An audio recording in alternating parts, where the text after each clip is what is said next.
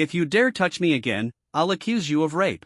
A piercing shout broke through the silence. Lin Mo's eyes snapped open. Had he transmigrated? This world, called Blue Star, was entirely different from his previous life. In this realm, countless races awakened, and ferocious beasts roamed the land. To survive, humans also began to awaken supernatural powers. But the disparity in strength was enormous, with abilities ranked from F to SSS. And he just happened to awaken the weakest, most useless F-grade ability, Erasure. It wasn't even capable of killing a mosquito. When his girlfriend of 1 year found out, she immediately dumped him. Lin Mo tried desperately to salvage the relationship, but to his shock, she even threatened to accuse him of rape. Lin Mo, I'm not heartless. You used to be the top humanities student in school, a campus heartthrob, and you treated me with such tender care. You even spent almost all your living expenses to buy me a birthday gift. But now you've awakened a trash F-grade ability. Do you even understand what that means? It means your life is over.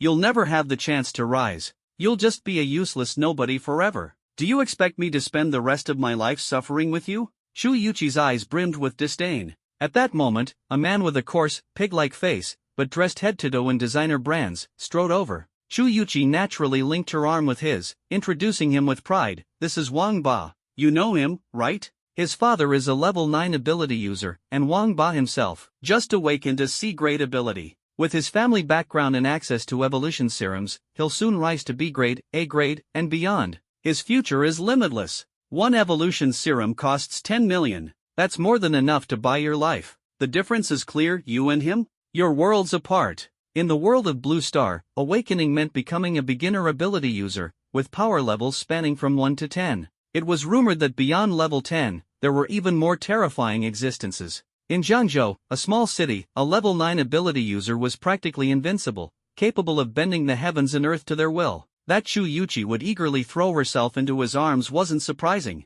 Enough, Yuchi. Why waste your breath on this loser? Do you think he even understands F-grade ability? What a joke. Even if he worked himself to death, he'd barely reach level 2. Wang Ba sneered, wrapping his arm around Shu Yuchi as they walked toward a Lamborghini parked by the roadside. Shu Yuchi, you'll regret this. Lin Mo clenched his fists, his voice cold as ice. But as soon as the words left his mouth, Shu Yuchi let out a mocking laugh, slipped into the Lamborghini, and sped off without a second glance. Dejected, Lin Mo returned home. Having lost his parents years ago, he had been living with his uncle, Lin Yuan, ever since. The family got by, relying on a small chicken farm left behind by his parents. You're back, Mo. As the door opened, his uncle Lin Yuan and aunt greeted him warmly. In that moment, a trace of warmth flickered in Lin Mo's heart. His girlfriend may have been shallow and heartless, but at least his home still felt comforting. Here, sign this. Before he could even sit down, his uncle handed him a folded document and a pen.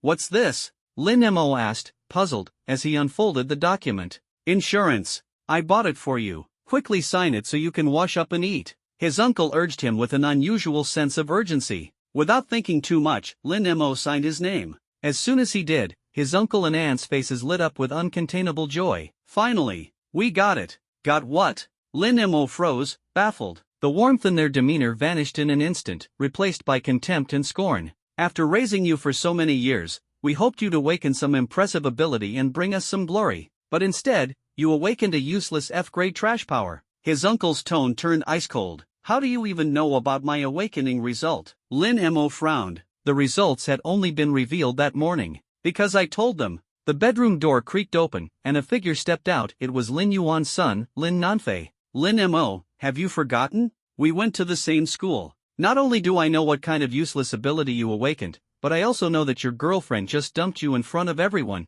turning you into a laughingstock. Ha ha ha. Lin Nanfei sneered with a mocking tone, his words sharp and cutting like a blade. He stepped closer, his derision escalating. Before Lin Mo could respond, Lin Nanfei abruptly turned his head and looked straight at Lin Yuan. Dad, did you get it? With a smug expression, Lin Yuan pulled out a contract and handed it to Lin Nanfei. Here, the transfer agreement for the chicken farm. That foolish son of mine just signed it. Lin Mo stood there in disbelief, his blood seemingly frozen in his veins. Was this really his own uncle, using such despicable means to deceive him? Ha, this feels great. That chicken farm is worth at least 1 or 2 million. Add that to the house, take out a loan, and I can buy the evolution serum right away. Once my D-level ability evolves to C-level, my future will be limitless. Lin Nanfei laughed maniacally, his eyes gleaming with greed. Son, from now on, your mom and I are counting on you. Lin Yuan's face was full of anticipation, but then his tone shifted, becoming cold and disdainful.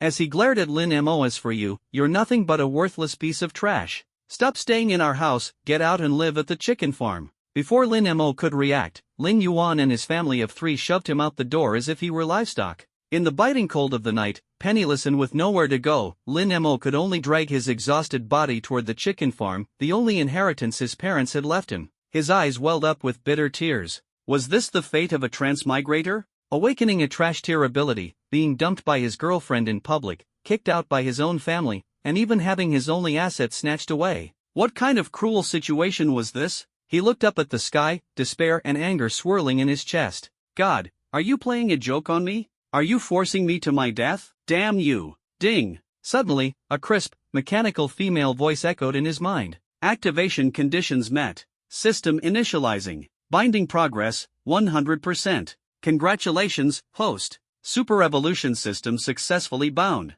You can now infinitely evolve your abilities. Lin Mo was about to curse out loud, but the words caught in his throat. It's here. The system Sama has finally arrived. Scanning host, Lin Mo, awakened. Level, beginner ability user, ability points, 0/100. Ability, F-level erasure, can evolve to SSS level apocalypse, current evolution progress, 0%. Special notice, the system has detected 9 other dormant abilities within the host. Once the first ability evolves to SSS level, the next ability will unlock. Lin Mo was stunned, his eyes lighting up with excitement. An F-level ability could evolve to an apocalyptic SSS level? And even more shocking, he had 10 abilities in total? On Blue Star, dual ability users were already considered legends, and those with 3 abilities were the pinnacle of elites. But him? He had 10 abilities. If all of them evolved to SSS level, wouldn't he become the ruler of heaven and earth itself? First-time system activation grants 1 free evolution.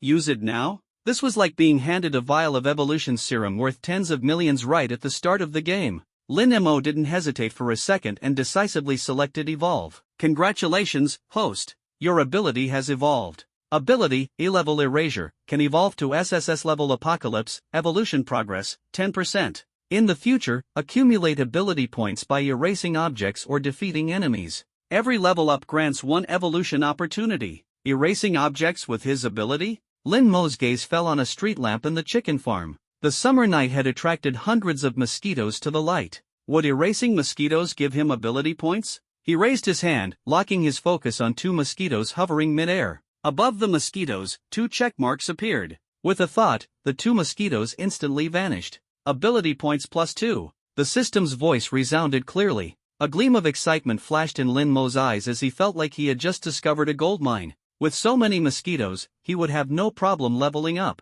He began an enthusiastic purge, erasing the mosquitoes one by one. Ability points +2. Ability points +2. Before long, his ability points hit the maximum, 100 points. Congratulations, host. You've advanced to level 1 ability user, ability points, 100/1000. A surge of energy coursed through Lin Mo's body. His senses became sharper, and his strength and speed grew significantly. While beginner ability users had ordinary physiques, level 1 users already had bodies akin to steel. The current Lin Mo, even without using his ability, could easily take down 5 strong men with his bare hands. This was the essence of ability users, their powerful physical bodies were the foundation for unleashing potent abilities. Without a strong physique, even an SSS level ability would be difficult to wield at its full potential. Low-level ability users encountering high-level ones? They'd be crushed like insects. The host has successfully leveled up and gained an evolution opportunity. Would you like to evolve immediately?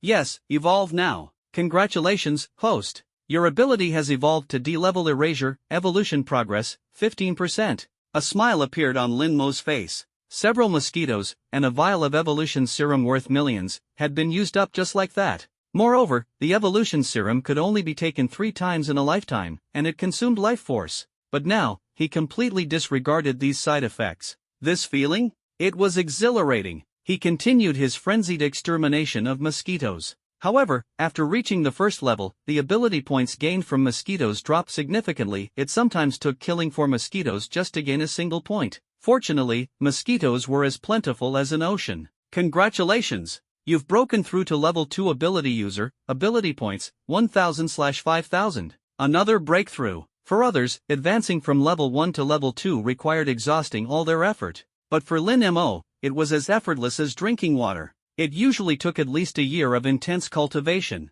and that's assuming exceptional talent and access to rare, precious resources. Even someone like Wang Ba's father, a level 9 ability user, had spent decades refining his power. Yet Lin Mo had reached level 2 in less than 10 minutes. At this rate, he estimated it wouldn't even take a year for him to become a level 10 ability user, standing at the pinnacle of Jiangzhou City. By then, who would Wang Ba's father even be compared to him? Chu Yuqi and his uncle and aunt. Just wait until you're racked with regret. System, evolve my ability. Your ability has evolved to C-level erasure, capable of evolving to SSS level apocalypse, current progress, 20%. Friendly reminder, now that you are a level 2 ability user, exterminating mosquitoes yields limited growth. Please switch to erasing other objects. Switch objects. But what should I switch to? Cluck cluck cluck. As Lin Mo pondered this question, the crowing of a chicken caught his attention. He turned his head toward the chicken coop, and a sly grin appeared on his lips. Sorry, my feathered friends. In the chicken coop, the chicken's cries of distress exploded into chaos.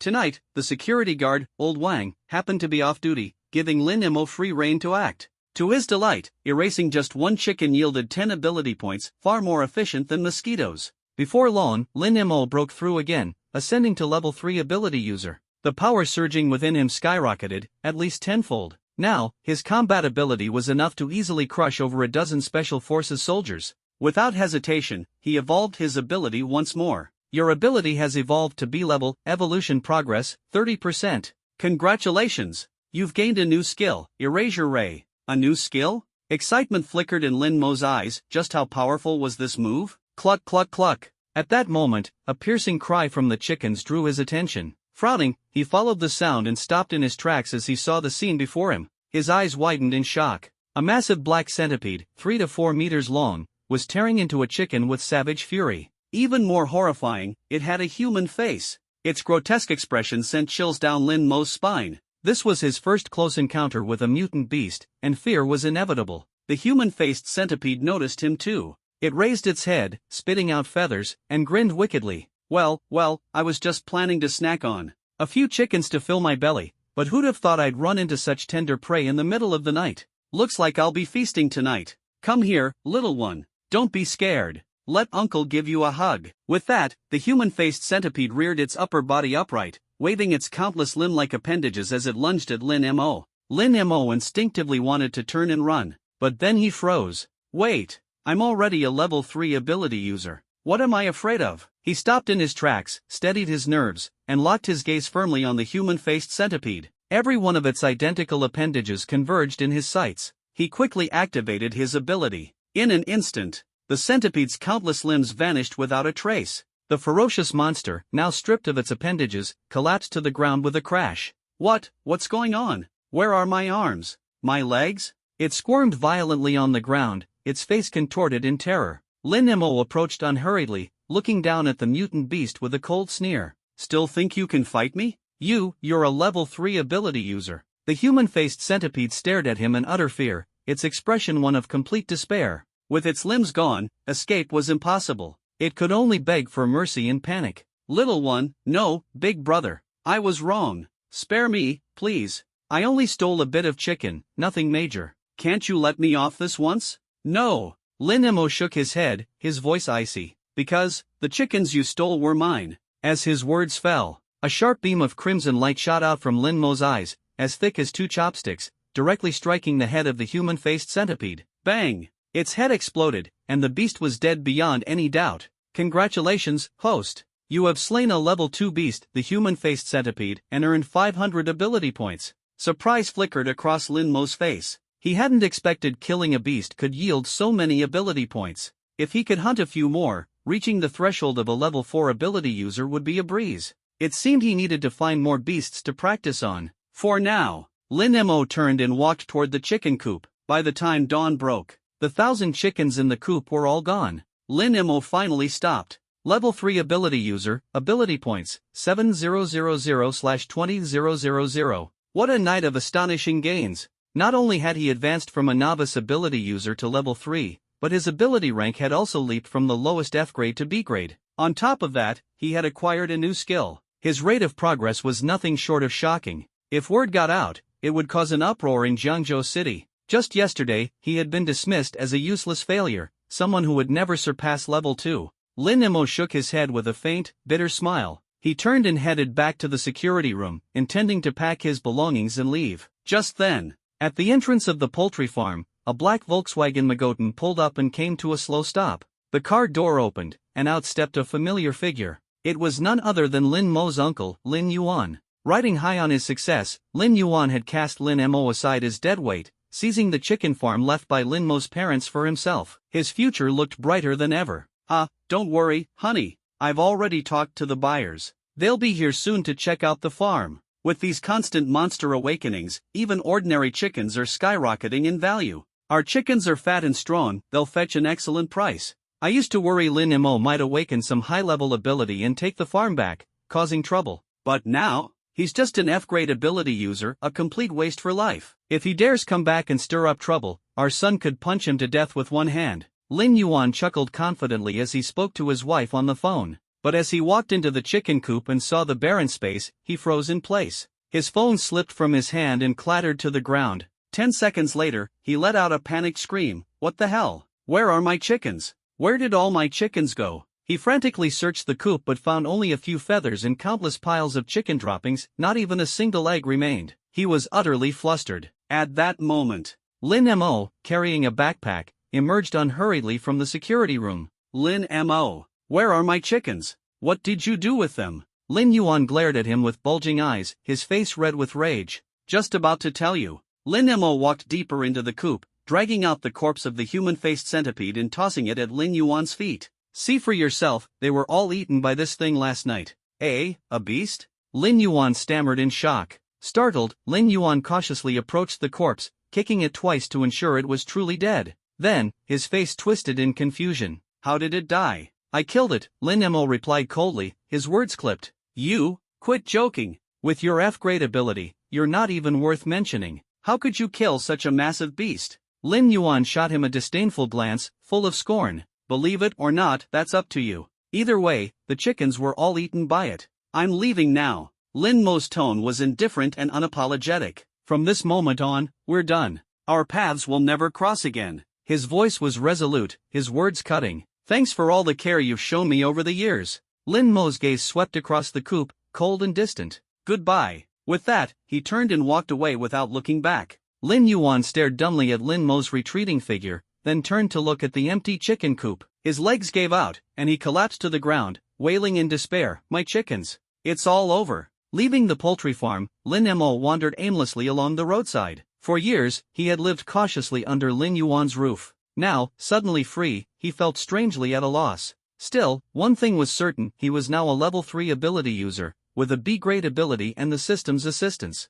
In this world, he had the strength to survive. All he needed now was a secluded place to train and quietly prepare for the day he would rise. As he pondered his next steps, a black business van screeched to a halt in front of him. The doors opened, and a man and a woman stepped out. The man was tall and striking, while the woman's figure was curvaceous and alluring. Both were dressed in black trench coats, their eyes hidden behind sunglasses. Their imposing presence was like that of divine warriors descending from the heavens. Lin Mo, correct? The man in black fixed him with a cold stare. That's me. And you are? Lin Mo's brow furrowed slightly, his tone cautious. We're from the Abilities Management Bureau, what you civilians like to call the 749 Bureau or Dragon Division, the woman in black said, producing her credentials. Her voice was solemn. 749 Bureau? Oh, I've seen that movie. Isn't it the one where the protagonist yells, I'm not human, I'm just a monster, and then flies around? With braised chicken wings everywhere? Lin Mo rubbed his chin, teasing as he recalled the trashy movie he had watched before his transmigration. He had just walked out of the theater, crossing the street while mentally cursing himself for wasting money on such a ridiculous film.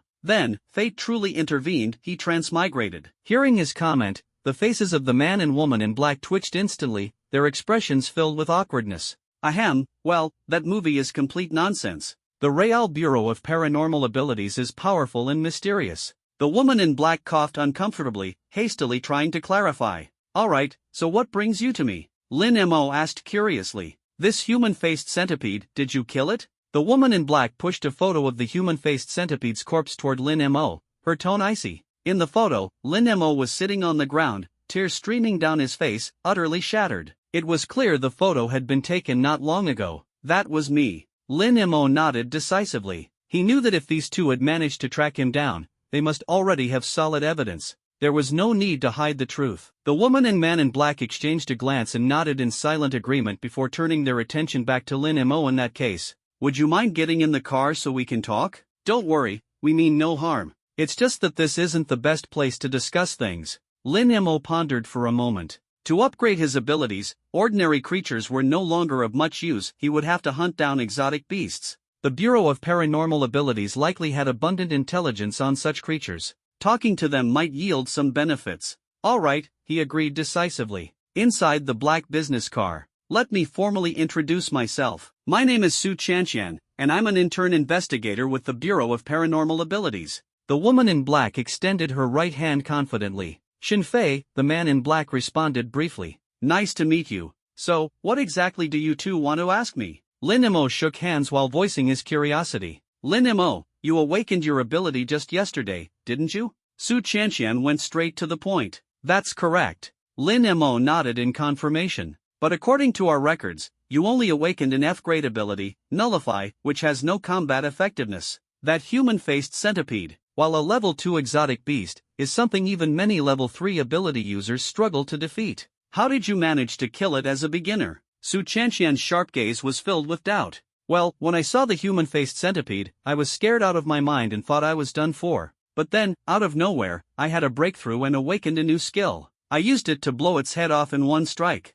Lin Mo recounted the events, trying his best to explain. This was, after all, the most plausible explanation he could think of. A breakthrough in the face of danger? Su Chanqian and Shinfei exchanged a glance, nodding in acknowledgement. Such occurrences had been documented before. Would you mind if we tested your current level? Su Chanqian pulled out a device resembling a barcode scanner from her bag, her gaze fixed intently on Lin Mo. Knowing he couldn't avoid it, Lin Mo had no choice but to nod. The device scanned him, and the screen immediately displayed the results. The two were stunned on the spot. A level 3 ability user. In just one night, he leaped from F-grade to B-grade? His talent is extraordinary. Su Chanqian's eyes sparkled as if she had discovered a gold mine. You're too kind. I didn't expect this to happen either, Lin Mo replied modestly with a small smile, though he was secretly delighted. Lin Mo, originally, we just wanted to understand what happened during the incident so we could file our report. After all, that human-faced centipede was one of our assigned targets.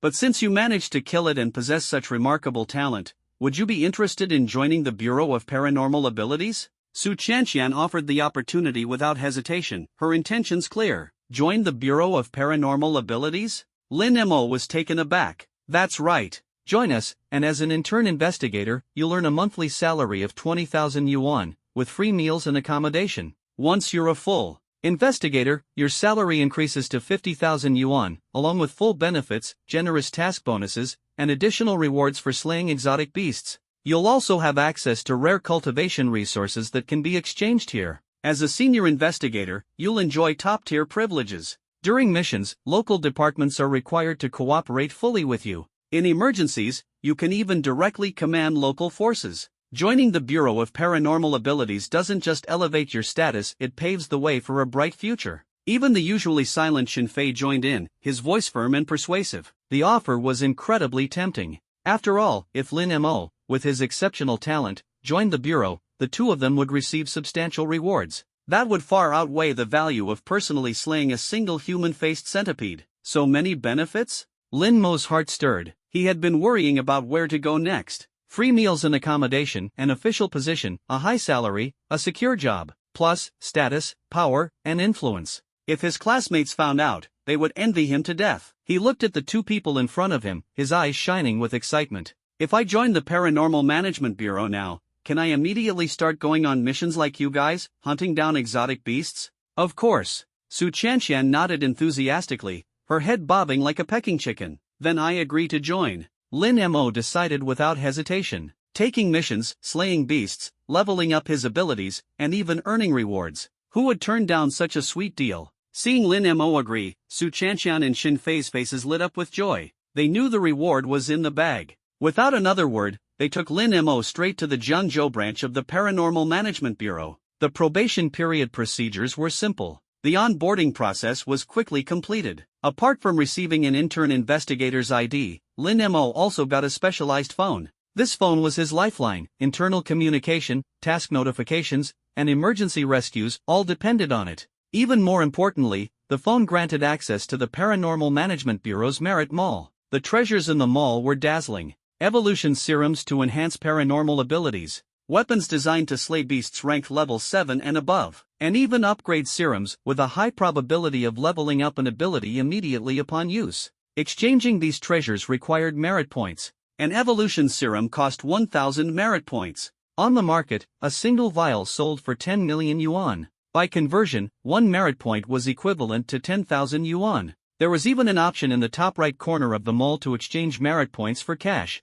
1 point for 10,000 yuan. But right now, Lin Mo had 0 merit points. Sister Qian, how do I earn merit points? He asked. By completing missions and making contributions. For example, we earn points just by introducing you as a recruit, Su Chanqian explained. Lin Mo nodded and opened the phone's mission center. Xin Fei cautioned him, Lin Mo, your current level is low. Start with simpler missions. The merit points might be fewer, but it's safer. Don't be tempted to take on high difficulty, high-risk bounty missions. Those missions may offer rich rewards, but the mortality rate is extremely high. Many rookies fell victim to their own greed and lost their lives early on. Thank you for the warning, Brother Xin. I'll act within my limits. Lin Mo nodded earnestly and began browsing the tasks. It didn't take long for a particular mission to catch his eye. Mission location, Jiangzhou University, dormitory building number 1, male dorms.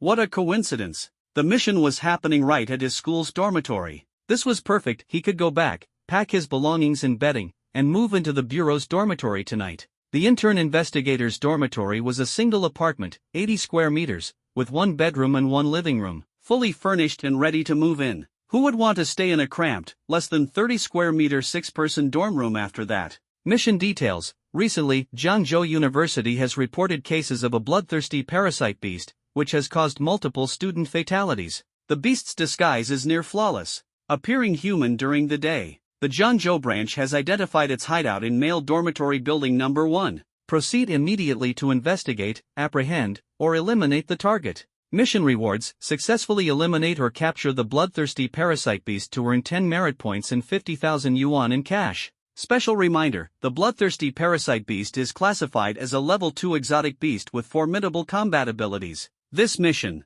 is recommended for level 2 or higher paranormal individuals. Those below level 4 are advised to form a team to avoid casualties. 10 merit points, plus 50,000 yuan in cash, that was 150,000 yuan in total. For Lin Mo, this was no small reward, but there was no way he would foolishly exchange merit points for cash. The treasures in the Merit Mall were far more valuable. He had to save up his points to trade for the most worthwhile items. With that in mind, Lin Mo accepted the mission without hesitation. Lin Mo, what mission did you pick? Do you need a team? Su Chanqian's eyes sparkled with curiosity. Xin Fei also looked at Lin Mo, full of inquiry. Lin Mo's eyes gleamed with cunning. For such a meager reward, splitting it with a team would be a waste. Besides, it was just a level 2 bloodthirsty parasite beast. He could handle it on his own. He smiled and shook his head. Next time, I promise. Jiangzhou University, male dormitory building number 1, room 302. The sun hadn't fully set yet, so the bloodthirsty parasite beast was unlikely to appear.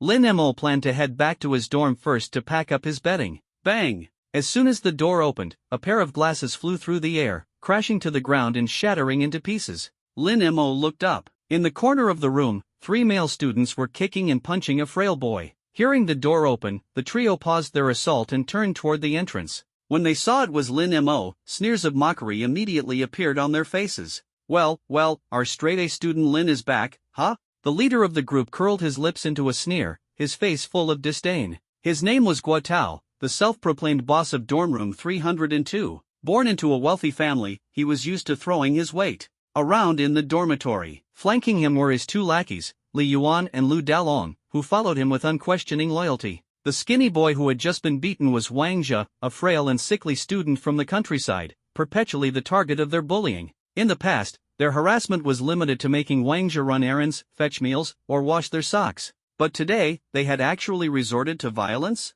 Lin Mo bent down to pick up a pair of glasses from the floor and handed them to Wang Zhe. He frowned and asked, "Why did they hit you?" Wang Zhe avoided Lin Mo's gaze, glancing nervously at Guitao before pointing hesitantly at Lin Mo's bed. Lin Mo looked up, his expression darkening in an instant. His bed was piled high with trash, smelly shoes, dirty socks, leftover takeout boxes, used tissues, and even a plastic water bottle filled with some yellow liquid. His once neatly made bed was now a complete disaster. Anger surged through him, and Lin Mo asked in a low, icy voice, "Who did this?" Before he had even finished speaking, Guitao arrogantly pointed to himself. "Of course, it was me. Lin Mo, we were up all night gaming yesterday, and the trash can was full. So, we used your bed to store the extras. It's no big deal, right? You weren't even here, so what's the harm in dumping a bit of garbage? This idiot Wang Zhe had the nerve to tell us we were wrong? I taught him a lesson for you. You should be thanking me. Tell me, didn't he deserve to be beaten? It's a mercy we didn't beat him to death." The atmosphere in the room immediately grew tense. Lin Mo's face hardened, his eyes chillingly cold. "You guys have gone too far." Li Yuan snickered mockingly. "Oh, come on, Lin Mo, don't be so uptight. It's just a small thing. Do you really need to make a fuss?" Lu Daolong chimed in with a sneer of his own. "You're just a loser with an F-rank ability. Living in a pile of trash is exactly what someone like you deserves. We're just helping you get used to your environment. You should be thanking us." Guitao waved dismissively, clearly losing patience. "Enough. Stop wasting words on this loser. I'm starving after all that action. Let's head to the river and catch some fish. My treat. Long live Brother Tao." Li Yuan and Lu Daolong's eyes lit up like stars, their eagerness making them look as if they were ready to bow and call Guitao their godfather. The three of them were just about to leave when a voice, sharp as a blade, sliced through the air behind them. "Hold it right there." Guitao turned back, his brows furrowing in irritation. "What now? Got something to say?" Lin Mo's voice was as cold as frost.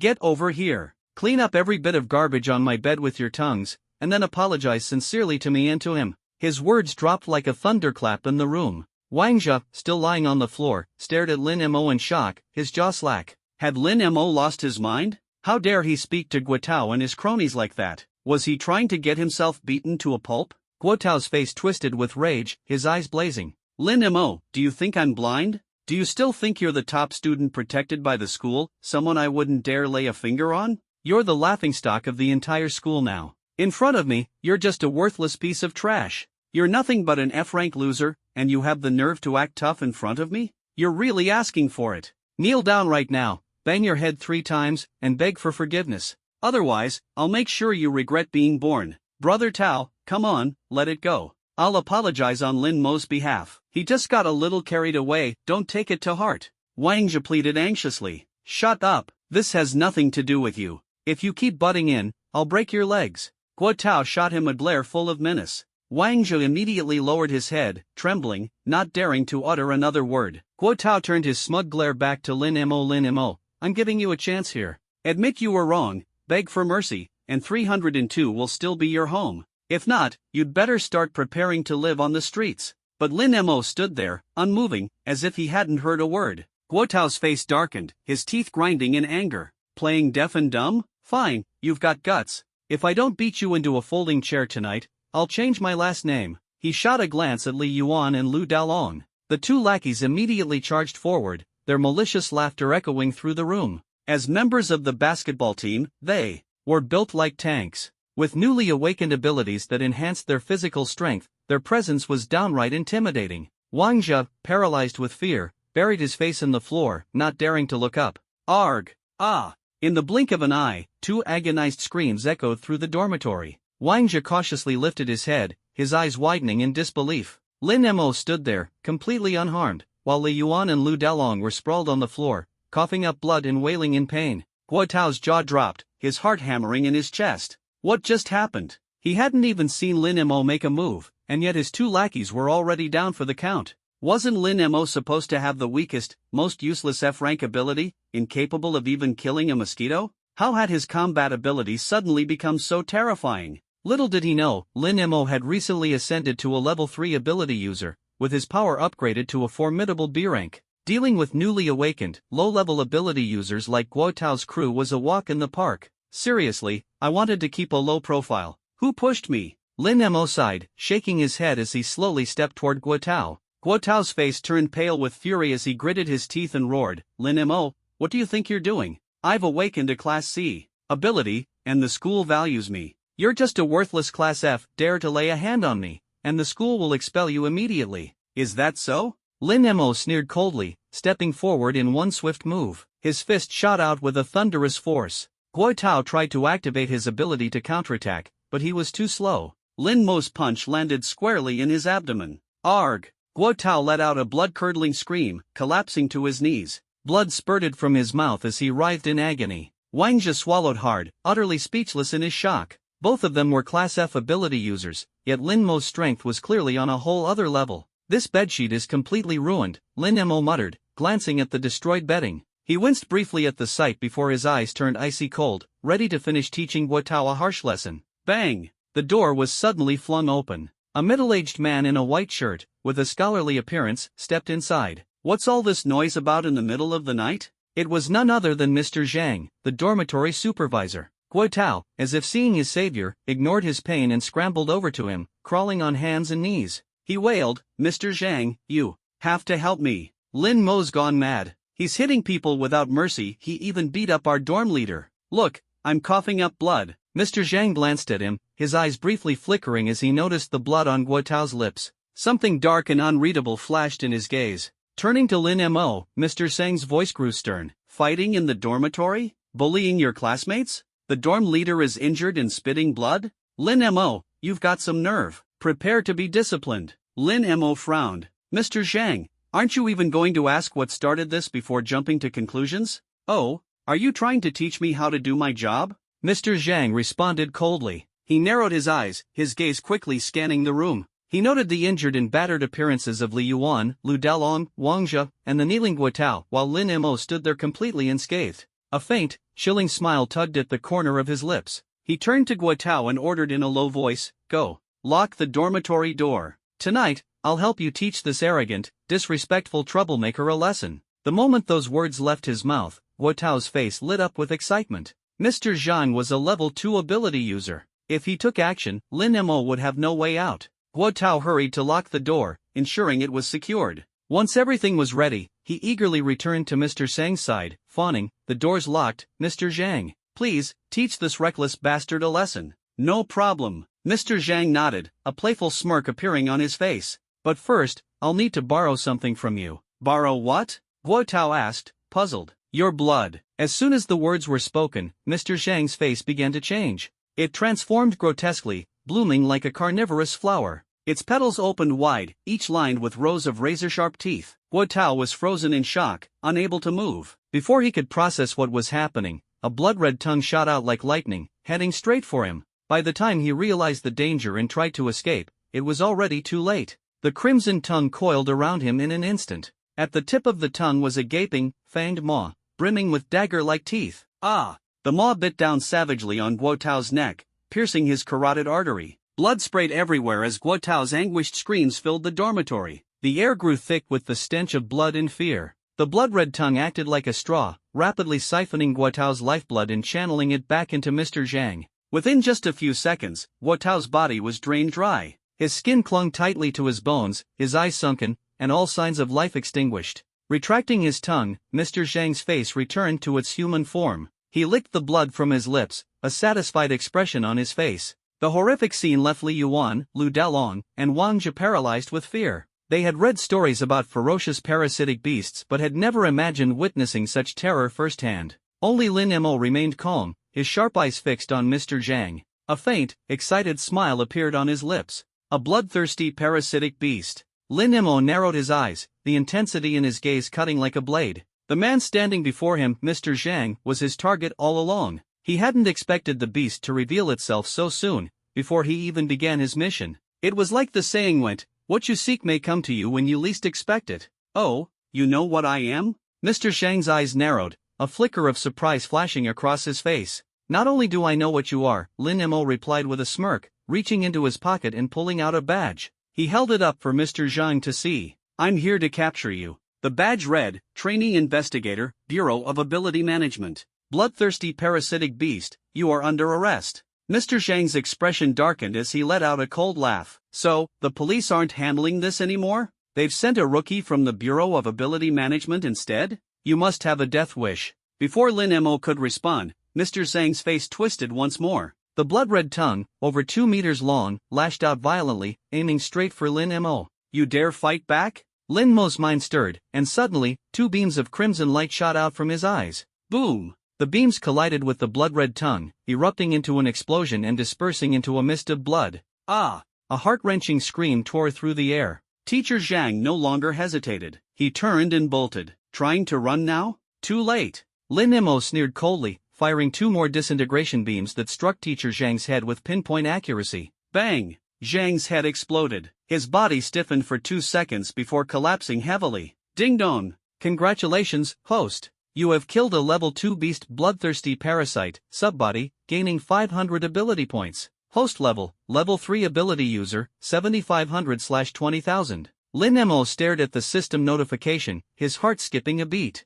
A subbody? Could it mean that what he had just killed wasn't the mother body? If that were true, then there might be more bloodthirsty parasites lurking within the school or even in Zhengzhou City. This couldn't be delayed. He needed to report it to the Ability Management Bureau immediately. The bloodthirsty parasites were masters of disguise, blending in with ordinary humans and making them nearly impossible to detect. If not eradicated entirely, the consequences could be catastrophic. After eliminating this one, Lin Mo used his specialized phone to send the coordinates to the Ability Management Bureau. Soon, someone would come to handle the corpse, restore the scene, and erase the memories of any onlookers. These were not things Lin Mo needed to concern himself with. All he had to do was report back and claim his reward. Turning around, Lin Mo walked over to Wang Jia and helped him up. Thank you, Wang Jia said gratefully. No need for thanks. We're roommates, after all. If Guo Tao ever bullies you again. Oh, wait, he won't be doing that anymore, Lin Mo said, casting a glance at Guo Tao's shriveled corpse. His gaze then shifted to Li Yuan and Lu Dalong, who were trembling in fear, one of them visibly wetting his pants. Lin Mo's voice turned icy. If either of you dares to bully him again, come find me. Li Yuan and Lu Dalong trembled uncontrollably, on the verge of tears. After what happened today, even if they were given 100 times the courage, they wouldn't dare cause trouble again. You're incredible. If only I were as strong as you, Wang Jia said enviously, a trace of longing flickering in his eyes. But then he sighed deeply and added, too bad the ability I awakened is the weakest F-rank support ability, healing. I can't even save an ant with it. There's no hope for me in this lifetime. Don't say that. Lin Mo patted Wang Jia on the shoulder, his tone resolute. Fate is in your hands. As long as you don't give up, you can change it. Really? Wang Jia's eyes lit up again. He clenched his fists and said, Lin Mo, starting today, I'll work twice as hard. One day, I'll join the Ability Management Bureau and fight alongside you. Alright, I'll be waiting for you. Lin Mo nodded with a smile. However, he had no way of knowing that this simple encouragement would later give rise to a great hero who would forever change the fate of humanity. Outside Zhengzhou City, a solitary peak stood tall, shrouded in mist and mystery. At that moment, a lone figure stood at the summit, his sharp gaze locked on the walled city of Zhengzhou. The figure was cloaked in a blood-red robe, with a hood tightly concealing his face. Only a patch of darkness could be seen where his features should have been, hiding his identity from view. Suddenly, he turned his head sharply, his piercing gaze fixating on the southern part of the city. His voice was hoarse and chilling. Discovered so soon? Lin Mo, an intern investigator for the Ability Management Bureau.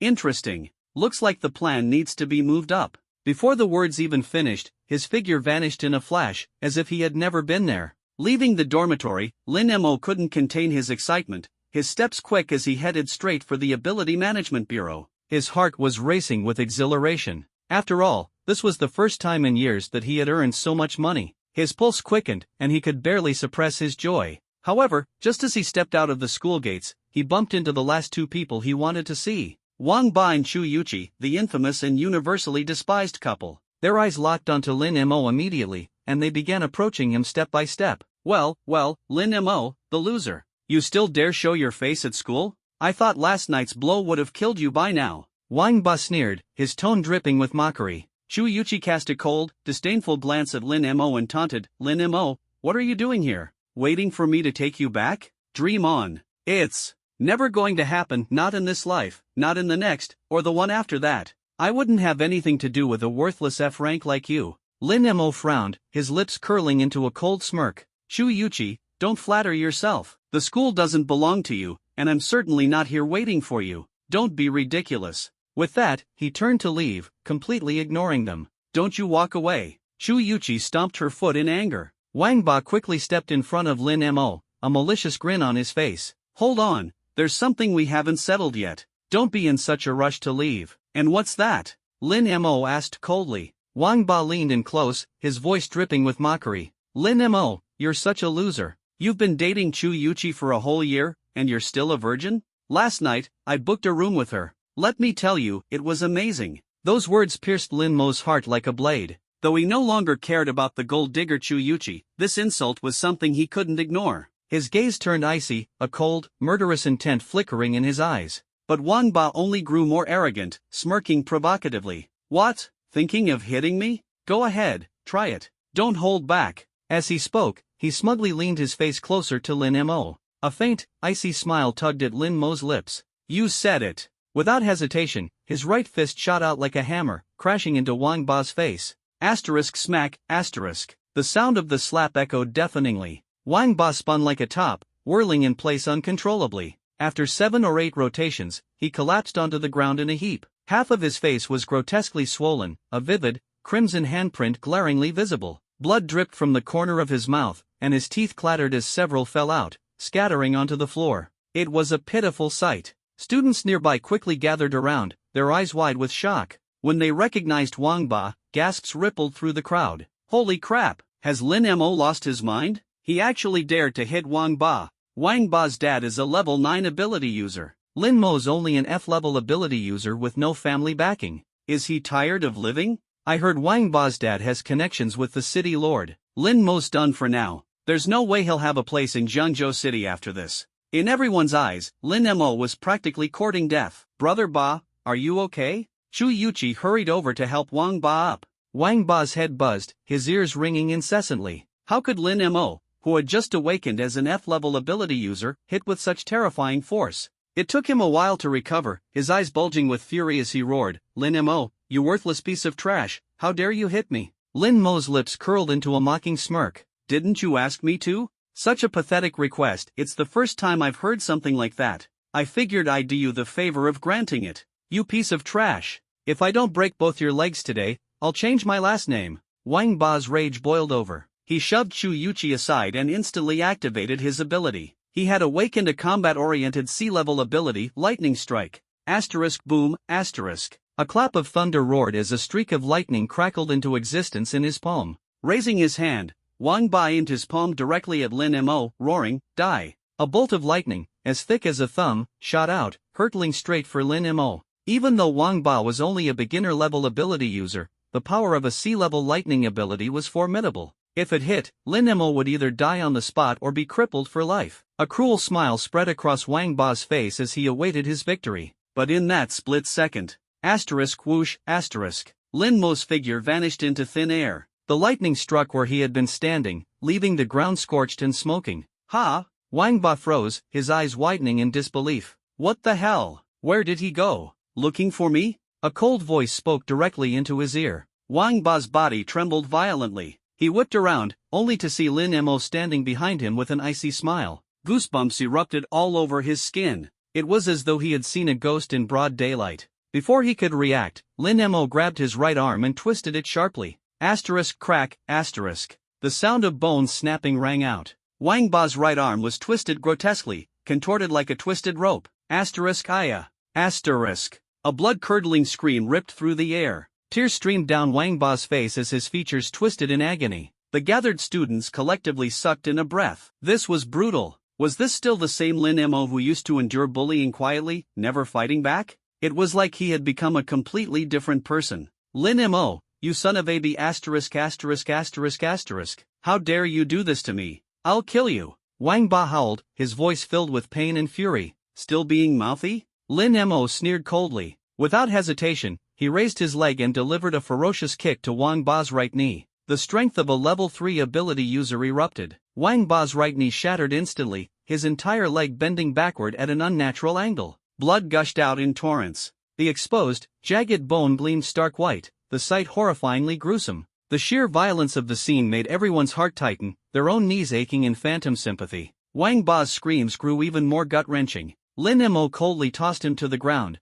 crouching down to examine the broken arm and leg. His deep, dark eyes glinted as he spoke slowly. Your right arm and right leg are broken, but your left arm and left leg are still intact. It's asymmetrical. That's unsightly. A chilling smirk curled at the corner of his lips. Ah, well, I'm a soft-hearted guy, so I suppose I'll do you the favor of making it symmetrical. Before his words had even fully landed, Lin Mo raised his foot sharply. Wang Ba's eyes nearly bulged out of their sockets in terror. He was so frightened he almost wet himself. He knew he had to surrender, he had to beg for mercy. Better to live to fight another day. If he kept resisting Lin Mo, he was certain he'd die here and now. Clenching his teeth, Wang Ba swallowed his pride and quickly changed his tone, pleading desperately, Brother Mo, no. I was wrong, I admit it. I'm sorry, please, spare me. Lin Mo slowly lowered his foot, his smirk widening. Oh, you truly admit your mistake? Completely my fault. I deserve it, I shouldn't have provoked you. I'm worse than an animal, not even fit to be called human. Please, I beg you, don't stoop to my level, don't hold this against me. Wang Ba groveled, his tone desperate, his demeanor as pathetic as a worm crawling on the ground. Chu Yuqi stood to the side, utterly dumbfounded. Lin Mo's voice was cold and sharp. I can let you off this time. But remember, both you and this wretched woman better stay out of my sight from now on. Next time, I won't be so forgiving. Chu Yuqi pursed her lips in protest. Who are you calling a wretched woman? Wang Ba roared, his face twisted in anger. If Brother Mo says you're a wretched woman, then that's what you are. You filthy piece of trash, how dare you talk back? Apologize to Brother Mo right now. Tears welled up in Chu Yuqi's eyes. Feeling wronged but powerless, she lowered her head and bowed deeply. I'm a wretched woman. I'm sorry. Wang Ba immediately pounded his chest in reassurance. Brother Mo, I'll remember your words. Don't worry. Lin Mo scoffed coldly and turned to leave. This was a school, after all. He couldn't actually kill someone in public. For now, he had to let these two fools off the hook. But if they dared cause trouble again, Lin Mo wouldn't show the slightest mercy. As Lin Mo walked away, Chu Yuqi hurriedly helped Wang Ba up, her face full of grievance. Ba Ji, are we just going to let this go? Lin Mo hit you. He humiliated you in front of everyone. Wang Ba's face darkened, his jaw clenched tightly. Let it go? Over my dead body. Since when has Wang Ba ever swallowed this kind of humiliation? Chu Yuqi frowned, confused. Then why did you? Humph, foolish woman. That was just a tactical retreat. Lin Mo, he's grown ridiculously strong for some reason. If I had acted tough, I might have lost my life on the spot. I had no choice but to play along for now. Wang Ba sneered, his gaze locked in the direction Lin Mo had disappeared, his eyes brimming with murderous intent. Dare to cross me? Just wait. I'll make sure Lin Mo doesn't even have a grave to be buried in. Back at the Paranormal Management Bureau, Lin Mo quickly submitted his mission report and collected his reward. He also gave a detailed account of the bloodthirsty parasite beast incident. The Bureau immediately dispatched a team to investigate, sparing Lin Mo from any follow-up responsibilities. The 50,000 yuan reward hit his bank account instantly, his phone vibrating with the notification. Simultaneously, 10 merit points were credited to his merit store account. After confirming the accuracy of his rewards, Lin Mo inquired about the process for becoming a full-fledged investigator. After all, he was still an intern investigator, and the benefits and salary gap between interns and full members were significant. The staff member explained, complete 10 missions and pass the evaluation, and you'll be promoted to full investigator. Satisfied with the explanation, Lin Mo headed straight to his assigned dormitory. The dormitory complex was specially designed for investigators, located conveniently next to the bureau. It was a high-end, elegant neighborhood with rare greenery, artificial hills, lakes, and wetland landscapes, everything you'd expect from a luxurious residential area. In the heart of the city, apartments here were priced at a minimum of 30,000 yuan per square meter. Lin Mo followed the provided address and found his unit. It was a modest 80 square meter one-bedroom apartment, but the interior was exquisitely furnished, complete with all necessary appliances. No matter the world, it seemed government-provided housing was always the best deal. After a quick tour of his new home, Lin Mo felt a wave of fatigue wash over him. He decided to take a hot bath and relax. He filled the bathtub with steaming water and sank into it, letting out a long sigh of relief. His eyes half closed, he prepared to enjoy a rare moment of peace. Suddenly, a figure appeared out of thin air in front of the bathtub. Lin Mo's eyes snapped open, his body tensing as he stared at the intruder. It was a young man in his early 20s, with a simple and honest face. He wore a red checkered shirt and blue jeans, his demeanor friendly and unthreatening, like a warm, approachable neighbor. Lin Mo relaxed slightly. The man exuded no hostility, otherwise, Lin Mo would have already fired off a disintegration beam. Still, Lin Mo was baffled. This was a single-occupancy dormitory. Where had this guy come from? "Hello, friend. Nice to meet you." The young man extended his right hand, his smile bright and cheerful. "Who are you? And how did you get into my room?" Lin Mo instinctively crossed his arms over his chest, his brows furrowed in suspicion.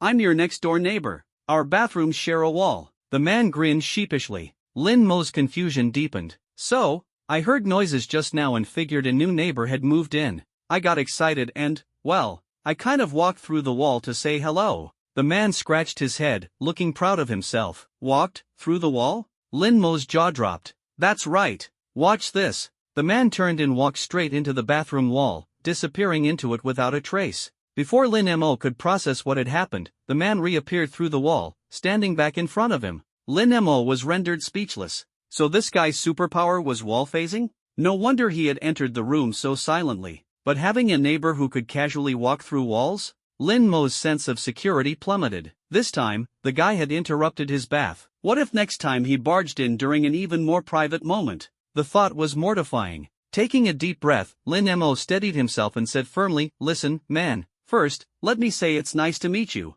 But if you ever need to talk to me, could you please use the door? Popping in like this is really unsettling." "Ah, right, sorry about that." The man's face turned red with embarrassment. "I've been living alone for so long, and I got too excited about having a new neighbor. I completely forgot about the door." "Don't worry, it won't happen again." Lin Mo let out a sigh of relief, thinking to himself that he almost believed he'd run into some kind of eccentric. If that had been the case, he would have applied to change rooms right away. Now it seemed his neighbor was much more normal. His tone softened as he said, "I'm about to take a shower. You should head back first. Once I'm dressed, we can talk." "Sure thing, no problem," the young man responded cheerfully. The young man nodded and, in the blink of an eye, turned around and directly dove into the wall. Watching this, Lin Mo couldn't help but shake his head with a wry smile. This ability, well, it sure made visiting neighbors incredibly convenient. He was just about to stand up from the edge of the bathtub and reach for the robe by his side when suddenly, a head popped out of the wall without warning.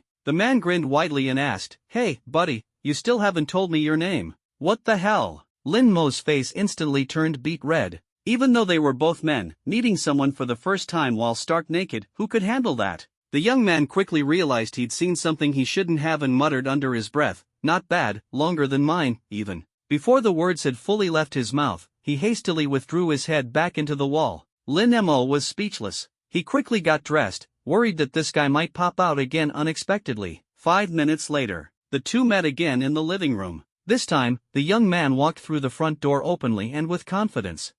Sorry about earlier. It's just that we've got a new neighbor, and I got a little excited." The young man scratched the back of his head with an awkward smile. "It's fine. Good thing I'm a guy. If you'd popped into a woman's bathroom like that, you'd be facing a court charge for assault by now." Lin Mo waved it off with a helpless expression. "Well, to be honest, I did accidentally do that once before," the young man admitted, his face full of embarrassment. "Oh?" Lin Mo's eyes lit up. It seemed this guy's seemingly honest exterior hid quite a few stories.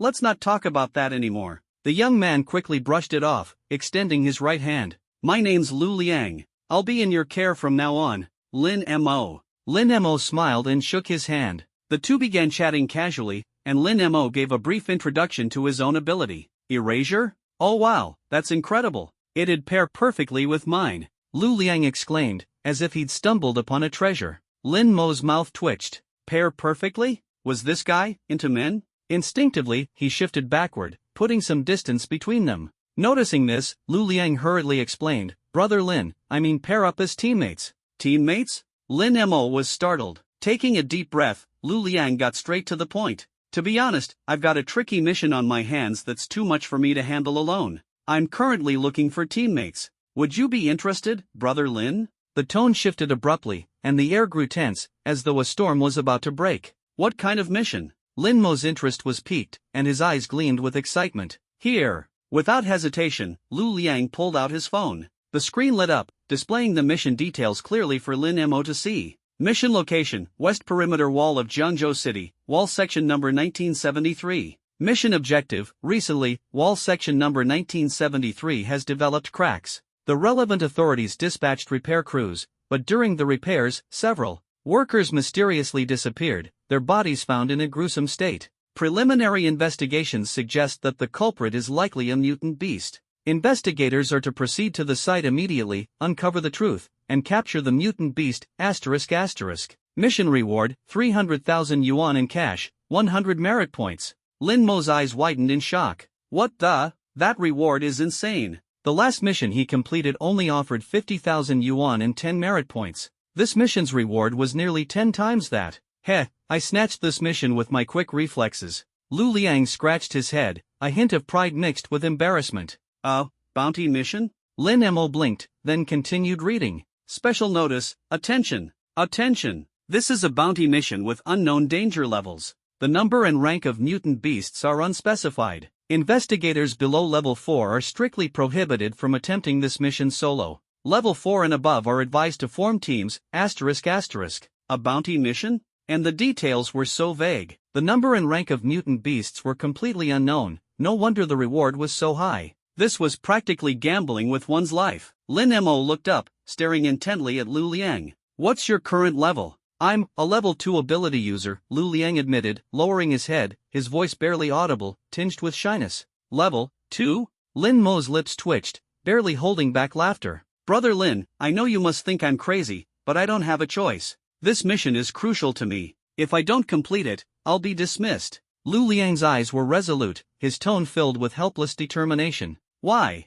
Lin Mo asked, puzzled. Since joining the Bureau of Supernatural Abilities, I've taken on 9 missions, and failed every single one of them. This is my 10th mission. If I fail again, it means I'm not cut out to be an investigator. By the rules, I'll be kicked out immediately. Lu Liang said with a bitter smile, his eyes betraying a hint of shyness as he spoke. 9 consecutive failures, a record of utter defeat. Lin Mo could understand the pressure he was under and knew it was enough to scare most people away. Got it, Lin Mo nodded, pondering for a moment. Brother Lin, would you be willing to join me on this mission? If we succeed, you can have all the rewards. I only ask to keep my job. Lu Liang's eyes sparkled with hope as he looked at Lin Mo with anticipation. Well, Lin Mo hesitated. To be honest, he'd never taken on a bounty mission before, so he wasn't entirely confident. But the reward, it was tempting. At worst, if things go south, we'll just run for it. He fixed his gaze on Lu Liang and asked, besides walking through walls, does your ability have any offensive skills?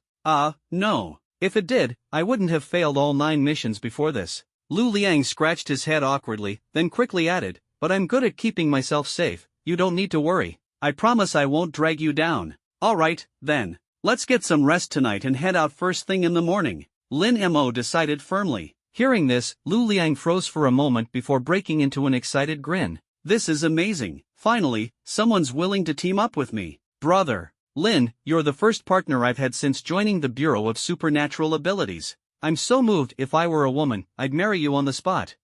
Lin Mo couldn't help but laugh awkwardly. Early the next morning, the two arrived at the Bureau of Supernatural Abilities. Since the bounty mission was Lu Liang's, Lin Mo needed to officially register as part of the team. Lu Liang, level 2 ability user, trainee investigator. Lin Mo, level 3 ability user, trainee investigator. You're confirming that you're teaming up for a bounty mission? The staff member looked at them in astonishment. Her voice wasn't exactly quiet, drawing the attention of others nearby. Lu Liang? That name sounds familiar. Isn't he the guy with 9 consecutive mission failures? Yeah, that's him. He's practically the laughingstock of the Bureau. And now he's taking on a bounty mission? Does he have a death wish? And more ridiculous, someone actually teamed up with him. Isn't Lin Mo new here too? Instead of sticking to easy tasks, he's following a 9-time loser into a dangerous mission. What an idiot, they're doomed. Most of the people around were trainee investigators, and they had all heard of Lu Liang's glorious record. Their sneering and mocking expressions made it clear they thought the duo was heading straight for disaster. You people! Lu Liang gritted his teeth in anger, ready to retort. But before he could, Lin Mo reached out and pulled him back. Shaking his head, Lin Mo said calmly, "Don't waste your breath on those who look down on you. Let the mission speak for itself. Success will be the loudest slap in their faces and shut them up for good." Then, without hesitation, Lin Mo turned to the staff member and declared with unwavering determination, we confirm our team and are ready to depart for the bounty mission. Jiangzhou City, western outskirts near the outer wall. In a world where various races had awakened their powers and ferocious beasts now roamed freely, towering and sturdy walls had been erected around the city, forming an impenetrable barrier to fend off the hordes of beasts. These walls protected Jiangzhou City, buying humanity precious time to train more powerful warriors. But a breach in the wall would spell certain doom. Even with workers mysteriously disappearing and even dying, the repair efforts never ceased. Lin Mo and Lu Liang arrived at wall number 1973 under the blazing sun. Workers, drenched in sweat, toiled relentlessly despite the heat. After identifying themselves, it wasn't long before a middle-aged man in a white hard hat walked over briskly. "Oh, finally. Officers from the Bureau of Supernatural Abilities, you're here at last." The man extended his hand with a beaming smile. "I'm Yang Shan, the site supervisor." Lin Mo got straight to the point. "The situation is urgent. Workers are disappearing one after another. We need to investigate immediately and capture the beasts responsible. You need to cooperate fully." Yang Shan nodded emphatically. "No problem. Whatever you need, just say the word. We'll support you fully." As the person in charge, he was just as eager to resolve the beast problem and keep the construction on schedule. "Take us to the site where the workers' bodies were found," Lin Mo ordered. "Follow me." The three made their way across the construction site until they reached the base of the wall. The towering wall loomed above them, its cracks spanning tens of meters long and half a meter wide, a sight that sent chills down Lin Mo and Lu Liang's spines. Thankfully, the damage had been discovered in time and was being urgently reinforced. Otherwise, if the wall collapsed, the beast horde would surge through, and Jiangzhou City would be engulfed in a sea of blood. "This is the body of the missing worker. To facilitate the investigation, we didn't move them or bury them. We just covered them with a white cloth," Yang Shan said, pointing to a spot not far away. Lin Mo and Lu Liang walked over and lifted the white cloth covering one of the corpses. The scene before them sent a chill through their hearts. The deceased's body was entirely rotted, the flesh blackened, and the skin was completely in tatters. A nauseating stench assaulted their noses. The wide-open eyes were filled with terror and despair. It was clear that the victim had witnessed something unimaginably horrifying before death. Lin Mo squatted down and carefully examined the wounds on the body, trying to deduce the size of the mysterious creature. But after searching for a long time, he came up empty. Logically, an attack by such a creature would leave visible marks. Yet this body bore no external injuries, only signs of decay and rot. It was exceptionally strange. He and Lu Liang checked the other bodies and found the same situation across all of them. How is this possible? Could it be that the workers were poisoned? Lu Liang frowned. "Why do you think so?" Lin Mo asked. "Full body decay, blackened blood, and the overwhelming stench, these symptoms resemble death by poisoning. It's possible that this creature releases a deadly toxin," Lu Liang speculated. "That's a possibility." Lin Mo nodded and turned to Yang Shan. "Have any workers on site seen the creature?" "Yes, a few workers said they spotted it. The creature moves incredibly fast, disappears in a flash. And there's more than one," Yang Shan replied. "More than one?" Lin Mo's brows furrowed deeply. He turned to Lu Liang. "Let's split up. You go with Yang Shan to gather those workers who saw it and collect more information. I'll scout this area thoroughly." "Got it. Be careful, Lin." Lu Liang nodded and left with Yang Shan. Lin Mo bent down and carefully covered the corpse with the white cloth again. These workers had such hard lives and suffered unjust deaths. In life, they did grueling, thankless work. And in death, they met such a horrible fate at the hands of this creature, their bodies left exposed in the wilderness, denied even basic dignity. Truly heartbreaking. After finishing, Lin Mo began to investigate the surrounding area carefully. Since the creature left the bodies here, there were two possibilities: it was either deliberately trying to intimidate humans, or its hiding place was somewhere nearby. Lin Mo started inspecting along the base of the city wall, inch by inch. Suddenly, a slab of green stone on the ground not far ahead caught his attention. The ground beneath the city wall was paved with similar green stone slabs. However, due to the cracks in the wall and ongoing construction, these slabs were covered in thick dust and debris. Except for this particular slab, it was unnaturally clean, gleaming faintly in the dim light. Lin Mo quickly approached and tapped the slab with his fingers. Thud, thud. The sound was hollow, with a faint echo. Without hesitation, he hooked his fingers under the edge of the slab and lifted it with force. In the next moment, a hole about a meter in diameter suddenly appeared before him. "Just as I thought." A sharp gleam flashed in Lin Mo's eyes. The hole was enormous and oddly shaped, with a pungent, fishy stench wafting out from within. There was no doubt this was the creature's lair. At that moment, Lu Liang and Yang Shan arrived with a few workers in tow. This hole is massive, Yang Shan exclaimed in shock. Lin Mo turned to him, his gaze sharp. You didn't notice this before? Yang Shan shook his head, looking nervous. A hole this big? We'd have filled it in immediately if we had. It's right under the city wall. If left alone, it would compromise the foundation. No one would ignore it. Lin Mo pondered for a moment, then nodded and turned to Lu Liang. What did the workers say? Lu Liang gestured to the group of workers beside him. They've all seen the creature, but none of them got a clear look. All they saw was a white blur dashing past, accompanied by a SHSHSH sound. SHSHSH? Lin Mo's brow arched slightly. Yes, it must be the sound of it crawling, Lu Liang confirmed with a nod. Lin Mo's gaze grew resolute. If we want to know what it is, there's only one way, go down and see for ourselves. Lin, I'm coming with you. Lu Liang stepped forward without hesitation. Lin Mo gave him an approving smile. Lu Liang was sharp, analytical, and, more importantly, fearless. He knew the danger yet insisted on accompanying him. That alone was enough to earn Lin Mo's trust. The two approached the edge of the hole, taking a deep breath as they prepared to descend. SHSHSH. A strange sound suddenly echoed from deep within the hole. Lin, did you hear that? Lu Liang asked nervously. Yes, Lin Mo nodded, his eyes narrowing as he stared into the darkness of the hole. It's getting closer. Damn it! Lin Mo's expression shifted abruptly. Grabbing Lu Liang, he leapt to the side just in time. Whoosh! A white shadow suddenly darted out. The two men fixed their gazes on it, and astonishment swept over their faces. It was a giant white termite. It sprawled on the ground, nearly 2 meters long, larger than a full-grown man. A mutated beast. Yang Shan and the workers turned pale with fear. They were ordinary people without awakened abilities, and the sight of a mutated beast instantly overwhelmed them with terror.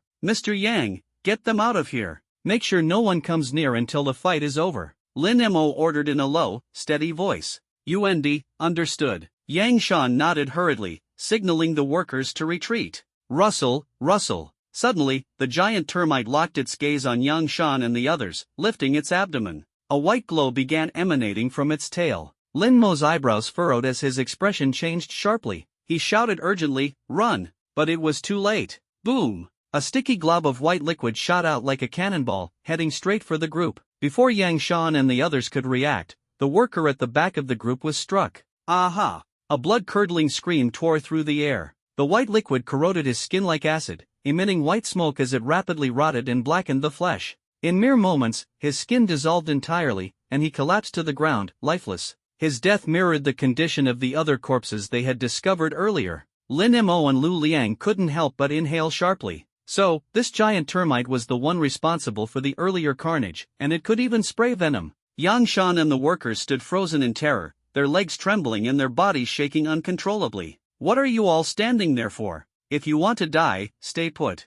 If not, move. Lin Mo barked coldly. His scolding snapped them back to their senses, and they scrambled to flee. Yang Shan and the others jolted into motion, turning and running without hesitation. The primal instinct to survive ignited within them, pushing their speeds to the limit. Each one dashed like a track champion, wishing they could grow extra legs. Rustle. The giant termite, clearly targeting the weaker prey, pursued them relentlessly. Whoosh! At that moment, a figure suddenly dashed forward, positioning itself between the giant termite and the fleeing group. It was Lin Mo. The giant termite's eyes instantly turned blood red as it charged at Lin Mo with ferocious momentum. Lin Mo smirked coldly and unleashed his ability without hesitation. Buzz! 2 scorching red beams shot out from Lin Mo's eyes, slamming directly into the giant termite. Boom! The giant termite exploded on the spot, disintegrating into a pool of thick, light green liquid, with a few white termite legs scattered around. It was destroyed in just one hit? Lu Liang stood there, dumbfounded, unable to process what had just occurred. The speed was so overwhelming that he hadn't even had time to join the fight. Congratulations to the host for eliminating a level 1 mutated beast, giant white termite. You have earned 100 ability points. The system's voice echoed in Lin Mo's mind. Level 1 mutated beast? No wonder it was so weak. But could this bounty mission really be as simple as dealing with just one level 1 mutated beast? Lin, you're incredible. I knew teaming up with you was the right choice. You took out that mutated beast instantly. This mission is easier than I thought. Lu Liang approached with a thumbs up, his face full of admiration. I doubt it'll be that simple. Lin Mo frowned and shook his head, his tone heavy with caution. Ha! Lu Liang froze. Rustle, rustle. Abruptly, that familiar sound came from the burrow once again. Moments later, another white shadow crawled out of the hole. It was another giant white termite. How can there be more? Lu Liang's expression shifted dramatically. Before his words could fully land, a second, a third, a fourth. The number of giant white termites surged rapidly, climbing to over a dozen. The sight was enough to send chills down anyone's spine. Holy crap, Lin, we've stirred up a termite nest this time. Lu Liang was completely panicked. Though these giant termites were only level 1 mutated beasts with limited strength, their sheer numbers made them impossible to handle. They would be worn down and killed here at this rate. However, Lin Mo remained utterly unfazed. Instead, his face lit up with excitement and anticipation. More mutated beasts? While they might be troublesome for other ability users, to him, they were nothing short of a golden opportunity. These once ferocious creatures had transformed into treasure troves of experience in his eyes. Whether he could break through to level 4 and step into the ranks of A-class ability users, all hinged on this battle. Thank you, Mother Nature, for this gift. Bring it on, let's see how many more you've got. Lin Mo clenched his fists, battle intent blazing in his eyes as he prepared for what was to come. Ah, Brother Lin, what are you talking about? Lu Liang stared in utter disbelief, his eyes wide as he gazed at Lin Mo. Nothing. Leave these mutant beasts to me. Just watch yourself. Lin Mo waved dismissively, pushed off with the tip of his foot, and shot straight toward the swarm of giant white ants. Brother Lin, there are too many of them. Let me help you. Lu Liang suddenly drew a sharp blade, ready to rush forward. Stay back. I can handle this. Lin Mo crushed one of the massive white ants with a single slap, then turned and shot a cold glare at Lu Liang. Each of these ants was worth 100 energy points. If Lu Liang killed them, Lin Mo wouldn't be able to collect the points. Some things are best handled personally. Ha! Lu Liang froze, but seeing Lin Mo's firm resolve, he could only nod. Alright, Brother Lin. If you need help, just say the word. No problem. Lin Mo nodded, then turned back toward the swarm. With his strength as a level 3 ability user, dealing with level 1 mutant beasts was like crushing dry weeds. In moments, over a dozen giant white ants were slashed and shattered. His energy points surged rapidly, and a triumphant smile crept onto Lin Mo's lips. Just then, a massive horde of giant white ants erupted from the cave entrance, at least several dozen. Lin Mo's eyes lit up, and without hesitation, he charged toward them. From a distance, Lu Liang watched in awe. Brother Lin is a true hero, facing dozens of mutant beasts without a trace of fear, still charging in to protect me. How could I ever repay such a favor? It wasn't long before the number of giant white ants slain by Lin Mo exceeded 100. His energy points soared higher and higher. Boom! Another ant was smashed into pieces. Ding! Congratulations, host, for successfully breaking through to level 4 ability user, energy points, 20,000/50,000. You've earned one evolution opportunity. Would you like to evolve immediately? Yes, evolve now. Congratulations, host. Your ability has evolved to A rank elimination, upgradable to SSS rank world annihilation, current progress, 50%. New skill unlocked, elimination sphere. A flicker of ecstasy flashed through Lin Mo's eyes. At that moment, another wave of dozens of giant white ants surged out of the cave. His lips curved into a faint smile. Perfect. Let's test the power of this new skill on you. With a thought. Buzz. A red, fist-sized sphere of light formed in his palm. It was semi-transparent, crackling with arcs of electricity, and radiating an aura of terror. Without hesitation, Lin Mo hurled the sphere into the ant swarm. Boom! The sphere exploded, instantly obliterating over a dozen giant white ants. The surrounding ants were sent flying in all directions by the shockwave. Lin Mo marveled at the overwhelming power. So this is A rank? Incredible! And he hadn't even used his full strength. If he concentrated all his power, the destructive force might be several times greater. Dominant! I like it. Lu Liang stood to the side, utterly stunned. He could vaguely sense that Lin Mo's aura had skyrocketed, carrying an oppressive intensity. Could it be that Brother Lin had broken through to another level? A chill ran down his spine, and he gasped involuntarily. On the battlefield, Lin Mo noticed that after his breakthrough, the energy points gained from killing the giant ants had drastically decreased. Each ant now only provided 10 points, and sometimes none at all. The change was drastic. Worse yet, the ant swarm seemed endless. For every few dozen he killed, twice as many emerged from the depths of the cave. At this rate, his stamina and energy would eventually be depleted, leaving him unable to unleash his abilities. Faced with hundreds, possibly thousands, of giant white ants, even a level 4 ability user like him would struggle to hold out. He had to act quickly and eliminate the source. Dragging this out wasn't an option. Lin Mo quickly calculated and locked his gaze on Lu Liang not far away. In a low voice, he asked, "Lu Liang, aside from phasing through walls, can your ability let you burrow underground?" "It can." Lu Liang nodded without hesitation. "Perfect. Go down and scout that cave. Find out exactly what's in there. These giant white ants keep coming, there must be a source." Lin Mo's tone was resolute. "Understood. I'm on it." Lu Liang stepped forward, a touch of guilt on his face, and quickly dove underground. 5 minutes later, Lu Liang resurfaced, panting heavily, and reported to Lin Mo, "Brother Lin, I've found it. About 100 meters below us, there's a massive nest. These giant ants are being bred there, endlessly hatching." A nest. Lin Mo's brow furrowed deeply. No wonder the city walls had cracked. The foundation had been completely undermined by this nest. But why had this nest suddenly appeared? When the city was built, the foundations had been thoroughly excavated. If the nest had been there, it would have been eradicated long ago. Could someone have done this deliberately? For now, Lin Mo set these doubts aside. The immediate problem was clear: how to destroy the nest entirely. If the source wasn't dealt with, the giant ants would keep coming endlessly. Lin Mo's eyes flashed with a trace of ruthless determination as a sudden idea struck him. He mobilized all his supernatural powers, summoning 2 enormous spheres of annihilating energy, each far larger than a basketball. The terrifying aura of destruction spread instantly, shaking the surroundings to their core. He stepped in front of Lu Liang, extending the 2 energy spheres in his hands. "It's all up to you now. Take these annihilation spheres down there and blow up that insect nest directly." Gulp! The 2 spheres, radiating an overwhelming sense of doom, hovered in midair, like 2 black holes on the verge of explosion. Lu Liang swallowed hard, his heart pounding in his chest. He had seen the power of the annihilation sphere with his own eyes before. The sight had been seared into his soul. But these 2 spheres in front of him were at least 10 times larger than the ones Lin Mo had created before. If they exploded, the consequences would be unimaginable. A chill ran down Lu Liang's spine at the thought. Yet he knew he couldn't back down from this bounty mission.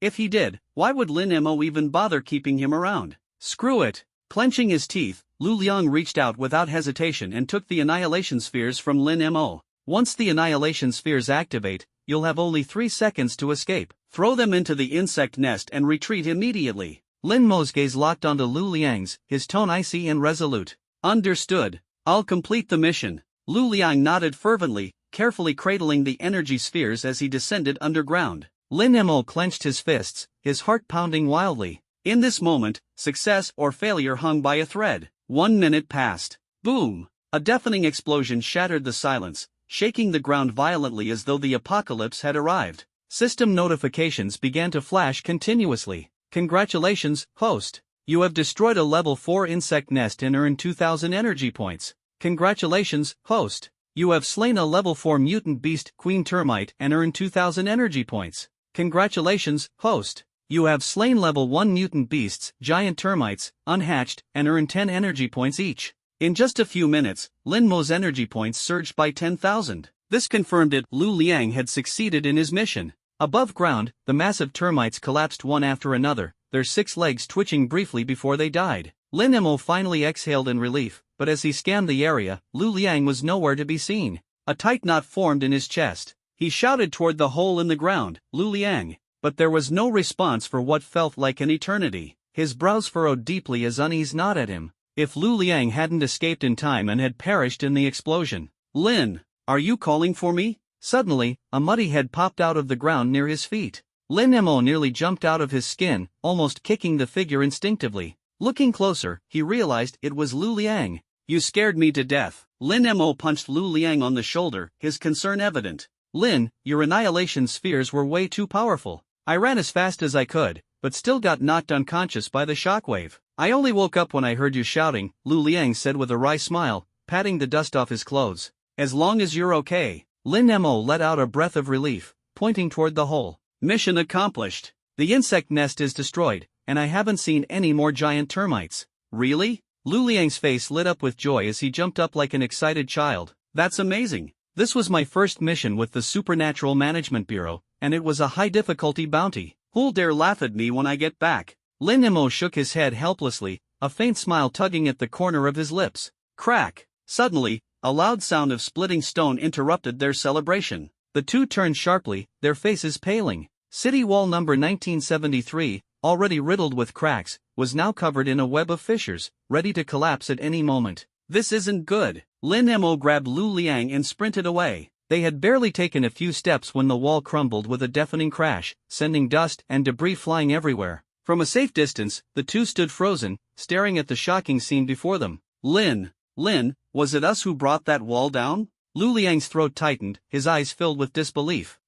Seems like it. Lin Mo nodded, his brows furrowing deeply. That's it. The city wall is the lifeline of Jiangzhou City. Destroying it is practically a capital crime. Originally, we were here to capture the beasts damaging the city wall. But somehow, we ended up doing even more damage than the beasts. The wall just collapsed. Now there's no hope for the mission reward, and we might face severe punishment or worse, prison. Lu Liang's face turned ashen, filled with despair. Don't panic. The foundation of this wall was already eaten hollow by giant termites. Even if the surface cracks were patched, it wouldn't have lasted long, Lin Mo said, shaking his head with a faint smile. His tone was relaxed. We just sped up the inevitable collapse. If this crumbling wall had been left as it was, it would have been even worse when a beast horde came. In other words, we eliminated a hidden danger in advance. Not only are we not guilty, but we've actually done a great service. Really? Lu Liang looked at Lin Mo skeptically. Would I lie to you? Lin Mo patted him on the shoulder and smiled. Come on, let's head back and claim our reward. With a flash, the two figures disappeared from sight. Not long after, Yang Shan arrived at the scene with a team of workers. Staring at the collapsed city wall, Yang Shan's eyes widened in shock. What the hell happened? Did the beasts attack the city? Jiangzhou Division of the Bureau of Abilities, 7th Investigation Unit. Lin Mo and Lu Liang were sitting in this very office. Inside the team leader's office. What? You two brought down the city wall? Team leader Zhang Wei, who had just taken a sip of tea, nearly choked. Tea sprayed everywhere. Team leader, it was purely an accident. Lu Liang scratched his head awkwardly. Don't call me team leader, you should be calling me your team leader. Zhang Wei was fuming. Lu Liang, you failed mission after mission. I was already doubting your abilities, but then you pull this stunt. And you, Lin Mo, first day on the job, and you complete a level 2 mission. I was just about to commend you, and now you hit me with this bombshell. You two are killing me. Seriously, my two walking disasters. Destroying the city wall, that's a colossal crime. This wasn't just his problem, even the head of the Jiangzhou division might have to take the fall. Team leader, you've got it all wrong. Here's what really happened. Lin Mo concisely explained their discovery of the termite nest beneath the wall's foundation. So, you're saying the wall's foundation was already compromised? Zhang Wei's eyes narrowed, his tone becoming grave. That's right. And I suspect there's more to this. Why would a termite nest just happen to show up under the city wall? If someone deliberately planned this, the wall would have been worthless when a beast horde attacked. Lin Mo boldly shared his suspicions. Zhang Wei pondered for a moment before nodding. This is serious. I need to report it immediately. After you two collect your mission rewards, stay put. Be ready for further orders. If you cause more trouble, I won't be able to save you. Understood. Lin Mo and Lu Liang immediately stood at attention. Alright, get out of here. Zhang Wei waved them off, his face full of exasperation. Watching the two leave, Zhang Wei felt a surge of frustration. These two treasures of his team were going to be the death of him. As Lin Mo and Lu Liang reached the door, Lu Liang suddenly stopped, turning back to ask, Team leader, does discovering the termite nest count as a special contribution? Any extra rewards for that? Zhang Wei's lips twitched as he stared at Lu Liang, his smile cold. Oh, absolutely. How about an exclusive 7-day prison tour as your reward? Never mind. Lu Liang's face turned pale as he tugged Lin Mo out of the office at lightning speed. After they left, Zhang Wei stared at the phone on his desk, frowning deeply. How was he supposed to report this? While there were extenuating circumstances, the fact remained they had collapsed the city wall. Those two troublemakers are going to get me killed. Zhang Wei sighed heavily and braced himself as he dialed the phone. Outside the team leader's office, Lin Mo and Lu Liang headed straight for the mission handover point. Several investigators noticed them and sneered. Well, if it isn't the two jokers who teamed up for a bounty mission this morning. Back already? What happened? Failed the mission. Ha, a level 2 and a level 3 pairing up? Like they could accomplish anything. Bet they got wrecked out there. Look at them. They're probably here to cancel the mission. Cowards. Ignoring the mockery, Lin Mo and Lu Liang walked straight to the counter. The staff member behind the counter recognized them and smirked. Changed your minds? It's still not too late to back out. That mission's way beyond your level, you're just throwing your lives away. Hand me your IDs. I'll cancel the mission for you and let someone competent handle it. Cancel? No need, Lin Mo said calmly as he handed over his ID. We've already completed the mission. What? Completed it? The staff member froze in disbelief. That's right. We're here to turn in the mission and collect the rewards, Lu Liang added, handing over his ID as well. The contempt on everyone's faces deepened instantly. In their eyes, it was utterly impossible. The staff swiftly scanned the credentials, and 5 large words flashed on the computer screen: mission accomplished. They'd actually completed it. The staff gasped in astonishment. The smirks froze in place. Everyone surged forward, their eyes glued to the screen as if they might pop out of their sockets. 2 mere interns, only level 2 and level 3 investigators, had accomplished a high-risk bounty mission. This was simply unbelievable. Can we receive the mission rewards now? Lin Mo asked calmly, his gaze steady as he smiled at the staff. Of course, no problem at all. The staff's demeanor shifted instantly to respect, and they quickly processed the handover and distributed the rewards. Lin Mo and Lu Liang had teamed up to complete the task. 300,000 in cash and 100 merit points were split evenly, with both accounts updating simultaneously. Once the credits were confirmed, the two turned and walked away with firm strides. The investigators at the scene stared at them as if they were monsters, their expressions a mix of shock and disbelief. It wasn't until the duo had disappeared into the crowd that the onlookers collectively sucked in a deep breath, murmuring to themselves, "Are all the interns these days this fierce?" In the corridor.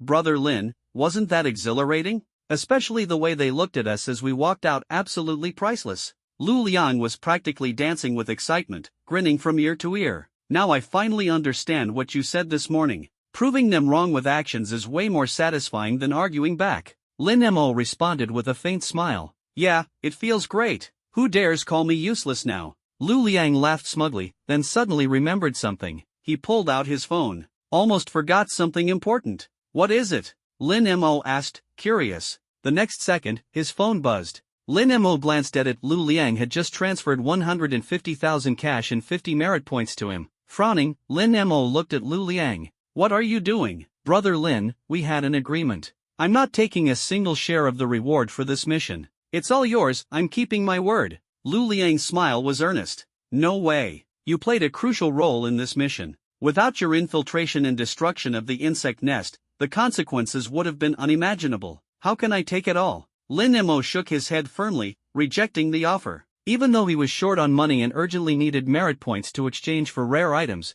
he wasn't the kind of person who would take advantage of others. He prepared to transfer the money and points back. Hey! Lu Liang pressed down on Lin Mo's hand, his tone serious. Brother Lin, you must take this reward. Honestly, we were mere acquaintances before this. You were willing to take me along on such a dangerous mission, helping me keep my job. This is a debt of gratitude I can never repay. I, Lu Liang, don't have much to offer, but I can give you all the rewards. Please, don't refuse. Call me your friend, and take me along on future missions. I'll call you a friend, but as for the reward, Lin Mo frowned. Friendship doesn't need to be tied to rewards. Stop bringing it up. Come on, let's go have a drink, we're celebrating tonight. Lu Liang slung an arm around Lin Mo's shoulder and led him out of the Bureau of Ability Management. Lin Mo shook his head helplessly, but a faint smile lingered on his lips. At the city hospital, in a VIP ward. Dad, you have to get revenge for me. If I hadn't been tough enough, I might not have survived this time. Wang Ba lay on the hospital bed, his face swollen like a pig's head. His right arm and leg were encased in plaster, and he sobbed bitterly. Standing by the bed was a middle-aged man. His skin was dark, his hair cut short. Though not tall, he exuded an oppressive air that made it hard to breathe. This was none other than Wang Ba's father, Wang Dalong, a level 9 ability user and chairman of the Wang Corporation. Wang Dalong stared intently at his son's swollen face, his gaze dark and menacing. At that moment, the ward door was abruptly pushed open. A young man in a black suit strode in, bowing respectfully. Boss, we've found him. Lin Mo has joined the Bureau of Ability Management as an intern investigator. He's a level 3 ability user with a B-grade ability quality. Just an intern investigator, a mere level 3 ability user, and he dares lay a hand on my son? He must have a death wish. Wang Dalong sneered, a cold glint flashing in his eyes. He ordered, send a level 4 ability user immediately and have him eliminated. Boss, while a level 3 ability user is indeed nothing special, he is part of the Bureau of Ability Management. Should we inform the Jiangzhou branch first to avoid any misunderstandings? The young man cautiously suggested. Unnecessary. An intern investigator? That's not an official position. Killing him won't make the Jiangzhou branch risk of falling out with me. Wang Dalong waved dismissively, utterly unconcerned. Understood. I'll handle it right away. The young man bowed and left. Wang Dalong turned back to his son on the bed, his eyes filled with doting care. Son, you'll see that Lin Mo tonight. His head will roll. The night descended swiftly. At House Street Food Stall, team leader Zhang Wei had issued a strict order, no wandering off. Lin Mo and Lu Liang had no choice but to stay near this small food stall close to their residential area. This way, if the Supernatural Abilities Bureau called for them, they could respond immediately. Brother Lin, you seem a little out of sorts. Got something on your mind? Lu Liang, gulping down his beer, noticed Lin Mo's furrowed brows and asked curiously. I'm just wondering, who's footing the bill for tonight's dinner? Lin Mo replied, dead serious. Ha? Lu Liang froze for a moment. Ah, just kidding. Lin Mo chuckled, his expression quickly turning serious. Actually, I've been thinking about today's insect nest incident. If that nest was deliberately set up by someone, who do you think it could be? And what's their goal? Well, I can't figure it out either. The higher-ups have already sent someone to investigate. We're just intern investigators, so let's not overthink it and trust the higher-ups' judgment. Lu Liang waved his hand, responding lazily. Hopefully. Lin Mo nodded thoughtfully. In truth, there was one detail he hadn't shared with Lu Liang. Yesterday's bloodthirsty parasite and today's insect nest seemed to have a certain connection,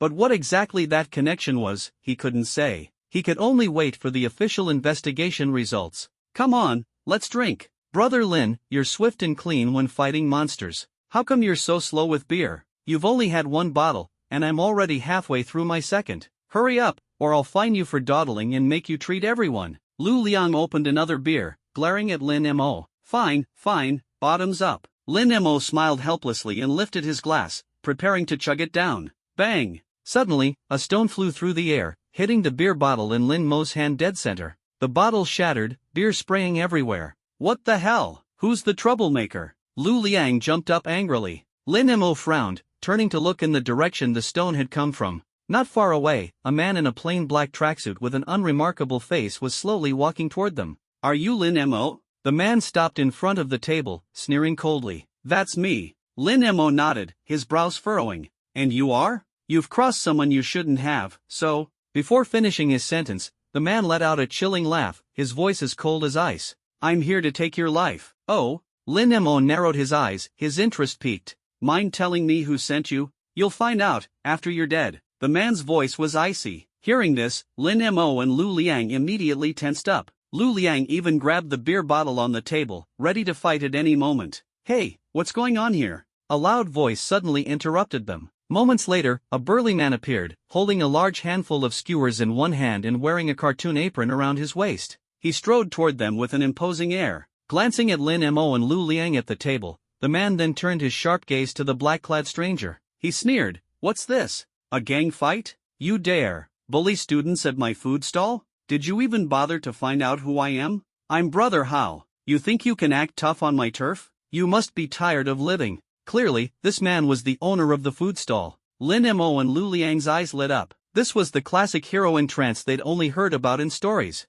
Brother Hao's aura was overwhelming, leaving no doubt he was no ordinary man. Could he be a hidden master? The black-clad man shot an indifferent glance at Brother Hao before suddenly kicking the stainless steel table in front of him. Bang! The table shattered into pieces instantly. Brother Hao's eyes widened in shock, and he stammered, A superhuman! Get lost! The black-clad man barked coldly. Brother Hao took a deep breath, glaring back with a fierce expression. But then, he shouted at the top of his lungs, Fine, I'll go. As soon as the words left his mouth, he turned and bolted away at top speed. The other customers at the food stall, seeing the commotion, quickly got up and scattered in all directions. In the blink of an eye, only Lin Mo, Lu Liang, and the black-clad man were left on the scene. Lin Mo sighed and gave Lu Liang a look, signaling him to make a move. Lu Liang gripped the beer bottle tightly and swung it hard at the black-clad man's head. Crash! The bottle shattered on impact. But to their shock, the black-clad man seemed unfazed. He turned to look at Lu Liang, a sinister smile spreading across his face.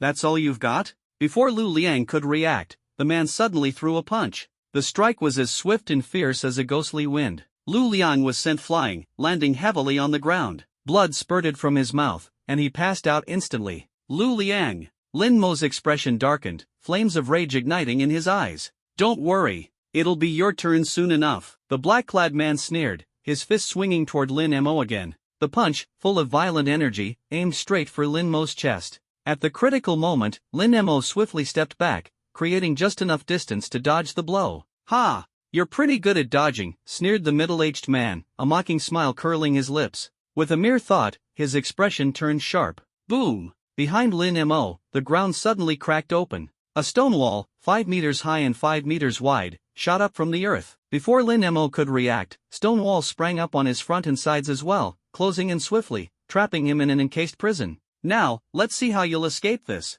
The middle-aged man chuckled smugly, his tone dripping with arrogance. His ability to manipulate stone made creating walls as easy as child's play. Many opponents had fallen to this very tactic. Using it to entrap Lin Mo, a mere level 3 ability user, was as effortless as flipping his hand. Inside the stone enclosure, Lin Mo's space for movement shrank rapidly. At this rate, he would soon be crushed into a bloody pulp. Narrowing his eyes, Lin Mo focused his thoughts, summoning his ability and preparing to forcefully break through the walls. Just then, the ground next to his right foot cracked open, and a head popped out. Brother Lin! Lin Mo looked down, his eyes lighting up with a flicker of joy. Lu Liang, you're okay? Shoo! Lu Liang placed a finger to his lips, speaking in a low voice. I only pretended to faint earlier. Killing me isn't that easy. Glancing around at the sturdy stone walls, Lu Liang continued, Brother Lin, I just observed these walls from outside. They're ridiculously thick. Breaking through with brute force would be near impossible. Let me help you out of here.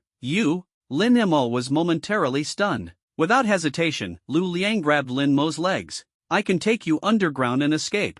All right. Lin Mo nodded, a cold smile forming on his face. But before we leave, let's give that old fox a little surprise. Outside the stone walls, the middle-aged man watched with satisfaction as the walls closed in tighter, confident Lin Mo was now utterly trapped. He stepped forward, rapping his knuckles against the stone wall with a smirk. Kid, how does it feel to be crushed by walls? If you beg for mercy now, maybe I'll let you die a little less painfully. Inside the enclosure, all was silent. The man's face darkened, and his tone grew colder. Humph, playing tough, are you? Let's see if your bones are harder than these walls. No sooner had the words left his mouth than he commanded the walls to close in even faster, determined to crush Lin Mo into mush. Buzz! Suddenly, a heart-stopping energy surged from within the stone enclosure. Ha! The middle-aged man froze, his face turning pale. No, this is bad. He instinctively tried to dodge, but it was too late. Boom! The 4 stone walls exploded with a deafening roar. The middle-aged man was flung backward by the powerful shockwave, slamming heavily into the ground.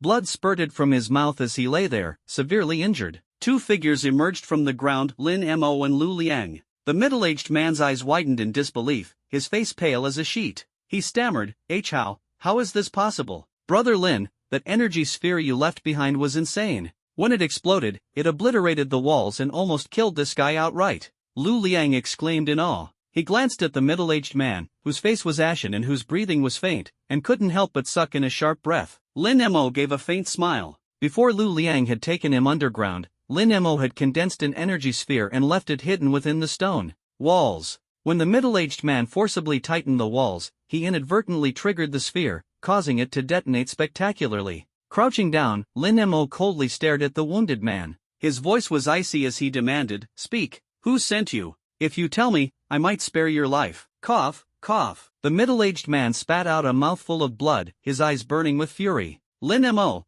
I admit I was outplayed today, but don't get cocky. There are far stronger people coming for you. You won't live long. I'll be waiting for you in hell. Damn it. Lin Mo's expression changed. He reached out to stop him, but it was too late. The man's eyes bulged wide as he spewed a mouthful of black blood. His body convulsed briefly before collapsing lifelessly to the ground. He poisoned himself? Lu Liang quickly checked for a pulse. Finding none, he frowned deeply. This guy was ruthless, ready to die rather than fail. Brother Lin, who have you offended? Well, Lin Mo fell into thought. He had few enemies, but the only person who came to mind was Wang Ba. Could it be that this man was sent by Wang Ba's father for revenge? Just as Lin Mo was puzzling over this, a crisp notification echoed in his mind. Ding dong! Congratulations, host! You have slain a level 4 ability user and earned 3,000 ability points. Lin Mo's heart skipped a beat. Killing ability users grants rewards? He recalled that slaying the level 4 mutant white ant queen had only earned him 2,000 ability points.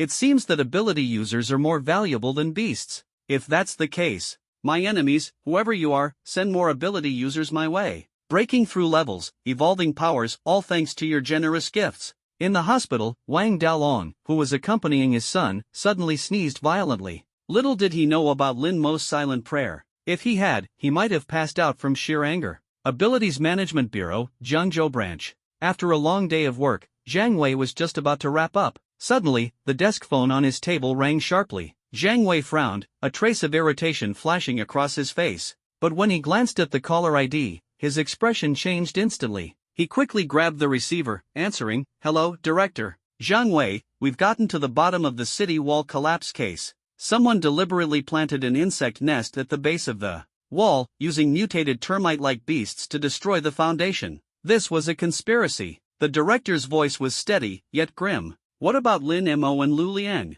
Are they all right?" Zhang Wei let out a sigh of relief. Not only are they innocent, but they've also done a great service. They helped Jiangzhou City eliminate a major hidden threat, the director explained. "Luckily, we caught it in time and still have a chance to rebuild. If those mutated termites had been left unchecked, and the beast army attacked, Jiangzhou would have faced total annihilation." "That's fantastic news. I'll inform them right away," Zhang Wei said excitedly, ready to end the call and share the good news with Lin Mo and Lu Liang. "Don't be so quick to celebrate. This matter is far from simple." As the director finished speaking, his tone grew even heavier. Zhang Wei's hand, gripping the phone, suddenly froze. His eyes flickered as he asked cautiously, "Director, what do you mean? Do you know who planted the insect nest?" The director's voice was low, yet carried an undeniable sharpness. "Who?" Zhang Wei's brows furrowed tightly. "The cult of divine worship." The director's voice dropped like a bomb. Those three words cut through Zhang Wei's nerves like a blade. His face turned grim, and he sneered coldly, "Humph, of course, it's those lunatics."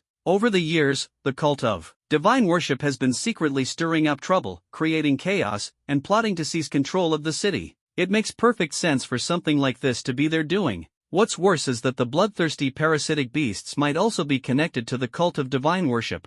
Lin Mo has already foiled their plans twice. Do you think they'll let him off so easily? The director's tone was laced with warning. "Are you saying the cult of divine worship will seek revenge on Lin Mo? Then won't Lin Mo be in grave danger?" Zhang Wei's voice trembled slightly. "Exactly. They're a group of cold-blooded murderers. We've been fighting them for years, losing countless lives in the process. Lin Mo is just a rookie in the bureau. If he crosses paths with them, he'll be as good as dead." The director's words were heavy as iron. "That's why I'm calling you. Lin Mo and Lu Liang just made a significant contribution, and we can't let the cult of divine worship retaliate against them. We must find a way to protect them." The director's tone was firm and unequivocal. "Protect them. I know a safe place." A gleam of determination flashed in Zhang Wei's eyes, as if he'd found a lifeline. Lin Mo and Lu Liang had just finished dealing with the body of the middle-aged man. The heavy atmosphere left them with no appetite. After settling the bill, they prepared to return to their dormitory. Just as they reached the entrance of their residential area,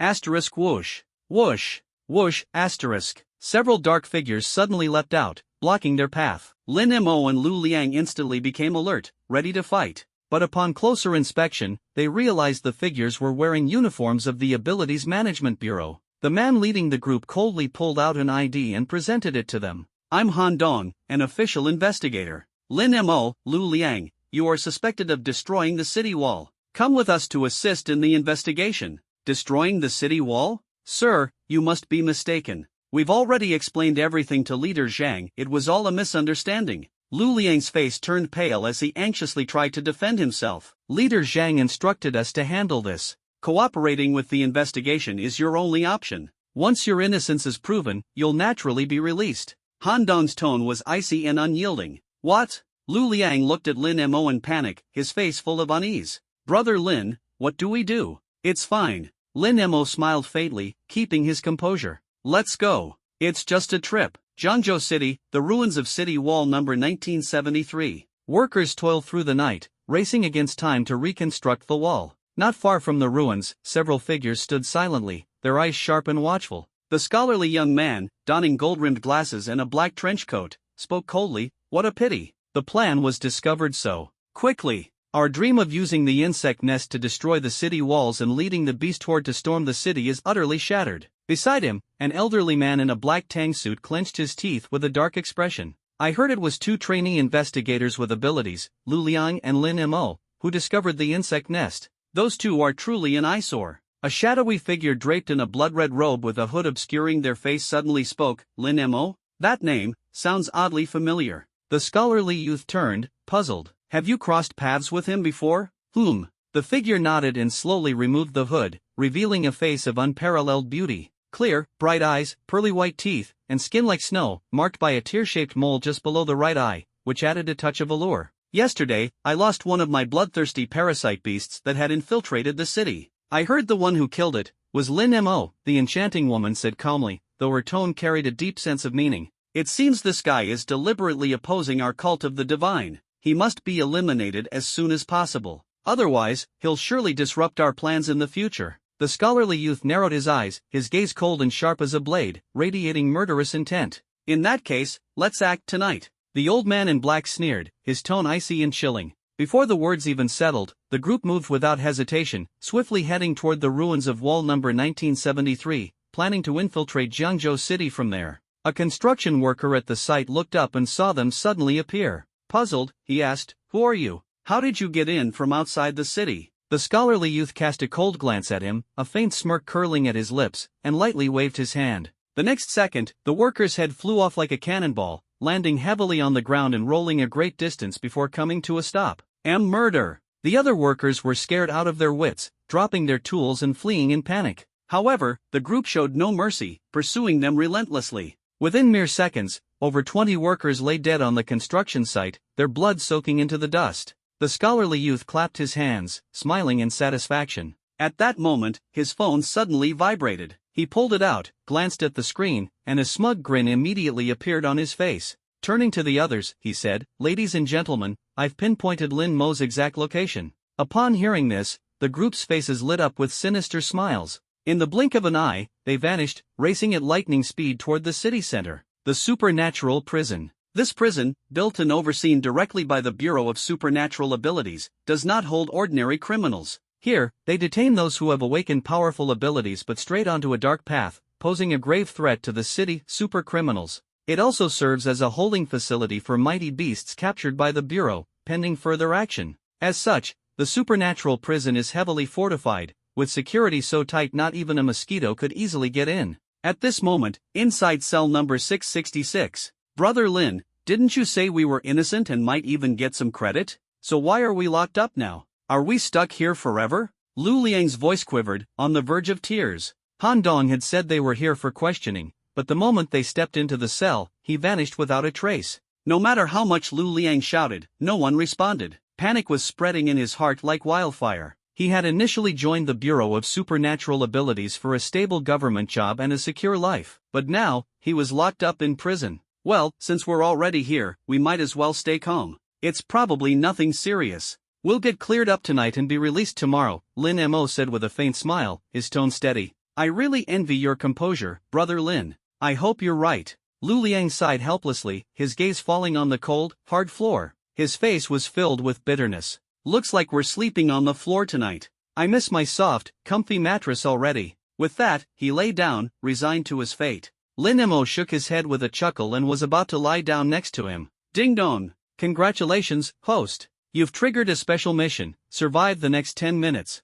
Complete the mission to receive a surprise reward. Countdown, 9 minutes and 59 seconds. Lin Mo froze. Survive for 10 minutes? Why had such a mission appeared out of nowhere? What kind of mortal danger could possibly exist in this prison cell? Boom! Suddenly, one of the cell's walls exploded with a deafening crash. What the hell is going on? Lu Liang jumped to his feet, utterly terrified. The dust settled, and the 2 men anxiously peered over the wall. Not far away, several figures stood quietly. They were none other than the refined man and the alluring woman who had just infiltrated Jiangzhou City, attempting to assassinate Lin Mo. "Brother Lin, who are those people? Do you know them?" Lu Liang turned his head and asked. "I don't know them either." Lin Mo shook his head, his vigilance rising immediately. The moment the survival mission was triggered, these people appeared. It was no coincidence. 9 times out of 10, they were key to the mission, perhaps even the killers themselves. He quietly hid his right hand behind his back, ready for battle. "Lin Mo, Lu Liang, The refined man stepped forward, his face brimming with a smile. Why not come out and have a chat? Do you think we're foolish? Stepping out would be like breaking out of prison. We'd go from innocent to guilty in an instant. No way. If you want to chat, then come in yourselves. Lu Liang snorted coldly, his gaze sharp. He lowered his voice and whispered to Lin Mo, Brother Lin, could they be sent by the organization to test us? Hard to say. For now, just stall them. Drag it out as long as possible. The guards will come eventually. Lin Mo responded in a low voice. Breaking out? Heh, dream on. You won't live through the night. The refined man sneered. What? Lu Liang's face changed dramatically. He stared at him warily. You're not from the Bureau of Paranormal Affairs? The Bureau? Don't be naive. We're followers of the Cult of the Divine. The refined man sneered coldly. The Cult of the Divine? A cult. A flash of rage crossed Lu Liang's eyes. He knew just how dangerous these people were.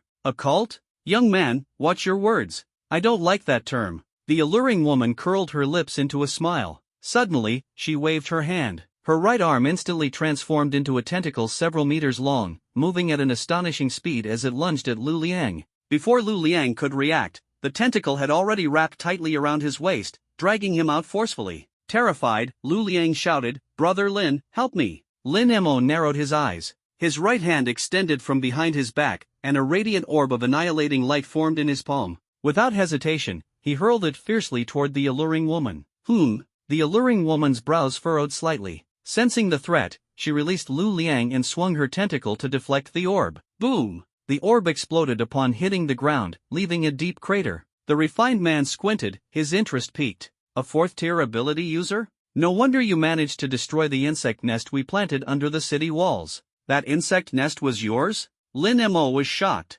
That's right. We intended to use giant termites to undermine the wall's foundation, then lead a horde of beasts to attack the city. But who would have thought, just as we weakened one section of the wall, you'd wipe it out completely. And for that, you must pay with your lives. The refined man sneered, his eyes glinting with murderous intent. Ha! You lunatic cultists think you can take our lives? You saw it yourselves, Brother Lin's power wiped out that nest with ease. If you don't want to die, you'd better scram now. Otherwise, Brother Lin won't hold back. He'll leave none of you alive. Lu Liang puffed out his chest, trying to scare off the enemies with Lin Mo's strength. But the refined man simply curled his lips into a disdainful sneer and shook his head dismissively. A mere fourth-tier ability user, is that supposed to impress me? As he finished speaking, an intense wave of energy surged from his body. Lu Liang's eyes widened in shock, his face pale. He stammered, as sixth-tier ability user. At the same time, the alluring woman and an elderly man in black also unleashed their energy, both fifth-tier ability users. Lu Liang could no longer maintain his composure. His throat tightened as he gulped nervously, turning to Lin Mo with desperation in his eyes. Brother Lin, can you handle them? What do you think? Lin Mo rolled his eyes helplessly. He wasn't some superhero. How could he possibly take on a sixth-tier ability user along with multiple fifth-tier ones? A direct confrontation would be a death sentence. Their only option now was to buy time. The longer they stalled, the more likely the prison guards would notice and come to their aid. More importantly, this was a special mission triggered by the system. As long as they endured for 10 minutes, the system should resolve the crisis for him. Lin Mo's eyes flickered with calculation. He stepped forward calmly, fixing his gaze on the refined man. This is our first meeting. There's no need for us to fight to the death. There's no deep grudge between us. As for destroying the insect nest, that was entirely under the orders of the Bureau of Paranormal Affairs. It wasn't my personal decision. How about this? Why not give me a chance to join the Cult of the Divine? The moment those words left his mouth, the refined man and his companions froze in surprise. Even Lu Liang's eyes widened, too stunned to say a word. Brother Lin, how could you join a cult? The god-worshipping sect is a scourge, wreaking havoc on countless cities. Investigators and civilians alike have suffered heavy casualties because of them. Their threat rivals that of the monstrous beasts. How could you align yourself with such criminals? Lu Liang's eyes widened with fury, his voice booming like thunder. As core members of the Paranormal Management Bureau, we must fight to the bitter end, never surrender, not even in death. Lin Mo, however, let out a cold, disdainful laugh. The Paranormal Management Bureau? A dead-end government job with a meager salary, barely enough to scrape by. Joining the god-worshipping sect is far better. It's a chance to rise up and achieve greatness. Lu Liang was stunned, his eyes bulging in disbelief. Is that really what you think? I thought you were a hero, but now I see you're nothing more than a traitor. Lin Mo, I misjudged you. Lin Mo waves dismissively, his expression full of scorn. People seek higher ground, just as water flows to lower places. Lu Liang, stop dreaming. Join me, the god-worshipping sect is the future. He turned back, winking provocatively, as though issuing a challenge. Lu Liang sneered, spitting on the ground in disgust. Dream on. I, Lu Liang, would rather die than betray my principles. Lin Mo shrugged and turned to face the refined man beside him, smiling calmly. Will the god-worshipping sect accept me? The refined man narrowed his eyes, his voice icy. Do you truly wish to join? Of course, Lin Mo replied with firm resolve. A fortune-teller once told me I was destined for greatness. The Paranormal Management Bureau only holds me back. The god-worshipping sect is my only choice. The refined man smirked coldly. Lin Mo, do you take me for a fool? Your stalling tactics are as clear as day. Wait for your reinforcements if you must. Lin Mo's expression didn't waver. I mean it. My heart is sincere. Fine. Then let's test your sincerity elsewhere, the refined man said, a chilling smile spreading across his face. He exchanged a glance with a seductive woman nearby. The woman's hands transformed into tentacles, swiftly binding both Lin Mo and Lu Liang. The group quickly evacuated the prison. No sooner had they left than the guards burst in, staring at the collapsed prison wall. One of them shouted excitedly, "Quick! Notify the Paranormal Management Bureau." 2 kilometers away, on the ground floor of an abandoned building, the refined man stopped in his tracks, his voice cold and commanding. So, you want to join the god-worshipping sect? Here's your chance. With that, he pulled out a gleaming dagger. The seductive woman released her tentacles. Handing the dagger to Lin Mo, the refined man sneered, the first step to joining the god-worshipping sect is to kill a Paranormal Management Bureau investigator. Swear your allegiance with blood to prove your determination. He pointed at Lu Liang. Lin Mo hesitated, his eyes darting nervously. We were comrades once, it feels wrong to strike him down. How about I find someone else another day? Do you think this is a market where you can pick and choose? Today, you either kill him or die alongside him. The refined man's gaze was icy, his intent oppressive. Lin Mo gritted his teeth, taking a deep breath. Holding the dagger tightly, he walked toward Lu Liang, his face filled with apparent reluctance. Brother, I'm sorry. For the sake of my future, I have to sacrifice you. After you're gone, I'll burn countless offerings for your soul. Lu Liang roared in fury, Lin Mo, you scoundrel. Even in death, I won't forgive you. If you've got the guts, then do it. Since ancient times, death has come to everyone, sooner or later. I'd rather die with honor as a human hero. You and those cultists will forever be reviled, nailed to the pillar of shame for all eternity. Enough with the noise. The refined man, growing impatient, dug a finger into his ear and urged, Lin Mo, hurry up and do it. Lin Mo glanced at the system countdown in his mind. Time remaining, 1 minute and 32 seconds. Grinding his teeth, he cursed inwardly, still so much time left? Damn it, I have no choice but to act. Taking a deep breath, he gripped the dagger tightly and lunged toward Lu Liang, his face filled with murderous intent. Seeing this, Lu Liang's expression shifted drastically, his shock rendering him almost speechless. Lin Mo, are you serious? Shut up and die. Lin Mo's eyes gleamed like blades, his jaw clenched, exuding a lethal aura. The dagger in his hand aimed straight for Lu Liang's chest, mere moments from piercing his flesh. But just as the blade was about to land, Lin Mo suddenly shifted his grip, redirecting the dagger toward the tentacles binding Lu Liang. Slash! A spray of dark green blood splattered everywhere, staining Lu Liang's face. Ah! That hurts, the seductive woman cried out in pain, retracting her tentacles and freeing Lu Liang. Lu Liang spat in disgust, wiping his face. Ugh! Gross! It stinks! Lin Mo slapped him on the head, shouting, Stop whining and get underground, now! Oh, right! Got it! Lu Liang snapped out of his daze and quickly burrowed into the ground, vanishing in an instant. Lin Mo stared at the empty patch of ground, his expression turning into a mix of anger and amusement. That guy just ran off without me. Moments later, Lu Liang's head popped out of the ground again. He offered a sheepish grin. Brother Lin, my bad, almost forgot about you. He reached out, grabbed Lin Mo by the ankle, and yanked him underground. Trying to escape? Not a chance. The refined man remained unhurried, forming hand seals with incredible speed. His voice echoed with authority, barrier activate. In an instant, his entire body erupted in a dazzling blue light. The blue light coalesced into a massive barrier, enveloping the entirety of the abandoned building. Bring those two back to me. The refined man turned and barked sharply at the alluring woman. The alluring woman nodded coldly. Her hands transformed into long tendrils, which plunged fiercely into the ground.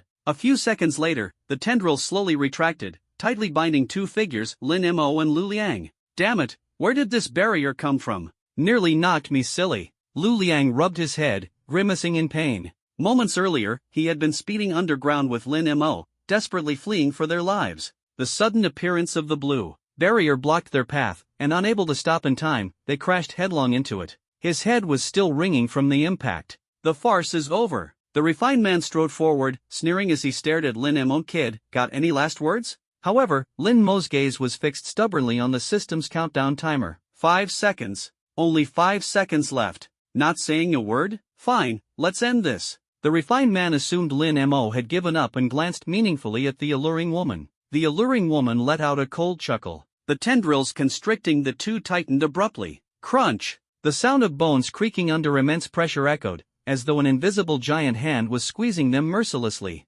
Lu Liang's complexion changed instantly, shifting from red to purple, then black. His breathing grew labored, and his eyes began to lose focus. It was as if he could see his great-grandmother waving at him from afar. Lin Mo, too, was gasping weakly, teetering on the brink of death. This is it, we're done for this time, Lu Liang thought, plunging into utter despair. Ding! A system notification chimed. Congratulations, host, on surviving for 10 minutes and successfully completing the special mission. The system's voice was like a bolt of lightning piercing the darkness, instantly reigniting hope in Lin Mo's heart. He had finally completed the mission. But what would the reward be? Anything but useless cash, houses, or cars. Those things were utterly worthless in this situation. Congratulations, host, you have received a surprise reward, SSS Tier Superpower Apocalypse, Final Form, 1-minute trial card. Lin Mo froze. Though it was only a 1-minute trial, he had no other choice right now. Use it immediately, he commanded in his mind.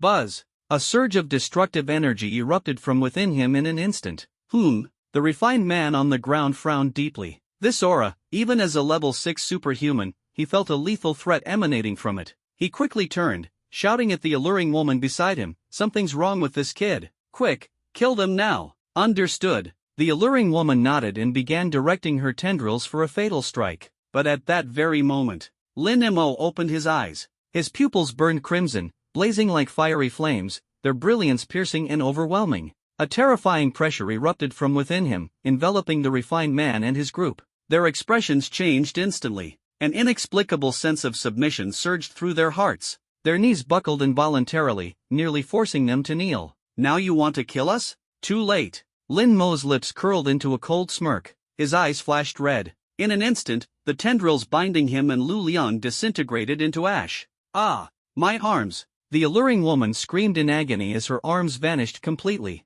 Witnessing this, the refined man swallowed hard and asked warily, Who are you? Don't you already know? Lin Mo, intern investigator of the Superpower Management Bureau. As he spoke, Lin Mo began striding toward them. The refined man's brows furrowed, and with a single thought, he shouted, Seal! A blue glow surged out of his body, forming an energy barrier that locked Lin Mo inside. But the barrier lasted only 0.1 seconds before shattering into pieces. Impossible! The refined man's composure broke entirely. Let me handle this! The elderly man in black behind him stepped forward, opening his mouth to release a swarm of black crows. The crows exuded a sharp, menacing aura as they darted toward Lin Mo. But as they neared within half a meter, the crows all exploded and vanished into nothingness. The elderly man's eyes widened in shock, utterly dumbfounded. Stop standing there! Attack together, or we're all dead! The refined man roared, urging his companions. Immediately, everyone unleashed their superpowers. A barrage of multicolored attacks surged toward Lin Mo like an overwhelming tide, yet none of them even grazed him. Each attack collapsed and dissipated before reaching him. Done showing off? Lin Mo's lips curved into a faint smile, his eyes glinting with icy intent. Now it's my turn. Apocalypse. As the word left his lips, boom! The sky darkened as black clouds churned. The earth trembled violently. The abandoned building quaked incessantly. Bricks and steel beams cascaded down, crashing toward the refined man and his group. The ground beneath them split open, cracks extending endlessly into the abyss. Molten lava surged and roiled within. What kind of power is this? Such devastation. Fear overtook the group, and even standing upright was a struggle. Wasn't it said that Lin Mo was only a level 4 ability user? Even if he somehow obtained an SSS level power, with his measly energy value, how could he possibly unleash such terrifying strength? It defies all logic. The alluring woman frowned, her face full of doubt. Forget logic. Let's just figure out how to survive first. The refined man forcefully gathered a blue barrier over his head to block the falling debris as he desperately tried to escape. Buzz! At that moment, an overwhelming and chilling wave of energy instantly seized the attention of everyone present, including the refined man and the alluring woman. They quickly looked up, and their faces turned ashen in an instant. Above them, a massive crimson sphere of light, with a diameter of at least 5 meters, hung in midair. The surface of the sphere burned with scarlet flames, resembling a miniature, blazing sun. The sight froze them in place, their bodies turning cold, their scalps tingling with fear. Trembling, they couldn't suppress their terror. Run! Now! The refined man's face twisted in panic as he shouted with all his might. The others didn't hesitate. Without a word, they turned on their heels and fled in a chaotic panic. Trying to run now? Lin Mo sneered, his voice icy and bone-chilling. Too late. Before his words had even fully landed, Lin Mo waved his right hand. The crimson sphere of fire descended like a meteor, hurtling straight toward the fleeing group. "No!" A desperate scream tore through the air. The fireball exploded upon impact, flames raging in all directions, leaving nothing behind. The refined man and his group didn't stand a chance.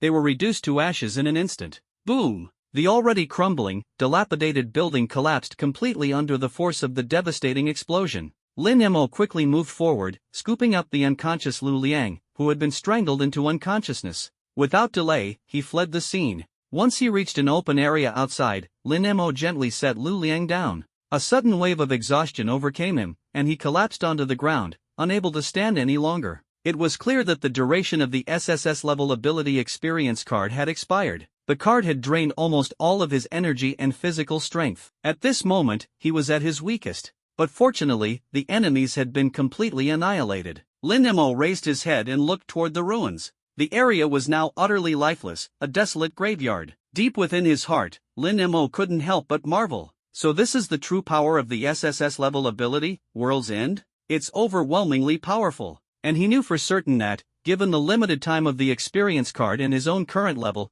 the power he had just unleashed was likely less than 1% of the ability's full potential. The true might of World's End must be unimaginably more terrifying. This realization only solidified his resolve. He must evolve his own abilities to the SSS level World's End. When that day comes, forget Jiangzhou City, he would hold his own place of power across the entire nation. As for that so-called cult of the deity, they wouldn't dare trouble him ever again. Asterisk ding dong. Asterisk. Asterisk congratulations to the host for slaying a level 6 ability user. You have gained 5,000 energy points. Asterisk. Asterisk congratulations to the host for slaying a level 5 ability user. You have gained 4,000 energy points. Asterisk. Congratulations to the host for slaying a level 5 ability user. In an instant, Lin Mo's energy points skyrocketed. This time, he had taken down one level 6 ability user, along with 6 level 5 ability users. His energy points surged by an incredible 29,000. Asterisk congratulations to the host for successfully advancing to level 5 ability user, energy points, 52,000/100,000. Asterisk. Asterisk you have earned an opportunity to evolve your ability. Would you like to proceed? Asterisk. Without hesitation, Lin Mo decisively chose to evolve. Asterisk congratulations to the host. The A-level ability Erasure has evolved into the S-level ability Obliteration. Can evolve further into the SSS level ability World's End. Current progress, 70%. Asterisk. Asterisk the Erasure Beam and Erasure Orb have been upgraded to the Obliteration Beam and Obliteration Orb. Asterisk. Asterisk congratulations to the host for acquiring a new skill, Obliteration Sword. Asterisk. A joyful smile bloomed across Lin Mo's face. This victory had been immensely rewarding. Not only had his abilities upgraded and his skills advanced, but he had also gained a powerful new technique. His combat strength had soared, and his future looked brighter than ever. With this newfound power, should he face someone like the refined man again, even without the experience card, he would undoubtedly have the strength to fight back. No more would he have to endure the humiliation of being so helpless. Eager to test the power of the Obliteration Sword, Lin Mo's excitement was palpable. Ha! I'm alive? Suddenly, Lu Liang, who had been lying on the ground, abruptly opened his eyes. Lin Mo withdrew his energy and stood up, looking down at Lu Liang with concern. How are you feeling? Are you all right, Brother Lin? Are we in the afterlife now? Lu Liang froze for a moment, then suddenly grabbed onto Lin Mo's leg, his face filled with relief and gratitude. This is amazing. I never thought I'd still be with you after death. You make me feel so safe. Lin Mo was speechless. Unable to suppress his irritation, he kicked Lu Liang away with one swift motion. Ow! A pained cry echoed in the air. Half a minute later, Lu Liang hobbled back to Lin Mo, clutching his waist with a limp. You sober now? Lin Mo asked with a faint smile. I can't believe it, we're actually alive. What the hell just happened back there? Lu Liang stared at Lin Mo in utter disbelief. Simple. I killed them all, Lin Mo replied nonchalantly. All of them? Lu Liang's eyes widened, his face a mask of shock. Then, with a resounding thud, he dropped to one knee, wrapped his arms around Lin Mo's leg, and pleaded earnestly. Brother Lin, no, Godfather Lin. I'm holding onto this thigh for dear life. From now on, you must take me with you on missions. Otherwise, you can kick me to death, but I'm not letting go. Alright, I'll bring you. Satisfied? Lin Mo surrendered with a helpless smile. Yes, with a powerhouse like you, I'll never have to worry about failing a mission again. Not even my mom will worry anymore. Lu Liang hopped around like an excited child, brimming with energy. At the Jiangzhou branch of the Bureau of Supernatural Affairs, inside the conference room, Director Zhao Tianlin, along with senior officials and the head of the investigation unit, had all gathered. The agenda for this meeting, the abduction of Lin Mo and Lu Liang. Ridiculous. 2 people held in your high-security supernatural prison, a place supposedly impenetrable, and yet they were abducted under your noses? Are your prison guards completely useless? Zhao Tianlin glared at the warden, his fury palpable. Director Zhao, please calm down. The cult's attack came out of nowhere. Their numbers were overwhelming, and their strength caught us off guard, the warden defended himself awkwardly. Director, blaming the warden won't help. The priority is to send out search teams immediately. Lin Mo and Lu Liang are both highly talented. Especially Lin Mo, if nurtured properly, he could become a pillar of not just the Bureau, but all of China. Losing them to a cult would be a tragic waste. Zhang Wei, the head of the 7th Investigation Unit, spoke up anxiously. What do the rest of you think? Zhao Tianlin turned to the other senior officials and team leaders. Director, I don't think there's any point in searching. Lin Mo and Lu Liang are likely beyond saving. That's right. From what I've heard, a level 6 superhuman was among the cultists involved in the attack. Forget Lin Mo and Lu Liang, they're just rookie investigators. Even a seasoned investigator would struggle to survive against a level 6.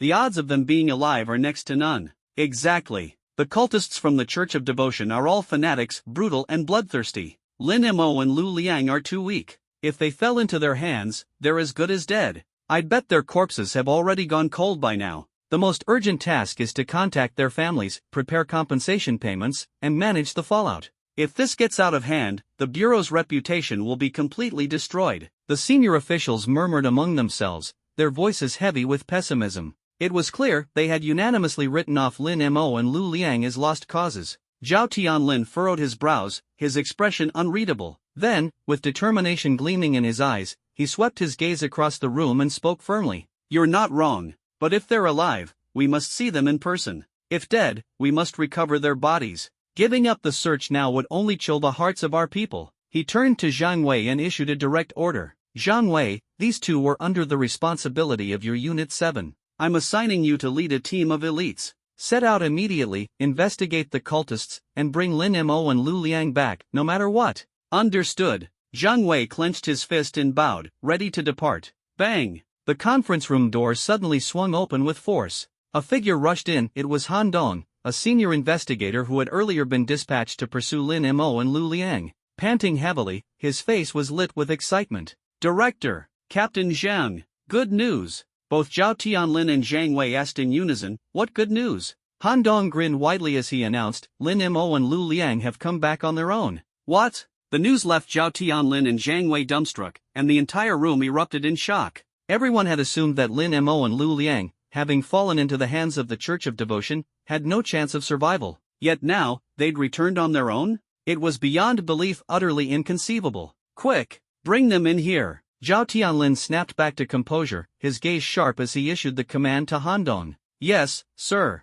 Han Dong nodded and quickly left the room. Not long after, he returned, this time accompanied by Lin Mo and Lu Liang. The 2 of them entered the conference room lively and unharmed, as though nothing had ever happened. The sight left everyone present utterly dumbfounded. Lin Mo, Lu Liang, you scared the hell out of me. Thank goodness you're all right. Zhang Wei stepped forward quickly, his face full of concern. Sorry to worry you, Captain, Lin Mo replied with a calm smile, completely unperturbed. Zhao Tianlin took a step closer, his sharp eyes locking onto them. Tell me, how did you escape from the cultists? The room fell silent as everyone held their breath, their curiosity reaching its peak. Of course, it was Brother Lin who wiped out all those cultists. Before Lin Mo could say a word, Lu Liang puffed out his chest and answered proudly, as if to say, "See? My godfather is amazing, isn't he?" "What? He took them all out?" The crowd gasped once again. Lin Mo, the intel showed that those cultists were incredibly powerful. There was even a level 6 Esper among them. "How on earth did you manage that?" Zhao Tianlin asked in disbelief. Lin Mo paused for a moment, then replied calmly, "At a critical moment, I broke through to level 5 and took advantage of a surprise attack to eliminate the level 6 Esper. The rest of the cultists were no match for me, they were all dealt with." "You broke through again?" Zhang Wei was stunned, his eyes wide as if he were looking at a monster. "But I remember when you first joined the Bureau of Espers, you were only at level 3. It's only been a few days, and you've already jumped to level 5? The crowd collectively drew a sharp breath. Lin Mo had been with the Bureau of Espers for just 3 days and had already advanced 2 levels. Such speed was nothing short of miraculous. With the strength of a level 5 Esper, defeating a level 6 opponent wasn't entirely unbelievable. For a prodigy like Lin Mo, who seemed to cultivate as effortlessly as drinking water, surpassing levels in combat was just a trivial feat. Zhao Tianlin beamed with joy and exclaimed, "Who would have thought that in a small city like Jiangzhou, we'd come across a rare genius like you? Lin Mo, your talent is on par with the prodigies at the headquarters in the capital." "Director, I told you Lin Mo was extraordinary." Zhang Wei puffed out his chest with pride. The other team leaders looked over enviously, clearly convinced that Lin Mo was destined to make a name for himself across China. Zhao Tianlin waved his hand and declared, "A reward for detecting the structural damage to the city wall in advance, thwarting the cult's conspiracy, and eliminating several cultists. I hereby award you 2 million yuan in cash and 500 merit points each." As soon as the words left his mouth, everyone's eyes lit up. The 2 million yuan in cash was impressive, but the 500 merit points were even more valuable. Even high-risk bounty missions typically only rewarded 100 merit points. To receive 500 points without any risk? Who wouldn't be envious? Lin Mo and Lu Liang were overjoyed and quickly clasped their fists in gratitude toward Zhao Tianlin. "Thank you, Director." The 2 million yuan was split evenly between Lin Mo and Lu Liang. Lu Liang initially wanted to give both his share of the money and the merit points to Lin Mo, but Lin Mo flatly refused. After all, the previous bounty rewards had already gone entirely to him. If he took the rewards this time as well, it would truly be unreasonable. Though he was short on cash and merit points, he couldn't just treat Lu Liang, his only golden goose, as a never-ending source of resources to exploit. Moreover, Lu Liang had risked his life alongside him. The success of their counterattack on the cultists was largely due to Lu Liang's significant contribution. Without Lu Liang leading him into the underground and holding out during the critical moments, the outcome would have been entirely different. Back at his residence, Lin Mo enjoyed a long, relaxing hot shower. As he lay comfortably on the soft memory foam mattress of his bed, his mind began to churn. With this round of rewards, plus the merit points accumulated from his previous 2 missions, he now had a total of 610 points. Finally, he could go on a shopping spree in the Merit Mall. After experiencing these 2 attacks, Lin Mo had become acutely aware of his lack of self-defense capabilities. If it weren't for the unexpected activation of the system's special mission, which granted him that SSS Tier Esper experience card, he might not have survived this time. It was high time to equip himself with some decent defensive gear. That way, when faced with danger in the future, he could stand his ground and avoid being caught unprepared. With this thought in mind, Lin Mo eagerly pulled out his exclusive phone and logged into the Merit Mall. However, after browsing for a while, he came to a disheartening realization: he was utterly broke. The items in the Merit Mall were outrageously expensive. Armor and weapons were categorized by grades, ranging from F to SSS, just like Esper levels. The higher the grade, the more astronomical the price. One item immediately caught Lin Mo's eye: an S-grade suit of armor. It was said to be capable of withstanding a full-force attack from a level 8 beast. Its defensive capabilities were nothing short of phenomenal. Wearing it, he could practically walk sideways through Jiangzhou without fear. But when he saw the price, Lin Mo nearly bit his tongue in shock. It cost a staggering 99,999 merit points, nearly 100,000 points that translated to 10 billion yuan in cash. And his current net worth wasn't even enough to buy the belt on that suit of armor. The gap was just too enormous. Helpless, he continued browsing. Everything remotely suitable was priced at no less than 10,000 merit points. Even items of slightly lower quality still cost several thousand points. If he gritted his teeth and borrowed some money from Lu Liang, he might be able to afford one or two of the cheaper items, but they wouldn't make much of a difference for him. What an awkward situation, he couldn't afford the expensive ones, and the cheaper ones were practically useless. Just as Lin Mo was about to leave the merit shop in disappointment, an item in the corner suddenly caught his eye. Item, 9 nether rosemary. Type, hallucinogenic poison mist. Price, 588 merit points. Description: this incense is crafted from the venom of a level 10 mutant beast, the 9 nether serpent king, combined with a rare herb blue rosemary. It is colorless and odorless, a single whiff induces hallucinations, and excessive exposure can be fatal. Special note: can only be used once in a short period and has an extremely long cooldown time. Caution: even level 10 ability users cannot resist this toxin. Do not attempt to inhale it lightly. Order now to receive a complimentary antidote. As Lin Mo scanned through the description, his interest was immediately piqued. Although the 9 nether rosemary wasn't as powerful as those S-Class weapons and could only be used briefly, its potential was extraordinary if used cleverly. It could even incapacitate a top-tier level 10 ability user with just one breath. This was exactly the trump card he needed. Without hesitation, Lin Mo placed the order. Your order has been successfully placed and will be delivered by a designated courier tomorrow. Your remaining merit points, 22. Looking at his nearly depleted balance, Lin Mo couldn't help but feel a pang of frustration. It seemed he would need to take on more assignments. This amount of merit points wouldn't last long at all. Wang Corporation, Chairman's Office. The body of a middle-aged man lay silently on the floor, and the air in the room was suffocatingly heavy. Wang Dalong's face was as dark as ink, and the subordinates around him kept their heads lowered, saying nothing, as the oppressive atmosphere thickened.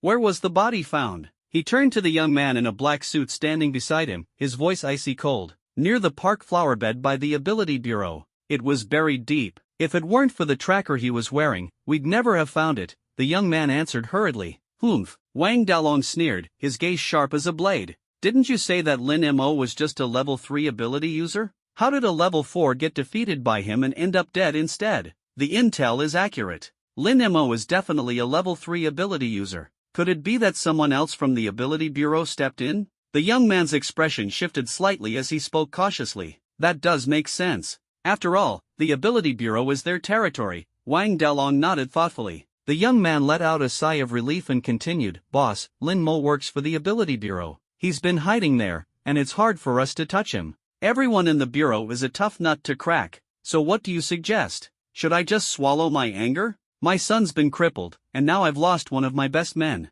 Do you think Wang Dalong's reputation should be trampled like this? Wang Dalong's gaze burned with fury as he fixed his eyes on the young man. No, boss, that's not what I meant. The young man waved his hands frantically. What I'm thinking is, we can set a trap and lure him out of the Ability Bureau. Once he's outside, it'll be easy to take him down. Oh, you have a plan? Wang Dalong's eyes narrowed. Ha ha. The young man grinned smugly. Lin Mo is just an intern investigator, right? I happen to have a clever idea. The next morning, the Ability Bureau delivered the 9 nether rosemary to Lin Mo. Opening the package, he found a glass bottle filled with a purple liquid, its design resembling an ordinary perfume bottle. Beside it was a small white pill bottle containing white capsules, clearly the antidote. Lin Mo reviewed the instructions, which were simple: remove the cap and spray directly. Straightforward and effective. Lin, what did you buy this time? His neighbor, Lu Liang, curiously poked his head out. A secret weapon.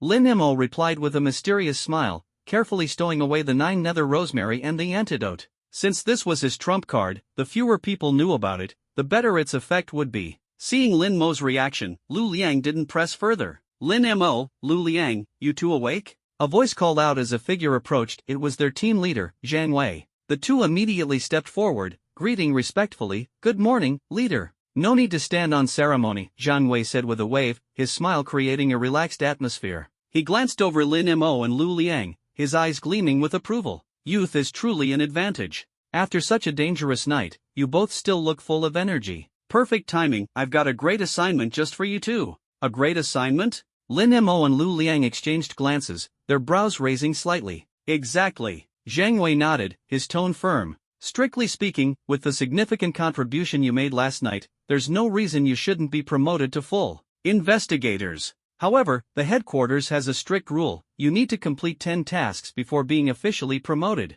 Even Director Zhao can't override that rule. He paused for a moment, lowering his voice. However, while we can't officially fast-track your promotion on paper, I can help you out behind the scenes. Taking down those cultists last night, and discovering the damage to the City Walls Foundation, both count as extra missions completed. In the future, I'll prioritize assigning you easier tasks. Naturally, your promotion process will speed up significantly. Lin Mo and Lu Liang immediately understood, clasping their fists in thanks. Thank you, team leader. Zhang Wei waved his hand dismissively, his tone hearty. No need to thank me. You two brought great honor to Team 7. Taking care of you is what I should do. Then his tone shifted, becoming more businesslike. Now to the matter at hand. Today's mission is especially simple. A clothing factory in the southern district has reported a giant spider. Preliminary assessments suggest it's a level 2 exotic beast. With your abilities, it shouldn't be a problem, right? A level 2 exotic beast? Piece of cake, Lu Liang said confidently, patting his chest. I just broke through to level 3 powers last night. Honestly, I don't even need Lin Bro's help, I can handle this solo. Lin Mo sensed the fluctuation of energy within Lu Liang and noticed it was indeed stronger than before. This guy truly had impressive talent. Alright, it's up to you two. Head out now, and you'll be back before lunch. The sooner you go, the sooner you'll return. Zhang Wei patted their shoulders before turning and leaving the dormitory. Lin Mo and Lu Liang didn't waste any time. They changed clothes quickly and headed straight for the mission site, full of fighting spirit. Southern District, Aikuan Clothing Factory. Lin Mo and Lu Liang arrived at the factory gate. A middle-aged man rushed out to greet them, his face beaming with enthusiasm. You must be investigators from the Department of Supernatural Affairs. We've been waiting forever for you. I'm Jia Haoren, the factory manager. Ha! Jia Haoren? Fake good guy? So, does that mean you're actually a bad guy? Lu Liang chuckled, teasingly. This young man has quite the sense of humor. Jia Haoren wiped the sweat from his brow, forcing an awkward smile. Alright, Manager Jia, where's the exotic beast? Take us to it quickly so it doesn't hurt anyone else. Lin Mo waved his hand, speaking curtly. Of course, this way. Jia Haoren hurriedly led them forward. The three of them stopped in front of a storage room door. Jia Haoren pointed to the door, which was tightly shut. The giant spider is in there. Please, be careful. Relax, we're professionals. Open the door, and I'll finish it off with one strike. Lu Liang pulled out a sharp dagger, eager to fight. Jia Haoren fumbled out his keys and unlocked the storage room door. Lin Mo and Lu Liang stepped inside. The storage room was spacious and empty, with thick layers of dust coating the shelves, suggesting it hadn't been used in a long time. However, the floor was spotless, completely free of dust. The two scanned the room and quickly spotted a massive spider web in the southeast corner. Perched at the center of the web was a gigantic black spider, its body as large as a bull. Its aura radiated the ferocity of a level 2 exotic beast. Sensing their presence, the spider's 8 eyes opened simultaneously, glowing with an eerie green light, as if issuing a warning. Lu Liang's eyes burned with battle intent. He turned to Lin Mo and said, Lin Bro, stay back. Let me handle this beast. With that, he brandished his dagger and charged at the spider. The distance between them closed rapidly. Suddenly, the spider spun around, aiming its rear end at Lu Liang. Hey, you perverted freak. Even at death's door, you're trying to seduce me with your rear? Watch me blow you to pieces. Lu Liang shouted angrily, misunderstanding the spider's intent as provocation. Lin Mo shook his head, exasperated. Could his words be any cruder? But then, Lin Mo's expression changed abruptly. He sensed danger and tried to warn Lu Liang, but it was too late. The spider raised its rear end and shot out a massive web, enveloping Lu Liang instantly. What the hell is this? Lu Liang struggled, completely entangled and unable to move. He tried to cut through the web with his dagger but found the threads incredibly tough. No matter how much force he used, they wouldn't break. The spider didn't give him any chance to escape. Its 8 legs moved swiftly, closing in on him. Panicked, Lu Liang screamed, Lin Bro, help me. The spider opened its gaping mouth, ready to sink its fangs into Lu Liang. Desperate, Lu Liang squeezed his eyes shut, bracing for the worst. Suddenly, whoosh! A crimson beam of light, as thick as a utility pole, shot toward the spider with incredible speed. Boom! The spider exploded into pieces, greenish-black blood and chunks of flesh splattering everywhere. Only a few severed legs remained intact. Lin Mo stood there, astonished. The upgraded Annihilation Beam's power is incredible. It's at least 10 times stronger than before. An S-rank ability, utterly overwhelming. Unfortunately, the rewards for killing a level 2 exotic beast were minimal, just 200 energy points, hardly worth mentioning. With the mission complete, it was time to head back and claim their rewards. Lin Mo stepped forward and looked down at Lu Liang, who was still wrapped in the spiderweb, his eyes shut tight and his body trembling.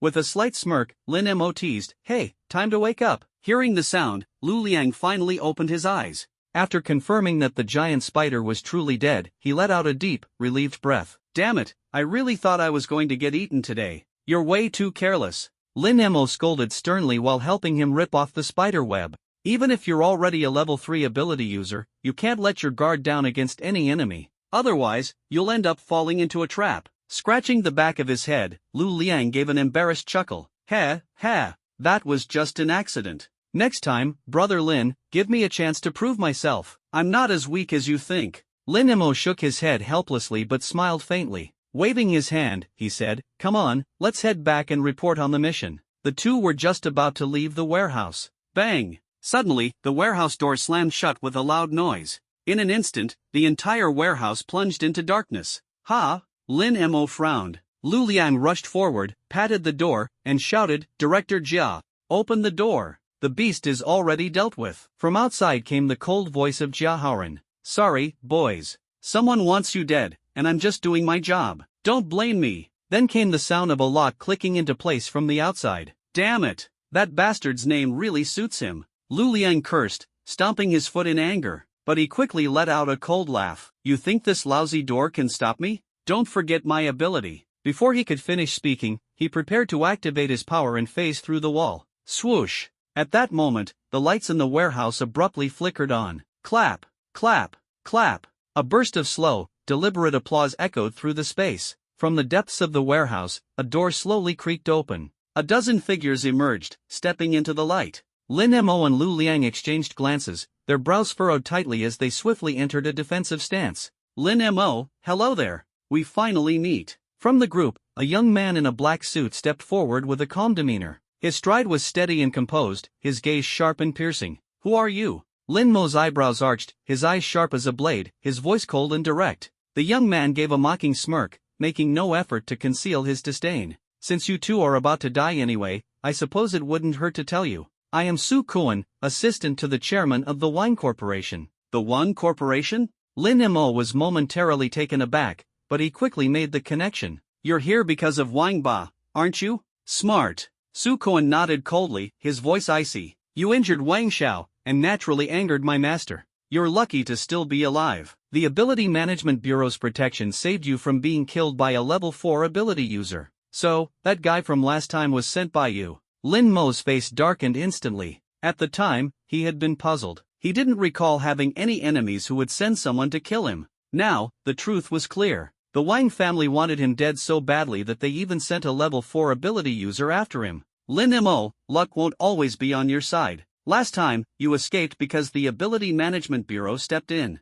This time, I've set a trap specifically to lure you to this remote, abandoned garment factory, far away from their reach. No one's coming to save you now." Su Kuan's face lit up with a triumphant grin. "This time, you're dead for sure." Lin Mo and Lu Liang were both startled. This mission had been a trap from the very beginning. Did team leader Zhang Wei know about this? Or had he already colluded with the Wang family? These questions would have to wait until they made it out alive. "Well, I've said enough. Time for you to go to hell." Su Kuan's eyes flashed with a murderous gleam as he waved to the dozen men behind him. "Do it." "Yes, sir," the group responded in unison, charging at Lin Mo and Lu Liang without hesitation. Lin Mo sensed the energy fluctuations from his enemies and couldn't hide the surprise in his eyes. This group was no joke. The weakest among them were level 3 ability users. There were also 3 level 4s and even 1 level 5. This lineup was comparable to the cultists from the god-worshipping sect he had faced the previous night, and their numbers were even greater.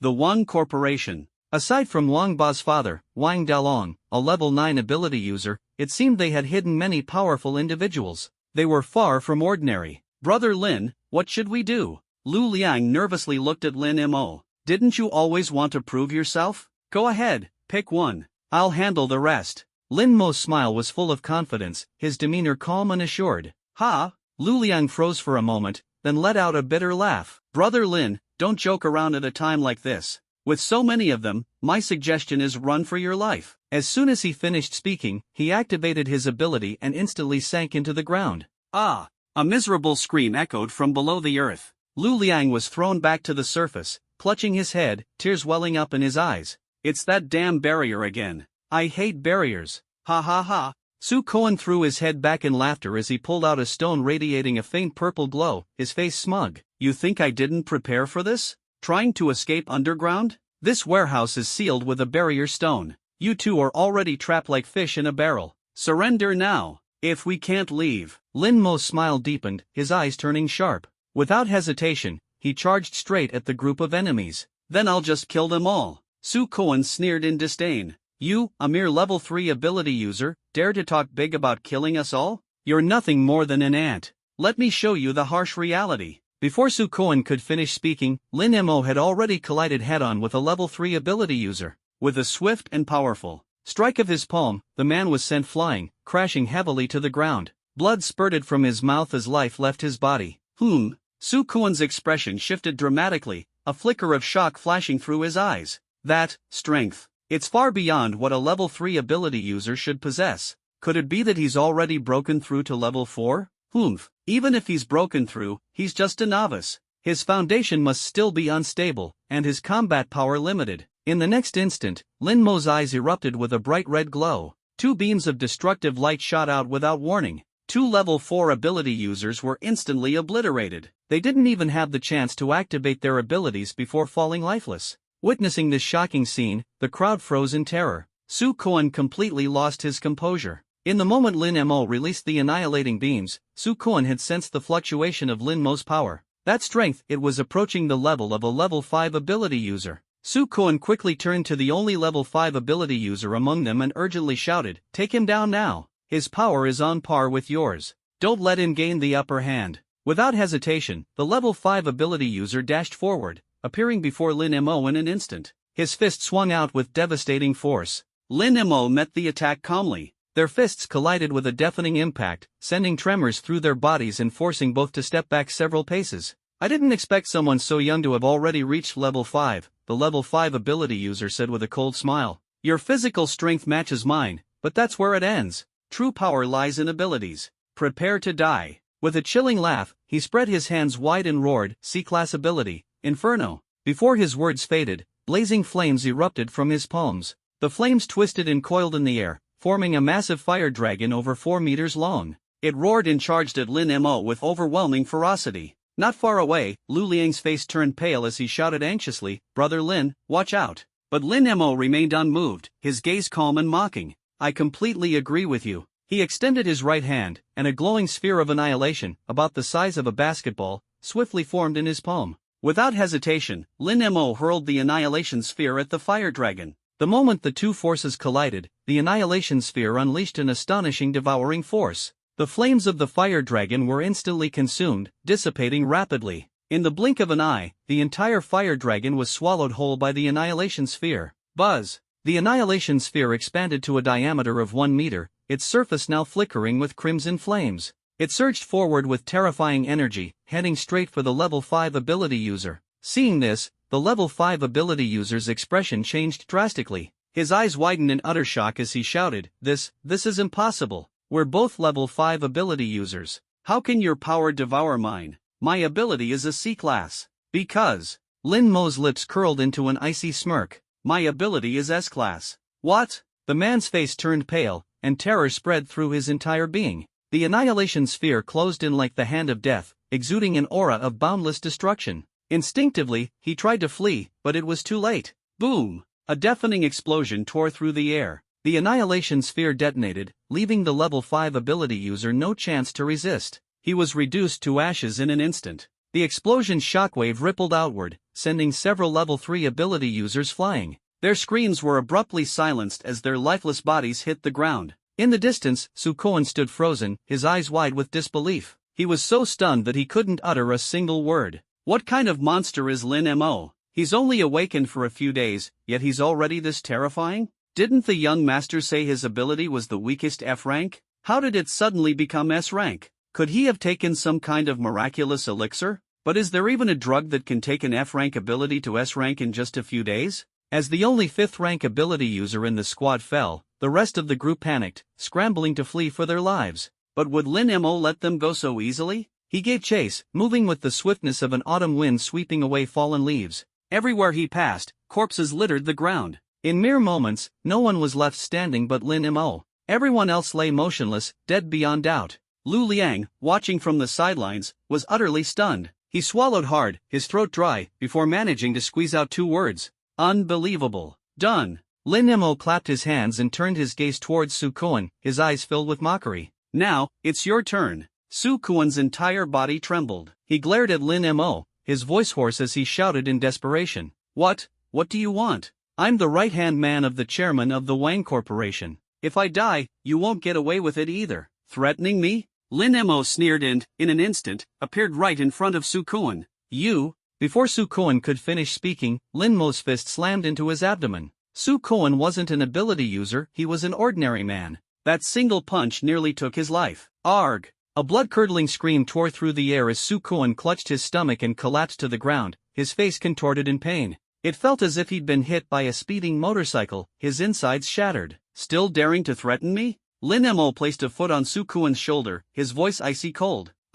Su Kuan opened his mouth to speak, but when he saw the blade-like coldness in Lin Mo's eyes, his entire body trembled, and he fell silent, too scared to make a sound. Finally, he lowered his head, nodding frantically as he begged for his life. I don't dare anymore. Please, show mercy and spare me. If you want me to spare you, it's not impossible. Just answer my questions honestly, and I might consider it. Lin Mo's lips curled into a cold smile. No problem. Ask away, I'll tell you everything I know. Su Kuan nodded repeatedly, like a chicken pecking at grain. How did you convince the Ability Management Bureau to cooperate with you for this plan? Lin Mo squinted his eyes, his voice sharp. Convinced the Ability Management Bureau? How could I possibly do that? The Bureau holds a high position in Jiangzhou City. Aside from the city lord, no one can influence them. Su Kuan shook his head bitterly. Then how did our mission fall so neatly into your trap? Lin Mo pressed on. Anytime a mutated beast appears in Jiangzhou City, the Ability Management Bureau issues a mission and sends investigators to capture it.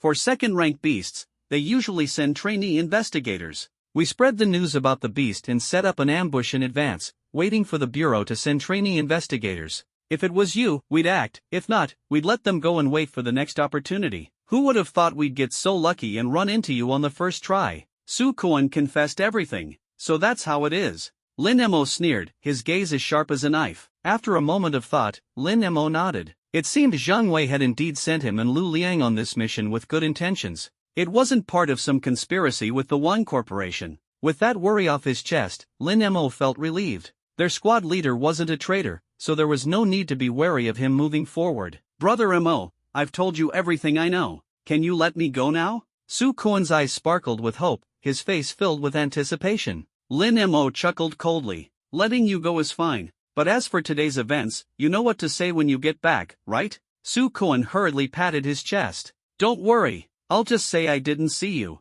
As for what happened in the warehouse, your strength, and your ability level, I'll take it all to the grave. Really? Lin Mo squinted, his tone icy. I swear on my life. Su Kuan nodded solemnly. All right, you can go. Lin Mo waved his hand and lifted his foot off Su Kuan's shoulder. Thank you, Brother Mo. You're such a good man. Su Kuan was so relieved he almost jumped for joy. He turned and prepared to leave. Buzz! Suddenly, a blinding beam of annihilation shot out from Lin Mo's eyes, striking Su Kuan directly. Su Kuan's body exploded instantly, dying a gruesome death on the spot. Keep your mouth shut? The only way to truly keep your mouth shut is to die. Lin Mo sneered, his tone dripping with icy killing intent. Ding! Congratulations to the host for killing a 5th-rank ability user. You've gained 4,000 ability points. Congratulations to the host for killing a 4th-rank ability user. You've gained 3,000 ability points. Congratulations to the host for killing a 3rd-rank ability user. At this moment, Lin Mo's ability points surged like a tidal wave. After taking down more than a dozen ability users, the rewards were astounding. Even killing Su Kuan earned him an additional 100 ability points. In one fell swoop, his ability points skyrocketed to 85,300, just a step away from breaking 100,000 and advancing to a 6th-rank ability user. A satisfied smile spread across Lin Mo's face. It seemed this trip had been well worth it. Brother Lin, how did you end up crossing paths with the Wang Corporation? That's the most powerful conglomerate in Jiangzhou. Lu Liang stepped closer, looking shocked, his voice urgent. The chairman, Wang Dalong, is a level 9 ability user, and he has the city lord backing him up, he added, his tone filled with awe. Lin Mo shook his head lightly, his expression cold and resolute. It's a long story. I'll explain later. Right now, the most important thing is to make sure Director Jia doesn't escape. Exactly. That old fox dared to set us up, he's got to pay for it. Lu Liang's anger flared as he suddenly remembered Jia Haoran, who was still outside the warehouse. The two of them strode quickly to the warehouse entrance. Brother Lin, I'll use my phasing ability to unlock the door. Lu Liang clenched his fist, ready to activate his powers. Bang! Lin Mo delivered a powerful kick, sending the heavy door crashing to the ground with a deafening thud, dust swirling in the air. That single kick stunned everyone present. Lu Liang's eyes widened, and after a long pause, he blurted out, "Damn, that's impressive." Jia Haoran, who was guarding the door, froze in place, his eyes bulging like copper bells. Without another word, Lu Liang dashed toward Jia Haoran. "You old dog, don't even think about running." The barrier stone that Su Koan had shattered earlier was no longer effective, and there was nothing blocking their path. Before Jia Haoran could react, Lu Liang kicked him to the ground. "Spare me. I was wrong. Please, don't kill me." Jia Haoran pleaded repeatedly, his voice trembling. "Spare you? The brothers from our Abilities Management Bureau risk their lives every day to protect Jiangzhou, and you've collaborating with scoundrels to harm your own people. Do you even deserve to be called human?" Lu Liang's eyes burned with anger, his words striking like nails. I had no choice." Jia Haoran whimpered, on the verge of tears. "That's nonsense. You were blinded by greed. Tell me, how much did the Wang Corporation pay you?" Lu Liang sneered coldly. 50,000. Jia Haoran stammered, his body trembling as he revealed the number. "Only 50,000? Brother Lin and I, top investigators, are only worth 50,000? And you agreed to it?" Lu Liang's face turned red with fury. "I had no choice. The Wang Corporation threatened to wipe out my entire family. I had no other option." Jia Haoran sobbed uncontrollably. Lu Liang took a deep breath to calm himself, then turned to Lin Mo. Lin Mo pondered for a moment, then walked over, his gaze sharp. "Has the Wang Corporation always been this domineering?" "Yes. With their powerful backing and a legion of ability users at their command, they walk all over Jiangzhou. Who dares resist them? Anyone who does ends up dead." Jia Haoran's voice trembled as he spoke. "So many people have been oppressed to the point they can't even lift their heads. So many families have been destroyed. I'm already considered lucky, I got paid. That food factory in the north of the city caught their eye. The director refused to sell at a low price, and the next day, he vanished without a trace. I had no choice but to cooperate. They call all the shots." Lin Mo's eyes narrowed slightly, a cold smile forming on his lips. "When the upper beam is crooked, the lower beams go askew. All the atrocities committed by Wang Ba originated from this family. The Wang Corporation is a cancer to Jiangzhou, even more terrifying than the mutant beasts." He turned to Lu Liang and said, "Take him back to the Abilities Management Bureau and lock him up. He'll definitely come in handy when we deal with the Wang Corporation in the future." Lu Liang was taken aback. "Brother Lin, are you really planning to go up against the Wang Corporation?" "That's right." A glint of icy determination flashed in Lin Mo's eyes. "They want me dead. If I don't fight back, can I even call myself a man?" Lu Liang said firmly, "If you're going against the Wang Corporation, I'll back you up all the way. But their power is overwhelming. Compared to them, we're like ants. How can we fight back?" Lin Mo smiled faintly, his eyes deep and profound. "There's no rush. We'll wait for the right moment." Back at the Abilities Management Bureau, they detained Jia Haoran and reported the mission, collecting their reward. Team leader Zhang Wei rushed over as soon as he heard they had captured someone, his expression grim. When he learned that the mission had been a trap set by the Wang Corporation, Zhang Wei's anger erupted. "Outrageous! They dare target people from our Abilities Management Bureau? The Wang Corporation has become more and more arrogant over the years." Lu Liang stared at Zhang Wei, his tone urgent. "Team leader, can't the Abilities Management Bureau step in and help Brother Lin and me get justice?" Zhang Wei frowned, his voice tinged with hesitation. "Lin Mo, Lu Liang, if it were any other force in Jiangzhou pulling this stunt, we'd never let them get away with it. But the Wang Corporation is different. Chairman Wang Dalong is a hero of Jiangzhou. Back when the mutant beast armies attacked the city, Wang Dalong played a pivotal role in our defense. Without him, Jiangzhou would have fallen long ago. He and the city lord have an unbreakable bond. If our Abilities Management Bureau were to confront Wang Dalong, the city lord would surely disapprove. In the end, it wouldn't be the Wang Corporation in trouble, it would be us caught in a political quagmire." Lu Liang clenched his fists tightly, retorting angrily, Are we just going to let the Wang Corporation do whatever they please, trampling all over us? If we take on another mission and they make a move again, isn't that just walking into our own graves? Zhang Wei pondered for a moment and then spoke in a deep tone. After today's incident, I reckon the Wang Corporation will restrain themselves quite a bit. Your most urgent task now is to complete 10 missions, pass the assessment, and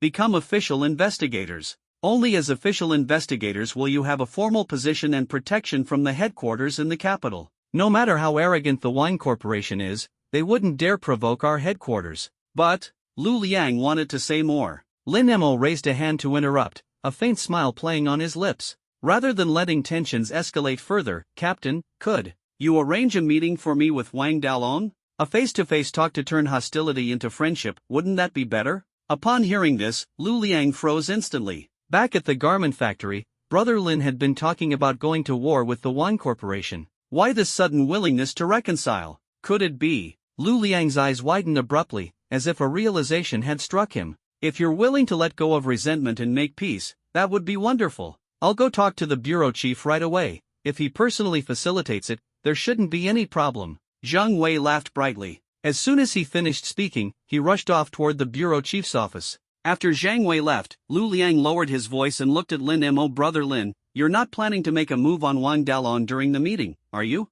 Exactly, Lin Mo sneered, his eyes glinting with cold intent. But Wang Dalong is a level 9 Esper. Are you confident? Lu Liang's face was full of concern. Don't worry. Just follow my lead when the time comes, Lin Mo replied confidently with a firm nod. What was expected to be a near-impossible task, arranging a dinner meeting with Wang Dalong, was surprisingly easy. As soon as the other party got the news, they readily agreed. The meeting was set for 8 p.m. at Hailong Grand Hotel, the only 5-star hotel in Jiangzhou, and, unsurprisingly, part of the Wang Corporation's territory. Lin Mo, originally, Bureau Chief Zhao was supposed to accompany you tonight, but something urgent came up, so it'll just be me and Lu Liang with you. Don't be nervous. Boss Wang has a lot of respect for our Esper Management Bureau. Any misunderstandings from before will be cleared up tonight. From now on, we'll stay out of each other's way, wouldn't that be ideal? Once we're inside, remember to keep your words diplomatic. Be patient when you can, and think about the bigger picture.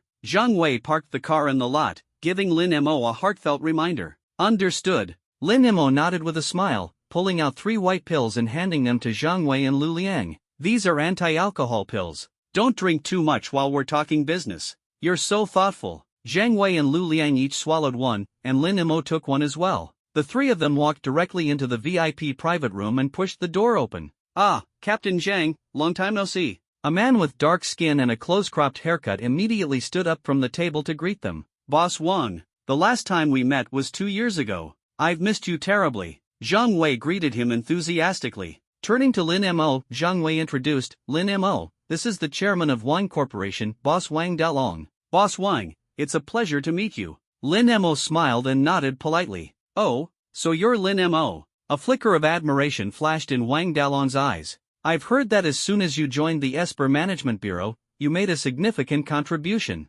Not only did you identify the structural damage to the city wall, but you also thwarted the Shin cult's conspiracy, capturing all the enemies in one sweep. A young hero indeed, far better than my useless son. Wang Dalong praised him sincerely, his smile warm and friendly, as though there was no bad blood between them. Internally, Lin Mo sneered. This old fox was clearly far more cunning and dangerous than his son. Seeing how cordial Boss Wang and Lin Mo are, I feel relieved. The bureau chief specifically instructed me to ensure your conflict is resolved tonight. Judging by this, I suppose there's no issue anymore? Zhang Wei asked with a grin, glancing at the two. Ah, it was my son's immaturity that caused a bit of friction with young brother Lin, but it's all trivial matters. I, Wang Dalong, am not one to hold grudges. After tonight, we'll wipe the slate clean, who knows, we might even become close friends despite the age gap. Wang Dalong waved magnanimously. Lin Mo, Boss Wang has already extended the olive branch. What do you think? Zhang Wei asked, winking at Lin Mo.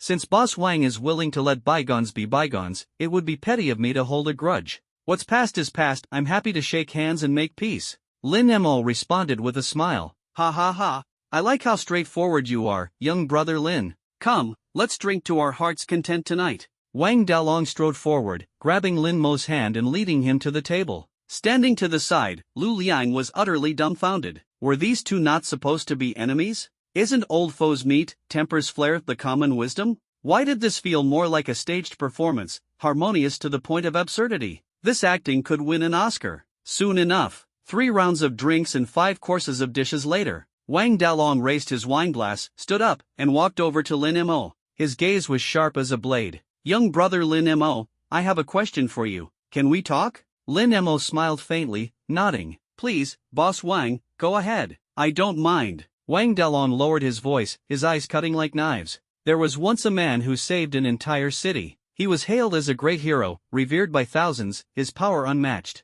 But one day, his son was beaten into a cripple. Tell me, should he take revenge? His piercing gaze locked onto Lin Mo, as though awaiting a verdict. Lin Mo's smile didn't waver. He calmly picked up a chopstick of food and said in an even tone, "It depends on whether his son brought it upon himself. If the son invited his own doom, then being crippled serves him right. He's a hero, a savior of the city. Even if his son was insufferable, no one has the right to discipline him. And besides, the one who dared lay a hand on him is nothing more than an ant from the bottom rungs of society. That's an enormous insult to the hero." Wang Dalong's eyes glinted with a cold light, his voice chilling like ice. You're absolutely right. Sensing the tension in the air, Zhang Wei quickly raised his wineglass, smiling as he tried to ease the situation. Boss Wang, we're having a good time drinking here. Let's not talk about such unpleasant matters. Leader Zhang, hold your tongue for a moment and let me finish. Wang Dalong waved him off and turned back to Lin Mo, his voice turning cold. Lin Mo, you're a smart man.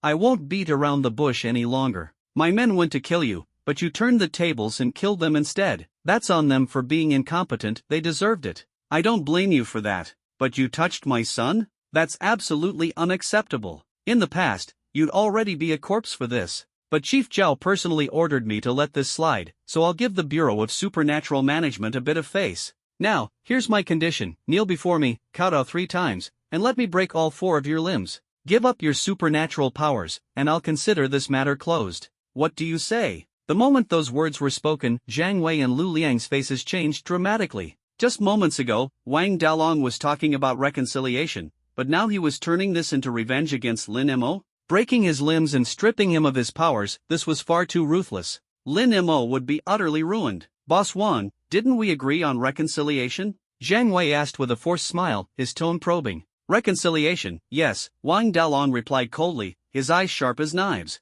But my conditions must be met. My bottom line cannot be crossed. Zhang Wei was at a loss for words, unable to respond. As the atmosphere grew heavy, Lin Mo suddenly let out a cold laugh. What are you laughing at? Wang Dalong squinted his eyes, the cold gleam in them intensifying. Since Boss Wang has laid down his terms, I won't hold back either, Lin Mo said, lifting his gaze with a playful, provocative smile. First, the Wang Group will now belong to me and be renamed Lin Group. Second, you and your son will kneel before me and apologize. Third, you will relinquish your supernatural powers and leave Jiangzhou City forever. Never appear before me again. If Boss Wang agrees to these 3 conditions, I'll immediately shake hands with you and promise never to cross paths again. How does that sound? The room fell silent, with Zhang Wei and Lu Liang utterly dumbfounded. Who in all of Jiangzhou City dared to speak to Wang Dalong like this? Wang Dalong's expression darkened instantly. He glared at Lin Mo, his voice icy. So, you're not sincere about reconciliation at all, are you? Didn't you just do the same, Boss Wang? Why pretend to be so magnanimous? Lin Mo countered with a cold smile, his words sharp as knives. Wang Dalong threw his head back in laughter, the sound sinister and grating. You little brat. You've truly surprised me. Such cunning at your young age, you're giving me quite the headache. But I have one question: where do you get the guts to face me? Is it from your pathetic strength as an ant? Or do you think Zhang Wei and the Bureau of Supernatural Management can protect you? Remember this, in Jiangzhou, if I want someone dead, no one can save them. My terms, think them over carefully. Accept them, and I'll spare your life. Lin Mo took a sip of his wine, remaining calm. Think carefully about my terms as well, Boss Wang. Accept them, and I'll spare your life. Wang Dalong's eyes flared with killing intent. You're courting death. Don't blame me for being ruthless. As his words fell, he suddenly hurled his wine glass to the floor, shattering it into pieces. From behind a jade screen, a group of 20 to 30 supernatural individuals emerged without a sound, all of them at level 4 and above, with several level 6 experts leading the charge. Their presence was overwhelming, their aura suffocating. They moved swiftly, encircling Lin Mo, Zhang Wei, and Lu Liang in an instant. Boss Wang, what's the meaning of this? Zhang Wei's face changed drastically, his brows furrowing tightly. Team leader Zhang, don't worry. Tonight, our target is only Lin Mo. Just stay put, and nothing will happen. Wang Dalong sneered coldly, his voice icy. Lin Mo is a key talent under the cultivation of the Bureau of Supernatural Abilities. Director Zhao values him greatly. If anything happens to him, Director Zhao will never let it slide. Zhang Wei quickly reminded him. He's just a rookie investigator, not even officially on the payroll. If he dies, then so be it. What can Director Zhao do about it? Wang Dalong sneered contemptuously, his gaze ferocious. Once I kill him, I'll personally explain it to Director Zhao. You don't need to worry about it, Team Leader Zhang. He glared at Lin Mo, his voice commanding. Take him down. Yes.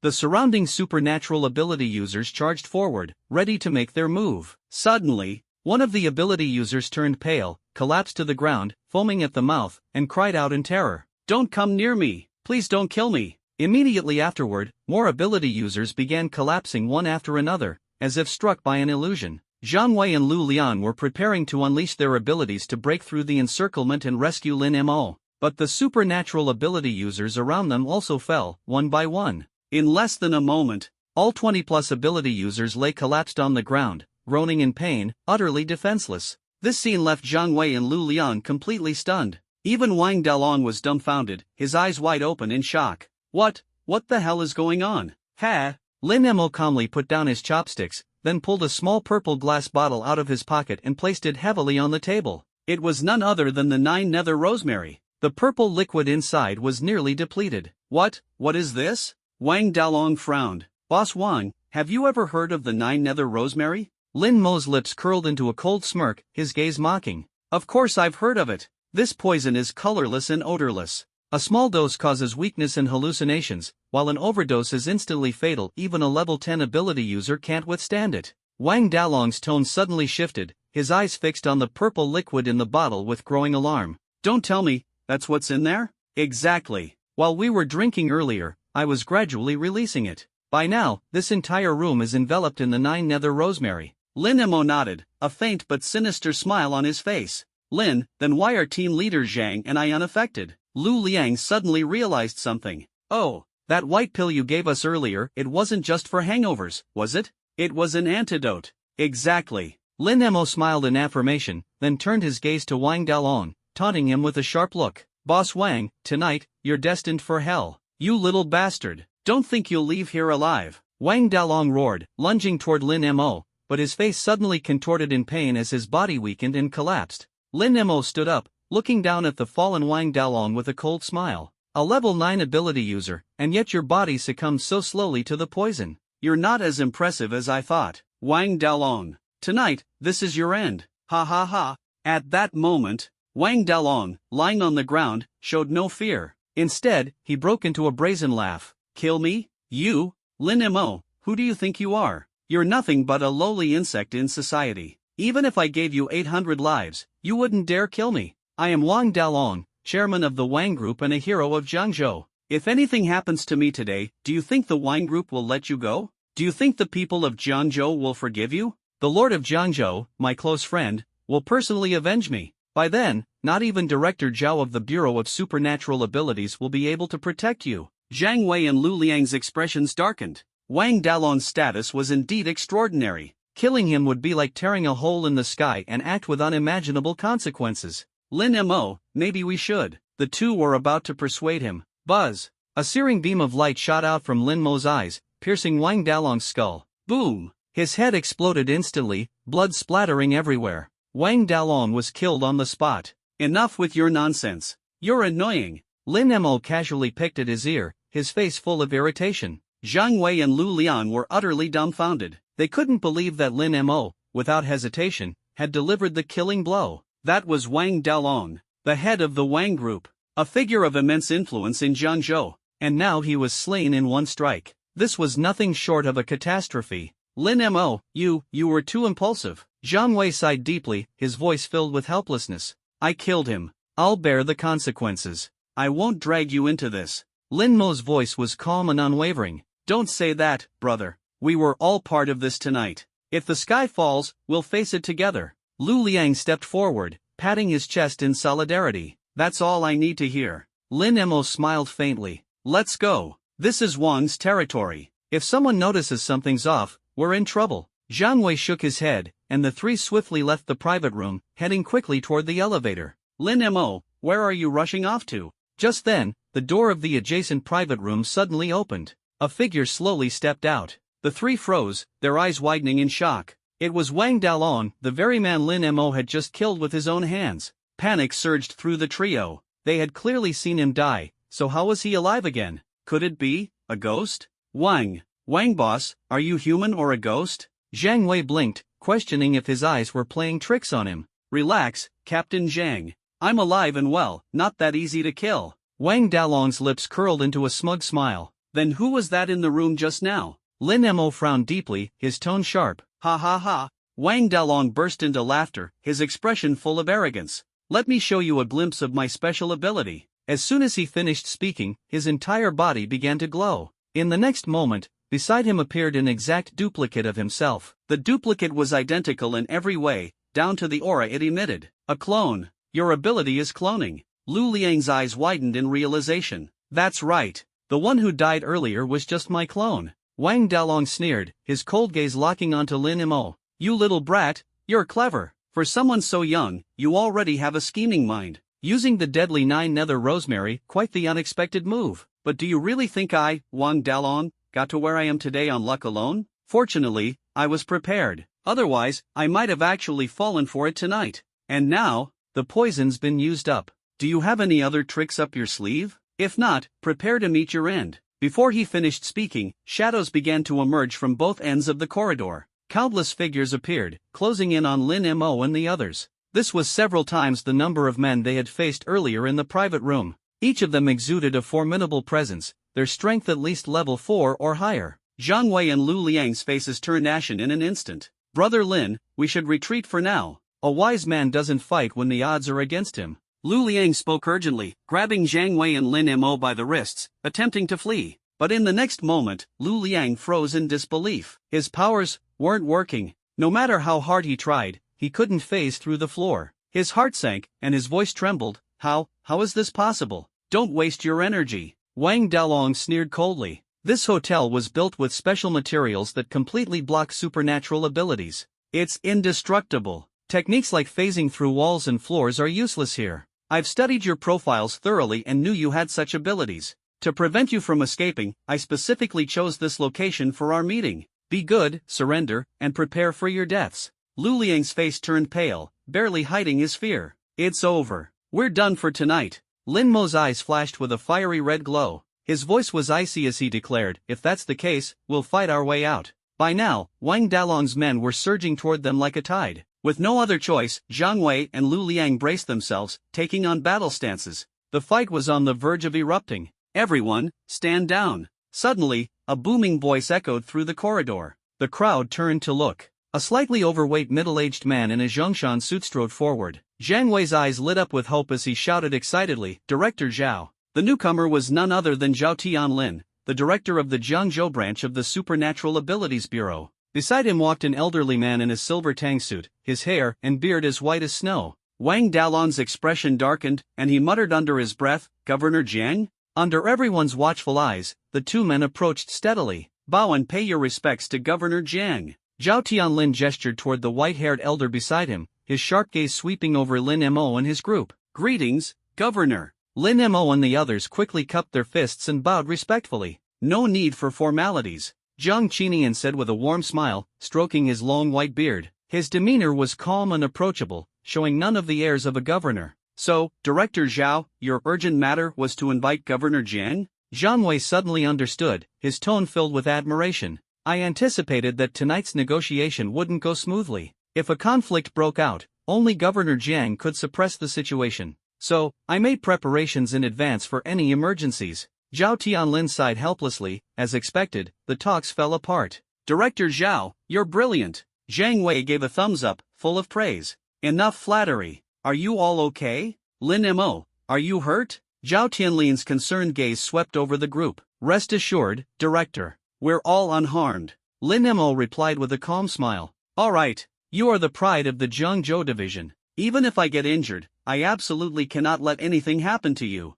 The future depends on you to bring glory to the Jiangzhou division. Zhao Tianlin let out a sigh of relief, turned, and cupped his hands toward Jiang Qinian. City Master Jiang, the rest is up to you. Don't worry. Jiang Qinian nodded, then turned to look at Wang Dalong with a smile. Boss Wang, we're all on the same side. How about letting your men stand down for now? City Master Jiang, are you here to plead for Lin Mo? Wang Dalong's expression darkened as he asked coldly. Why not? Or is Boss Wang unwilling to grant me this favor? Jiang Qinian smiled, his white beard lightly swaying. It's not that I don't want to give you face, but the grudge between Lin Mo and me has reached a point of no return. Today, either he dies, or I die. I hope City Master Jiang won't intervene. Wang Dalong cupped his hands, his tone carrying a hint of plea. I've already understood the whole story. It's not as serious as you make it out to be. Jiang Qinian waved his hand and said with a smile, it's nothing but a small clash between Lin Mo and your son, both of them being young and impulsive. It's natural for young people to be reckless.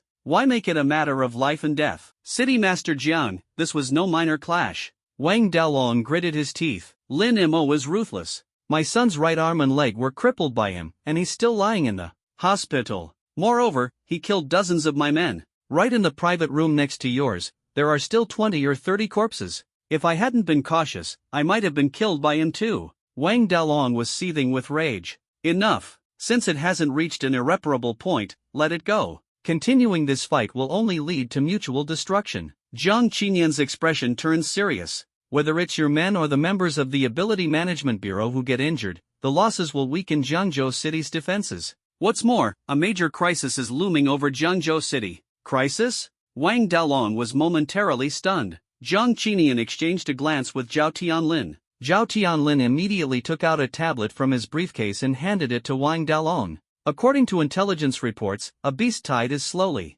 approaching Jiangzhou City, currently about 300 kilometers away. Although its progress is slow, it will reach the city walls within a month. Based on the preliminary assessment by the Ability Management Bureau, the disaster level of this beast tide is at least ghost level, and it might even escalate to dragon level. As his words fell, the expressions of those present turned grim. Team leader, what exactly is this disaster level? Lin Mo asked Zhang Wei, curious. The strength of exotic beasts is categorized similarly to that of ability users, ranging from level 1 to level 10. When an exotic beast is discovered, an ability user of matching level is dispatched to handle it, Zhang Wei explained. But when a large number of exotic beasts gather into a horde and form a beast tide, the regular categorization becomes meaningless. Instead, we measure the threat using disaster levels. From lowest to highest, the levels are wolf, tiger, ghost, dragon, and god. To give you an idea, a ghost-level beast tide is a terrifying calamity capable of easily devouring an entire city. The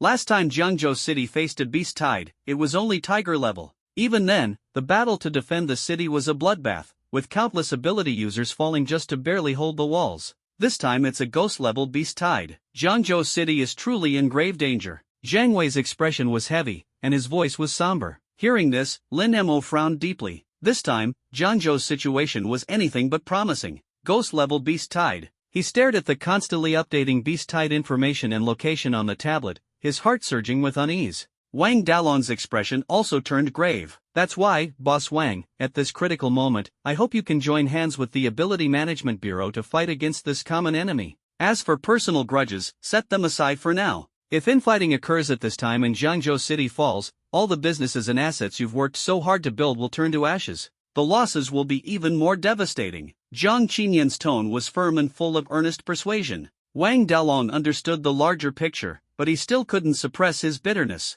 My son is injured like that, and so many of my men are dead. Without some form of resolution, how can I save face? I've already made arrangements for that, Jiang Qinian responded confidently with a smile. Your son's injuries will be treated by the City Lord's Mansion's exclusive physicians, and he'll be fully recovered within 3 days. As for your fallen men, the City Lord's Mansion is actively recruiting to bolster the city's defense force. We'll prioritize replenishing your losses, filling every vacancy. Wang Dalong pondered for a moment before finally nodding. All right, I'll trust you on this. For the sake of Jiangzhou City, I'll set aside the grudge for now. He took a deep breath, his tone carrying a trace of reluctant compromise. After all, Jiang Qinian had shown him enough respect, and it would be unreasonable to push further. As for his unresolved feud with Lin Mo, there would certainly be opportunities to settle it in the future. As long as Lin Mo remained in Zhengzhou, Wang Dalong would always find a way to bring him down. Boss Wang truly embodies the spirit of a hero, prioritizing the bigger picture and the greater good.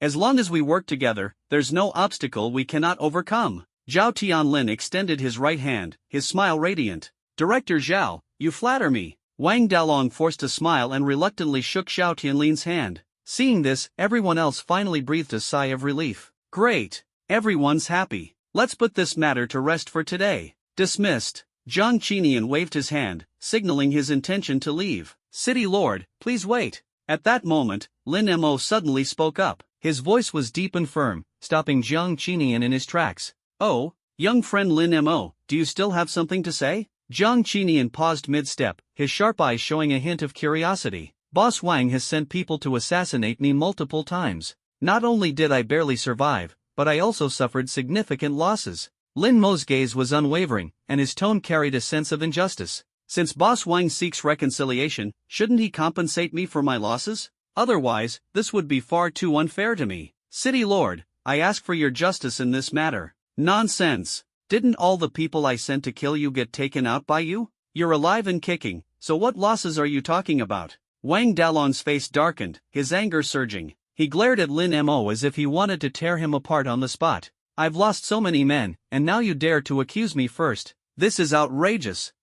Boss Wang, that's not the right way to put it. Lin Mo sneered, his gaze as sharp as a blade. The fact that I survived is due to sheer luck and resilience, but that doesn't mean I didn't incur losses. Take, for instance, the 9 nether rosemary I used this time. It's a precious item I painstakingly earned after risking my life and saving up 588 merit points. I had intended to keep it as my ultimate life-saving card, but it was completely consumed because of you and your men. Boss Wang, you owe me for that. You poisoned me and now expect me to compensate you? Wang Dalong's lips twitched with rage. If you hadn't forced me into a corner, why would I have resorted to poison? This responsibility lies with you. Lin Mo shrugged, feigning an innocent expression. You! Wang Dalong's eyes blazed with fury. If not for Zhang Qinian and Zhao Tianlin's presence, he might have already pounced on Lin Mo to tear him apart. Alright, Boss Wang, calm down. Lin Mo does have a point. It's not easy for young people to accumulate resources. Consider it a charitable act and pay him the compensation. Zhang Qinian patted Wang Dalong's shoulder, his tone gentle yet leaving no room for refusal. City Lord Zhang, it's not that I'm being stingy. I'm willing to spend money for peace, but just how much are 588 merit points worth? Where would I even find merit points to compensate him? Wang Dalong gritted his teeth in frustration. No problem. If you don't have merit points, you can compensate with cash. At the Abilities Management Bureau, 1 merit point equates to 10,000 huaxia currency. Both team leader Zhang and director Zhao can vouch for this. Lin Mo pointed to Zhang Wei and Zhao Tianlin nearby, a smug smile spreading across his face. Zhang Wei and Zhao Tianlin suppressed their amusement and nodded in agreement. Lin Mo was absolutely correct. What? 1 merit point is worth 10,000? That means 588 merit points are worth 5.88 million? Wang Dalong's eyes widened in disbelief, and he turned to Zhang Qinian in outrage. City Lord Jiang, you heard that, right? This is blatant extortion. I must stand up for Lin Mo here, Zhao Tianlin interjected, his voice calm and steady. The 9 nether rosemary is indeed priced at 588 merit points in the Abilities Management Bureau's merit store. That's 5.88 million huaxia currency, a price set by headquarters absolutely fair. Boss Wang, did you hear that? Lin Mo isn't making unreasonable demands. Just pay up, and we'll put this matter behind us. Then, we can focus on resisting the beast tied together. For someone like you, 5.88 million is nothing. Zhang Qinian urged in a persuasive yet firm tone. But Wang Dalong tried to protest further. A great man doesn't sweat the small stuff. Boss Wang, if you're unwilling to part with such a small amount, how can you aspire to great achievements in the future? Zhang Qinian patted his shoulder with a smile. Wang Dalong took a deep breath, pondered for a moment, and finally gritted his teeth. Fine, City Lord Jiang, for your sake. But my company's finances are tight right now. I can offer one of my villas as compensation. Young friend Lin Mo, I've been to Boss Wang's villa. It's located right in the city center, luxuriously furnished, and in a prime location. It's more than enough to cover the cost of your 9 nether rosemary.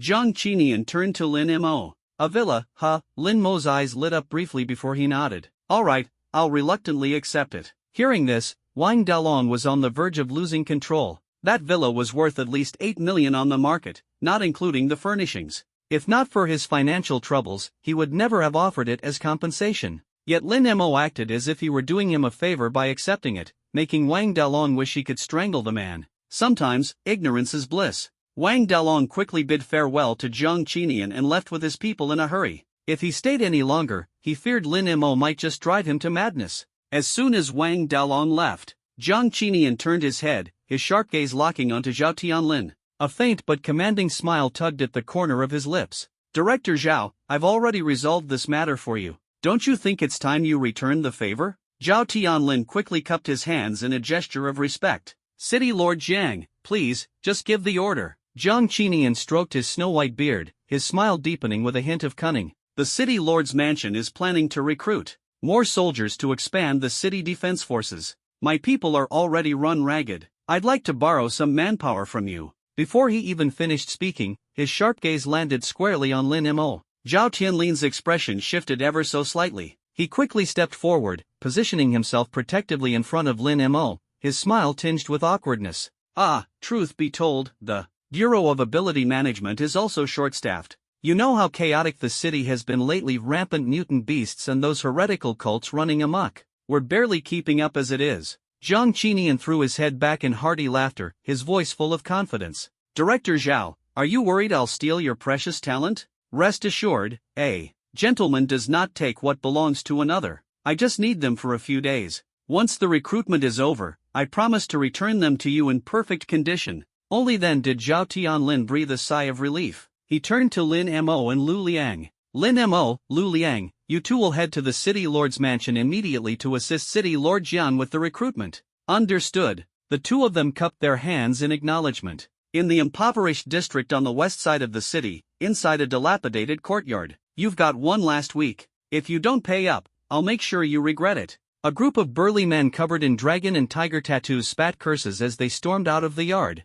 On the ground lay two battered and bruised figures, Lin Mo's uncle, Lin Yuan, and his aunt. In a desperate attempt to buy their son, Lin Nanfei, an evolution serum, they had sold their house, scraped together every penny they could, and even borrowed from loan sharks, barely managing to afford the exorbitant price. But their home was now stripped bare, with debts mounting higher each day. They had once relied on the chicken farm that Lin Mo's parents had left behind, which had been enough to scrape by. Now, the chickens were gone, the farm abandoned. Lin Yuan's family had no choice but to rent this rundown courtyard, barely surviving day to day. Earlier today, the loan sharks had come to collect. With no money to repay them, the couple had been beaten mercilessly. The house had been trashed, leaving not a single unbroken bowl. Are you all right? Lin Yuan's wife struggled to her feet, her anxious eyes fixed on her husband, who lay motionless on the ground. I'm fine. Have they left? Lin Yuan cracked one eye open, his voice tinged with caution. They're gone. She glanced toward the door, confirming it before speaking.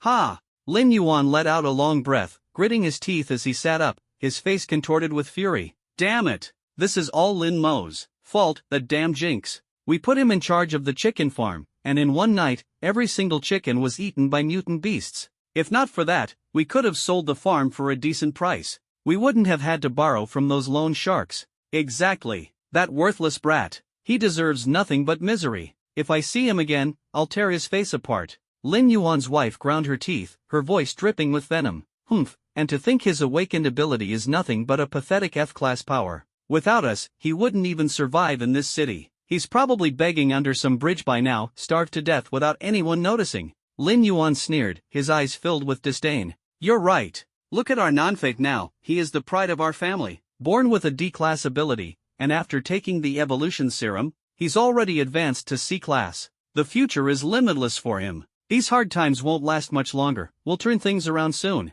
Lin Yuan's wife's eyes shone with hope. Dad, Mom, I'm back. Just then, a clear voice called out from outside the door. Lin Nanfei walked into the courtyard. Nanfei, you're home. Lin Yuan and his wife rushed up to greet him. What happened to you two? Why are you hurt? And what's with the mess in here? Lin Nanfei frowned as he took in the bruises on their faces and the wreckage of the courtyard. It's nothing, nothing. Your dad and I are fine. More importantly, how about you? Did you find anything on your trip? Lin Yuan waved it off, his eyes brimming with expectation. Of course. I've got incredible news. Lin Nanfei's lips curled into a confident smile as he pulled out a flyer, his excitement evident. The City Lord's Mansion is recruiting. The pay is amazing. If I'm selected, my future will be limitless. That's fantastic, son. Go sign up immediately. With your C-Class ability, there's no doubt you'll get in. Our family is counting on you to turn things around. The couple could barely contain their joy, practically jumping up and down.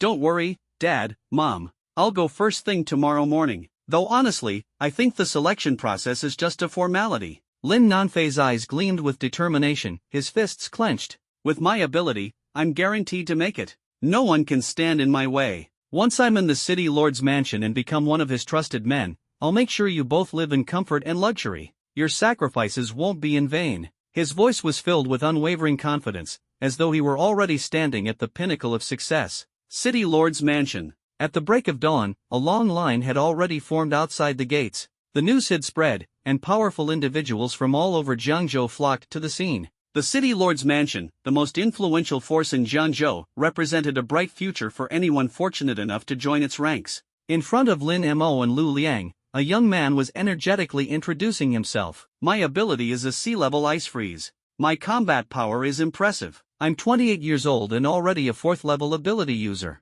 My future is limitless. He struck the straw dummy beside him with his palm, instantly freezing it into an ice sculpture. With a flick of his finger, the ice sculpture shattered with a crisp crack, shards scattering in all directions. Whoa, that ability is incredible. Lu Liang couldn't help but exclaim. Honorable examiners, please accept me. I may not be the strongest, but I am absolutely loyal. I swear allegiance to the City Lord, even at the cost of my life. The young man knelt on one knee, his expression full of respect. Excellent. Congratulations on. Lin Mo smiled and nodded, but his tone suddenly shifted, being eliminated. What? The young man froze, his face filled with disappointment as he turned and walked away. Brother Lin, why? This guy's ability and talent are pretty solid. Why eliminate him? Lu Liang asked in confusion. Idiot. Lin Mo smacked Lu Liang on the head, then leaned in and whispered, Do you remember the promise the City Lord made to Wang Dalong yesterday? Lu Liang paused for a moment, then quickly recalled, You mean how the City Lord promised Wang Dalong that the first batch of recruits would be handed over to the Wang Corporation? Exactly. Lin Mo nodded, his eyes sharp. The more talented they are, the less we can afford to keep them. If we let the Wang Corporation grow stronger, aren't we cutting off our own future? Even though the City Lord mediated between me and Wang Dalong yesterday, and we've temporarily ceased hostilities, war is inevitable. The people we give him now will become our enemies in the future. Oh, I understand now. Brother Lin, you're truly far-sighted. I was too slow to catch on. Lu Liang suddenly realized. You know what to do now, right? Lin Mo smirked coldly, his tone cutting. Understood. Lu Liang's lips curled into a sly grin. The two turned back to face the next applicant. Honorable examiners, my ability is B-level. Single eyelids? The City Lord only likes double eyelids. Eliminated. Honorable examiners, I'm a 6th-level ability user. Too old. You're practically ready to collect a pension. Next. Examiners, you have body odor. Out. In less than no time, Lin Mo and Lu Liang had eliminated more than 10 people. Some were even disqualified for stepping into the room with their left foot first.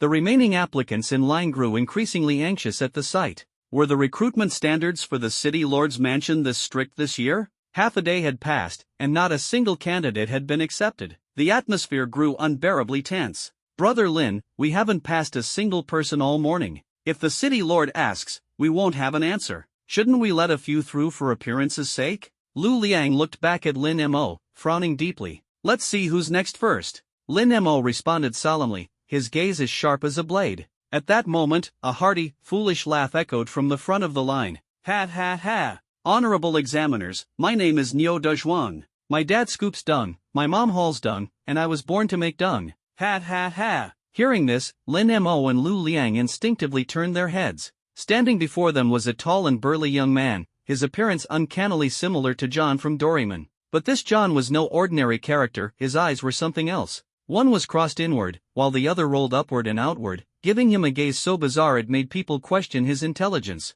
Under his nose hung a snot bubble, wobbling precariously as if about to fall into his mouth. He radiated an aura of pure cluelessness. However, Lin Mo and Lu Liang's eyes instantly lit up. This guy was a gem. What did you say your name was again? Lin Mo asked with a smile. Ha ha ha, examiner sir, do you want to know my Chinese name or my English name? Niu Dazhuang scratched the back of his head, grinning foolishly. You have an English name? Lin Mo raised an eyebrow, surprised. Heh, of course. My dad gave it to me. It's Dun Scooping Boy. Niu Dazhuang replied, still grinning. Dun Scooping Boy? Ha ha ha. Lin Mo and Lu Liang burst out laughing on the spot. This is killing me. My stomach hurts from laughing. A Dun Scooping family legacy, this name is priceless. Lu Liang clutched his stomach, laughing so hard he trembled. Hee, what's so funny, Your Excellency the Examiner? Share it with me so I can laugh too. Niu Dazhuang asked curiously. Oh, nothing much. Your father sure has a knack for naming.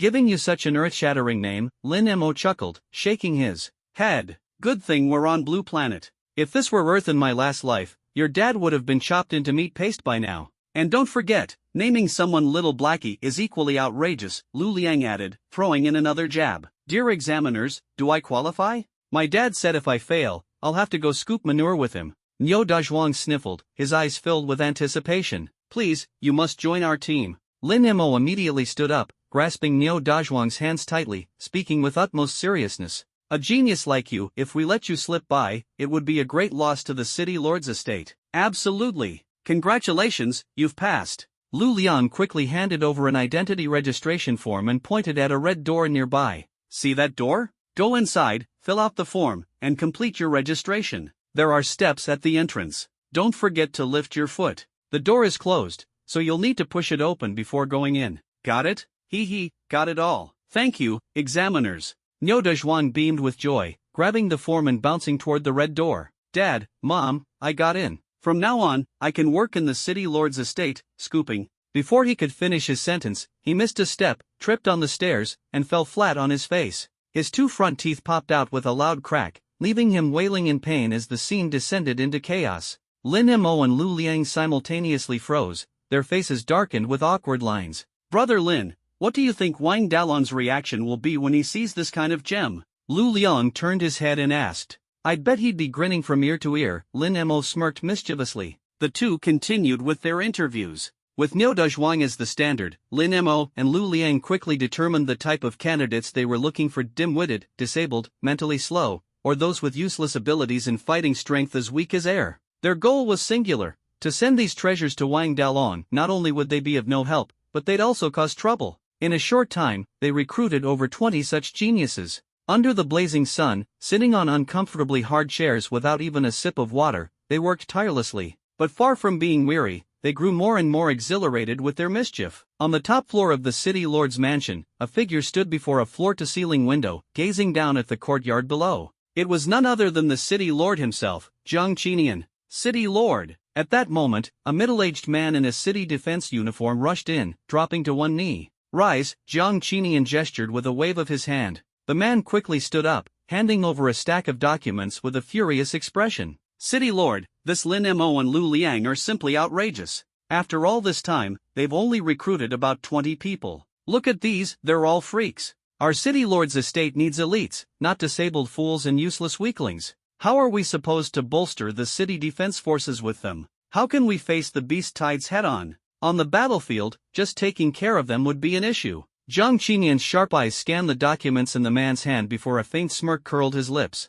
His laughter carried a hint of mockery. I've known about this for a while. You've known? Then why let them do as they please? We're recruiting warriors to fight off mutant beasts, not performing charity work by taking in a bunch of idiots and cripples. City lord, if you're worried about offending the Bureau of Abilities, let me handle it. Peihu, don't fear stepping on toes, I'll go and kick those two out right now. Before he could finish, the middle-aged man turned to leave. Wait. Jiang Qinian immediately raised his hand, his smile firm yet commanding. Your impatience, when will you learn to temper it? And, who told you this group is for the city defense forces? Then, what are they for? Peihu frowned deeply, confusion plastered all over his face. Jiang Qinian stroked his silver beard, his gaze growing profound as he looked into the distance. These people are meant to be sent to the Wine Corporation first. The Wine Corporation? Peihu froze, shaking his head. City lord, forgive my ignorance, but I don't understand. Why send a group of useless people to the Wine Corporation? Jiang Qinian stepped closer to the floor-to-ceiling window, narrowing his eyes. His voice turned low but carried an imposing weight. Over the years, the Wine Corporation has ridden on the city lord's estate's influence to expand aggressively. they've quietly grown into Jiangzhou City's third largest power, second only to the City Lord's estate and the Bureau of Abilities. The Bureau of Abilities is an official force, they're aligned with us. But the Wine Corporation is different. If they continue to expand unchecked, they'll eventually break free from the City Lord's control. Recently, I've heard people say there are actually 2 City Lords in Jiangzhou, me, Zhang Qinian, during the day, and Wang Dalong at night. This is no baseless rumor. Pei Hu finally realized, Lord City Master, are you intending to use this opportunity to weaken the Wang family group's influence? Zhang Qinian shook his head, his tone resolute. Not weaken, per se, just to prevent them from expanding so recklessly. That's also why I asked Lin Mo and Lu Lian to help recruit people. He glanced down towards the direction where Lin Mo was stationed, a broad smile spreading across his face. I really like that little fellow. Even though I didn't tell him in advance, we've got an unspoken understanding on this matter. Let him keep stirring things up. This grand gift, I bet Wang Dalong will love it to death. Hey, did you hear? That cripple up front actually passed the screening and got hired by the City Lord's mansion. A cripple? That's nothing. I heard some idiot got in too. That guy can't even do basic math, like 1 + 1, and yet he's in the City Lord's mansion. The recruitment standards this year are just bizarre. They started off ridiculously high, but now it feels like they're just grabbing people off the street. Maybe they've all got some unique talents? Lowering the bar is good for us though, gives everyone a shot. Feels great. In front of the City Lord's mansion, a long line of hopeful applicants stretched out, their chatter a constant buzz. Standing amidst the queue, Lin Nanfei listened to the gossip, his confidence swelling. If even idiots and cripples can get in, there's no way I'm failing. This is destiny calling me, a once-in-a-lifetime chance to rise above and soar to greatness. His face lit up with eager anticipation. Finally, it was his turn. Lin Nanfei stepped forward, ready to introduce himself, but as he lifted his head, he froze in shock. Lin Mo? Lin Nanfei? Lin Mo's eyes widened in disbelief. He hadn't expected to run into his cousin here. Brother Lin, are you two related? Lu Liang asked, noticing their shared surname and apparent familiarity. He immediately picked up the identity sheet, prepared to announce Lin Nanfei's acceptance. Before he could, Lin Mo slammed his hand down on the table, his voice cold and firm. No, he's not my relative. He's my enemy. The humiliation of being thrown out of the Lin family's house that night still burned vividly in Lin Mo's memory. Since then, their families had severed all ties. Oh, Lin Mo, you're still alive? After you got kicked out, I thought you'd starve to death on the streets. Surprising you've managed to hang on. Must have been tough. Lin Nanfei sneered, his face full of disdain. Don't worry about me. I'm doing just fine. Even if you die, I'll still outlive you. Lin Mo shot back icily. Ha! You're just a worthless F-rank ability user, clinging to life for a few more days. So what? You'll always be a miserable insect at the bottom of society. Lin Nanfei's tone was full of contempt. But me? My ability has already evolved to C rank. Once I join the City Lord's mansion today, I'm going to soar to the top. From now on, we'll be worlds apart. His confidence was unshakable, his tone brimming with arrogance. Looking around impatiently, he asked, all right, enough chit-chat. Tell me, where's the examiner? You're already looking at him, Lin Mo replied, a smirk tugging at the corner of his lips. Lin Nanfei glanced at him and burst into mocking laughter. What? Don't tell me you're the examiner? Ha ha ha. Lin Mo, stop joking. You, an F-rank nobody, think you can be an examiner for the City Lord's mansion? You're better suited to begging on the streets. The real examiner must have stepped away, and you're just pretending to take their place. Even if a beggar puts on a dragon robe, they'll never look like a crown prince. Understand? You watch your mouth. Lu Liang snapped, glaring at Lin Nanfei. Brother Lin and I are indeed the examiners personally appointed by the city master. Speak respectfully, or don't blame me for being rude. Oh, Lin Mo, you're good. Found someone to play along with your act?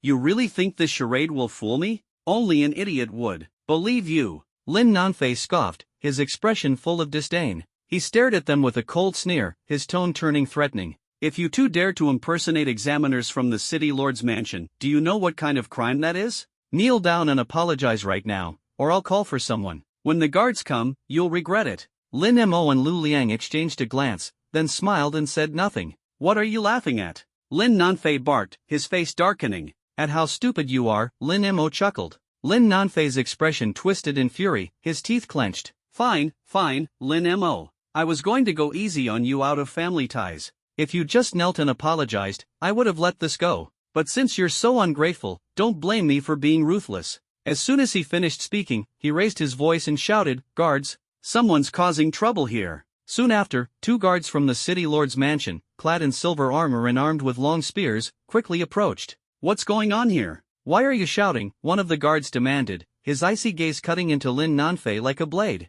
Lin Nanfeng was startled and quickly defended himself with an aggrieved expression on his face. "Guards, someone is impersonating an examiner from the city lord's mansion to stir up trouble. I'm trying to stop them." "Impersonating an examiner?" The 2 guards exchanged glances, their brows furrowed. "That's right, it's those 2. Lin Nanfeng pointed at Lin Mo and Lu Liang, his voice brimming with smugness. "Hurry up and arrest them." The guards' gazes cut into Lin Nanfeng like knives, as though they were looking at an absolute fool. Yet Lin Nanfeng was oblivious, still gloating. "Ha, now you're scared, aren't you? Daring to cause trouble in the city lord's mansion, you're doomed." Lin Mo shook his head lightly, a cold smile tugging at his lips, and beckoned to the guards. The guards immediately stepped forward and asked respectfully, "Examiner Lin, what are your orders?" "Wait, what did you just call him?" The smile on Lin Nanfeng's face froze instantly. "Mr. Lin Mo is the examiner personally appointed by the city lord. We address him as Examiner Lin. Is there a problem with that?" One of the guards turned around coldly, his eyes filled with disdain. Personally appointed by the city lord?" Lin Nanfeng's eyes widened, his mouth gaping. "What's the matter? Why aren't you laughing anymore? Weren't you laughing so happily just now?" Lu Liang taunted as he stared at Lin Nanfeng. "Oh, I see, the smiles moved to my face now? No, this can't be. You must be mistaken. Lin Mo is just an F-level ability loser. How could he possibly be an examiner for the city lord's mansion? This must be a misunderstanding, or you've been deceived by him." Lin Nanfeng shook his head frantically, unwilling to concede. "I demand to see the city lord. I want to report this. I know the truth." "Idiot. Do you think just anyone can meet the city lord? Go look in a mirror and see what kind of trash you are." One of the guards sneered, his face full of contempt. "Forget him. Earlier, we eliminated him from the selection process, and now he's mentally unstable. Just throw him out." Lin Mo smirked coldly, waving his hand to signal the guards.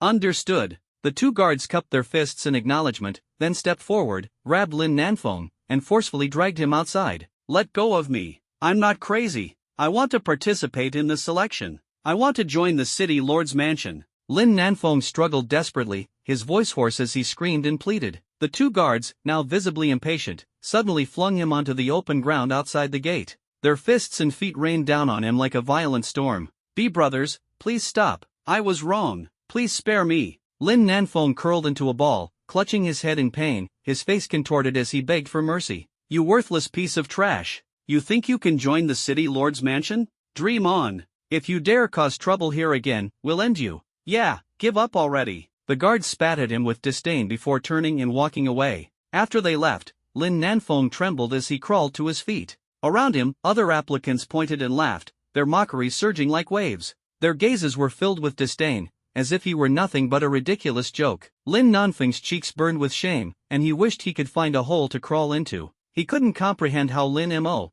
who had only awakened an F-level ability, had suddenly become an examiner for the city lord's mansion. No, he had to tell his parents. With this thought, he gritted his teeth, got up, and fled the city lord's mansion under the mocking gazes of the crowd. After a full day of hard work, Lin Mo and Lu Liang finally managed to gather 60 talents. To be honest, selecting these hidden gems from the vast sea of people was no easy task. Looking at the group of bumbling, awkward individuals, some missing limbs, Lin Mo and Lu Liang couldn't help but feel a strange sense of accomplishment. "Young friend Lin Mo, you've worked hard today." Zhang Qinian descended from the upper floor, his face beaming with a smile. "Not at all, it wasn't tiring in the slightest." Lin Mo waved his hand dismissively before pointing to the 60 new recruits standing not far away. He smiled and asked, "City Lord, are you satisfied with the people I recruited?" Zhang Qinian glanced over and nodded in approval. "Very good. Quickly now, send these talents to the Wine Corporation immediately." He didn't even spare them a second glance. "Young friends Lin Mo and Lu Liang, you've been a great help today. As a token of my gratitude, I've prepared a small gift for you. I hope you'll accept it." Zhang Qinian motioned, and 2 attendants approached, each carrying a tray. On the trays were 2 identical black long swords, their designs exuding power and authority. "These are C-grade weapons." Lu Liang's eyes sparkled with excitement, his face lit up with astonishment. "That's right. Young friend Lu Liang has a keen eye. The city lord's mansion doesn't have many weapons, but we do have a few C-grade ones. Although it's not particularly rare, it should suffice given your current level. Jiang Qinian stroked his beard and smiled. My lord, this gift is truly precious. Lin Mo's eyes lit up with joy. A Class C weapon was highly valued in the merit exchange hall of the Ability Bureau, worth at least 1,000 merit points. Moreover, after poisoning more than 20 of Wang Dalong's subordinates last night, Lin Mo had officially ascended to level 6 as an ability user, making it the perfect time to acquire an ability weapon. This Class C weapon was just the right fit. I'm glad you like it, Jiang Qinian said with a twinkle in his eye. He turned to Lin Mo and asked with a smile, Young Lin, what do you think of the City Lord's Manor? The City Lord's Manor. Lin Mo was just about to respond when suddenly, haha, is City Lord Jiang here? A hearty laugh echoed from outside. Moments later, a figure hurriedly entered. It was Zhao Tianlin. Director. Lin Mo and Lu Liang immediately stepped forward to greet him. Director Zhao, what brings you here? Jiang Qinian asked, his tone tinged with curiosity. I'm here to take my people home. Zhao Tianlin pointed at Lin Mo and Lu Liang. Jiang Qinian paused for a moment, then teased with a laugh, afraid I'll keep them here? Humph, a gentleman doesn't covet what belongs to others. I trust City Lord Jiang wouldn't do such a thing. Besides, your manor has no shortage of talent. Why would you be interested in two mere intern investigators from the Ability Bureau? Zhao Tianlin waved his hand dismissively, his tone light-hearted. Old Zhao, you always have a sharp tongue. Jiang Qinian shook his head helplessly and chuckled. Since you're here, go ahead and take them. Great, let's catch up another day. Lin Mo, Lu Liang, let's go back to the Ability Bureau. With that, the three of them walked out in unison. Zhao Tianlin strode ahead with unwavering steps, not once looking back. Lin Mo and Lu Liang clutched their Class C longswords tightly, casting grateful glances at Jiang Qinian before quickly following. Watching their figures fade into the distance, Jiang Qinian's expression grew complex. My lord, stop staring, they're already out of sight. Pei Hu approached with a laugh, breaking the silence. What a pity, Jiang Qinian sighed deeply. Such talent, always snatched up by the Ability Bureau before they can contribute to the City Lord's Manor. You're talking about Lin Mo? I don't see anything special about him. At most, he's young and has a bit of talent, Pei Hu scoffed dismissively. Trust me, this young man is no ordinary person. Before long, he'll soar to greatness and become a dazzling star. And that day isn't far off, Jiang Qinian murmured, his eyes narrowing with confidence.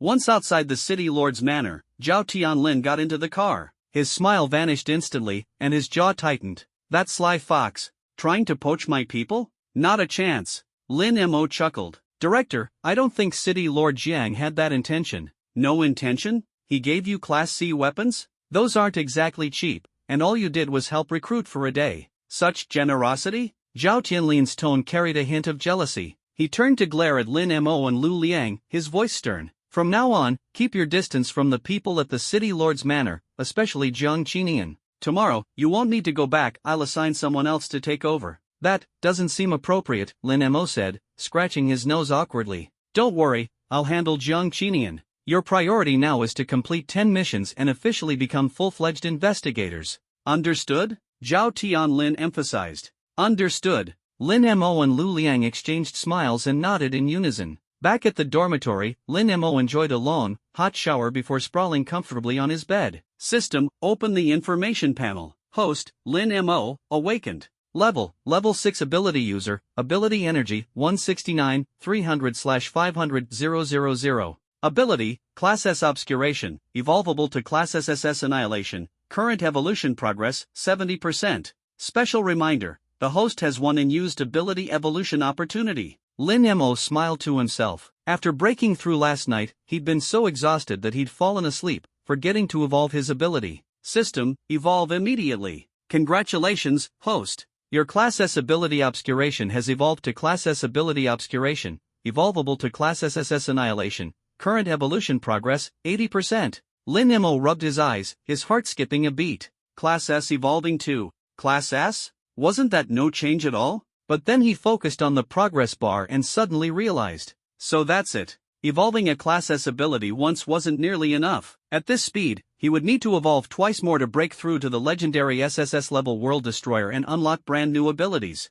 This progress was simply astonishing. Just a few days ago, his abilities were still at the lowly F level, but now, they had undergone an explosive leap forward. If others were to find out, they would surely be dumbfounded, their jaws dropping in shock. Even more importantly, although he hadn't directly ascended to the SS level, Lin Mo could clearly feel a significant improvement in his control over his abilities, with his proficiency noticeably enhanced. This 10% progress was no illusion. Overjoyed, he quickly closed his eyes and drifted into slumber. However, this night was destined to leave others sleepless. At the Wang Corporation, Wang Dalong, after a busy day, was just about to get up and head to the hospital to check on his son's injuries. At that moment, one of his subordinates rushed in, pushing the door open in a hurry. Bowing respectfully, he reported, "Boss, the City Lord's office has delivered the batch of ability users they promised to help us recruit."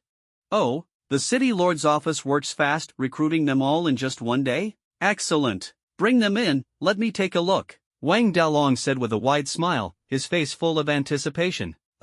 The subordinate hesitated for a moment before cautiously reminding, "Boss, you might want to prepare yourself mentally. This batch might disappoint you." "Humph, I expected as much. After all, recruits from others can never be as good as those we train ourselves. But they shouldn't be too bad. As long as they're usable, that's enough. Now stop dawdling and bring them in." Waving his hand dismissively, Wang Dalong turned around, poured himself a cup of tea, and began sipping it slowly. Though Lin Mo was still temporarily beyond his reach, and he'd lost many subordinates in the process, being able to quickly replenish his forces was a rare piece of good news. In high spirits, his face was lit with a smug smile. The subordinate opened his mouth, as if wanting to say something, but ultimately held back. Turning around, he left the room. Before long, the sound of approaching footsteps echoed from outside. Wang Dalong looked up, his face still brimming with a welcoming smile, planning to leave a good impression on his new recruits. However, the moment he saw the group of people entering, he froze in place. The teacup in his hand slipped from his grasp, shattering into pieces on the ground. They were fools, cripples, the elderly, the disabled, and even a blind person. It was practically a parade of misfits. Wang Dalong's smile froze instantly. It felt as though he had booked a luxurious karaoke lounge, only to have a group of seniors in their 60s and 70s show up instead. A surge of nameless fury erupted within him, and he felt an overwhelming urge to set the place ablaze on the spot. Greetings, Boss Wang. I'm the dung-digging boy." At that moment, a man named Niu Dezhuang stepped forward with a goofy grin, proudly introducing himself. His silly smile, combined with the two missing front teeth, made his gaze appear even more vacant. This scene hit Wang Dalong like a devastating critical blow, leaving him stunned. "I'll dig your grandma's grave." Wang Dalong glared at Niu Dezhuang, roaring loudly, "Someone, get in here, now!" His previous subordinate rushed back in, looking flustered. What's going on here? Where are the recruits promised by the City Lord's office?" Wang Dalong was so furious that he was almost lost for words. This is all of them," the subordinate replied with an awkward smile. "Get lost. Are you joking with me? What is this? A retirement home tour group? Immediately right now, get me another batch." Wang Dalong glared at his subordinate, his anger threatening to ignite the room. "There are no others, boss. This is everyone. All of them are here," the subordinate explained helplessly, spreading his hands. No others?" Wang Dalong's face darkened, and his blood pressure skyrocketed. "Why? I have a good relationship with City Lord Jiang. How could he do this to me? Even if he couldn't send the elites, he could at least send some normal people, right? What does he take me for? A retirement home manager?" "Boss, I heard that when the City Lord's office was recruiting today, they were short on manpower and specifically borrowed someone from the Ability Management Bureau to handle the task. That person happened to be Lin Mo. These people were actually all recruited by Lin Mo." The subordinate lowered his voice, a hint of reverence in his eyes. "Lin Mo." Wang Dalong's expression turned as dark as ink, his eyes blazing with fiery rage. "It's you again. I already showed you mercy once and let you go, but you keep opposing me at every turn. This is beyond outrageous. Just you wait, I will take your life." He gritted his teeth, his voice booming like thunder. The next morning, at the entrance of the Ability Management Bureau's residential compound, a taxi came to a smooth stop. The door opened slowly. Lin Yuan and his wife stepped out, each carrying several boxes of gifts. As they gazed at the impressive and luxurious entrance, the couple couldn't hide the astonishment on their faces. "This Lin Mo kid, he's really made it big, hasn't he? To think he's living in such a high-end community. I heard the cheapest apartments around here go for 30 to 40,000 per square meter." Lin Yuan couldn't help but exclaim, "Humph, I can't believe that useless guy got so lucky and became rich overnight." Auntie snorted coldly, jealousy practically written all over her face. "By all accounts, whether in looks, character, or talent, he's no match for our son. so why is he living such a glamorous life? Heaven is so unfair. Keep those thoughts to yourself, Uncle Lin Yuan quickly reminded her. When we meet Lin Mo later, don't you dare say such things. I heard that Lin Mo is now an examiner for the city lord's office and heavily relied upon by the city lord. If we can get on his good side, maybe he'll help get our son into the city lord's office too, with a position.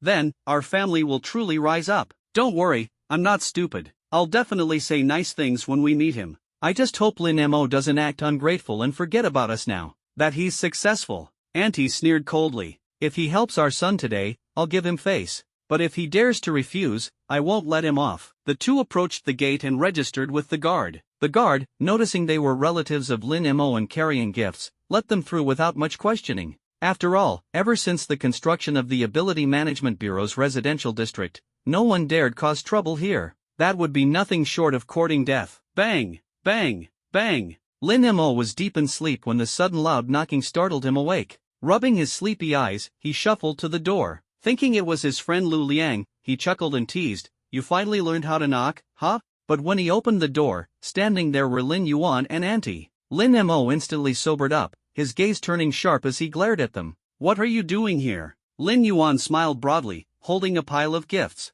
"Oh, Mo, it's been a few days since we last saw you. Your aunt said she missed you, so we brought these gifts to visit you." Auntie chimed in with a fake grin, stepping closer. "That's right, Mo. Your uncle, who's usually so stingy, spent a lot today just for you." Their smiles were worlds apart from the faces they had when they'd kicked him out of their home. Without waiting for an invitation, the two tried to step inside. Lin Mo immediately blocked the doorway with his hand on the frame, his voice cold. "If you have something to say it here at the door. My home doesn't welcome you." Lin Yuan and Auntie's expressions darkened. "Come on now, kid," Lin Yuan said with a shameless smile. "We're family. Why draw lines like your home and my home? If you ever want to come back, our doors are always open." "No need," Lin Mo replied icily. "From the moment you kicked me out that night, we were done. Consider this the first and last time you'll show up here. Don't bother me again." With that, he turned to shut the door. Lin Yuan's face stiffened, his smile vanishing. "Humph, Lin Mo. Now that you've made it, your wings have grown strong, and you don't even acknowledge the uncle and aunt who raised you? What are you, if not an ungrateful wretch? You want to sever ties with us? Fine. But let's settle the account first. All those years you lived under our roof, eating our food, going to school on our dime, do you know how much that cost us? I've calculated it. With everything added up, you owe us 10 million yuan. Pay us, and we'll leave you alone." Auntie chimed in venomously. "Exactly. And don't forget, you owe us a job for our son, Fei Fei. Get him into the city lord's office with a nice position, and we'll call it even. Otherwise, don't think we'll let this go." Lin Mo sneered. "So, this is your real purpose for coming here today?" Lin Yuan grinned wickedly, dropping all pretense. "Now that it's out in the open, let's not waste time. I don't know what kind of luck you stumbled upon to get this far, but do you think we don't know you? If you refuse to help us today, we'll show up at your workplace tomorrow and cause a scene. We'll make sure your boss knows you're an ungrateful, heartless loser. Oh, and your little secret about your F-level ability? We'll expose it. Let's see how you keep your job then." A chilling light flickered in Lin Mo's eyes. "Are you threatening me?" Lin Yuan puffed out his chest arrogantly. "So what if I am? What are you gonna do about it? I'm your uncle." Lin Mo sighed. "I was willing to let you keep some dignity, given that we're relatives, but you've left me no choice." With a sudden move, he lashed out with a powerful kick. Bang! Lin Yuan's body shot backward like a spring, curling into a shrimp-like shape as he slammed into the wall and collapsed to the ground. "Aya!" His agonized screams echoed through the hallway. Auntie, stunned speechless by the sight, finally snapped out of it and glared at Lin Mo with fury. "Lin Mo, you ungrateful little orphan! How dare you lay a hand on your own uncle? Do you even respect your elders? No wonder you're parentless, you deserve it." Lin Mo's face turned icy. What a filthy mouth! Before she could react, his hand swung out. Smack! The sharp sound of the slap reverberated as Auntie spun like a top, crashing into Lin Yuan. The two collapsed together, wailing in pain. As Lin Mo stood there, looking at the chaotic mess before him, his heart remained utterly calm. "Elder? Uncle? I've traveled through time, and I don't give a damn about anyone, ***. Dare to show off? I'll make you fly, ***. Brother Lin, what's going on?" Lu Liang from next door rushed over at the sound, his brows furrowed in concern. "You're awake? Perfect timing. Help me properly see them off. Lin Mo sneered, pointing at the distant Lin Yuan and his aunt. Lu Liang caught on instantly and grinned mischievously. Got it, brother Lin. Leave this to me. In a flash, he appeared before Lin Yuan and the aunt like a ghost. Who are you? If you hit us again, we'll call the police. The two backed away in fear. No need to be scared. I'm here on behalf of Lin Mo to send you off. Lu Liang forced a chilling yet threatening smile. First, let me ask, any heart conditions? And no. Lin Yuan and the aunt shook their heads hastily. Ever been on a drop tower ride? Lu Liang's eyes gleamed with a manic light. Drop tower? The two looked utterly confused. You'll understand soon enough. Lu Liang's lips curled into a sinister grin as he grabbed their wrists and dashed towards the edge of the building.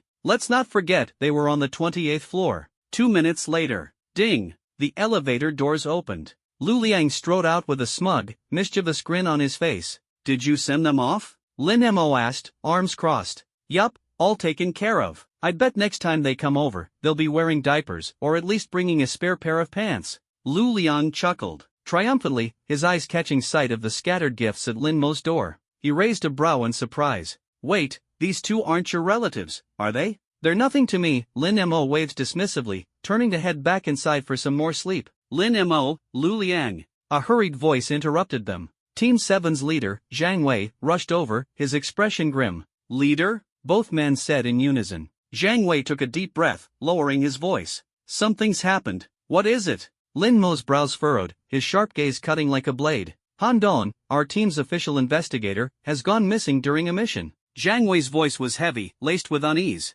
Missing? Was the mission dangerous? Lu Liang asked anxiously, his face tense. No, it was just an ordinary level 4 mission. Han Dong had already completed it and submitted his completion report via his phone. But when the cleanup crew arrived at the scene, they didn't find him. All they found was this yellow talisman. As Zhang Wei spoke, he pulled a yellowed talisman from his pocket and handed it to Lin Mo. Lin Mo unfolded the talisman. The vermilion ink was vivid, and 6 large characters leapt off the page. Let Lin Mo come to collect. Lin Mo's brows knitted tightly. He muttered in confusion, what does this mean? How does this involve me? You might not know this yet, but this talisman is the symbol of the worship sect. I suspect that Han Dong has been kidnapped by worship sect followers. They're demanding your presence. It must have something to do with what happened before. Zhang Wei analyzed gravely. The worship sect trying to use this as a chance to get back at Brother Lin? Lu Liang's expression darkened as he urgently said to Zhang Wei, Leader, this is no small matter. We must report this to the director immediately and mobilize all investigation teams for a full-scale rescue. I reported it last night. The director has already dispatched 4 investigation teams, but after searching through the night, they've found nothing. Aside from this talisman, there are no other clues. Zhang Wei sighed, his face heavy with worry. Don't worry, leader. Since the worship sect wants me to show up, Han Dong should still be safe until I see him. Lin Mo patted Zhang Wei's shoulder, his tone firm and resolute. Brother Lin's right. Lu Liang nodded in agreement. But soon, his brows furrowed deeply. It's strange, though. If the worship sect wants you to go, why didn't they leave an address? What's the point of just leaving this talisman? Lin Mo narrowed his eyes, sinking into thought. At that moment, his phone suddenly rang. The screen displayed an unknown number. Lin Mo exchanged a glance with Lu Liang and Zhang Wei, then answered the call and put it on speaker. Hello? A sinister laugh echoed through the phone. Ha ha ha. Lin Mo, you've seen the talisman, haven't you?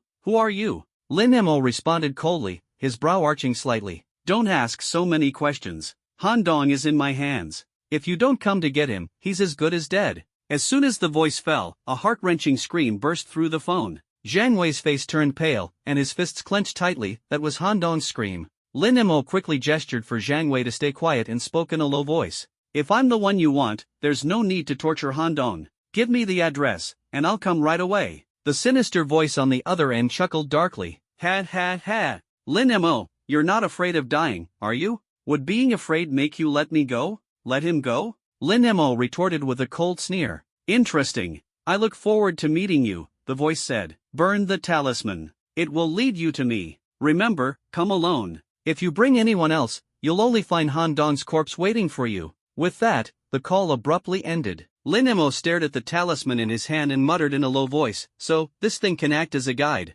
Then let's hurry. I'll inform the director to send more people to assist in the rescue. Zhang Wei said urgently. No. Lin Mo shook his head, his expression solemn. Team leader, I know you and Han Dong are close, but the other side made it very clear I have to go alone. Otherwise, Han Dong will really be in danger. Brother Lin, if you go alone and they've set a trap, won't you be in even greater danger? Lu Liang asked anxiously. We need to come up with a foolproof plan, Lin Mo said, narrowing his eyes as his mind raced. Across the street from the residential area of the Abilities Management Bureau, a white van sat quietly parked. Inside, two men, one fat, one thin, lounged in their seats, wearing sunglasses and feigning rest. Yet behind their dark lenses, their eyes stayed fixed on the entrance to the residential area, sharp and alert like leopards on the hunt. I just don't get it. Didn't our boss already reconcile with Lin Mo under City Lord John's mediation? Why are we still keeping watch on him? The fat man yawned, visibly impatient. Calling you a pig is an insult to pigs.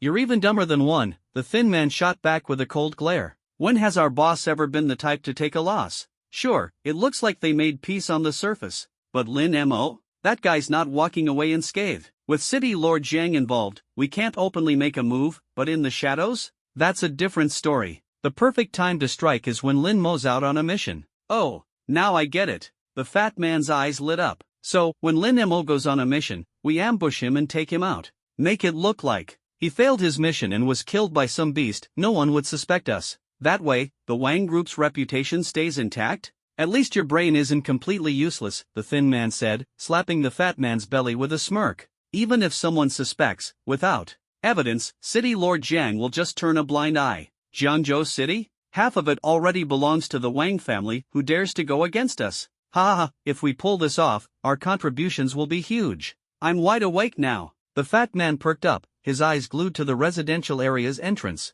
Just then, a figure rushed out of the gate at high speed. The two men immediately tensed. It was Lin Mo. Lin Mo dashed to the roadside, flagged down a taxi, and climbed in. He then lit the talisman, which instantly transformed into a white dove and soared into the sky. Lin Mo gestured for the taxi driver to follow it immediately. Quick, call the boss. Lin Mo's heading out on a mission. Tell him to send more people, we've got a golden opportunity to take him down and claim the credit. The thin man started the van and followed closely behind, excitement gleaming in his eyes. The fat man quickly pulled out his phone and dialed Wang Dalon's number. The location was an abandoned factory on the outskirts of the city. The surrounding area was desolate, eerily quiet. Even in broad daylight, the air carried a chilling, oppressive aura. Lin Mo stepped out of the taxi, tapping on the driver's window just as he was about to speak. But the driver, as if spooked, slammed on the gas and sped off without even collecting his fare, leaving a trail of dust in his wake. Lin Mo shook his head in exasperation. This place is so remote, getting a ride back will be a nightmare, he thought to himself. With no other choice, he stomped lightly on the ground, his gaze following the white dove as it led him deeper into the factory. Not long after he entered, a white van pulled up at the entrance. The dove led Lin Mo to the innermost workshop of the factory. With a faint whoosh, the dove dissolved into a wisp of blue smoke and vanished. This was the place. Taking a deep breath, Lin Mo pushed the door open. Inside the long-abandoned factory, dust filled the air. The moment Lin Mo stepped in, he was hit with a wave of dust that made him sneeze uncontrollably. He scanned his surroundings but found the place completely empty, no sign of anyone. Frowning, he called out coldly, "You went to all this trouble to lure me here. Stop hiding and show yourself already. What's with the theatrics?" Jia jia jia. A chilling, sinister laugh suddenly echoed through the air. On the open ground ahead, an old man in a green Taoist robe materialized out of thin air, his face twisted into a creepy smile. "Lin Mo, we finally meet," the old man said, his eyes sharp and his voice icy. "Who the hell are you?" Lin Mo demanded, his eyes narrowing. "Followers of the god-worshipping sect, Taoist Yoli." The green-robed elder introduced himself with a sneer hidden in his tone. "The god-worshipping sect really has a death wish. I've already wiped out so many of your people, and yet you still dare to come looking for trouble?" Lin Mo responded coldly, his presence intimidating. He, but I am not like those useless fools. I know you're somewhat capable, but meeting me will mark the end of your road." Taoist Yoli's confidence brimmed, as if victory was already in his grasp. "In that case, release Han Dong first. Since I'm already here, keeping him serves no purpose." Lin Mo's voice was firm and resolute. "Release him? Ha, impossible. No one from the Bureau of Paranormal Affairs leaves my hands alive. Han Dong won't, and neither will you." Taoist Yoli sneered, his killing intent palpable. "Is this how the god-worshipping sect operates? No integrity? I came alone as you requested, yet you refuse to honor your word?" Lin Mo frowned deeply, questioning him.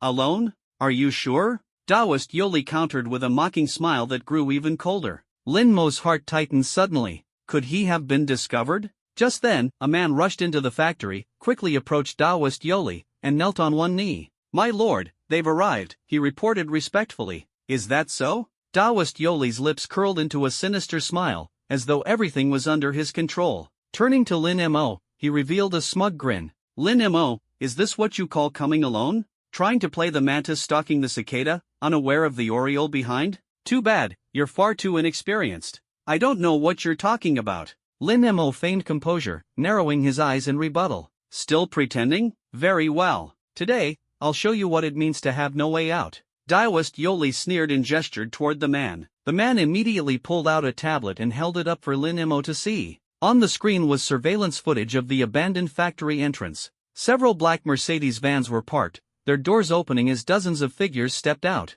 Lin Mo's gaze sharpened, his eyes widening in shock. Leading the group was none other than Wang Dalong. Why was he here? "Lin Mo, did you really think I feared the Bureau of Paranormal Affairs and demanded you come alone? Quite the opposite. I deliberately said that to make you feel clever, thinking you could secretly bring reinforcements. And I, in turn, used that to set a trap, to wipe you all out in one fell swoop and crush the Bureau's morale for revenge." Daoist Yoli proclaimed triumphantly. Lin Mo froze. It seemed Daoist Yoli had mistaken Wang Dalong and his group as Lin Mo's backup. Since that was the case, Lin Mo's lips curled into a faint smirk, a hint of arrogance flashing in his eyes. "Since you figured it out, then you should also realize how formidable the reinforcements I brought are, shouldn't you? Want to survive? Hand over Han Dong, and perhaps I might spare your life." "Ha ha ha." Daoist Yoli suddenly burst into laughter, tilting his head back in ridicule. "Lin Mo, do you know why I chose this place for our meeting? This place has long been riddled with my traps.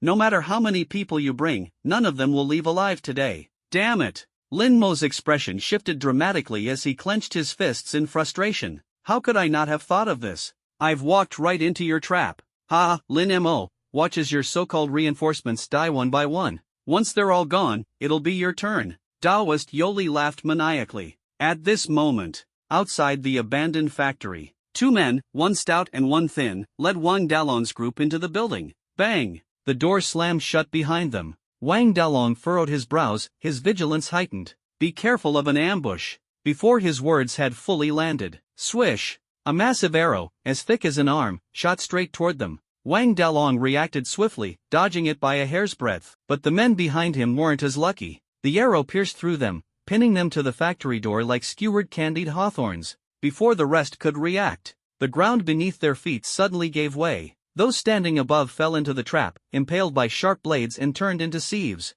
In mere moments, over a dozen of their men had perished or were gravely injured. Wang Dalong's face darkened, his teeth clenched in fury, his rage boiling over. "Lin Mo, how dare you set me up? When I catch you, I'll skin you alive." Meanwhile, inside the factory, Lin Mo and Daoist Yoli watched the scene unfold on the surveillance screen. "Ha ha ha, Lin Mo, are you seeing this? Your so-called reinforcements, how powerful are they? This is just the appetizer. Soon, they'll all end up as corpses." Daoist Yoli cackled maniacally. Watching Wang Dalong's men suffer a brutal demise, Lin Mo felt a surge of satisfaction, a sly grin spreading across his face. But outwardly, he maintained a furious glare, shouting at Daoist Yoli, "Bastard, stop this. Don't kill them all. If you do, I'll be labeled a traitor to the Bureau of Paranormal Affairs. Stop this madness immediately." "Stop? Ha! The show has just begun." Daoist Yoli sneered coldly. Lin Mo gritted his teeth in anger, stomping heavily on the ground. To Daoist Yoli, all of this was nothing but Lin Mo's impotent rage, completely beneath his notice. Outside the gates of the abandoned factory, Wang Dalong and his crew had just evaded the first wave of traps and mechanisms and were preparing to move forward. Bang! Suddenly, a skeletal claw burst out from the ground, grabbing one man's ankle in a death grip. "What the hell is that?" the man screamed, bending down to check. And in that split second, a skeleton shot out from the earth, its gaping jaws clamping viciously onto the man's face. Ah! A blood-curdling scream tore through the air. Blood sprayed everywhere as his skin seemed on the verge of being ripped apart. Wang Dalong's expression darkened. He rushed forward and delivered a brutal kick. Crack! The skeleton shattered into powder. But the man had already collapsed to the ground, clutching his face and rolling in agony. "My face! Ah!" Wang Dalong furrowed his brow and barked sharply, "Everyone, stay alert!" Even as he spoke, The ground erupted in multiple places, and more skeletons surged forth like a tidal wave. Within moments, hundreds of them formed an ironclad encirclement around the group. "Boss, what are these things? Why are there so many?" one of his subordinates asked, his face pale with terror. "No, these aren't just monsters." Wang Dalong's eyes sharpened, his voice heavy with foreboding. "There's a legend about the Baishan cult, a master of dark arts named Taoist Yoli who can manipulate corpses. Anyone killed by him has their remains turned into puppets under his command." He paused, his tone growing colder. "I suspect Lin Mo has colluded with the Baishan cult and set up this trap to wipe us out." "Lin Mo, you've got some nerve, conspiring with a heretical cult. Not even Governor Jiang or Director Zhao can shield you now. Colluding with a cult, death is the only punishment." He let out a cold laugh, his gaze as sharp as a blade. "Brothers, fight your way out. Capture Lin Mo and the cultists alive, and I'll personally reward you. Kill them." With a thunderous roar, his men's fighting spirit ignited, and they charged into the skeletal horde. Despite the overwhelming number of enemies, Wang Dalong's team was composed of the Wang Group's elite forces. Coupled with Wang Dalong's formidable power as a level 9 ability user, they were able to carve a bloody path through the encirclement, though not without losses. At last, they surged toward the depths of the factory. Inside the factory, Taoist Yoli's gaze sharpened, and he murmured in surprise, "A level 9 ability user? Could it be that the director of Jiangzhou's bureau has come in person?" Watching Wang Dalong break through the encirclement, Lin Mo sighed inwardly but feigned a smug expression. "Scared now? This time, it's not just the director, he's brought the bureau's elite forces. If you know what's good for you, release Han Dong and surrender. Otherwise, you won't even know how you end up dead." "Ha ha ha." Taoist Yoli threw his head back and laughed arrogantly. "Lin Mo, you still underestimate me. Do you think I dare set this trap without being fully prepared? What have I to fear? Come forth." At his command, over 100 figures emerged from the shadows, clad in a variety of clothing and spanning all ages. Each bore a red cross painted on their foreheads, the unmistakable mark of the Baishan cult. Lin Mo's eyes flashed with surprise. He hadn't expected so many cultists to be lying in ambush here. Taoist Yoli's standing within the cult was clearly extraordinary. The cultists quickly formed ranks, standing resolutely behind Taoist Yoli. Amidst the crowd, Lin Mo spotted Han Dong, tied to a wooden cross, his eyes and mouth sealed with black tape, guarded closely by 2 cultists. Confirming that Han Dong was still alive, Lin Mo felt a weight lift off his chest. He then subtly tapped the ground twice with his foot. "Lin Mo, do you see the forces behind me now?" Taoist Yoli turned, his face brimming with confidence. "Not only have I set traps and mechanisms, but I've also summoned the majority of the Baishan cult's elite here in Jiangzhou City. My original goal was merely to cripple the Bureau's elite forces. But what a pleasant surprise today, even the director of the Jiangzhou branch of the Ability Management Bureau has personally shown up. If I can take him down, wouldn't the Jiangzhou Bureau be effectively destroyed? At that point, Jiangzhou City will be ours. And who knows?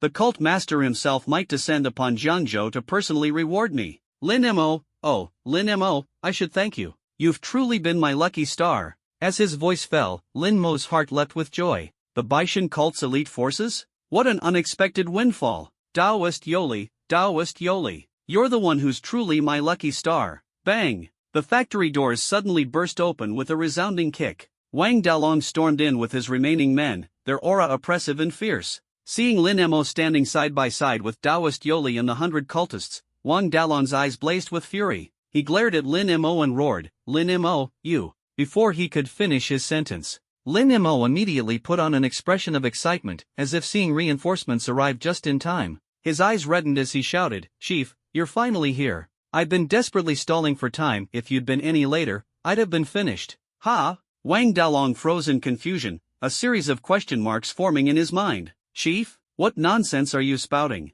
Before he could process the situation, the Taoist Yoli swung his large hand and issued an order to his followers. "Everyone, the opportunity to prove your loyalty to the cult of deity worship has arrived. Whoever slays the chief of the Bureau of Paranormal Abilities will be richly rewarded. Walk with the god, and live eternally." The followers roared their chants, their voices deafening as they surged toward Wang Dalong and his team in a frenzy. "Humph, a bunch of fanatical cultists dare act so brazenly before me? You're courting death." Wang Dalong snorted coldly and gave the order without hesitation, "Kill them." His subordinates responded without delay, meeting the charging cultists head-on, and a fierce battle erupted. Wang Dalong's sharp eyes locked onto Lin Mo in the distance. Without a word, he charged toward him with ferocity. Lin Mo remained calm and unperturbed, showing no sign of panic. Wang Dalong's footsteps grew louder and closer, his presence oppressive. Lin Mo quickly pointed at Taoist Yoli, who stood to one side, and raised his voice. Chief, you've come at just the right time. That man over there is the head of the cult of deity worship here in Zhengzhou City. Capture him, and their influence in this region will collapse completely. Humph. Wang Dalong snorted, his gaze as sharp as a blade, locking onto Lin Mo. The one I'm here to capture is. Before he could finish his sentence, whoosh! A figure darted forward, blocking Wang Dalong's path. It was none other than Taoist Yoli. Ha! The infamous chief of the Bureau of Paranormal Abilities? Your reputation precedes you. Today, I'll claim your head and collect the reward. What do you say to that? Taoist Yoli laughed arrogantly, his demeanor brimming with smugness. Foolish old dog, get out of my way. I'll deal with you later. Wang Dalong blared, his voice icy and commanding. Your tone is intolerable. Even if you apologize now, it's already too late. Taoist Yoli's eyes gleamed with a chilling light as he quickly formed hand seals and began chanting an incantation. Crack! The ground suddenly split open, and 8 skeletal figures emerged from the fissures. Unlike the ordinary bone puppets outside the factory gate, these skeletons radiated an oppressive aura, their strength comparable to 7th-level ability users. Wang Dalong narrowed his eyes and said coldly, since you're so eager to die, I'll grant your wish. With a heavy stomp, he activated his duplication ability. In an instant, 8 identical clones split off from him, each exuding a presence equal to that of the skeletal warriors. Attack! Wang Dalong gestured, and the 8 clones charged into the fray, engaging the skeletons in a brutal clash. Meanwhile, Wang Dalong himself rushed straight at Taoist Yoli, their battle igniting instantly. Wang Dalong truly lived up to his reputation as a 9th-level ability user. Every punch and palm strike carried an overwhelming sense of oppression. Though Taoist Yoli lacked Wang Dalong's sheer force of presence, he resisted tenaciously, showing no signs of defeat. Lin Mo watched the scene with a glint of surprise in his eyes. Taoist Yoli's strength was formidable, at least on par with an 8th-level ability user. Good thing I didn't confront him directly earlier, or I'd have been at a severe disadvantage, Lin Mo thought. Taking advantage of the chaotic battle, Lin Mo shifted his gaze toward Han Dong, who was not far away. Only 2 cultists stood guard over him now. Without hesitation, Lin Mo dashed forward. Stop! One of the cultists shouted, stepping in his path. Lin Mo shot him a cold glance. A beam of obliterating light instantly shot forth. Boom! The cultist disintegrated into pieces on the spot. The remaining cultist, terrified, pulled out a dagger and pressed it against Han Dong's throat. Don't come any closer, or I'll kill him. Don't panic. Take a look behind you first, Lin Mo said, stopping in his tracks and pointing behind the cultist. Humph! Don't try to fool me. There's nothing behind me, you won't distract me. The cultist sneered confidently. Thunk! A black sword suddenly pierced through his chest from behind. Who told you there was no one there? Came a mocking voice from the shadows. The cultist's eyes widened in shock as blood gushed from his mouth. He struggled to turn around but collapsed, lifeless, before he could. The attacker was Lu Liang. Lu Liang had been following Lin Mo in secret ever since he left the residential area, waiting for the right moment to act. Seeing the opportunity, he struck decisively and succeeded. Brother Lin, what's the plan now? Lu Liang asked as he wiped the blood off his sword and approached. Rescue him first. Lin Mo replied, quickly moving to release Han Dong from the crucifix and tearing the black tape off his face. Han Dong's injuries were severe, and he had fallen unconscious. Lin Mo looked up at Lu Liang and said, take Han Dong and retreat. Chief Xiao and the others should have reached the rendezvous point by now. Han Dong needs immediate medical attention. What about you? Are you staying behind? Lu Liang asked. Lin Mo's gaze swept over the fierce battle between the 2 groups of powerful combatants not far away, and a flicker of excitement flashed across his face. That's right. Brother Lin, are you insane? Both groups are here to kill you. Staying behind is too dangerous. Come with me. Lu Liang frowned deeply, his voice filled with concern. Don't worry, I have it all under control. Just follow the original plan after meeting Director Zhao and the others. Lin Mo patted Lu Liang on the shoulder, his confident smile unwavering. All right, Brother Lin, but please be cautious. Once I escort Han Dong out, I'll return immediately to back you up. Lu Liang sighed helplessly, supporting Han Dong as they retreated into the underground passage. As the 2 disappeared, Lin Mo stood up, moving swiftly to a concealed corner. His gaze locked onto the intense battle not far away, a sharp glint flashing in his eyes. Tier 4 ability users, Tier 5 ability users, and even Tier 6 ability users. The energy levels were off the charts. It seemed today would be another lucrative haul. but he knew clearly that he had only one chance to make a move. If he acted multiple times, it would undoubtedly provoke an alliance between Wang Dalong and the mystic Taoist, a scenario far too grim to handle. He had to strike swiftly and decisively. Rapidly calculating in his mind, Lin Mo's eyes darted as he extended both hands, focusing his thoughts. A large orb of annihilating light, about the size of a soccer ball, quickly materialized above his palms. But this was far from enough. He continued channeling his energy, causing the orb to expand rapidly, its radiance growing increasingly intense. Half a minute later, the annihilation orb had swelled to a 2-meter diameter, exuding a ferocious aura of destruction that radiated outward like a wild beast. That should do it. Lin Mo took a deep breath. Though more than half of his energy had been depleted, the power of this annihilation orb was more than enough to leave his opponents reeling. Without hesitation, he hurled it forward with both hands. The enormous orb of annihilation, blazing like a scorching sun, streaked through the air toward the center of the battlefield between the two factions. It quickly reached the airspace above the crowd. What is that thing? Who threw a sun at us? This is bad, run. The terrifying energy waves emanating from the annihilation orb immediately alerted everyone, sending them scrambling in all directions. But it was already too late. Boom! The deafening explosion shattered the air as the annihilation orb detonated mid-air. In an instant, the destructive force swept across the surroundings like a torrential storm. Those closest to the explosion's core were vaporized in an instant. This was no ordinary attack. Lin Mo, a Tier 6 ability user, had poured half his energy into this single strike. The result was devastating. Anyone below Tier 6 stood no chance of resistance. Even those merely grazed by the blast were left gravely injured, if not dead. Within moments, the casualties among the two factions soared to 20 or 30, and this didn't even account for the lightly injured. The factory was filled with anguished screams and cries of pain, echoing deafeningly in the vast space. "You shameless old scoundrel! How dare you ambush my men during the fight? You despicable coward!" Wang Dalong roared in fury, mistakenly assuming the attack was the mystic Taoist's doing. His face was red with anger. "Which eye of yours saw me ambush anyone? Among the dead, there are members of my divine worship cult as well," the mystic Taoist retorted, snorting coldly as he glanced at Wang Dalong with disdain. "Cut the nonsense! Isn't this exactly the kind of suicidal attack you cultists are known for? Time to pay with your life." Wang Dalong fumed, his rage boiling over. With his already dwindling forces suffering heavy losses, he was ready to flay the mystic Taoist alive. "Do you really think I'm afraid of you?"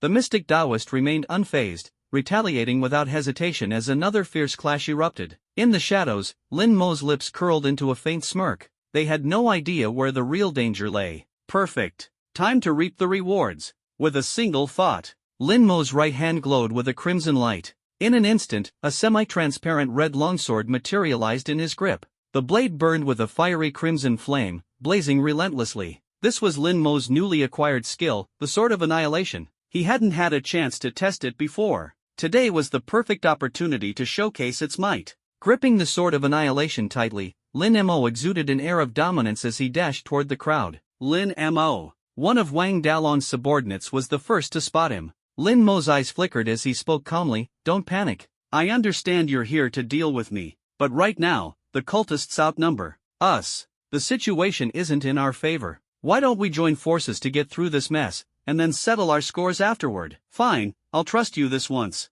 The man nodded reluctantly, turning to face the divine worship cult followers. Lin Mo leaped forward, swinging the Sword of Annihilation with precision. Slash! The man's head flew off, his body instantly reduced to ashes by the searing flames. Lin Mo's eyes flashed with a hint of surprise. The power was indeed overwhelming. He immediately shifted positions, vanishing into the chaos. Lin Mo. This time, a divine worship cult follower noticed him. Lin Mo remained composed, raising a hand in a gesture of peace. "Calm down. The Bureau of Supernatural Regulation suffered a huge loss today because of me. They'll surely punish me severely when I return. I've decided to join your side, to fight alongside you against the Bureau. What do you say? Good, at least you know what's in your best interest." The cultist sneered and nodded, just as he was about to turn away. Suddenly, with a flick of his right hand, a cold glint shot toward Lin Mo. Lin Mo's eyebrows slightly twitched. His figure moved swiftly, dodging the deadly strike. "What do you mean by this?"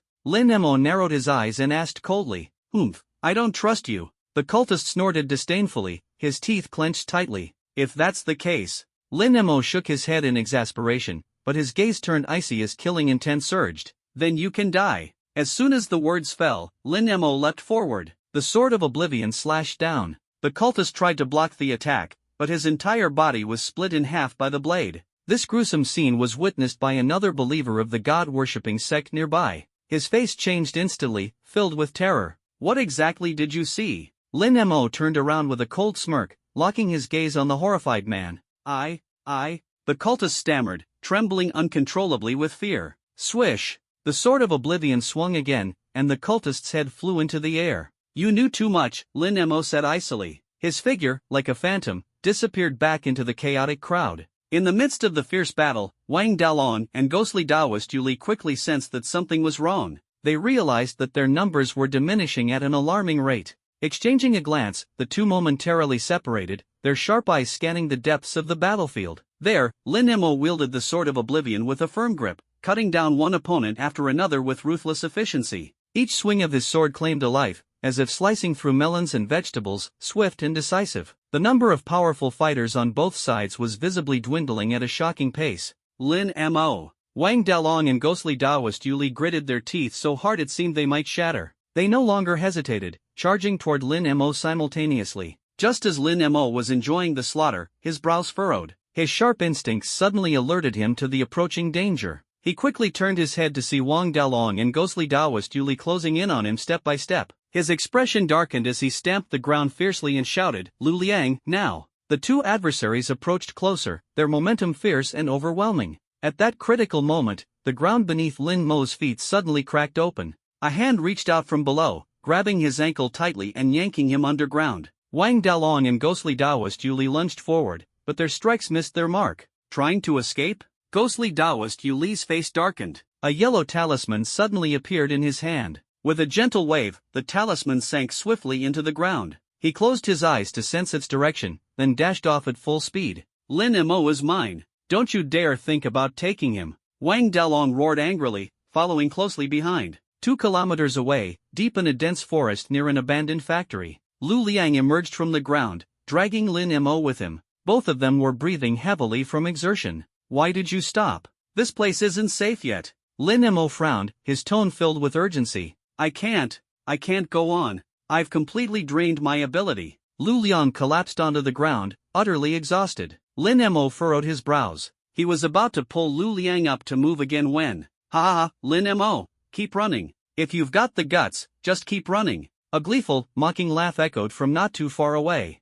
Lin Mo turned his head. His face instantly turned ice cold. Ghostly Taoist Yu Li and Wang Dalong had already caught up with them. The situation was becoming increasingly perilous. Before long, Wang Dalong and ghostly Taoist Yu Li charged forward like ferocious tigers, encircling Lin Mo and Lu Liang tightly. The overwhelming aura emanating from the two of them pressed down on Lin Mo and Lu Liang, making it hard for them to even breathe. The pressure was suffocating. Lin Mo, you little bastard! You dared to kill so many of our god-worshipping sect members. Today, you'll repay this blood debt with your life. Ghostly Taoist Yu Li's eyes gleamed like knives as he glared at Lin Mo, his voice chilling to the bone. Lin Mo, you've already ruined me once. If I don't flay you and tear you apart today, I swear I won't rest. Wang Dalong gritted his teeth, his eyes brimming with murderous intent, as though he wanted to devour Lin Mo alive. The two of them lunged forward simultaneously, their momentum crashing like a tidal wave. Hold it right there. At this critical moment, a thunderous roar suddenly erupted.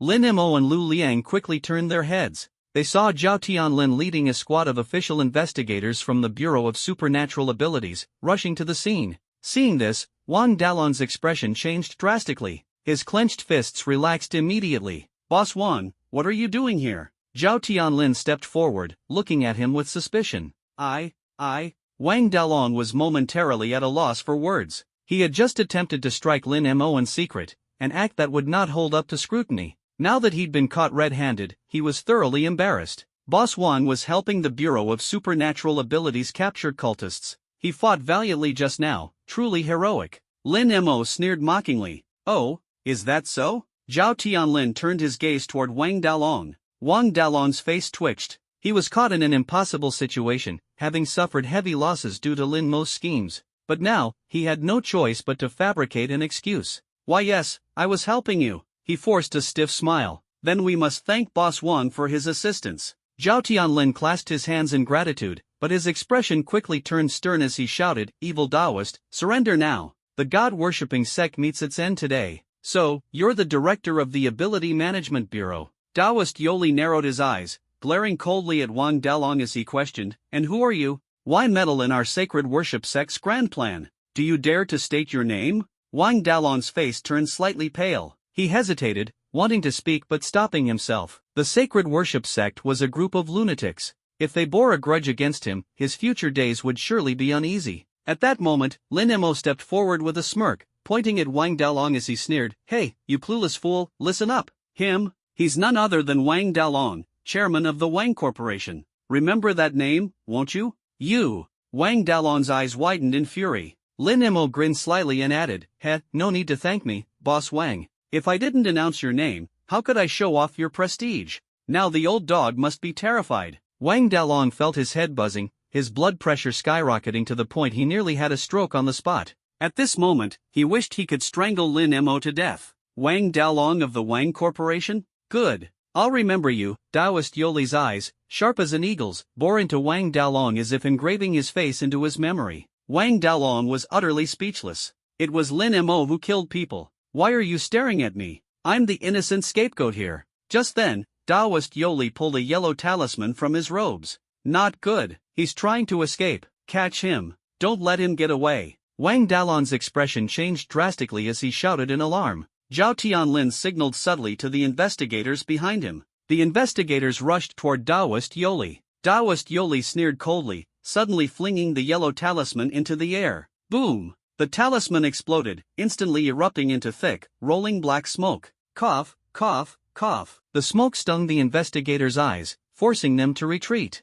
When the smoke cleared, Taoist Yoli was already nowhere to be found. "Damn it, that wretched Taoist got away," Zhao Tianlin said regretfully. "It's fine. There are still plenty of sacred worship sect followers trapped in the abandoned factory, held off by Boss Wang's men. Let's move in and wipe them all out," Lin Mo suggested, pointing toward the nearby factory. The group immediately rushed in that direction. The outcome went without saying. Though Taoist Yoli escaped, the followers were utterly powerless. Under the combined assault of Zhao Tianlin and the investigators, all the followers were quickly annihilated. Lin Mo took the opportunity to cut down a few himself, feeling exhilarated. Soon, his ability value soared to 320,000, edging him closer to becoming a level 7 ability user. The gains from today were absolutely astonishing, but Wang Dalong was on the verge of collapse. Dozens of his elite men had been slaughtered, leaving less than one-third alive, thanks to the sacred worship sect and Lin Mo's joint efforts. His heart felt as if it were being torn apart by a blade. Zhao Tianlin wanted to express his gratitude, but Wang Dalong coldly ignored him and stormed off with his remaining men, furious.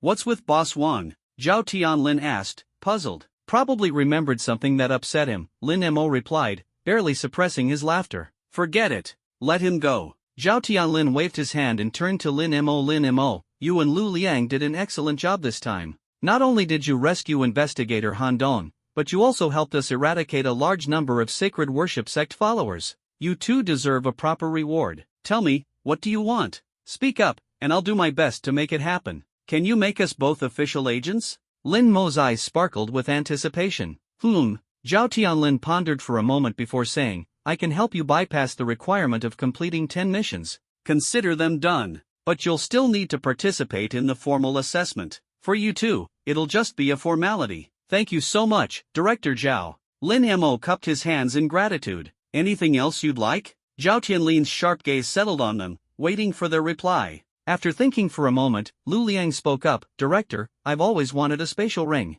It's so inconvenient to carry things around. Could you fulfill this request? A spatial ring?" Lin Mo's eyes lit up with excitement. In his past life, he had been a fan of online novels and knew just how valuable such an item was. When he had received a reward of 500 merit points before, he had considered exchanging them for a spatial ring. A spatial ring could store all sorts of items, incredibly convenient. But when he saw the price, 3,000 merit points, the equivalent of 30 million yuan, he had abandoned the thought. Ordinary people simply couldn't afford it. Now, hearing Lu Liang bring it up, Lin Mo couldn't help feeling a flicker of hope in his heart. "You little rascal," Zhao Tianlin said with a cold smile, his gaze sharp as a blade piercing Lu Liang. "You look so honest, yet you make such an outrageous request. The translation is as follows. A rare treasure like a spatial ring is only deserved by senior investigators of our Bureau of Supernatural Affairs. Even official investigators don't qualify, let alone you, an intern. His voice was firm and resonant, carrying an undeniable authority. Heh, but we did such a great job this time. Can't we make an exception? Lu Liang scratched the back of his head, grinning slyly. No way. Once the precedent is set, where are we going to get so many spatial rings? Zhao Tianlin shook his head, his brows tightly furrowed. The entire Jiangzhou branch combined only has a dozen or so, and they've all been snatched up already. That rare, huh?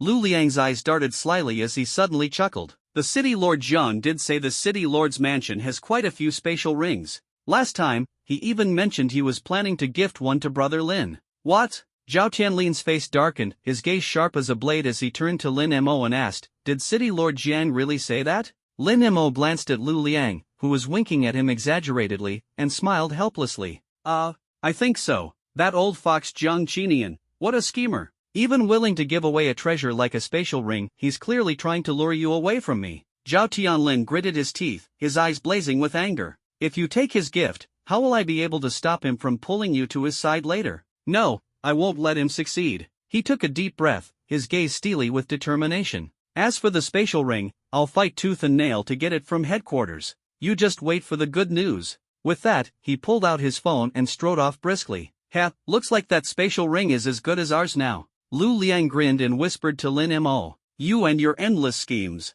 Lin Mo shook his head, a faint smile on his lips. Outside Jiangzhou City, a figure was fleeing in disarray. It was none other than the Taoist Yoli. In such a rush, where are you planning to go? An icy, mocking voice suddenly echoed. Taoist Yoli came to an abrupt halt and looked ahead. Not far away stood a silver-haired man clad in a black robe. The man had short silver hair, sharp features, and a crimson cross pendant hanging from his chest, exuding a chilling aura. Taoist Yoli hurriedly approached and knelt on one knee, bowing respectfully. Your Eminence, priest. Stand up, the silver-haired man gestured dismissively. But Taoist Yoli dared not move, his voice trembling. I am a sinner of the cult of devotion. I do not dare to rise. What happened? The silver-haired man asked, narrowing his eyes. Taoist Yoli quickly reported the situation at the abandoned factory. Lin Mo again? How many times has he thwarted you? Haven't you learned your lesson? The silver-haired man's eyes gleamed coldly, his tone harsh. No, he's just a level 5 ability user and intern investigator at that. He's not very strong but has ridiculously good luck,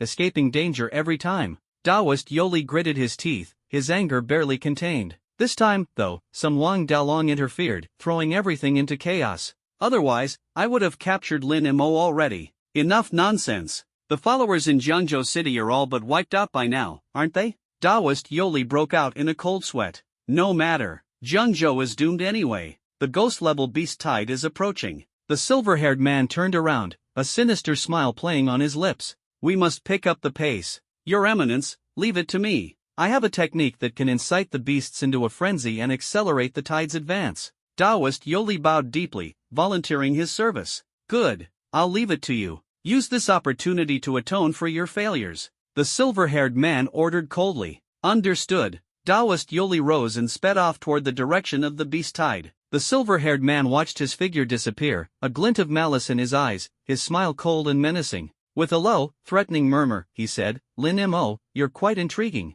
But don't get in the way of the cult of devotion's grand plans, otherwise, I'll personally send you to your grave. The Bureau of Supernatural Affairs, Jiangzhou Branch. Night Patrol? Lin Mo frowned. That's correct. Before the final assessment, every intern investigator must complete a night patrol assignment. This is critical for your final evaluation and promotion qualification. Tonight, you and Lu Liang need to give it your all. Any mistakes are unacceptable. Zhang Wei's gaze was stern, his tone filled with warning. How do we determine if the task is completed? Lu Liang asked curiously. The system will randomly assign a district. As long as the district remains peaceful throughout the night, with no injuries reported, the task is considered complete, Zhang Wei explained. I see. Lin Mo and Lu Liang exchanged a glance, silently calculating their next steps. Night fell. Lin Mo and Lu Liang's luck seemed to hold, as the system assigned them to none other than the district housing the Bureau of Supernatural Affairs itself. This is one of the safest places in Jiangzhou City. With the Bureau of Supernatural Abilities overseeing it, who would dare cause trouble here?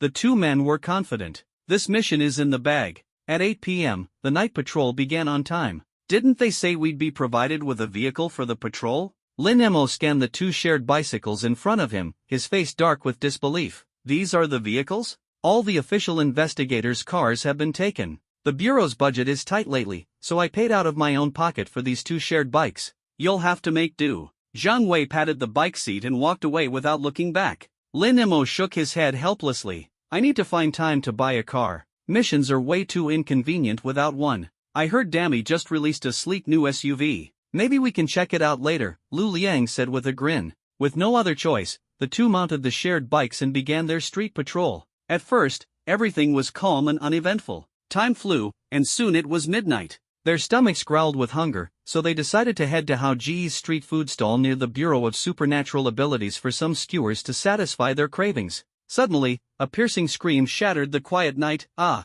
Help! There's a monster! The scream came from the direction of Hao Ji's food stall. Lin Mo and Lu Liang immediately perked up. Finally, some action. The night had been so dull they were almost falling asleep. Pedaling furiously, the two raced towards Hao Ji's food stall as if their bikes were on fire. When they arrived, they saw chaos at the stall. A crayfish-like supernatural beast was wildly snapping its claws, chasing a pretty girl in a pink JK school uniform. Tables and chairs were overturned everywhere, the scene a complete mess. Suddenly, the girl stepped on an empty beer bottle, lost her balance, and fell heavily to the ground. The crayfish beast pounced immediately. Her face was pale with terror, and her long legs, wrapped in white stockings, kicked frantically, but she couldn't get up. Lin Mo frowned and was just about to step in to save her, but Lu Liang blocked him with one hand, puffed out his chest, and said resolutely, Brother Lin, this beast isn't strong. Leave it to me. Lin Mo smirked knowingly. He could see right through Lu Liang. It wasn't about defeating the beast, it was about playing the hero to impress the girl. Beast, let her go. I'll deal with you. Lu Liang roared and charged at the crayfish beast. As a level 3 ability user, his speed was incredible. In the blink of an eye, Lu Liang was in front of the beast. Without hesitation, he delivered a powerful kick. Ow! A blood-curdling scream echoed as the crayfish beast was sent flying, crashing heavily to the ground. Wait, why does that scream sound kind of human? Lu Liang froze for a moment but quickly brushed it off. He rushed to the pretty girl, slicked back his hair, and flashed what he thought was his most charming smile. Miss, are you okay? You. The girl stared at him with wide, fearful eyes. Lu Liang thought she was still in shock, so he tried to comfort her. Don't be afraid, I'm here to protect you. Just as he was about to help her up. Hey, what are you doing? Stop right now. A furious shout rang out. A chubby man in a leather jacket and baseball cap stormed into the food stall, glaring at Lu Liang. Who the hell are you? Here to cause trouble, huh? I was saving her. If I hadn't stepped in, that girl would have been eaten by the beast. Lu Liang stammered, utterly confused, trying to explain. Saving her? Don't make me laugh. We're filming a short drama. The chubby man, fuming, pointed to the side. Lu Liang turned to look and, sure enough, there was a man crouched nearby with a camera, filming the scene. Then that beast. Lu Liang looked toward the crayfish beast he had kicked. The beast had removed its headpiece, revealing a man clutching his stomach and writhing in pain on the ground. Lu Liang was utterly dumbfounded. Are you from a rival crew? Trying to mess up our shoot so you can release your production first? The chubby man glared at him angrily. If you don't explain yourself, I'll drag you straight to the police station. He grabbed Lu Liang's arm, his fury unabated. Seeing this, Lin Mo quickly stepped forward. Brother, this is all a misunderstanding. We're from the Bureau of Supernatural Abilities. Handling supernatural beasts is our job. When we heard someone shouting for help, we rushed over immediately. We had no idea you were filming. Yeah, right. Anyone can say that. Riding crappy shared bikes and pretending to be from some fancy bureau? Got any proof? The chubby man sneered. Lin Mo pulled out his credentials and handed them over. The man glanced at them, then tossed them back with a cold laugh. Fake IDs are everywhere. We've seen enough of those in this business. Suddenly, he shouted loudly, Props, bring over our IDs. Got it. A man jogged over, opening his backpack to reveal an array of identification documents. They included credentials from the Bureau of Supernatural Affairs, the City Lord's office, and several other departments. Each one was meticulously crafted, almost indistinguishable from the real thing, frighteningly convincing. Lin Mo was left speechless. The chubby man curved his lips into a cold smirk and pulled out his phone. Well, nothing to say now, huh? Let's take this to the police station. Smack! At that very moment, a giant lobster claw suddenly shot out with precision, knocking the phone right out of the chubby man's hand. The phone hit the ground with a loud thud. Startled, the chubby man flinched and whipped his head around. Standing quietly beside him was a mutant crayfish beast. Its claws were slightly open, emanating an unmistakable aura of danger. "What the hell, Wang Gooden? Are you trying to get yourself killed? I just bought this Fruit 16 Pro Max. If it's broken, I'm docking it from your salary," the chubby man roared, glaring at the crayfish beast in frustration. He bent down to pick up his phone. After confirming the screen was intact, he let out a sigh of relief but turned to the crayfish beast with suspicion. "Weren't you writhing in pain just a moment ago? How are you suddenly fine now? You should stay down and keep wailing. When the cops get here, those two punks will get what's coming to them." The crayfish beast's claws snapped open and shut repeatedly, but it remained silent. "What? Got kicked mute or something? Did he kick your vocal cords? What kind of act are you pulling now?" The chubby man slapped the crayfish beast on the head, then turned to glare at Lin Mo and Lu Liang, his anger flaring. "See that? My employee got kicked mute by you. Medical expenses, not a penny less." Lin Mo and Lu Liang exchanged a look and took a few cautious steps back. "Trying to run? In a society ruled by law, you think you can escape? I'm calling the police right now," the chubby man bellowed, pulling out his phone to dial. "Director," a cameraman nearby called out in a low voice. "What? Can't you see I'm on the phone?" The chubby man snapped, shooting the cameraman an irritated glare. "Look over there." The cameraman urgently pointed into the distance.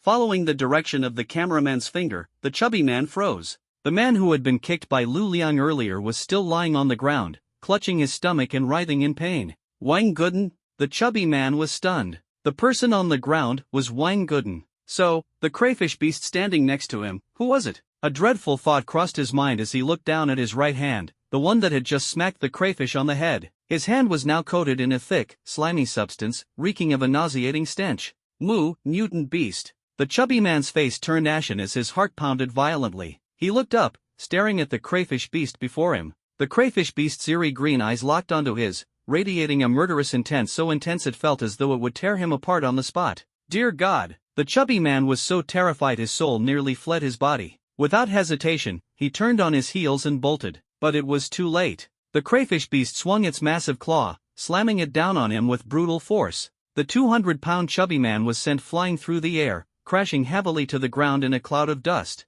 "Ah-hawk!" His blood-curdling scream pierced the night, sharp and shrill like the sound of a pig being slaughtered, silencing the entire food stall area. "There's a mutant beast. Run!" The film crew scattered in panic, abandoning their equipment as they fled. A cameraman even dropped his camera in his haste to escape. The crayfish beast swept its cold gaze across the area before locking onto a beautiful girl not far away. It began advancing toward her, step by step. Don't come any closer." The girl's face turned deathly pale as she struggled to get up from the ground, but her legs felt like they were filled with lead, completely incapable of supporting her. She had only been acting scared earlier, now, her fear was all too real, causing her whole body to tremble. The crayfish beast drew closer and closer. "Lu Liang." Lin Mo's eyes focused sharply, and he gave Lu Liang a meaningful glance. "Got it." Lu Liang nodded, his body suddenly shrinking as he dove into the ground. Just as the crayfish beast was about to pounce, the earth beneath it exploded with force. Two hands burst out from the ground, grabbing the beast's legs firmly and yanking downward. Half of the crayfish beast's body was instantly dragged into the soil, leaving it immobilized.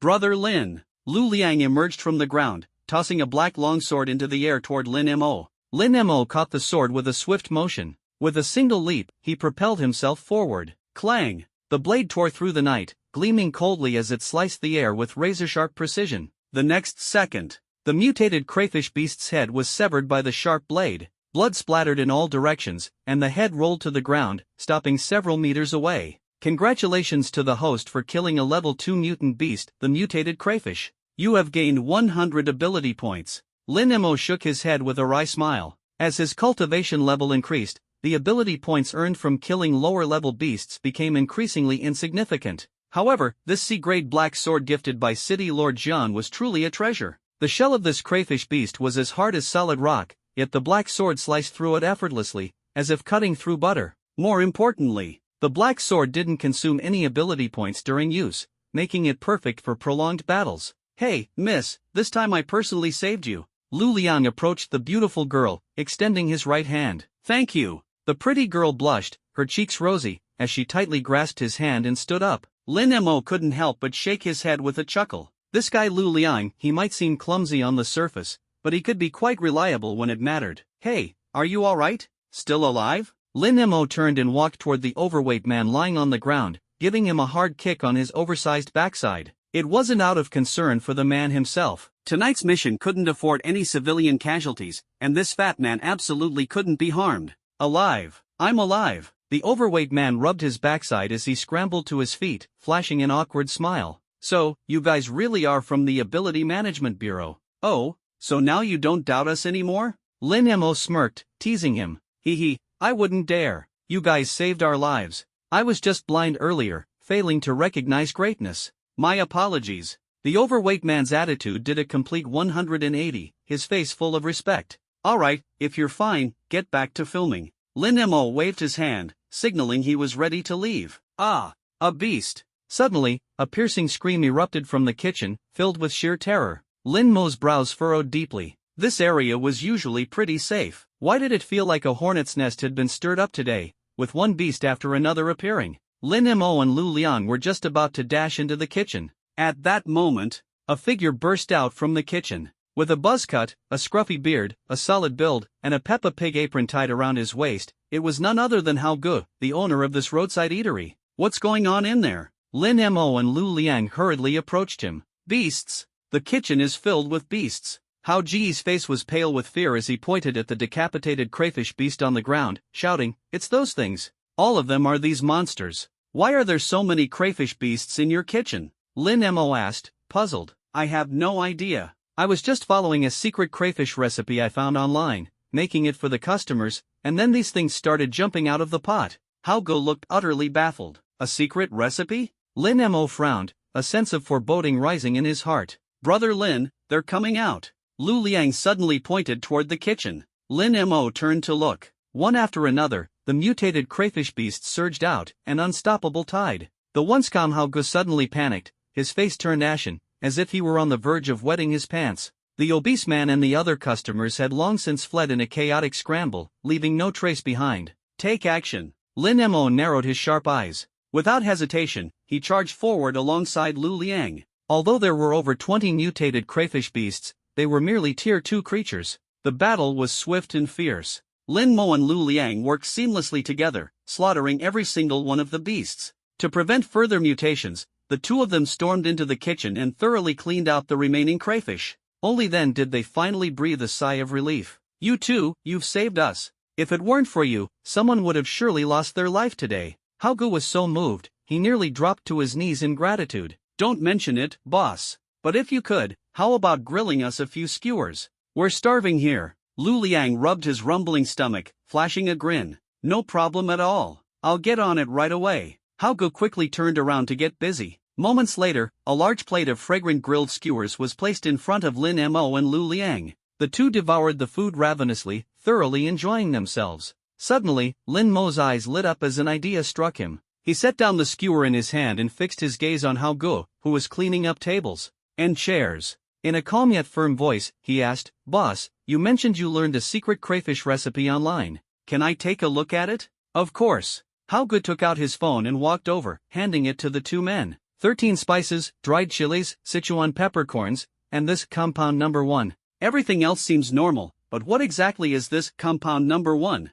Lin Mo frowned, confusion clouding his features. The person who gave me the recipe sent this along, saying it was for enhancing aroma and flavor. At first, it worked wonders, smelled amazing. But shortly after, the crayfish in the pot started mutating into beasts. Hao Gu explained anxiously. Do you still have any of this compound number 1? Let me take a look at it. Lin Mo's tone was steady, but there was an undercurrent of caution. I do. I'll go get it right now. Hao Gu turned and hurried into the kitchen. Brother Lin, do you suspect that the crayfish mutations are tied to this compound number 1? Lu Liang stared at Lin Mo, his sharp gaze probing. I hope I'm just being paranoid, Lin Mo replied, narrowing his eyes, his expression grave. Otherwise, this could be a much bigger problem. Before long, Hao Gu returned, but his hands were empty. Strange. I was sure I left it by the stove. Where could it have gone? He frowned deeply. Lin Mo and Lu Liang exchanged a glance, their instincts screaming that something was wrong. This doesn't feel right.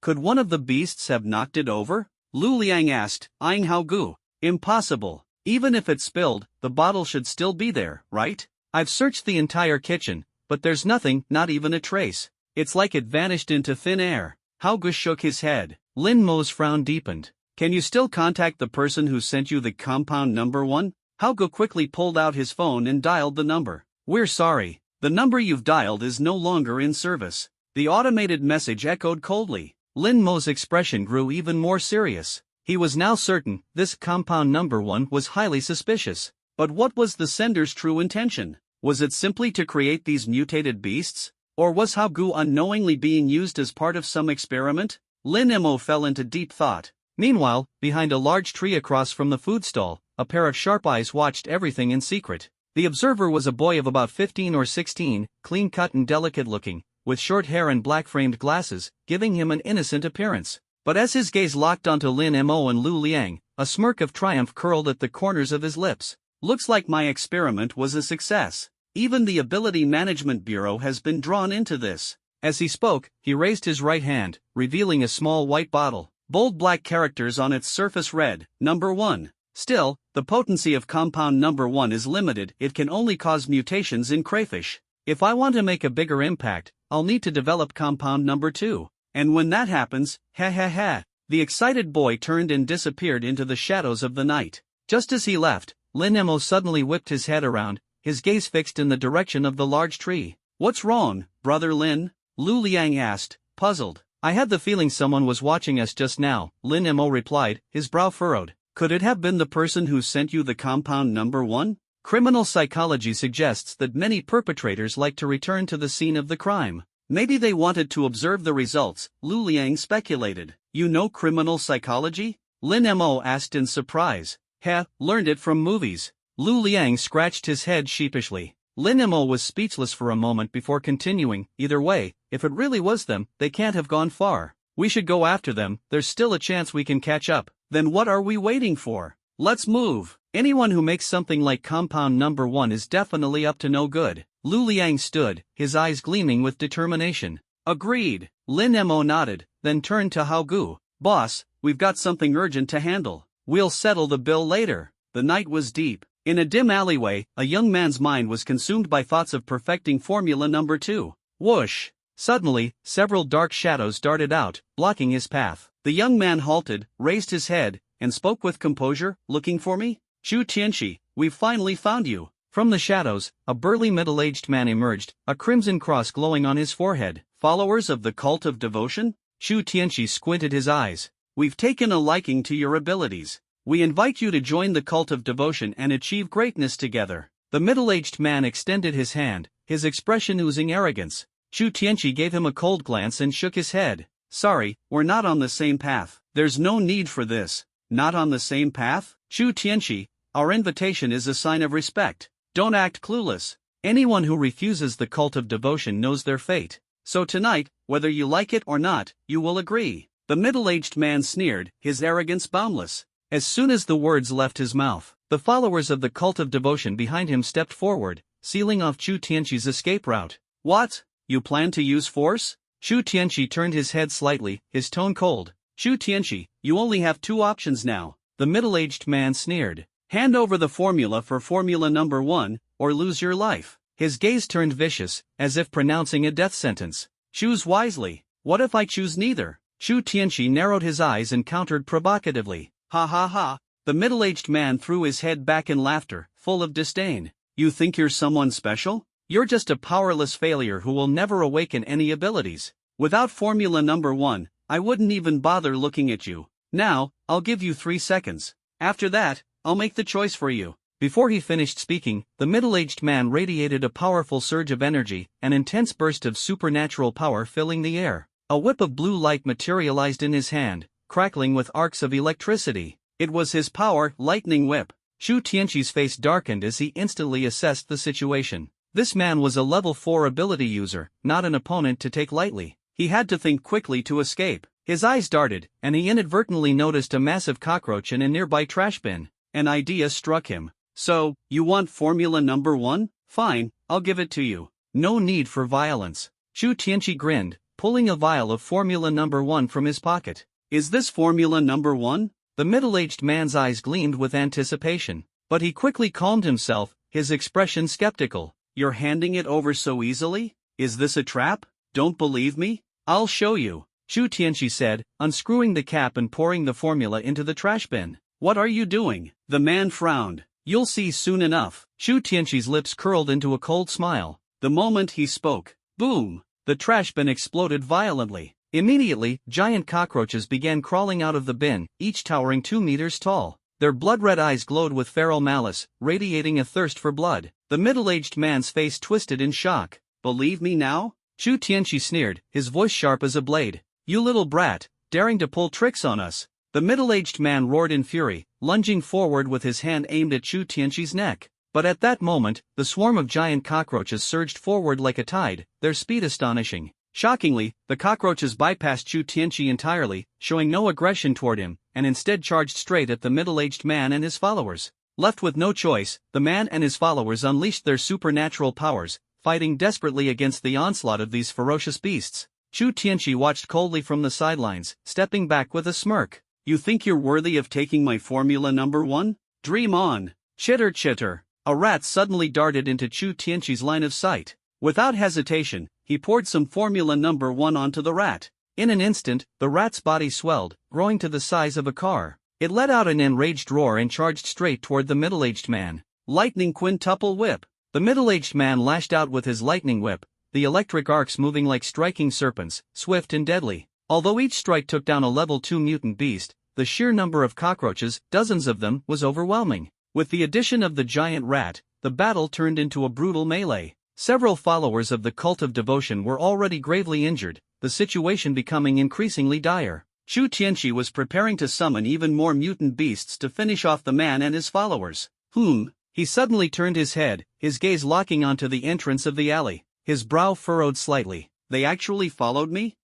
Trying to catch me? Not a chance." Before the thought even finished forming, Shu Tianqi turned and sprinted into the night, his figure quickly swallowed by the darkness. Moments later, 2 figures appeared silently, Lin Mo and Lu Liang. "WC, so many mutant beasts?" The sight of a swarm of massive cockroaches and the colossal rat left the 2 men utterly stunned. Lu Liang unsheathed his great sea longsword, ready to charge forward. Lin Mo quickly stopped him, pointing at the vivid red cross on the forehead of the middle-aged man. "Cult of devotion. Then we don't need to intervene." Lu Liang coldly sheathed his sword, crossing his arms as his expression turned icy. Before long, the middle-aged man and his group ran out of energy, unable to hold back the onslaught of mutant beasts. Several followers were torn to pieces by the giant cockroaches. The middle-aged man was pinned down by the massive rat, its drool covering his face, leaving him powerless to struggle. He caught sight of Lin Mo and Lu Liang and shouted desperately, "Hey, you two! Don't just stand there, lend us a hand." "Help you?"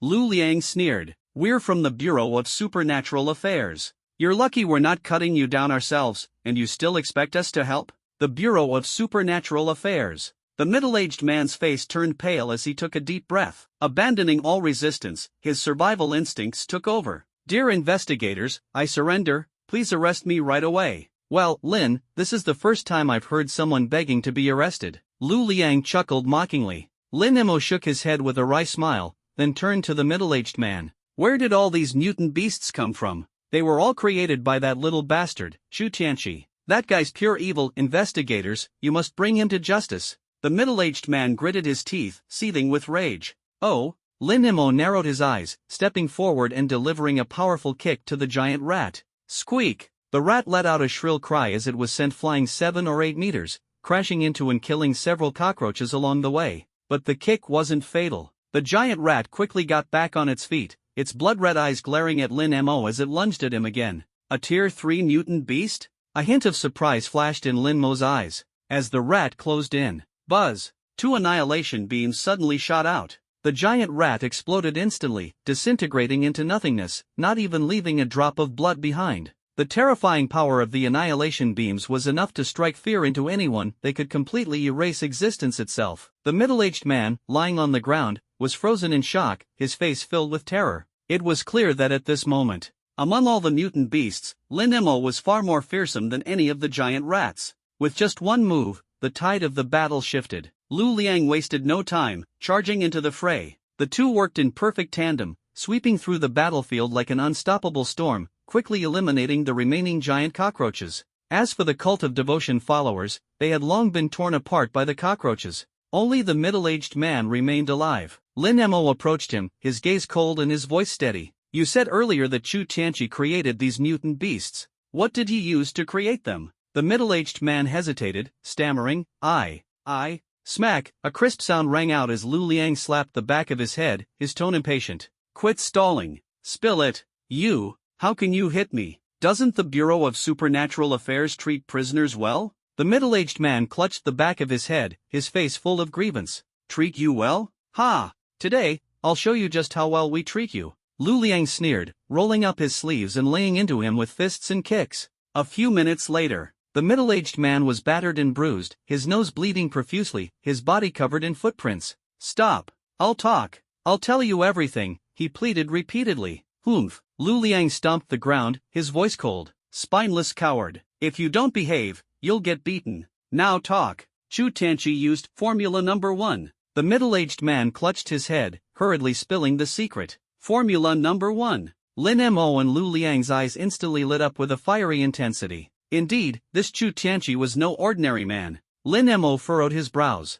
Then why were you fighting him? Isn't he one of your cult of devotion people? After all, Chu Tianqi's actions did seem aligned with the cult's methods. Of course not. The middle-aged man sighed bitterly. Actually, I was sent today to recruit him. With Formula Number 1 in his hands, if he joined the cult of devotion, we'd be unstoppable. But that arrogant bastard refused to join. Just as we were about to act, he set us up, using mutant beasts to trap us while he made his escape. He shook his head with a bitter smile, filled with helplessness. I see. Lin Mo pondered for a moment before suddenly grabbing the middle-aged man by the collar, hoisting him up. You're coming with me to the Bureau of Supernatural Affairs. Everything you know about Chu Tianqi, you'll spill it all, down to the last detail. As his words fell, the air grew heavy, thick with tension and looming danger. Lin Mo and LV Liang escorted the middle-aged man back to the Bureau of Supernatural Abilities Management and handed him directly to their team leader, Zhang Wei, for interrogation. They still had a night patrol mission and couldn't afford any delay.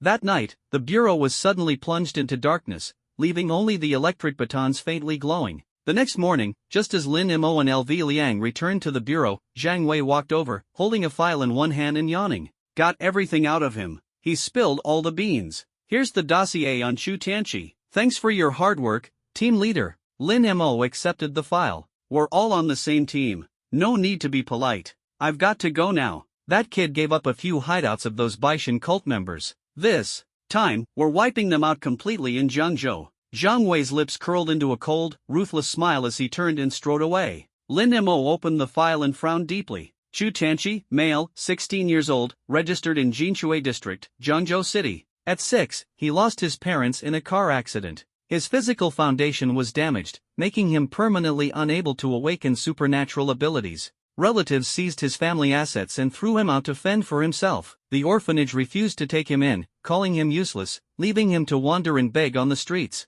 Later, a kind family adopted him, but 2 years later, they were killed by mutated beasts, leaving Chu Tianqi orphaned once again until now, ***.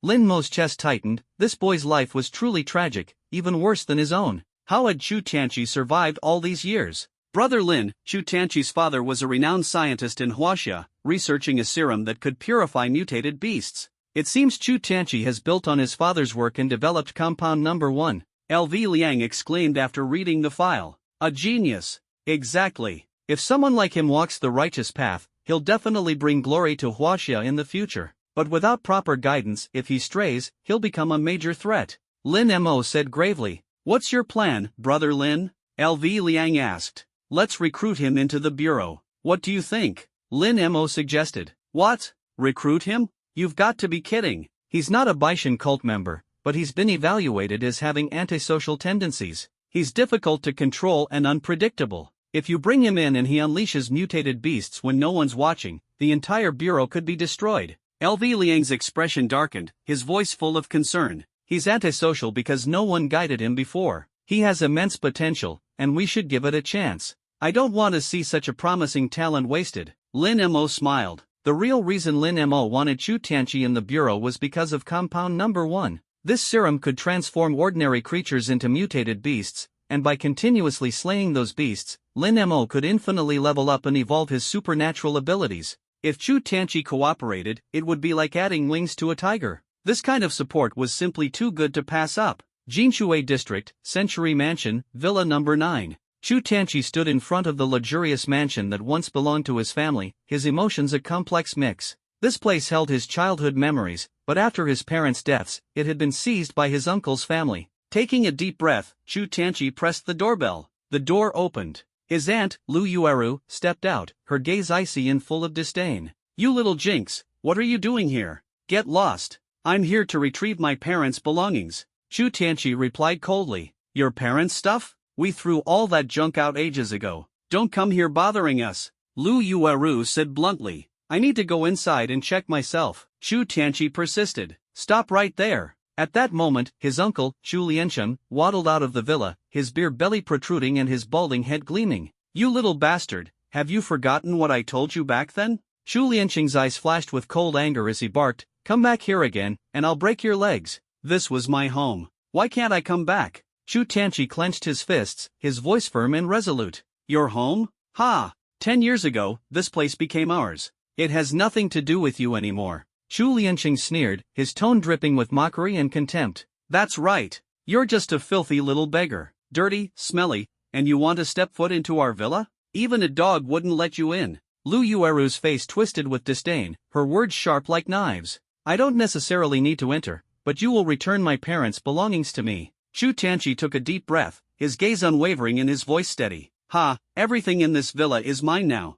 You won't even get a toothpick. Now scram back to your wretched little hole, or don't blame me if I break your legs." Chu Liancheng sneered, his eyes sharp as blades. "You've gone too far." A frosty light rose in Chu Tianqi's eyes, like an invisible sword aimed straight at their hearts. "How? Still thinking of making a move? You, a useless loser without any abilities, just say it if you want to die." Chu Liancheng cast him a disdainful glance, his tone dripping with contempt. Chu Tianqi clenched his teeth tightly, suddenly pulling out Formula Number 1 and spraying it toward the flowerbed nearby. In an instant, a swarm of giant ants and spiders surged out from the flowerbed. They moved with astonishing speed, heading straight for Chu Liancheng and Lu Yueyu. "Beasts!" Lu Yueyu's face turned pale with fear. "Don't panic." Chu Liancheng, however, remained calm and unruffled, a cold smile playing at his lips. "Men!" Before his words even fully landed, 6 black-suited bodyguards stormed out of the villa. Each exuded an intimidating aura and charged directly at the beasts. Chu Tianqi's face paled instantly. These 6 were all level 4 ability users, immensely powerful.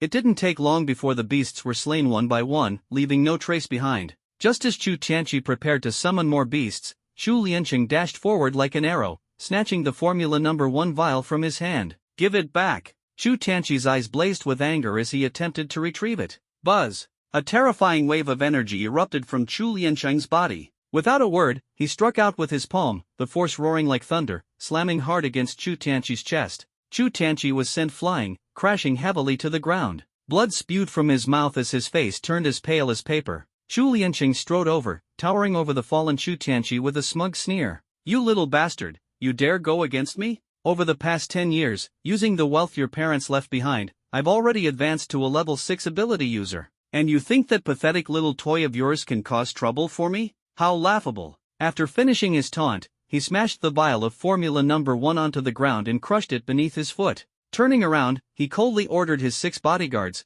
break his limbs and throw him outside the city walls. "Let him fend for himself." "Yes, sir." The 6 bodyguards responded in unison, closing in on Chu Tianqi step by step. "So many of you ganging up on a single child? Shameless." At that moment, a mocking voice rang out suddenly. Chu Liancheng's brows furrowed as he whipped his head around toward the source of the voice. 2 figures swiftly approached. It was Lin Mo and Lu Liang. "Who are you two? How dare you meddle in family affairs?" Chu Liancheng's cold eyes swept over them, his expression darkening instantly. "We don't care about your family's petty affairs." Lin Mo raised his hand, pointing at the fallen Chu Tianqi, and said icily, "I'm Lin Mo, an intern investigator with the Ability Management Bureau." After speaking, both Lin Mo and Lu Liang produced their badges. "The Ability Management Bureau?" Chu Liancheng's face shifted slightly, his heart tightening. In Jiangzhou, there were 3 major powers no one dared to provoke lightly: the City Lord's Mansion, the Ability Management Bureau, and the Wang Conglomerate.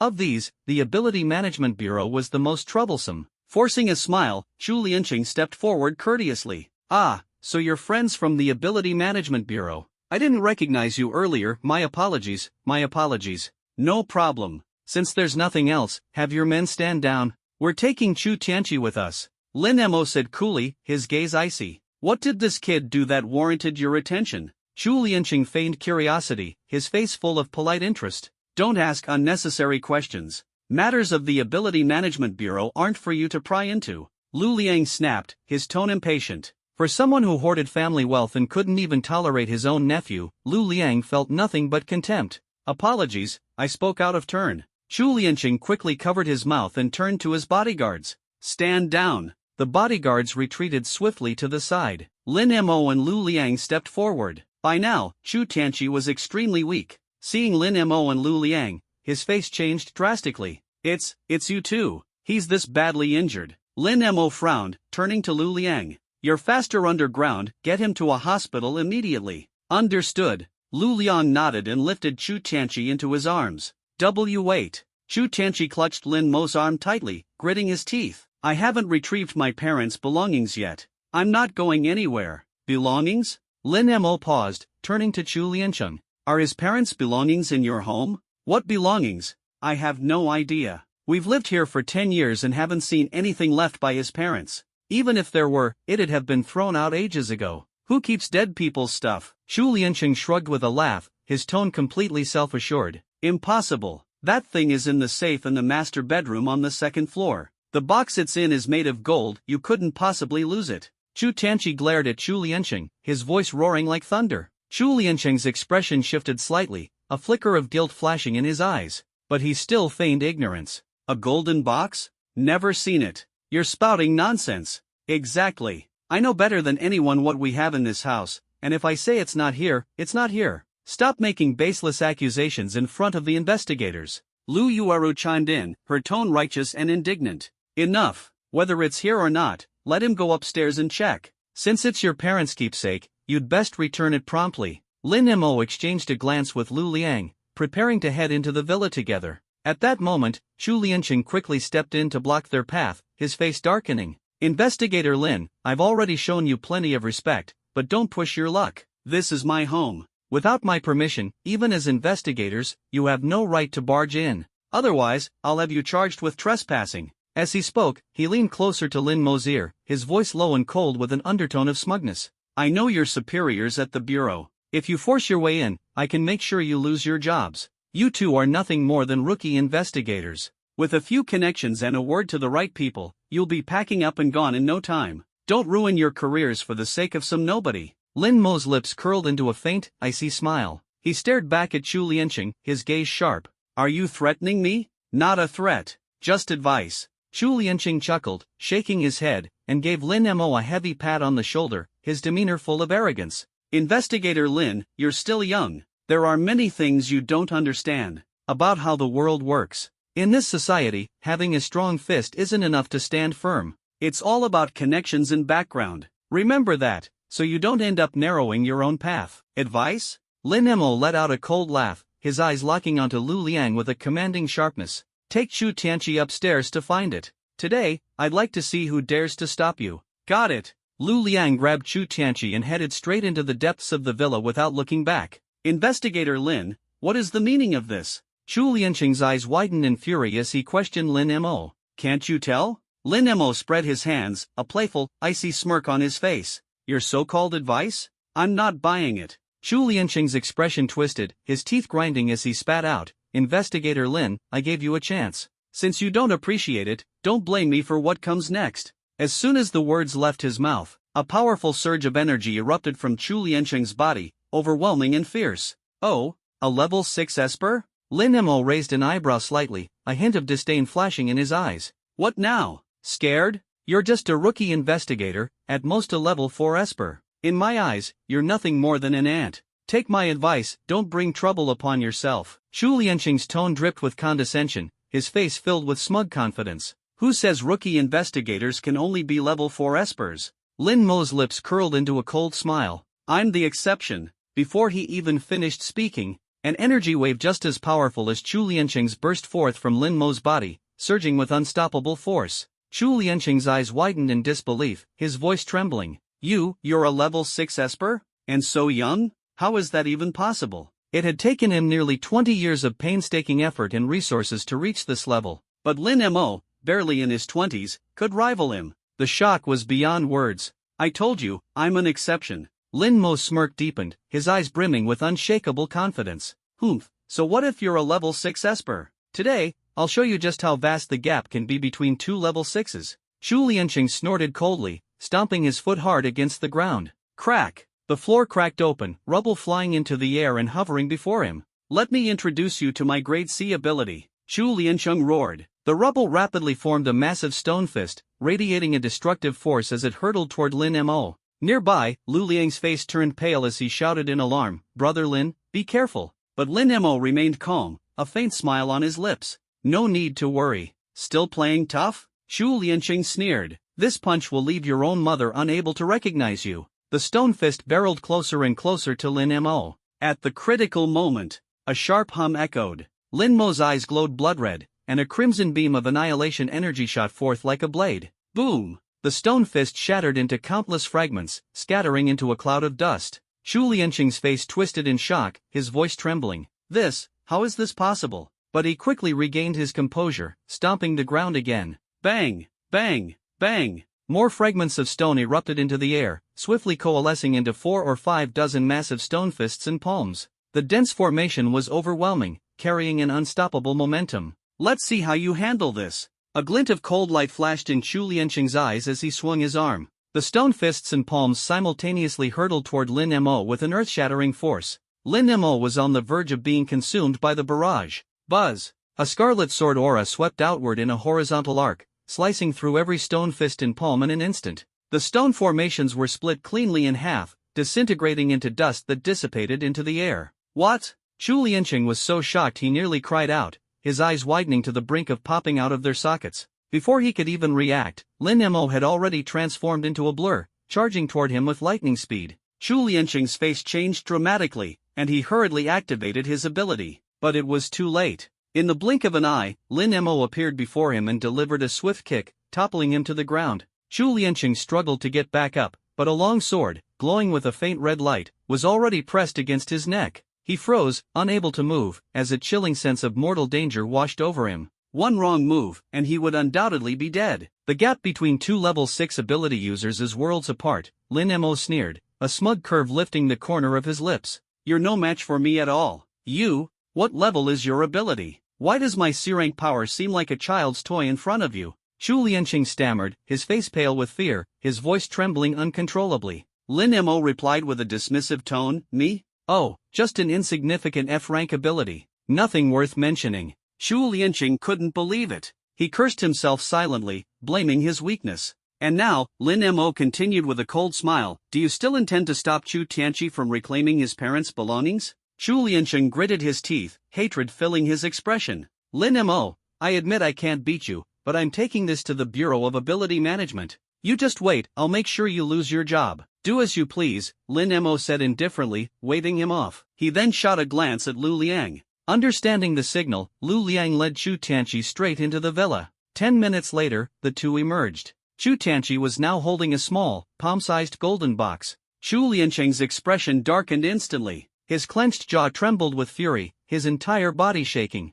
That box was left behind by Chu Tianqi's parents, crafted from solid gold and priceless in value. It was precisely because of its immense worth that Chu Lianqing had gone to such lengths to keep it, determined to study it thoroughly and uncover the secrets of whatever treasures it might hold. But now, all he could do was watch helplessly as Chu Tianqi took the box away. The bitterness in his heart was enough to make him feel like he might explode. Is that everything? Lin Mo's voice was cold and firm as he stared at Chu Tianqi. Yes, this is the most important thing, Chu Tianqi replied, shaking his head with unwavering determination. Good, then let's head to the hospital right now, Lin Mo said, supporting Chu Tianqi as they quickly made their way out of the residential compound. The three of them walked off into the distance, their figures gradually disappearing. Behind them, Chu Lianqing was seething with rage, his voice booming like thunder. I'll take this to the Bureau of Ability Management. If they don't do anything, I'll go straight to the city governor's office. I've spent years building connections in Zhengzhou, I'm not someone to be trifled with. Lin Mo. You're just a lowly intern investigator, yet you dared to lay hands on me and help Chu Tianqi steal my treasure.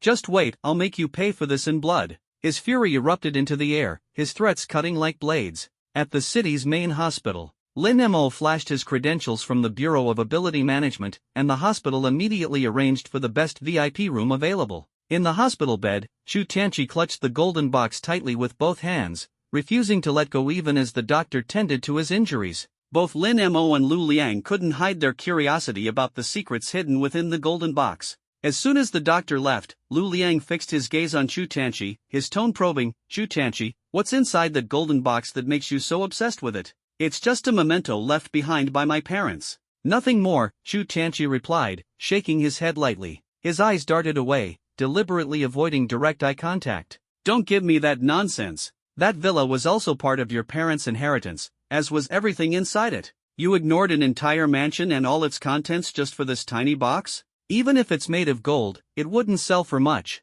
Not to mention, there's an entire safe on the second floor filled with gold bars and jewelry, and you didn't even glance at it. Come on, don't try to fool me, I'm not that easy to deceive. Lu Liang sneered, his expression full of suspicion. In his eyes, there was no doubt that something extraordinary was hidden inside the golden box. However, faced with Lu Liang's persistent questioning, Chu Tianqi simply closed his eyes and chose silence. What kind of friend are you? We just saved your life, and you can't even share this one thing with us? You're really… Lu Liang's face darkened, his tone carrying a hint of displeasure. At that moment, Lin Mo raised his hand to interrupt him, his sharp gaze locking onto Chu Tianqi as he spoke coldly. It seems you still don't trust us. In truth, our intervention today was meant to extend a hand of friendship, but now, it appears to be nothing more than wishful thinking on our part. Friendship is built on trust. Take care and heal well. We won't disturb you any further. With those words, Lin Mo grabbed Lu Liang by the arm and briskly turned to leave the hospital room.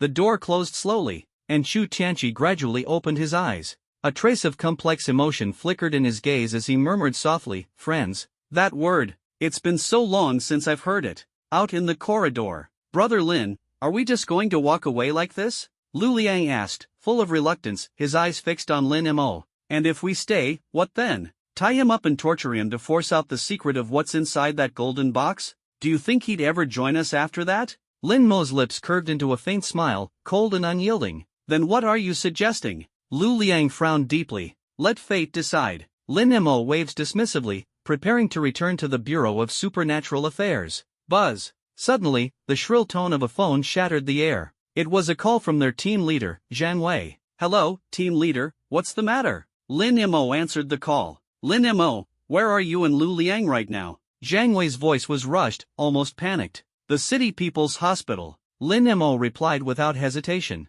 "What? You're at the City People's Hospital? Evacuate immediately." Lin Mo's brows furrowed in confusion as he asked, "What's going on?" "A zombie virus outbreak in the morgue. That's the place with the most corpses in Zhengzhou City. If the virus spirals out of control, it will be at least a wolf-level disaster. The director is already on his way with an elite squad. You need to leave now. This situation is beyond what your level can handle." Zhang Wei's voice was filled with urgency. "Understood." Lin Mo nodded and grabbed Lu Liang, ready to leave. Ah! A piercing, blood-curdling scream erupted suddenly. Lin Mo and Lu Liang instinctively looked up, only to see a zombie viciously tearing into a patient, blood spraying everywhere. Two hospital security guards rushed forward to intervene, but more zombies surged up from the stairwell, turning the hospital into a chaotic hell in an instant. Screams, roars, and cries filled the air, as blood painted every corner. Lin Mo stopped in his tracks, his eyes cold as they fixed on the scene ahead.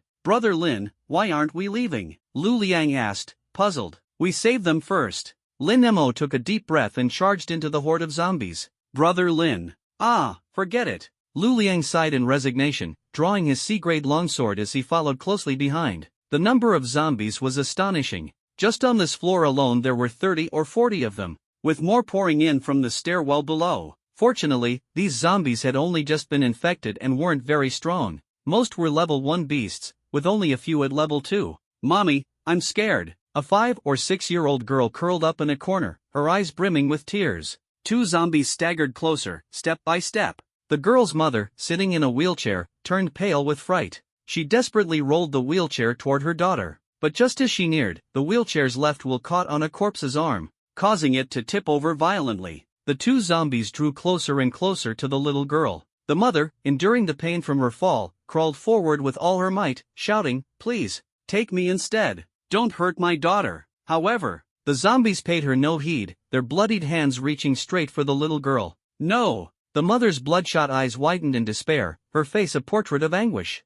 Buzz! At the critical moment, two crimson beams of light shot out like arrows, piercing the heads of the two zombies with precision. Bang! Their heads exploded, flesh and blood splattering everywhere. The zombies froze for a moment before collapsing to the ground. "Are you all right?" A cold voice broke through the chaos. Lin Mo swiftly approached the mother, gently helping her back into the wheelchair. He then pushed her to the little girl's side. Thank you." The mother's eyes shimmered with gratitude. "No need for thanks." Lin Mo gave a faint smile before turning resolutely to charge toward another group of zombies, his steps unwavering. Elsewhere in the hospital, a nurse was pinned under an overturned medicine cabinet, her legs trapped and immobile. No matter how hard she struggled, she couldn't free herself. At the same time, a zombie approached slowly, its ghastly face twisted with hunger. Despair filled her eyes as she shut them tightly, memories of her bedridden younger brother flashing across her mind. Tears streamed down her face. "I'm sorry, little brother. Big sister won't be able to take care of you anymore."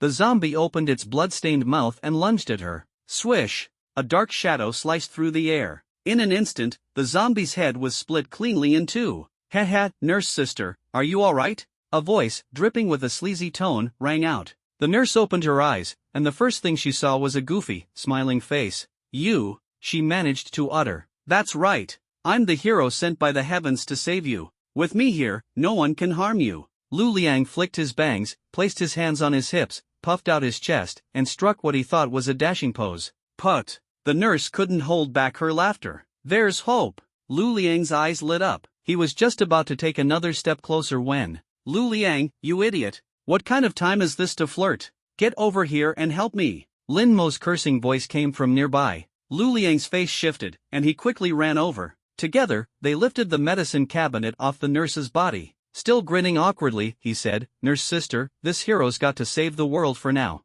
We'll chat later." With that, he darted off toward where Lin Mo was being surrounded. The nurse watched his retreating figure, her cheeks tinged with a faint blush. Lin Mo and Lu Liang worked together to clear out the zombies on that floor, quickly barricading the stairwell doors. For the moment, the zombies below were blocked, unable to charge upward. Our heroes, truly our saviors. The doctors, nurses, and survivors fell to their knees in gratitude, their eyes brimming with tears. "No need for that." Lin Mo waved his hand and scanned the group. "Who's in charge here? Step forward." A man in a white coat stepped out and introduced himself. "I am Lu Hao, the deputy director." "Deputy Director Lu, this is the only floor that's temporarily safe. The other floors are still overrun by zombies. We need to go down and clear them out immediately. I'm leaving this floor under your management. First, isolate anyone who's been bitten. Reinforce the stairwell doors to keep the zombies from breaking through. Got it?" Lu Hao nodded furiously, his head practically bobbing like a chicken pecking grain.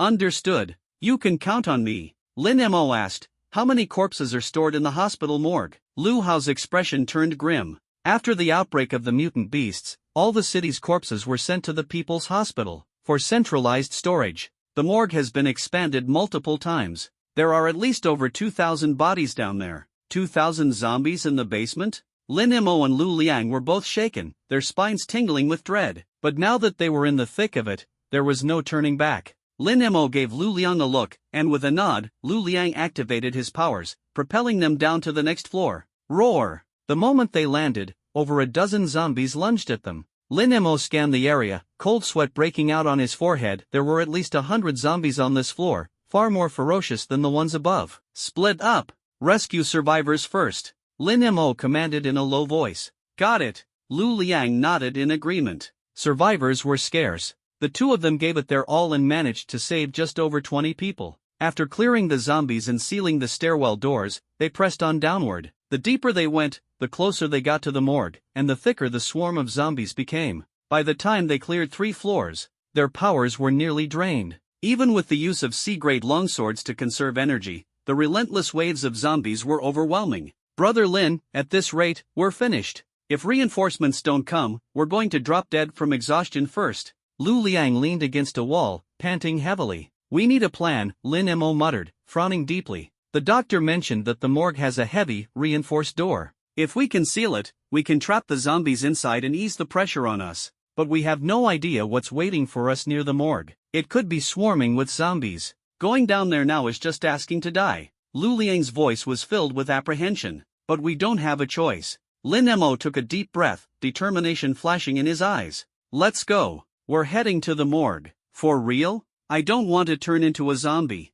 Lu Liang muttered nervously. Then do you want that nurse sister of yours to turn into one? If we don't seal that door, the zombies will only keep increasing. She's as good as dead. Lin Mo sneered. Lu Liang's face tightened. Gritting his teeth, he said, for my nurse sister, I'll risk it all. And when I'm gone, make sure to remember I sacrificed my life for love, he added with a defiant tone. Cut the crap. Move it. If you waste any more time, your nurse sister will really become a crazy undead. Lin Mo snapped, his voice sharp, their eyes resolute. The two of them stepped into the abyss of the unknown. Lin Mo patted Lu Liang on the shoulder, his voice low and urgent. Let's go. No more stalling. Lu Liang took a deep breath, clenched Lin Mo's wrist tightly, and in a flash, the two of them disappeared, heading underground. The morgue was located 3 levels below the hospital. Down there, sunlight never reached, and the air was bitterly cold. As soon as they stepped in, both Lin Mo and Lu Liang shivered. The chill seeped straight into their bones. It's pitch black. Where the hell is this morgue? Lu Liang squinted, scanning the darkness around them. The elevators nearby. The morgue can't be far. Transporting bodies wouldn't be convenient if it were too far away, Lin Mo analyzed in a hushed tone. Then let's hurry up and find it. The two cautiously crept forward, their footsteps nearly silent. Suddenly, a zombie lunged out from the shadows. Dodge! Lin Mo shouted, shoving Lu Liang aside. His long sword sliced through the air, a flash of silver light. The zombie's head was severed cleanly, flying off like a ball before landing heavily on the ground and rolling far away. Though they narrowly escaped danger, the sound of the clash was like a spark igniting a powder keg. All around, the howls of zombies erupted, and the heavy sound of their footsteps surged like a tide. Their faces paled instantly. This place was nothing like the bright world upstairs. 3 levels underground, the darkness was thick like ink, interrupted only by a few flickering emergency lights casting dim, trembling glows. It was so dark you couldn't even see your own hand in front of your face, and even more oppressive than that. If they got surrounded here, there would be no chance of survival. Lu Liang, burrow out through the ground, now. Lin Mo's gaze was resolute. Understood. Lu Liang clenched his fist, grabbing Lin Mo's wrist to prepare for their escape. But just as they began to phase halfway through the ground, a powerful force suddenly blasted them back. What the hell? Lin Mo frowned deeply, both surprised and furious. There's a barrier here? Lu Liang froze, his face full of confusion. It must be the hospital's lockdown. Lin Mo analyzed grimly. To prevent zombies from escaping and wreaking havoc on Jianzhou City, they've activated this barrier while waiting for the Supernatural Management Bureau's reinforcements. So what do we do now? We can't get out. Lu Liang's face turned ashen, a fleeting trace of despair in his eyes. There's only one choice, fight our way through. Lin Mo took a deep breath, his mind sharpened with determination. Buzz! In an instant, a crimson longsword materialized in his right hand. The blade of oblivion. Back to back. Don't get separated. Lin Mo turned to Lu Liang, his gaze unwavering. Got it. Lu Liang nodded, his voice cold as ice. As soon as they stood together, several zombies lunged at them. Lin Mo swung his sword, and a streak of scarlet energy slashed through the air like lightning. The attacking zombies were reduced to ashes in an instant. Under the brief illumination of the sword's glow, they finally saw their surroundings. Hundreds of zombies, densely packed, surging like an endless tide. Damn it, we really stirred up a zombie nest. Lu Liang's face turned ghostly pale as cold sweat dripped down. I just saw the morgue doors. About 100 meters ahead. Lin Mo pointed forward, his gaze filled with determination. Lin, you're still worrying about that now? We can't even move 10 meters without struggling. Lu Liang forced a bitter laugh. We've come this far. If we don't shut that door, the pressure will only keep growing. Lin Mo's expression turned icy, his killing intent surging. Fine. I'll follow your lead. Lu Liang gritted his teeth and nodded. I'll clear the way. Cover our rear. Lin Mo gripped the blade of oblivion in one hand and a standard C-grade longsword in the other, charging straight ahead. Lu Liang stayed close, guarding their backs with all his might. The blade of oblivion's power was explosive. With each swing, 7 or 8 zombies were obliterated instantly. However, the energy consumption was immense. Lin Mo spared no thought for anything else, his sword flashing relentlessly. Together, they finally carved a bloody path through the horde, reaching the morgue's thick metal doors. The door was massive and solid, over a meter thick, forged entirely of steel. Lin Mo breathed a sigh of relief. As long as they could shut this door, the zombies inside the morgue wouldn't be able to break through in the short term. The pressure would ease dramatically. Without hesitation, Lin Mo stepped forward and began to push the door shut. Zombies poured out from inside, frenzied and relentless. With one hand pushing the door and the other swinging his sword to fend them off, the pace of closing the door slowed to a crawl. Lu Liang guarded the rear, anxiously fending off the zombies but unable to assist. Boom! The door creaked and groaned as it slowly started to close. Bang! Suddenly, a terrifying force slammed into the door. The nearly closed door was violently forced open. Lin Mo was thrown back over 10 meters, crashing heavily into a concrete pillar before collapsing to the ground. In the blink of an eye, countless zombies swarmed over him, their dark shadows swallowing him whole. Lu Liang's face twisted in horror as fear gripped his heart. At that moment, a terrifying aura surged from the depths of the morgue. Gulp! Lu Liang swallowed hard, turning his head toward the source. From within the morgue emerged a towering zombie, standing 3 meters tall, its muscles grotesquely swollen and bulging. Its eyes glowed an eerie green, flashing with a sinister light, radiating pure, unrelenting killing intent. It was the beast that had smashed the door open. Lu Liang froze, completely overwhelmed. That aura, it was equivalent to a level 6 mutant beast. How could such a monstrosity be hiding in the morgue? Could it be that the zombie virus had undergone a complete mutation? Roar! The muscular zombie let out a deafening roar, its voice shaking the air. The surrounding zombies immediately fell back, making way.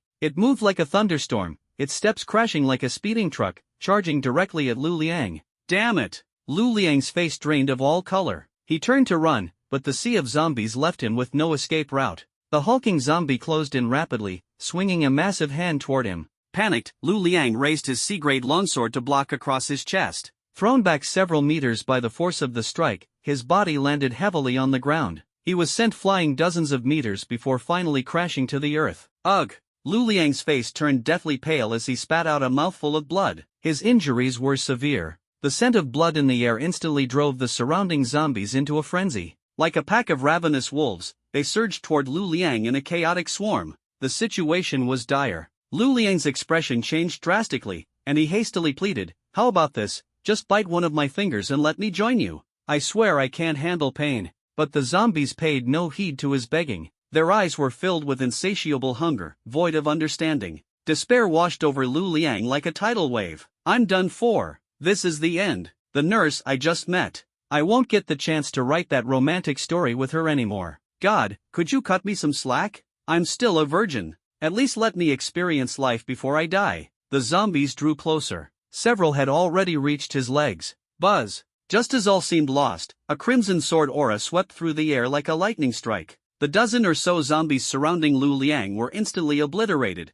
their bodies disintegrating into a bloody mist. Ha! Lu Liang, who had been bracing himself for death, opened his eyes in shock, unable to believe what he was seeing. Heaven has shown mercy? Get up, little virgin. It's not heaven, it's your big brother here to save you. A teasing voice rang out. Lu Liang scrambled to his feet. In the distance, a figure sped toward him with incredible speed. It was Lin Mo, the very man who had been sent flying earlier. Whoa, Lin bro, you're still alive? Lu Liang was so ecstatic he nearly jumped up. Judging by the earlier scene, he had assumed Lin Mo was done for. Of course I'm alive. I haven't completed my life's mission yet either. Lin Mo quipped with a grin. Brother, just keep what I said earlier to yourself, okay? Don't spread it around, I'm begging you. Lu Liang clasped his hands together in earnest plea. Lin Mo grinned mischievously, about to reply. Roar! Suddenly, a deafening roar broke through the air. Both men turned their heads sharply. The muscular zombie, radiating an aura of overwhelming violence, was charging straight at them.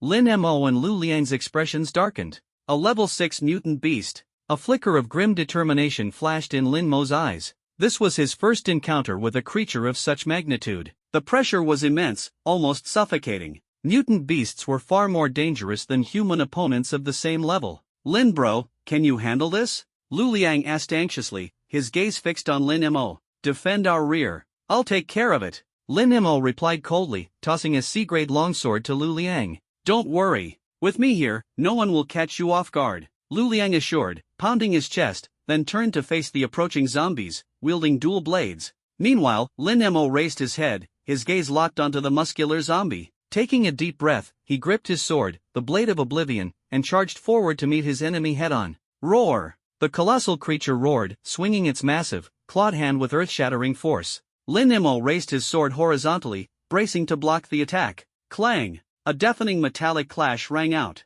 The blade of oblivion struck the creature's palm, leaving only a shallow white mark. Such insane defense! Lin Mo muttered through gritted teeth, his brows furrowed as he quickly analyzed the situation. Buzz! 2 beams of annihilation energy shot out from his eyes, striking the zombie head-on. The impact forced the creature to stagger back a few steps, but the damage was minimal. This was the power of a level 6 mutant beast. Roar! The muscular zombie pounded its chest in mockery and charged again with renewed ferocity. Lin Mo had no choice but to fire another energy blast, temporarily forcing it to retreat. But the energy consumption was immense, he couldn't sustain it for long. He needed to find a weakness, and fast. His eyes scanned the creature, finally locking onto its grotesque, gaping mouth. Even the strongest fortress has its weak point. A plan began to form in his mind. Roar! The zombie lunged once more. This time, Lin Mo didn't fire his energy beams. In the blink of an eye, the zombie was upon him, its massive claws reaching for his throat. But Lin Mo remained still, standing his ground. The creature's hand closed around his neck, lifting him off the ground like a ragdoll. From behind, Lu Liang, who was fiercely fending off other zombies, turned pale. Lin bro! He was about to rush over to help. Stay back! Lin Mo shouted. Lu Liang froze, his steps halted. The zombie opened its cavernous maw, aiming to bite down on Lin Mo's head. Lu Liang's heart pounded like a drum. At that critical moment, Lin Mo raised his right hand. In his grasp was a glowing orb of annihilation energy, the size of a soccer ball. Without hesitation, he hurled it directly into the zombie's mouth. Boom! A thunderous explosion erupted. The blast sent Lin Mo flying backward, crashing heavily to the ground. Gritting his teeth against the pain, he forced himself upright, his eyes fixed on the zombie. Its jaw had been blown apart, its massive body trembling as it teetered, then collapsed to the ground. But it wasn't entirely dead. 2 seconds later, it began to stir, struggling to rise. Now's my chance. Lin Mo sprinted forward, the blade of oblivion forming in his hands. With both hands gripping the sword tightly, he thrust it into the creature's gory, mangled mouth. The blade pierced through its oral cavity, unleashing a burst of explosive sword energy like thunder. Boom! The zombie's head exploded in a shower of gore. Finally, it fell lifeless, its monstrous form utterly still. Congratulations, host! You have successfully slain a level 6 mutant beast iron zombie, earning 6,000 ability points. The corpse of the zombie began to decay rapidly, dissolving into a pool of blood in an instant. At the center of the blood pool, a white bead, about the size of a ping-pong ball, caught Lin Mo's eye. What is this? Lin Mo quickly bent down and reached out to touch the white bead. The bead felt warm to the touch, emitting a faint glow, as though it contained immense power. This was no ordinary object. This must be something left behind by the iron zombie after its death, but now wasn't the time to investigate further. Around him, zombies were surging in like a tidal wave. The morgue door was still wide open.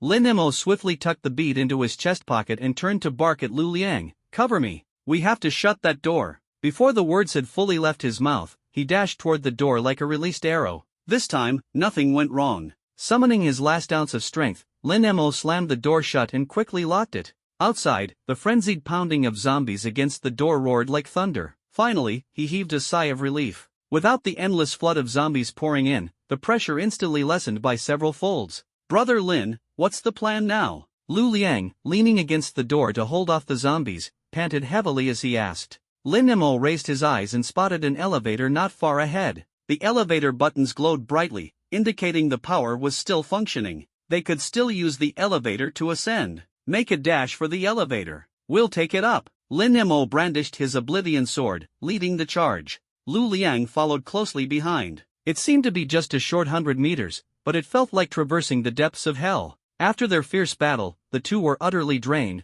their stamina nearly exhausted. They were truly at their limits. What's worse, the noise of their earlier fight had attracted every zombie on the 3rd underground floor. Hundreds of zombies surrounded them, their numbers swelling by the second. Every step forward was a struggle, every moment a gamble. Brother Lin, I can't hold on any longer. You go. Leave me behind. Lu Liang ultimately couldn't endure, dropping to one knee. His face was pale, and his voice trembled. Stop talking nonsense. We came here together, we leave here together. Lin Mo hoisted Lu Liang up in one swift motion, supporting him with one arm while gripping the Oblivion sword with the other to fend off the oncoming zombies. However, their pace slowed dramatically, and they couldn't advance even a single step for what felt like an eternity. There was no way around it, there were just too many zombies. Lin Mo's breathing grew ragged, sweat dripping from his forehead. He could feel his ability energy nearly depleted, and the Oblivion sword in his hand was dimming, losing its luster. Yet the number of zombies showed no signs of decreasing as they continued their relentless assault.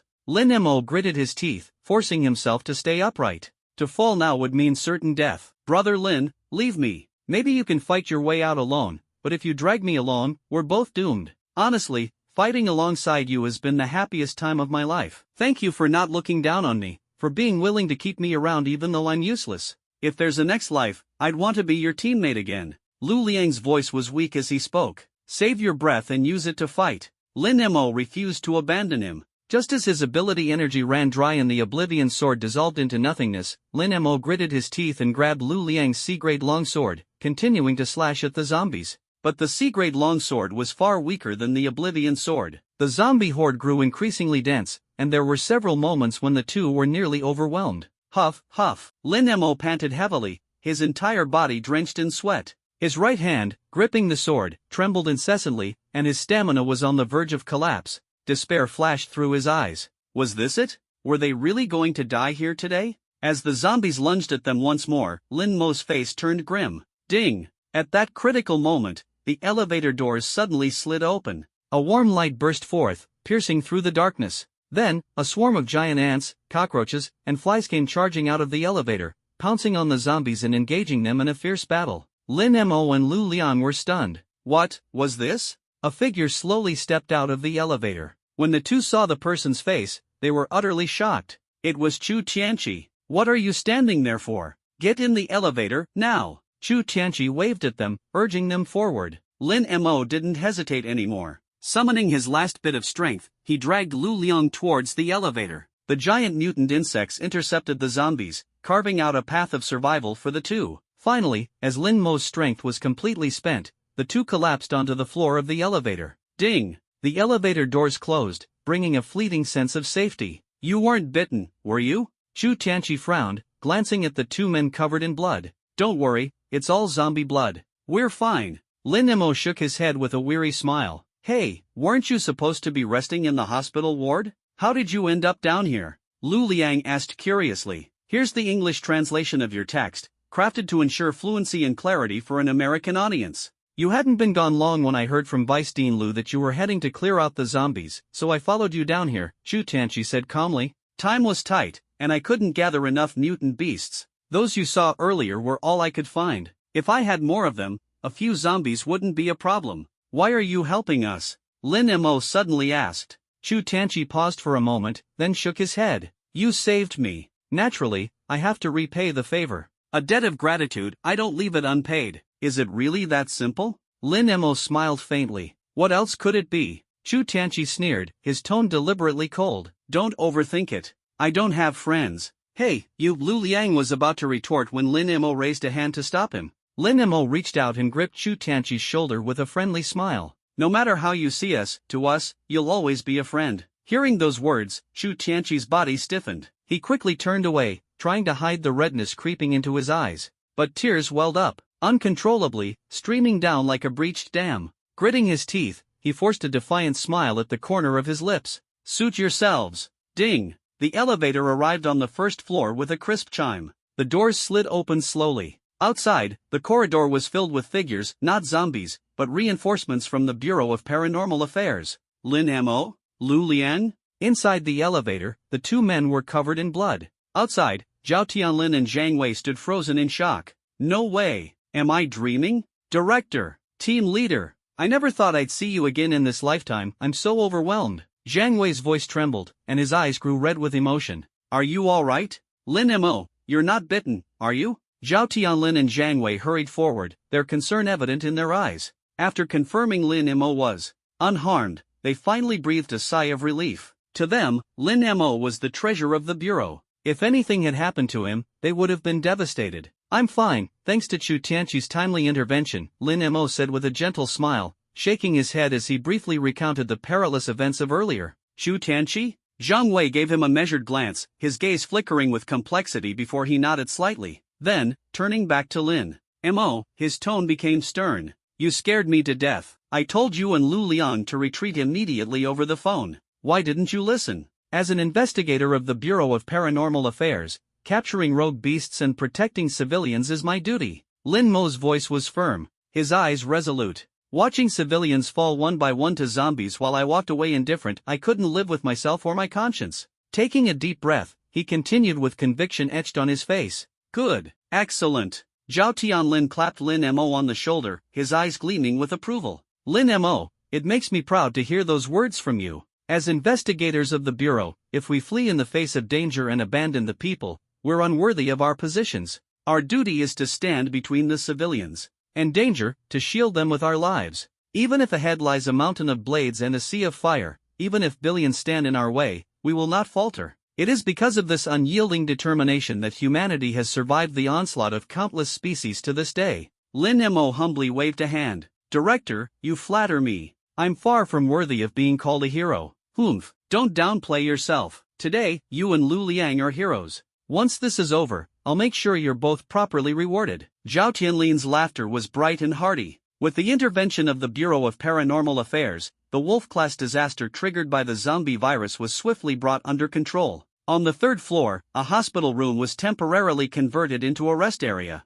Lin Mo, Lu Liang, and Chu Tianqi were recuperating there. Lying on the hospital bed with his eyes closed, Lin Mo pulled up the information panel in his mind. Host, Lin Mo, awakened. Ability, S-Class, Annihilation. Level, Rank 6 Paranormal, 373, 285/500,000. The corner of his mouth curved upward slightly. Despite the dangers they faced, the rewards had been immense. His ability points had surged by nearly 50,000, bringing him ever closer to a breakthrough to Rank 7. Ding dong! The system has detected a Level 6 Beast Core in the host's possession. Would you like to absorb it now? A Level 6 Beast Core? That must be the White Pearl from earlier. Without hesitation, Lin Mo chose to absorb it. Congratulations, host. You have successfully advanced to Rank 7 Paranormal and gained an ability evolution opportunity. This translation stays true to the original while ensuring it flows naturally for English-speaking readers. The narrative tone and emotional nuances have been carefully preserved to maintain the story's impact. Lin Mo was stunned. Just moments ago, he was tens of thousands of energy points away from breaking through. How did a single beast core enable him to transcend? Quickly reaching into his pocket, he realized the white bead had vanished without a trace. This thing was too powerful, far more potent than the energy he had painstakingly gathered by slaying mutant beasts. But what exactly was a beast core? Why had he never encountered one in the bodies of other beasts before? He opened his eyes and looked at Lu Liang. Do you know what a beast core is? Lu Liang was taken aback and shook his head. No idea. Lin Mo sighed in frustration and was just about to pull out his phone to search the database of the Ability Bureau for answers. At that moment, Chu Tianqi spoke up. Beast cores often form inside mutant beasts that are level 5 or above. They're a rare and highly concentrated energy resource for cultivation, incredibly valuable. The higher an ability user's level, the more they'll rely on beast cores to enhance their powers. Lin Mo nodded. So, does that mean every level 5 or higher mutant beast will have a beast core? Chu Tianqi shook his head. Not necessarily. Beast cores are extremely rare, with a probability as low as winning the lottery. That's exactly why they're so precious. A wave of joy swept over Lin Mo. He had hit the jackpot this time, his first encounter with a level 6 mutant beast, and it had a beast core. This was a massive boost to his strength. Without it, breaking through to level 7 would have taken ages. System, evolve my ability immediately. Lin Mo commanded in his mind. Congratulations, host. Your ability has evolved to SS rank, Obliteration, evolvable to SSS rank, Armageddon, current evolution progress, 90%. New skill unlocked, Obliteration Domain. Skill description, when activated, the domain radiates outward from the host as the center, with a 20-meter radius of absolute destruction. All beings below the host's level are annihilated instantly. Even those at the same level or higher will suffer severe damage and suppression. Warning, Obliteration Domain consumes an extreme amount of energy. Recommended for use only by level 9 ability users or higher. After reading the system's description, Lin Mo's heart surged with excitement. Another powerful skill added to his arsenal. This one was far more domineering than the 3 he had before. A 20-meter radius, it was no small range. When his ability evolved to SSS rank, the range would undoubtedly expand even further. Based on the skill description, this was absolutely a trump card of the highest order. Not something to be used casually, but, in critical moments, it would unleash unimaginable power. For instance, during today's morgue battle, if he had possessed this skill, he wouldn't have been so passive. Of course, the system's warning had to be heeded. Unless it was a life or death situation, this skill was not to be used lightly. Lin, what are you grinning about over there? Lu Liang stared at Lin Mo, who was lying on the bed with a silly smile, his brows furrowed in concern. Could the intense battle with the muscle-bound zombie earlier have rattled his brain? Ahem, it's nothing. Lin Mo hurriedly composed himself, wiping the grin off his face. He had almost forgotten that Lu Liang and Chu Tianqi were still in the room. He needed to contain his excitement. There'd be plenty of time to laugh like a lunatic under his blanket later tonight. Alright, if there's nothing else, I'll take my leave. Chu Tianqi rose to his feet, ready to depart. Lin Mo quickly stood up and stepped forward to ask, I never got the chance to ask, are you willing to join us? Join you? Chu Tianqi froze for a moment. That's right, join the Ability Bureau. Like me and Lin, to fight for justice and protect Zhangzhou. It's got to be better than wandering around aimlessly with no place to call home. Lu Liang flashed a confident smile. Chu Tianqi's brows furrowed tightly. Lu Liang. Lin Mo shot him a glare. While his words were truthful, saying them outright like this was a blow to Chu Tianqi's pride. Sorry, my bad. Lu Liang quickly slapped his hand over his mouth. Don't take it to heart, Chu Tianqi. Lu Liang didn't mean it that way. We're genuinely inviting you to join because I believe your life shouldn't be wasted like this. Lin Mo explained sincerely. I understand. Chu Tianqi nodded. After a moment of silence, he looked at Lin Mo and said, but I'm not interested in joining you. With that, he turned and started walking toward the door. Lin Mo and Lu Liang both felt a pang of disappointment. But just as Chu Tianqi was about to step out of the room, he suddenly stopped in his tracks. Turning back to face Lin Mo and Lu Liang, his tone was heavy and deliberate. You've been dying to know what's inside my golden box, haven't you? Well, now, I'm willing to show you. Hearing this, Lin Mo and Lu Liang immediately perked up. Truth is, this thing holds no value to others, but to me, it's absolutely critical. Chu Tianqi reached into his coat and pulled out a golden box, biting his thumb to let a drop of blood fall onto it. Buzz! The surface of the golden box began to glow with dazzling light. Click! The lid of the box opened automatically. Lin Mo and Lu Liang held their breaths as they gazed at the small object inside the box, a purple crystal roughly the size of a bottle cap. What is this? Lin Mo frowned and asked. 100 years ago, a meteorite called Heaven's Path crashed into Blue Star, altering its magnetic field and awakening the latent potential of all species, Chu Tianqi said, his voice tinged with emotion. This is a fragment of that meteorite. My father went to great lengths to acquire it and ultimately gave his life for it. He believed that, with this fragment, he could refine a purifying serum to restore the true nature of mutated beasts. Unfortunately, he failed. Chu Tianqi's eyes flickered with a complex mix of emotions. I see. Lin Mo fell into deep thought, then pressed on, why are you so desperate to obtain this fragment? My formula number 1 was a success, but it could only mutate cockroaches and ants into beasts. That's far from enough. Chu Tianqi's voice grew more intense. I need to develop formula number 2 to create stronger beasts. Only then can I establish a foothold in this world. The meteorite fragment is the key ingredient for formula number 2. His eyes sparkled with excitement, his tone brimming with fervor. No wonder you refused to talk about it earlier. It's such a closely guarded secret. Why are you willing to tell us now? Lu Liang questioned sharply. Because I trust you, Chu Tianqi replied calmly. That's all I have to say. Farewell. With that, he closed the golden box, turned around, and walked away. Lin, should we report this to the authorities? If he really develops formula number 2 and creates stronger beasts, Zhangzhou City could be in grave danger. Lu Liang's face was clouded with worry. No need. I trust he won't go down that path, Lin Mo said, narrowing his eyes. He refused to join us, but he still has a conscience. The fact that he saved us today proves it. Since he trusts us, we should extend the same trust to him. Let's hope so, Lu Liang said with a helpless shake of his head. After the Level Wolf disaster was fully quelled, the Bureau of Supernatural Abilities immediately held a commendation ceremony. High-ranking investigators were all present, and the event was being broadcast live by reporters. Now, let's welcome the 2 heroes of this disaster, the announcer declared. Intern Investigator Lin Mo. Intern Investigator Lu Liang. Under the spotlight, the 2 stepped forward. Flash after flash lit up the stage. two intern investigators being credited as the key players in resolving a level wolf disaster. This is unprecedented in the history of the Bureau of Supernatural Abilities.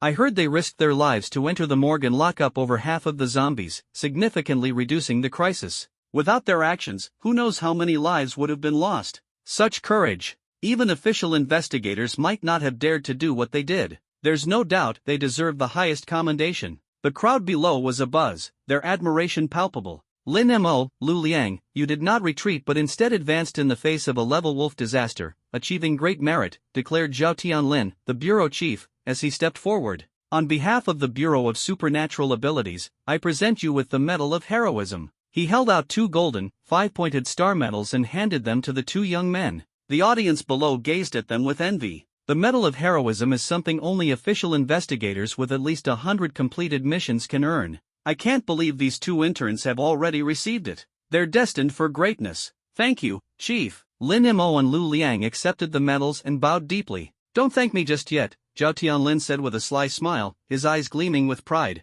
I've prepared a big surprise for you today. He reached into his pocket and took out two small boxes, handing them to Lin Mo and Lu Liang. What are these? The two opened the boxes curiously, and their pupils contracted instantly. Inside lay black rings, cold, stern, and mysterious. Spatial rings, they exclaimed in unison, unable to hide their excitement. Zhao Tianlin's grin widened. You mentioned them before, so I immediately submitted a request to headquarters. Combined with your outstanding contributions this time, you've more than earned the right to wear spatial rings. His tone suddenly grew more serious. In addition, I'm awarding each of you 1,000 merit points as an extra reward. Keep up the good work, don't let me down. As his words fell, the crowd erupted in astonishment. Spatial rings were incredibly rare. The Jiangzhou branch of the Bureau only had a handful. Coupled with the enormous reward of 1,000 merit points, this level of recognition was nothing short of extraordinary. The audience's eyes burned with envy, each person wishing they were in Lin Mo and Lu Liang's shoes.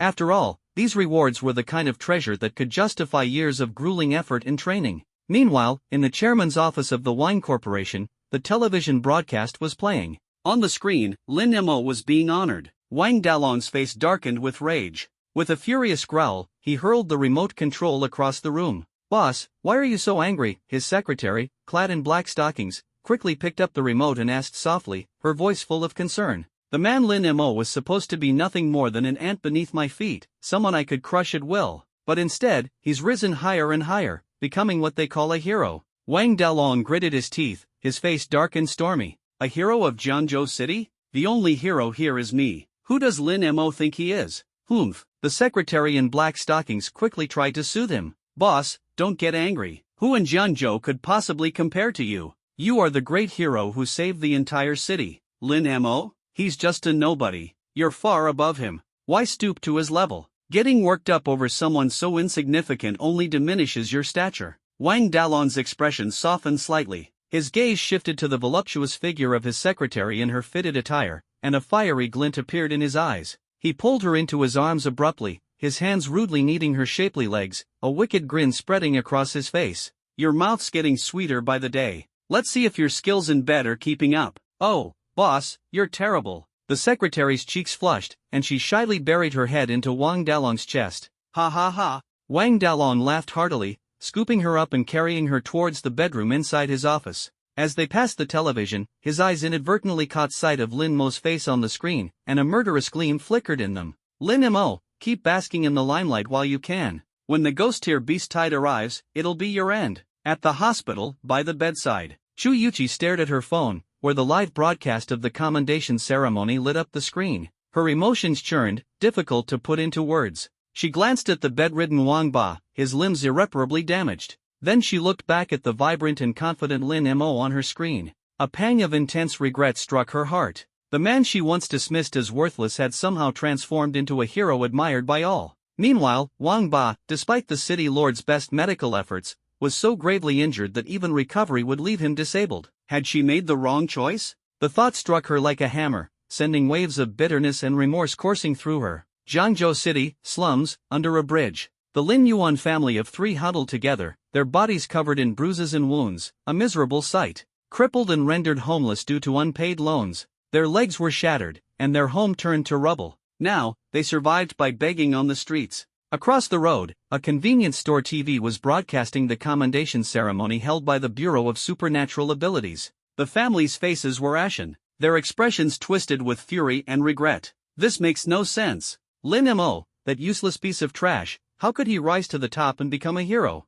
If only we hadn't kicked him out of the family back then. We'd be basking in glory too, living the high life as the family of a hero. One wrong step, and everything fell apart. Regret burned in their hearts like a raging inferno, but there was no cure for their folly. The brilliance of the commendation ceremony swept across the city, turning Lin Mo and Lu Liang into the most celebrated figures in Jiangzhou. Countless admirers came to pay their respects, and patients once saved by them, along with healthcare workers, brought lavish gifts to show their gratitude. Even though the two tried their best to avoid the limelight, the bustling crowds and endless visitors kept them occupied well into the night. It wasn't until the early hours of the morning that they could finally catch their breath. Upon returning home, the two collapsed onto their beds, exhausted, and instantly fell into a deep sleep. The next morning, a knock on Lin Mo's door woke him up. When he opened it, standing there was team leader Zhang Wei. "Team leader, what's the matter?" Lin Mo greeted with a smile. "The location for the final qualification assessment has been set. It'll take place in the neighboring city of Kongqing tomorrow at 10 in the morning. You and Lu Liang should prepare." Zhang Wei's tone was firm and decisive. "Got it. Thank you, team leader." Lin Mo clasped his fists in gratitude. At that moment, Lu Liang emerged from the elevator, his arms laden with bottles and jars, and greeted them cheerfully. "Morning, Lin." "Good morning, team leader. Where'd you go so early to buy all that?" Lin Mo asked, curious. "These are cultivation resources I bought from the Merit Mall," Lu Liang replied smugly. "With the qualification test coming up, I'm planning to push myself to reach level 4 in supernatural ability." "No way am I dragging you down, Lin." "Got it." Lin Mo nodded in approval. "Lin Mo, aren't you going to buy some resources too?" Zhang Wei chimed in. "Buy what?" Lin Mo blinked in confusion. "Training resources, of course. You're close to breaking through to level 7, aren't you? Shouldn't you make one last push?" Zhang Wei asked. "Of course, I'll do that." Lin Mo quickly nodded. "All right then. Prepare well, and I won't hold you up any longer," Zhang Wei said before turning to leave. "By the way, Lu Liang, what exactly are those resources you bought? What do they do?" Lin Mo asked curiously. "Ability potions, supernatural herbs, and power-up pills essentials for boosting supernatural energy levels." "Haven't you used them before?" Lu Liang asked, puzzled.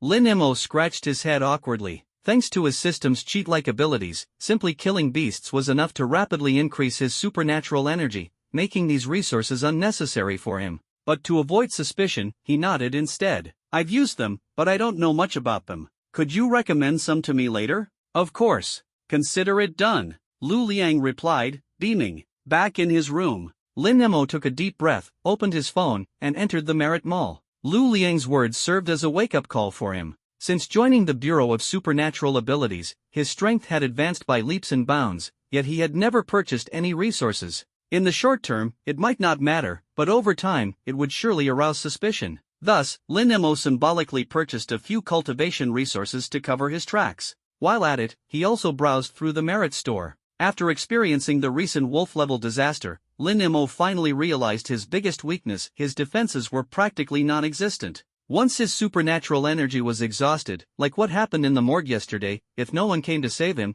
he would only be left to await his doom. Because of this, he set his sights on the S-rank armor he had been eyeing last time. Item * Black Rhino Armor. Rank * S. Price * 99,999 merit points. Description * can withstand a full force attack from a level 8 beast and block over 80% of damage from a level 9 beast. * Special ability, under moonlight, the wearer's supernatural energy gradually recovers. * Lin Mo was already well aware of the Black Rhino armor's defensive capabilities. Wearing it, he would be nearly immune to one-hit kills from beasts below level 10. But what truly made Lin Mo's eyes light up was that special ability. While his Oblivion domain was powerful, it consumed supernatural energy too quickly, making it impractical to use lightly. However, with the Black Rhino armor's ability to recover energy under moonlight, the combination would make him practically invincible at night. He had to get it. Unfortunately, Lin Mo currently only had just over 1,000 merit points, far from the required 99,999. It seemed he would have to grind tasks relentlessly in the coming days. The next day arrived in the blink of an eye. Today was the final showdown for the probationary assessment. Kong City, located just next to Jiangzhou City, was only a few dozen kilometers away. Team leader Zhang Wei led Lin Mo and Lu Liang to the assessment site right on time. This assessment was being held nationwide. Apart from Lin Mo and Lu Liang from Jiangzhou City, probationary investigators from supernatural ability bureaus in other cities had also gathered here. Inside the examination venue, the spectator stands were already packed, filled with people of all kinds, men, women, young, and old. Some were from Kong City's local bureau, while others had traveled from afar to witness the event. After all, the probationary assessment of the Bureau of Supernatural Abilities was only held once a year. How could anyone miss it? Is there anyone particularly impressive this year? I've heard there's a probationary investigator from Nanzhou City named Lan Yi. He's said to be incredibly strong. So young, and he's already a level 6 ability user with an A rank ability. Such exceptional talent? The first place is undoubtedly his. The discussions in the stands were lively and unceasing. At the center of the venue, probationary investigators from various branches were gathering one after another. Among the crowd, a young man with blue hair, clad in a flowing blue robe, stood out conspicuously. He was none other than the legendary probationary investigator from Nanzhou City's Supernatural Ability Bureau, Lan Yi. Brother Lan Yi, there's no competition for you this year. The first place is as good as yours, a pink-haired girl in a white blouse and black pleated skirt said with a sly smile. Exactly, Brother Lan Yi. This time, our Nanzhou branch is going to shock the entire nation. It's been a long time since we've seen a prodigy like you. I heard the rewards for first place this time are incredible. 5,000 merit points and a mysterious grand prize. Just the 5,000 merit points alone would take countless tasks to accumulate. It's yours for sure. Nearby, a burly man chimed in confidently. Don't celebrate too soon. There are hidden dragons and crouching tigers among the probationary investigators. Never underestimate your opponents, Lan Yi said, one hand casually behind his back. Though his words were modest, the pride on his face was hard to conceal. When he entered the venue earlier, he had scanned the crowd with a single glance. Most probationary investigators were stuck at level 4, with a few at level 5, and he was the only one at level 6. The first place was undoubtedly his. At that moment, two figures entered the venue. They were none other than Lu Liang and Lin Mo. Brother Lin, I didn't expect there to be so many probationary investigators taking the assessment. There must be over 100 people here, Lu Liang exclaimed as he looked at the bustling crowd. That's normal. It's a nationwide assessment, so of course, there'll be a lot of people, Lin Mo replied with a smile. Dear heavens, I just pray for a passing grade. I just want to get through this and become a full-fledged investigator. Then I can go home with my head held high and see which of my relatives dares to look down on me again. Lu Liang clasped his hands together, bowing his head as if in prayer. Lin Mo shook his head with a wry smile, his gaze scanning the crowd. At this moment, Lan Yi also looked over. Their eyes met in midair. Who's that guy? Lan Yi raised an eyebrow and asked the burly man beside him. There was a faint sense of pressure in Lin Mo's gaze that made him uncomfortable. The burly man glanced at Lin Mo, then smirked disdainfully. Him? He's from Jiangzhou City, just a small place. The probationary investigators from there are at most level 3 or 4. Nothing to worry about. Hearing this, Lan Yi let out a sigh of relief. The oppressive feeling he had was gone, and he turned back to glance at Lin Mo with indifference. He thought to himself that he had been overthinking things earlier. Immediately, he shifted his gaze away. Such a minor figure was not worth his attention. Lin Mo lightly shook his head, a faint smile playing on his lips. Ha ha ha, I've done it. I've broken through to level 6 Esper. At that very moment, a triumphant laugh suddenly echoed through the air. The entire venue was instantly drawn to the sound, heads turning in unison. A young man dressed in a black tracksuit was leaping with excitement, his face flushed with exhilaration. A powerful surge of energy burst forth from his body, radiating outward like a storm. He had shattered his previous limits and ascended to the realm of a level 6 Esper. That's Wang Yuan, the trainee investigator from Luo City. He's young and promising, only 24 years old, and has already solidified his position as a level 5 Esper. Not only that, he's an A-class Esper. And now, on the eve of the assessment, he's broken through. Looks like the battle for the top spot is going to be a bloody showdown between him and Lan Yi. Talk about luck. Breaking through right before the assessment is going to make things even more intense. This will definitely be the ultimate showdown between Wang Yuan and Lan Yi. It's bound to be spectacular. Luo City has produced such a genius? I'm so envious. Inside the venue, Wang Yuan quickly reined in his energy. Two other trainee investigators from Luo City beamed with joy. They pulled out packs of Furongwang cigarettes, lighting them in celebration for their comrade. Brother Yuan, the assessment is about to start. We're counting on you to carry us through.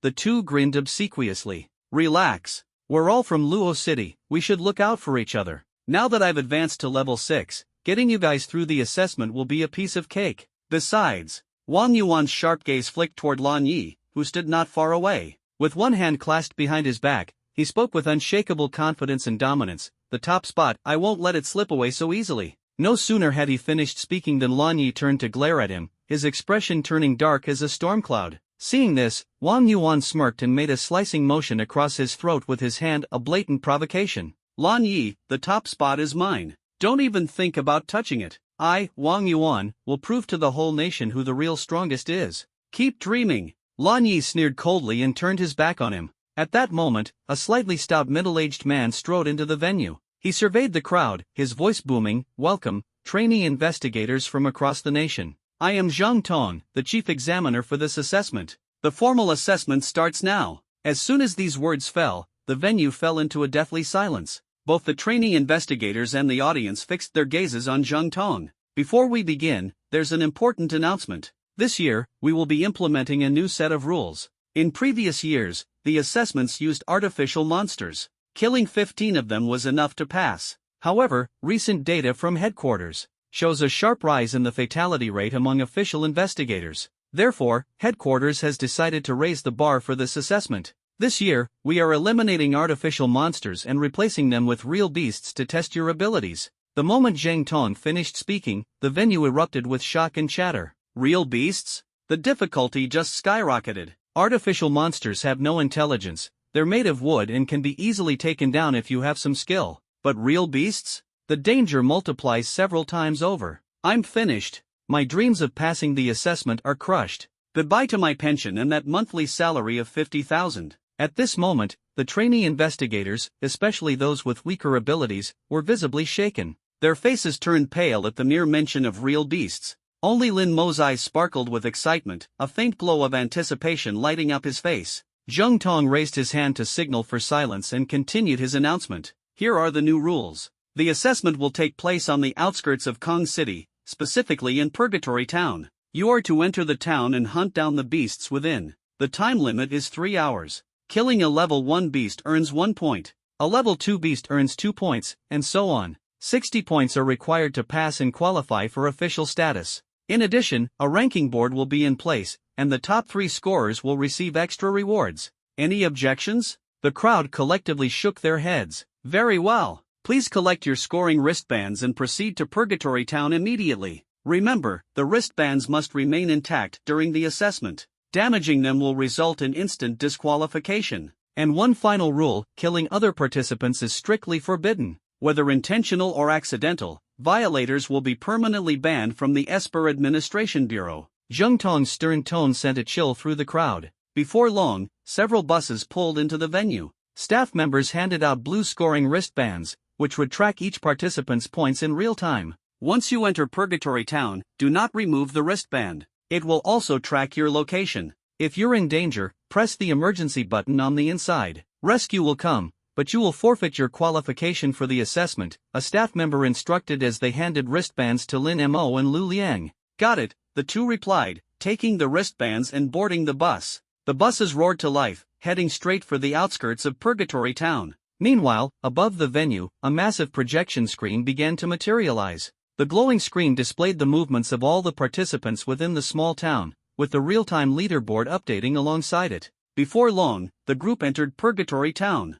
Brother Lin, where should we go? Lu Liang tapped his wristband, and a virtual map appeared, marking the distribution of the beasts. The map showed that the center of the town had the densest population of beasts, with the highest levels, while the outer areas grew progressively sparser. Do you have a dream? Lin Mo's gaze was sharp. Are you talking about aiming for the top 3 on the leaderboard? Who wouldn't want to try? Lu Liang's eyes were resolute. Then let's head straight for the town center. Don't waste any time. Lin Mo grinned. Lu Liang took a deep breath and clenched his teeth. Let's go. At the assessment venue, most of the audience's attention was focused on Lan Yi and Wang Yuan, the two favorites to win the competition. Suddenly, they noticed 2 figures dashing toward the center of the town at an astonishing speed. The entire audience was stunned. What the heck? Who are those two? What are they doing? The beasts in the town center are terrifyingly numerous and all high level. Rushing straight there is practically suicide. I looked them up. Those two are Lin Mo and Lu Liang, intern investigators from Jiangzhou City.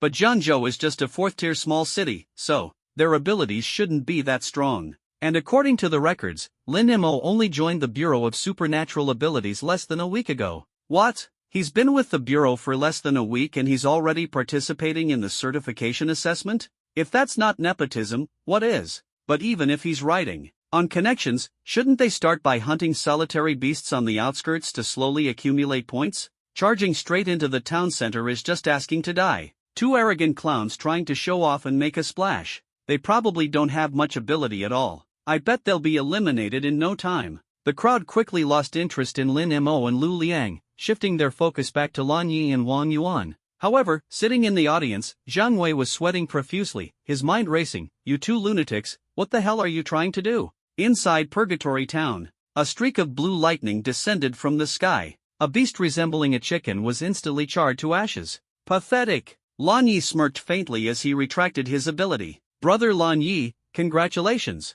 With the points from this level 3 beast, you're now ranked first on the leaderboard, the pink-haired girl exclaimed with a smile. Lan Yi tapped his wristband, and a glowing screen appeared, proudly displaying the leaderboard. His name was perched at the top. After an hour of relentless combat, his score had skyrocketed to 65, securing his promotion to full investigator. Still sticking to me like glue. But as Lan Yi scanned the second-place name, his expression darkened immediately. The second place belonged to Wang Yuan, with 60 points, trailing by only 5. Lan Yi scowled and turned to the pink-haired girl and the burly man, saying coldly, from now on, whenever we encounter a beast, let me take the first shot to secure my position at the top. During the final hour, I'll help you two push for your promotions. Understood, the two nodded in unison. On the other side, Wang Yuan hurled a fireball, obliterating a level 2 beast. His score climbed to 62, just 3 points behind Lan Yi. Lan Yi, I told you, the top spot is mine. No one can take it from me.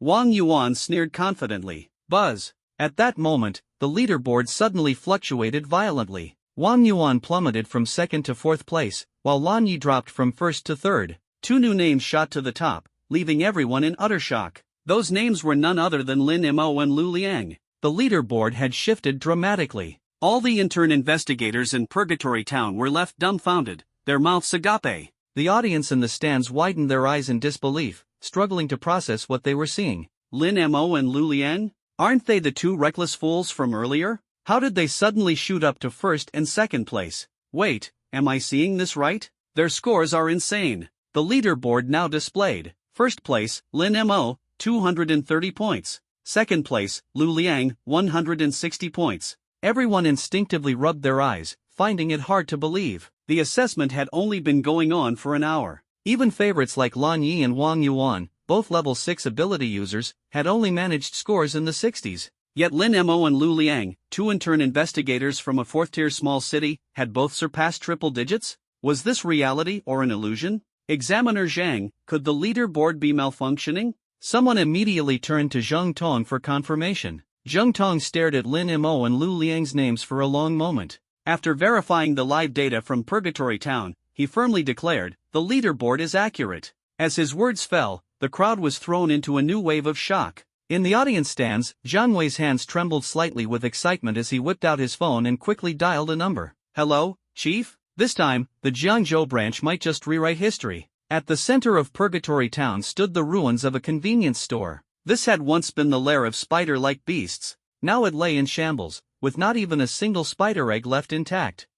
Brother Lin, your moves are absolutely brutal. After storming through several beast lairs in a row, our points have skyrocketed to 1st and 2nd place. Lu Liang's eyes sparkled with excitement, his grin as radiant as the sun. Lin Mo's lips curled into a faint smile, his tone calm and composed. This is just the beginning. The real excitement is yet to come. As they stepped into the town center, Lin Mo finally grasped the true meaning of a battlefield. The area was riddled with beast lairs, densely packed together like a den of venomous snakes. What made it even more terrifying was that the beasts preferred to hunt in packs. He hurled an oblivion orb into the dens with ruthless precision. The instant it exploded, everything was obliterated, a surge of euphoria electrifying his veins. Stripping away the time wasted on travel, Lin Mo had already racked up nearly 20,000 energy points in just a short while. He was even reluctant to leave this place. Keep moving, there's a rat nest 50 meters ahead. Let's take it down. Before the words had even fully left his mouth, Lin Mo and Lu Lian were already darting forward at full speed.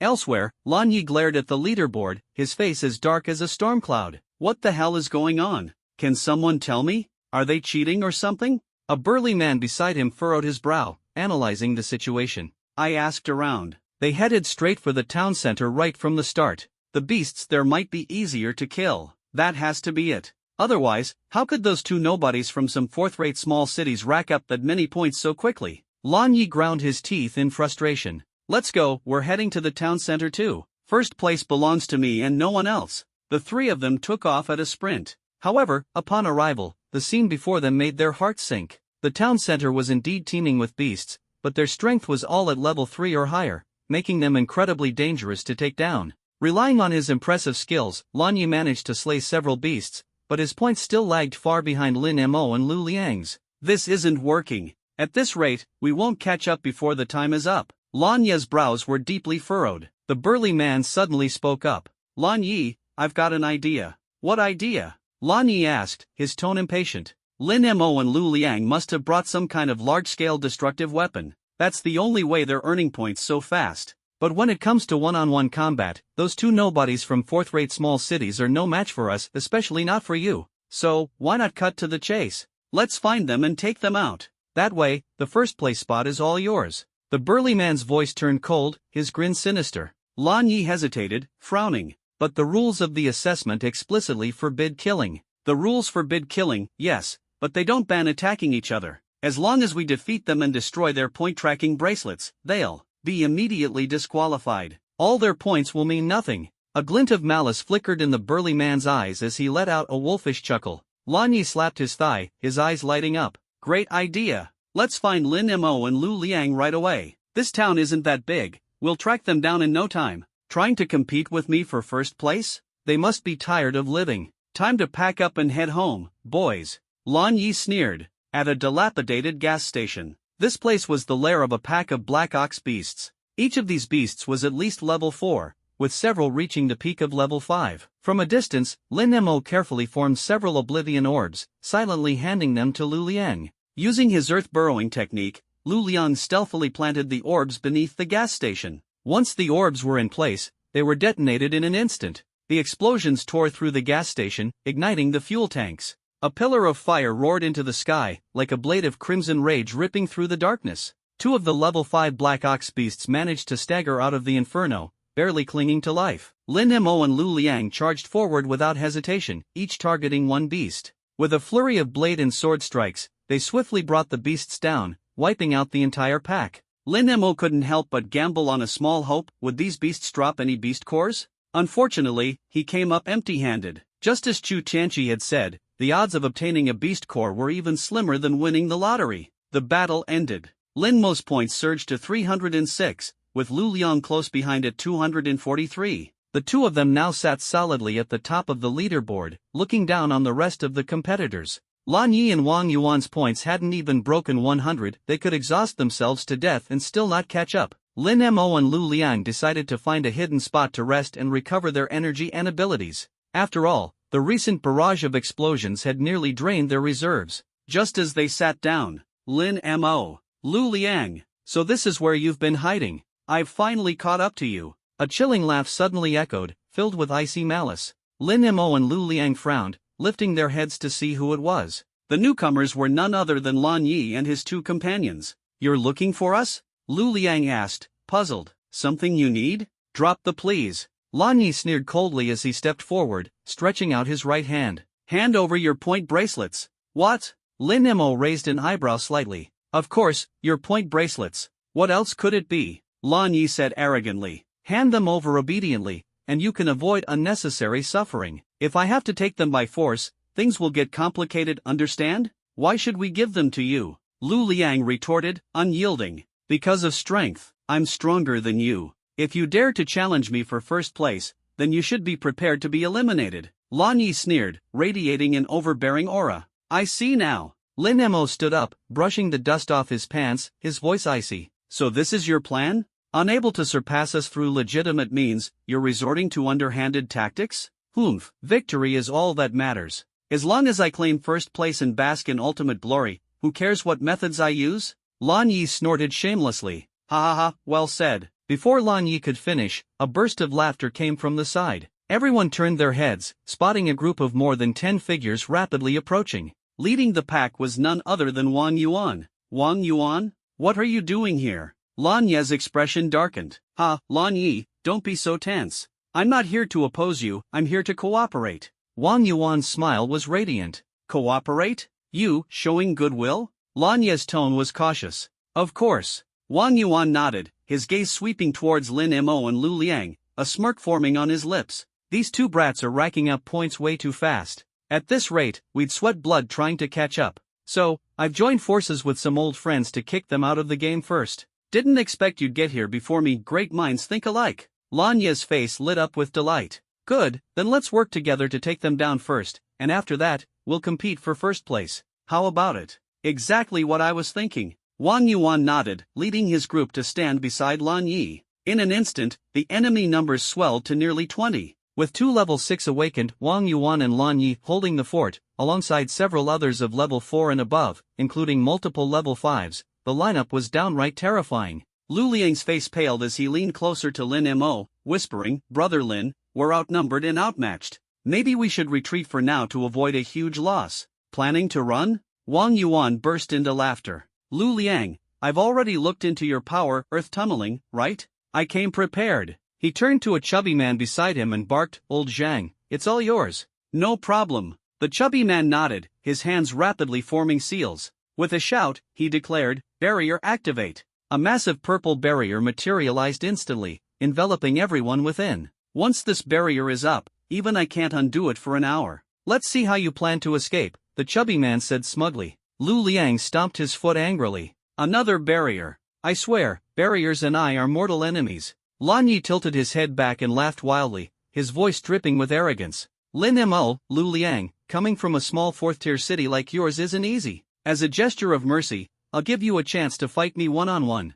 If you win, I'll let you go. How about that? No need for the trouble, Lin Mo shook his head, his gaze sharp and cold. You can all come at me together. The moment his words fell, there was a brief silence, then an eruption of laughter. Did I hear that right? Lin Mo, have you lost your mind from fear of our numbers? Wang Yuan sneered, rolling his eyes. Even though I don't know what tricks you pulled to skyrocket your points in such a short time, I did a little digging before coming here and found out all about you. You've only just joined the Zhengzhou division a few days ago. According to the records, you were only at level 3 when you arrived, and even then just a B rank awakened. Even if your talent is extraordinary, at most you've reached level 4 by now. But in front of Lan Yi and me, you're nothing more than an insignificant ant. I truly can't imagine where you found the nerve to suggest fighting us both at once. Let's be honest, Lin Mo, are you just afraid you won't survive today? The rules say we can't kill anyone, but crippling you? That's fair game, right? And yet, you dare suggest we all attack you together? Facing 2 level 6 awakened, your posturing is downright laughable. Anyone who didn't know better might think you were level 7, when in reality you're nothing but a pathetic level 3 or level 4 weakling. Lan Yi sneered, his face full of ridicule. The surrounding crowd joined in with mocking stares, as if Lin Mo were nothing more than a joke. Sigh, Lin Mo shook his head, letting out a soft chuckle. His lips curled into a faint sneer. It seems no one believes the truth until it's proven. But you did get one thing right, I am indeed a level 7 awakened. As soon as the words left his mouth, a terrifying surge of energy erupted from Lin Mo's body. In an instant, an overwhelming sense of oppression swept across the room. Lan Yi, Wang Yuan, and the others froze in place, their faces drained of color, unable to move a muscle. At the same time, the spectators in the stands were left utterly stunned, their mouths agape, unable to utter a single word. A level 7 ability user. My god, how is Lin Mo's power this terrifying? Zhengzhou is just a 4th-tier small city, yet it managed to produce such a genius? Forget about trainee investigators, even many official investigators might not have reached his level. No wonder he took the promotion exam less than a week after joining. It's impossible to beat him. I thought for sure the top spot would go to Lan Yi or Wang Yuan. Who could have anticipated a dark horse like this? And such an absurdly strong one at that. At this moment, the crowd was in an uproar. no one had high hopes for Lin Mo. After all, though he and Lu Liang accumulated plenty of points, facing the combined assault of nearly 20 people led by Lan Yi and Wang Yuan seemed like an inevitable defeat. But now, the game had completely changed. Inside the Inferno town, Wang Yuan, Lan Yi, and their group stood frozen in shock, their faces twitching uncontrollably. This defied all logic. Who had ever heard of a trainee investigator being a level 7 ability user? Could it get any more ridiculous? Who's coming up first? Lin Mo swept his gaze across the crowd, his voice icy cold. The crowd's faces turned pale instantly. Who would dare challenge a level 7 ability user? Were they seeking death? No one's answering? Lin Mo's lips curled into a faint smirk as he sneered, "Then I'll just take you all on at once." Before the words had fully left his lips, Lin Mo's focus sharpened, and the sword of oblivion materialized rapidly in his right hand. A horrifying aura of destruction spread out in an instant. The crowd's expressions shifted again. Wang Yuan hastily raised both hands, attempting to diffuse the tension with a forced grin. "Hey, buddy, this is all just a misunderstanding. We were just passing by, no offense meant. That earlier bit? Just a joke, I swear. How about we back off, and you let this go? Deal? Fight when you want, retreat when you want?" Lin Mo's sneer deepened, his voice chillingly sharp. Too late. As soon as he finished speaking, he gripped his sword and charged forward. "What do we do?" Wang Yuan's face turned ashen as he looked helplessly at Lan Yi. "What else can we do? Fight!" Lan Yi gritted his teeth, summoning his lightning ability as he stepped up. "The two of us are level 6, and we've got a few level 5s and a bunch of level 4s.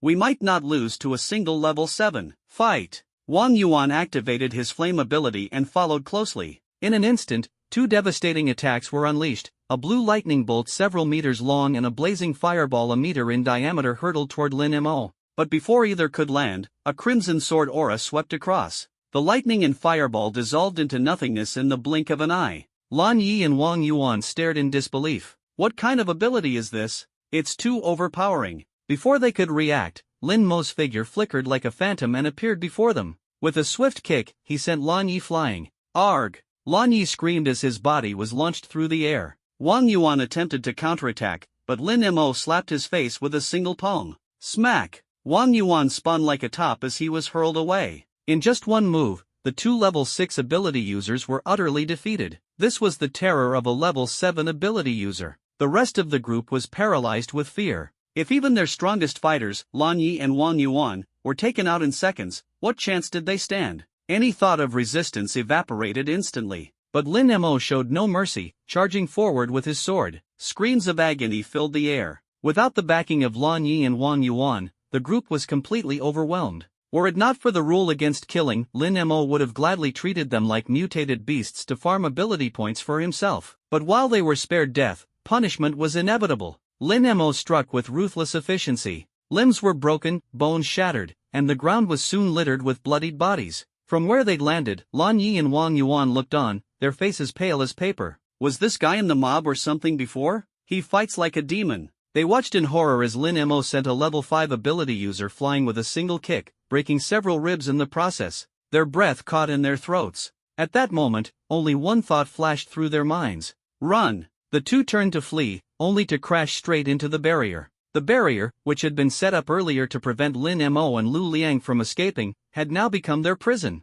"Old Zhang, shut this thing off right now." Wang Yuan's voice trembled with panic as he shouted at the pudgy man nearby. The pudgy man, who had been sent sprawling by one of Lin Mo's earlier kicks, was writhing in pain on the ground. Hearing Wang Yuan's plea, he shook his head with a bitter smile. "I can't. Once the barrier's activated, it stays up for an hour before it can be disabled." "You can activate your ability but not turn it off? Are you kidding me?" Wang Yuan stomped his foot in fury, his anger threatening to boil over. Just then, Lin Mo turned to look at them, his expression icy as a sinister smile played on his lips. "Trying to run?" Wang Yuan's face turned ghostly pale, and he nearly lost control of his bladder. He frantically waved his hands in denial. No, it's not like that. Listen, I can expla." But Lin Mo was already charging at him. In an instant, Wang Yuan's blood-curdling screams echoed throughout the entire town. Beside him, Lan Ye's eyes gleamed coldly. He swiftly gathered a surge of electricity, ready to launch a sneak attack on Lin Mo while he was busy pummeling Wang Yuan.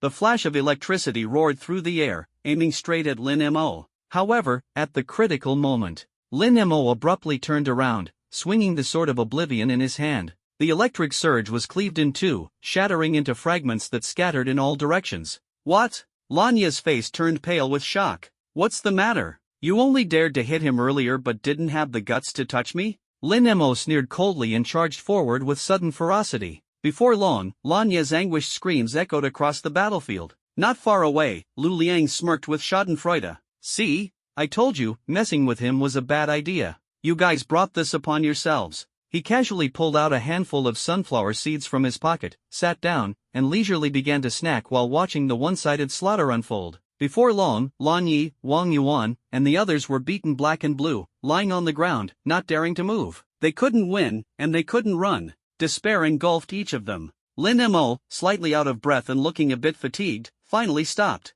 He glanced at Lu Liang and asked, "Want to join in and have some fun?" Before the words fully left his mouth, the people on the ground were utterly terrified. Their faces turned ashen as they knelt down, repeatedly kowtowing and pleading, "Big brother, please spare us. We really can't take it anymore." At this moment, in their eyes, Lin Mo was no longer human. He was a demon. "You want me to spare you? Simple. Crush your wristbands and get out of here immediately." Lin Mo's lips curled into a cold smirk, his tone resolute and laced with icy mockery. What? Hearing this, hesitation and reluctance appeared on their faces. After all, crushing their wristbands meant self-elimination, cutting off any chance of passing the qualification test. There would be no opportunity to try again next year. What's wrong? Feeling unwilling? Then don't blame me for giving you another 30 minutes of pain, Lin Mo said, stepping closer to them. Their faces instantly turned deathly pale. One by one, they removed their score wristbands and crushed them without hesitation. In an instant, only Lan Yi and Wang Yuan were left standing among the group.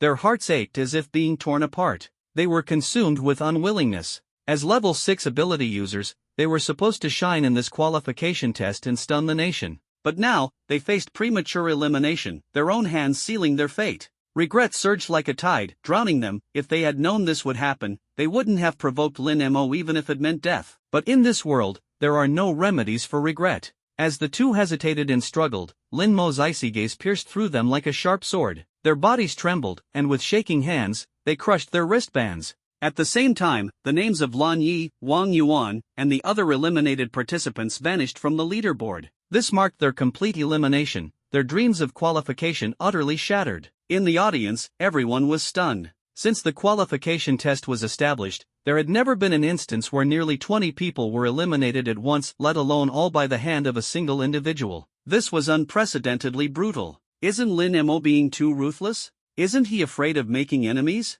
And so what if he makes enemies? Weren't these people the ones who provoked him first? Whoever bullies him, he retaliates tenfold. Honestly, I like his fierceness. Wang Yuan and Lan Yi are the pride of a major city. The Bureau had high hopes for them. Now that they've been eliminated midway, there's no way this will be let go. I just saw their people calling the authorities. Lin Mo's in big trouble. Zhang Wei's face darkened as he anxiously pulled out his phone. This won't do. I need to contact the director immediately. We can't afford for anything to go wrong today. Inside Purgatory Town, Lin Mo was completely unaware of the storm brewing outside. Even if he knew, with his personality, he wouldn't change a thing. As the barrier dispersed, Lan Yi and Wang Yuan left the scene in disgrace. After a brief rest, Lin Mo and Lu Liang resumed tracking their targets. Their ability points were far from maxed out. With only 30 minutes left in the test, Lin Mo's score skyrocketed to 666 points, while Lu Liang had 432 points.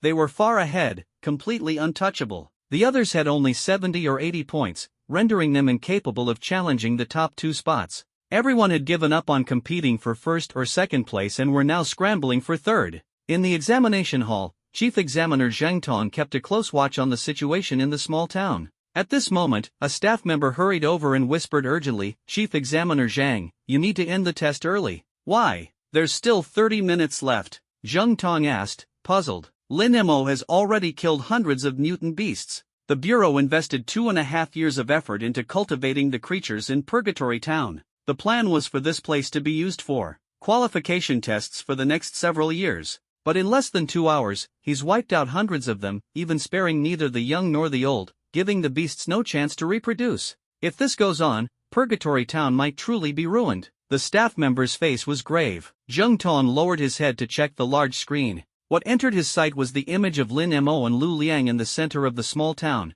madly slaughtering the alien beasts. With just a single glance, he saw over a dozen alien beasts perish instantly, their blood splattering like a crimson river flowing into the underworld. Zheng Tong's mouth twitched uncontrollably. This guy is really just a rookie investigator? He's more like a god of slaughter descending into the mortal realm. Even official investigators aren't this skilled and ruthless when dealing with alien beasts, right? Yeah, your concerns seem pretty valid, Zheng Tong muttered to himself, quickly pulling out a microphone. His voice echoed through the device, reaching the ears of those in the field. Hello, hello? Lin Mo, can you hear me? Lin Mo, who was searching for his next target within the purgatorial small town, paused and looked up. Above the town, Zheng Tong's voice boomed from a massive loudspeaker. Lin Mo knew Zheng Tong could see him, so he nodded slightly in acknowledgement. Lin Mo, based on the points you and Lu Liang have accumulated, you've already secured your promotion to official investigators. Your first and second place rankings are also unshakable. There are less than 30 minutes left until the assessment ends. I suggest the two of you retreat now. Continuing to slaughter alien beasts is pointless at this stage. Zheng Tong urged anxiously. Brother Lin, the examiner is right. Shall we leave now? Lu Liang turned to Lin Mo, his tone probing. Sounds reasonable, Lin Mo replied with a cold smirk before shaking his head. But I refuse. I will keep killing. After all, the alien beasts in this small town were artificially raised, much tamer than the wild ones outside. Their combat abilities were also significantly weaker, and they liked to gather in groups. However, the energy points gained from killing them were the same as those from wild beasts. Wouldn't it be a waste to give up on this opportunity? This chance was rare. Even if there were only 30 seconds left, Lin Mo wouldn't retreat early. Not only that, but an audacious thought began to take shape in his mind. In these final moments, he planned to unleash a battle that would shake the heavens and make ghosts weep. ####. Lin Mo and Lu Liang remained unwavering, continuing their hunt for alien beasts. Zheng Tong sighed helplessly. He had already said everything he could. He couldn't just storm into the small town and drag Lin Mo out by force. Rules were rules, and he had no choice but to follow Lin Mo's lead. ###. Within the purgatorial small town. Brother Lin, I've scouted the area. There are several alien beast nests nearby, and they're not weak, most of them are at least level 3. Lu Liang reported seriously, his gaze fixed on Lin Mo. Excellent. Let's proceed as planned. In a moment, wake them all up and lure them to me. Lin Mo's eyes gleamed with excitement. Are you sure about this? Combining those nests would send at least 300 alien beasts charging at you simultaneously. Can you handle that? Lu Liang asked, his brows tightly furrowed with concern. Don't worry. Just do as I say, Lin Mo replied with a calm smile, his confidence unwavering. Alright, I'll go now. Be ready. Lu Liang said no more. His figure flashed as he dove underground. ###. 3 minutes later,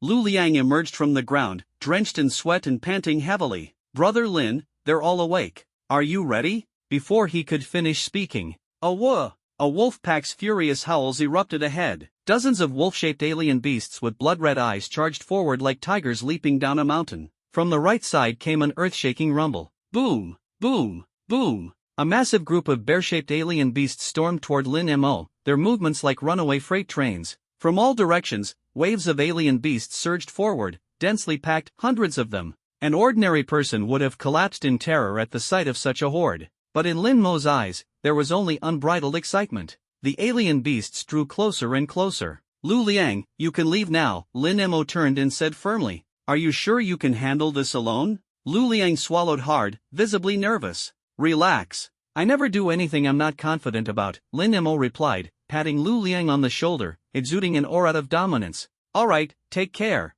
Lu Liang offered a final word of caution before quickly retreating underground and vanishing. Lin Mo remained calm, scanning his surroundings. The distance was down to less than 30 meters. 20 meters. 10 meters. That's close enough, Lin Mo muttered. Taking a deep breath, he activated his ability. Annihilation Field Activate. Buzz. In an instant, with Lin Mo at the center, the ground within a 20-meter radius shattered, forming a network of cracks like a spider's web. Scorching magma surged out from the fissures, incinerating anything it touched into white smoke, leaving nothing behind. Above, dark clouds churned, and crimson lightning rained down like iron whips, striking with relentless precision and blanketing the entire field. Even if level 3 or level 4 alien beasts managed to avoid the magma, a single strike from the lightning would reduce them to ashes. Lin Mo stood at the heart of the field, radiating a dazzling red light. Anything that approached him was instantly burned to dust by the scorching energy. As for the creatures he locked onto as targets, even level 6 alien beasts would vanish without a trace at the mere thought of it.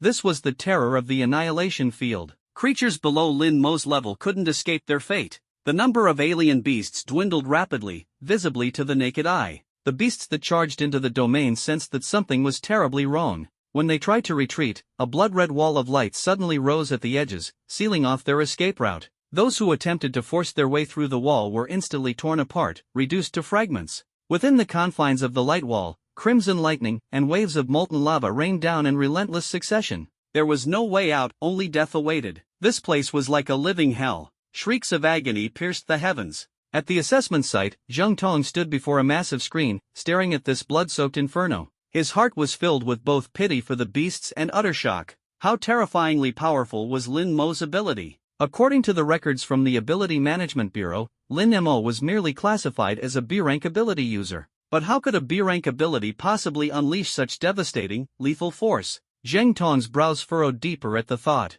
He quickly turned toward a staff member nearby and gave a cold, sharp order. Record every second of this footage and send it to headquarters immediately. Let them see this with their own eyes. Understood. The staff member promptly pulled out his phone and began recording. Meanwhile, the spectators in the stands were already stunned beyond words, their jaws nearly hitting the ground. In their eyes, Lin Mo was nothing short of a monster. In less than a minute, the hundreds of beasts charging at Lin Mo had all been reduced to ashes. A faint smile of satisfaction appeared on Lin Mo's face. But in the very next moment, his expression changed dramatically. His entire body collapsed heavily to the ground. The devastating domain he had summoned vanished instantly, and an eerie silence filled the air. At this point, Lin Mo's energy reserves had been utterly drained. His physical strength was also completely spent, leaving him as weak as a bowstring on the verge of snapping. He didn't even have the strength to stand. Right now, if even a single low-grade beast approached him, he probably wouldn't have the power to resist.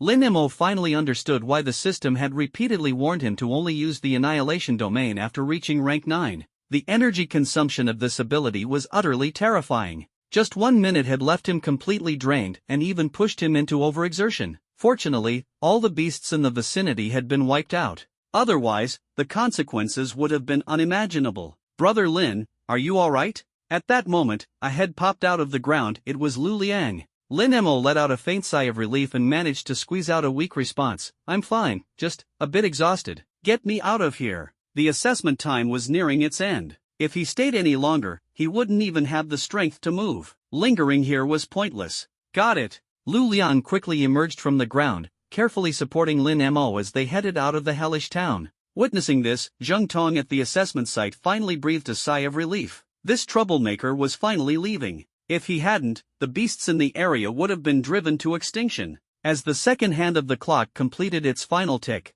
the assessment officially came to an end. The results were clear. Some celebrated joyously, while others wore expressions of bitter disappointment. Those who scored over 60 points and successfully passed the probationary investigator exam were grinning ear to ear, their faces practically glowing with happiness. Those who fell short could only pound their chests in regret. But the ones who looked the most miserable were those who had been eliminated prematurely, like Wang Yuan and Lan Yi. Their faces were ashen, as if they had swallowed something foul. They had thoroughly disgraced themselves. From now on, they were destined to become the laughingstock of every division. When future assessments rolled around, their humiliating failures would undoubtedly be brought up again and again. After the assessment concluded, the next event was the thrilling awards ceremony. The top 3 scorers on the leaderboard were each awarded a hefty amount of merit points. Third place received 1,000 points, second place 2,000 points, and first place a staggering 5,000 points. This year's first place? There was no suspense, it was Lin Mo. His score of 1,800 points firmly secured his position at the top, setting a new historical record. It was a record that might remain unbroken for years to come. Envious gazes flooded toward Lin Mo like a tide. Chief Examiner Zheng Tong personally transferred the 5,000 merit points to Lin Mo's account on the spot. A satisfied smile appeared at the corner of Lin Mo's lips. This assessment had been immensely rewarding. Not only had he amassed nearly 600,000 energy points, bringing him closer to becoming an 8th rank ability user, he had also received 5,000 merit points. That was equivalent to 50 million Huaxia credits. Although it wasn't quite enough to purchase the S-rank Black Rhino armor he had been dreaming of, he could definitely afford a top-tier A-rank weapon with this. If he had tried to earn this many merit points through regular missions, who knew how long it would have taken? Ladies and gentlemen, every year, the first-place finisher of the probationary investigator assessment receives not just the standard rewards but also a special mystery prize. As Zheng Tong's voice echoed through the venue, all eyes turned to the stage. After all, who wouldn't be curious about the mysterious prize? A staff member brought forward a transparent raffle box filled with neatly folded slips of paper. The mysterious prize for this year is...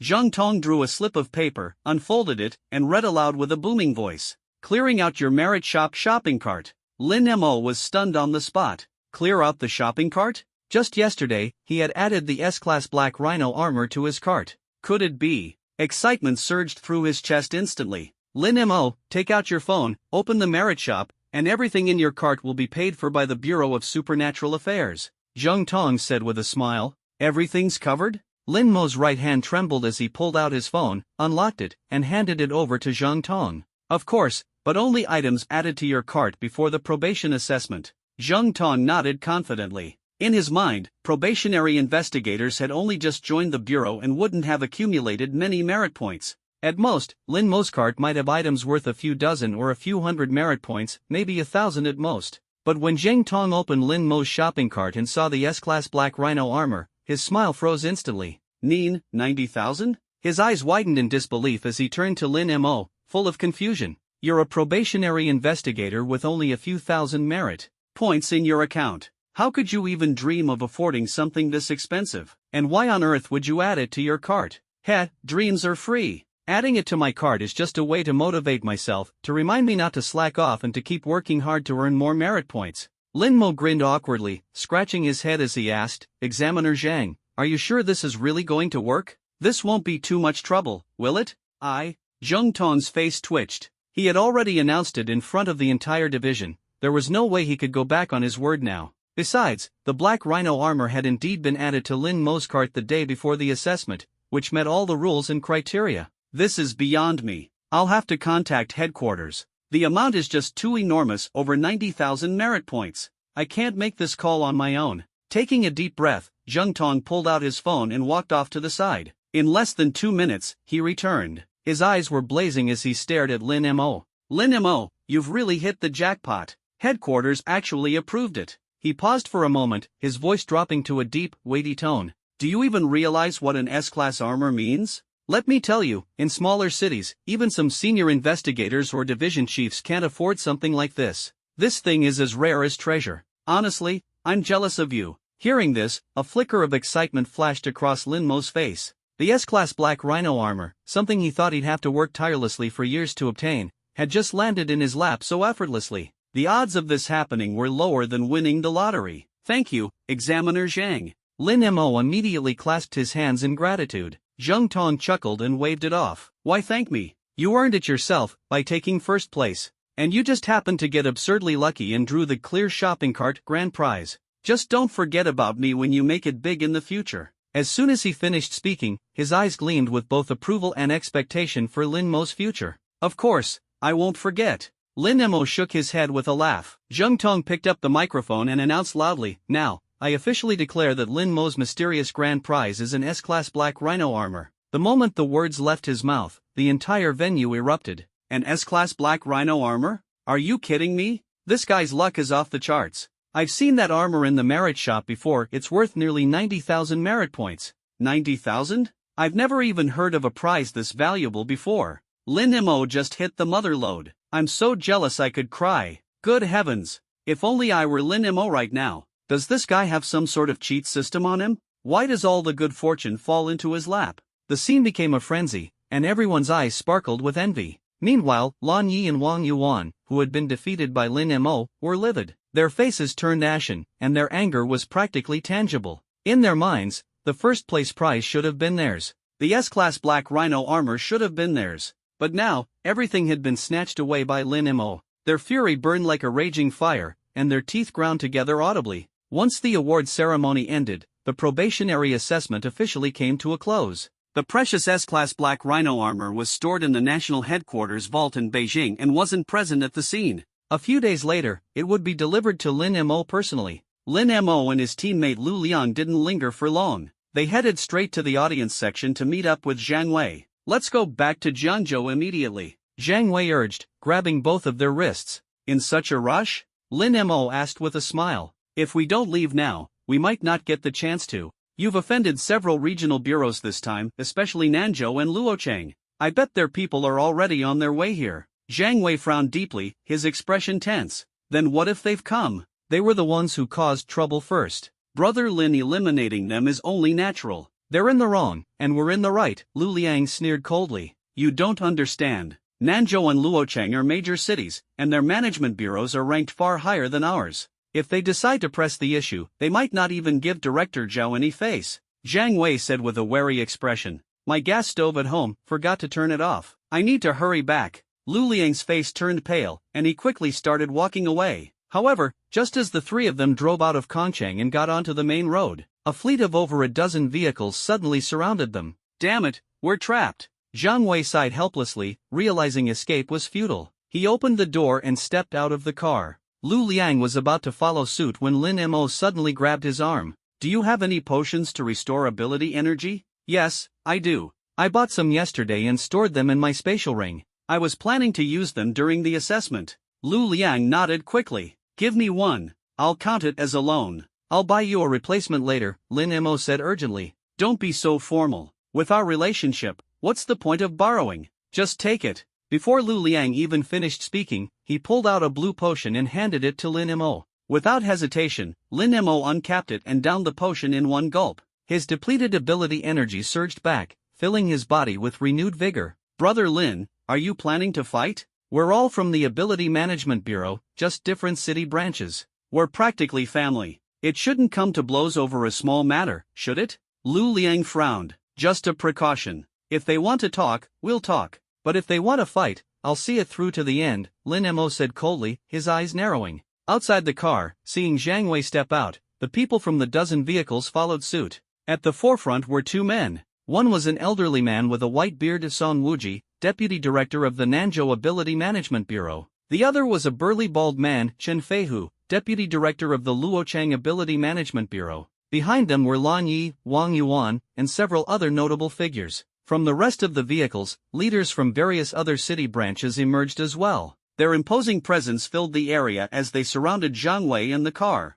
Where's Lin Mo? Get him out here. Song Wuji stroked his white beard and barked in a deep voice. A man should take responsibility for his actions. What's the matter? Did something and now wants to hide like a coward? Chen Feihu sneered. Lin Mo, get out here. How dare you eliminate our people? You've got some nerve. The other leaders echoed in angry unison. Everyone, please calm down. I'm Zhang Wei, leader of the 7th Investigative Team of Jiangzhou's branch and Lin Mo's direct superior. Let's talk this through peacefully, Zhang Wei said hurriedly, raising his hands in a placating gesture and forcing a smile. Talk to you? Who do you think you are? Just a lowly investigative team leader from a 4th-tier city branch. You're not even worth mentioning. Only Director Zhao himself has the qualifications to speak here, Song Wuji said with a scornful glare, his tone dripping with disdain. Exactly. Step aside. We're here for Lin Mo. If you get in the way, don't blame us for being rude, Chen Feihu said, his eyes blazing with anger. At that moment, an oppressive wave of ability energy erupted from Chen Feihu's body.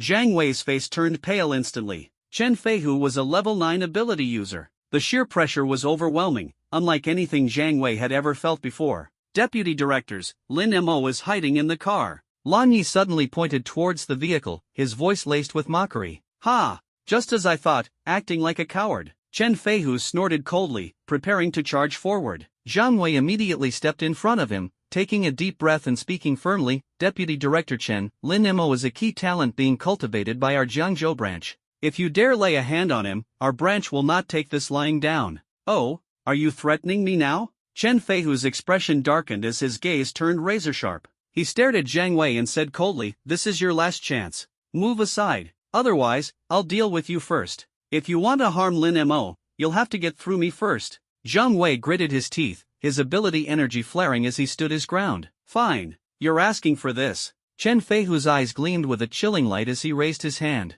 His palm, crackling with energy, surged towards Zhang Wei like a thunderous storm. Stop. At that critical moment, the car doors suddenly swung open. Lin Mo and Lu Liang stepped out calmly. What are you doing? Get back in the car. Jiang Wei's face changed dramatically as he anxiously called out to Lin Mo. Leader, some things can't be avoided. I have to face this myself. Lin Mo gave a faint smile and shook his head. He walked forward resolutely, his eyes steady as they locked onto Chen Feihu, Song Wuji, and the others. I'm Lin Mo. Yes, I eliminated your team members, one by one. If you have an issue, come at me directly. Don't drag my leader or teammates into this, they're innocent. Well, you've got guts, I'll give you that, Chen Feihu sneered, turning his full attention to Lin Mo. His voice dropped, carrying a menacing tone. But I'd like to see how long you can last. As soon as he finished speaking, an overwhelming aura of pressure radiated from him, enveloping Lin Mo entirely. The oppressive force was suffocating, like a mountain crashing down on him.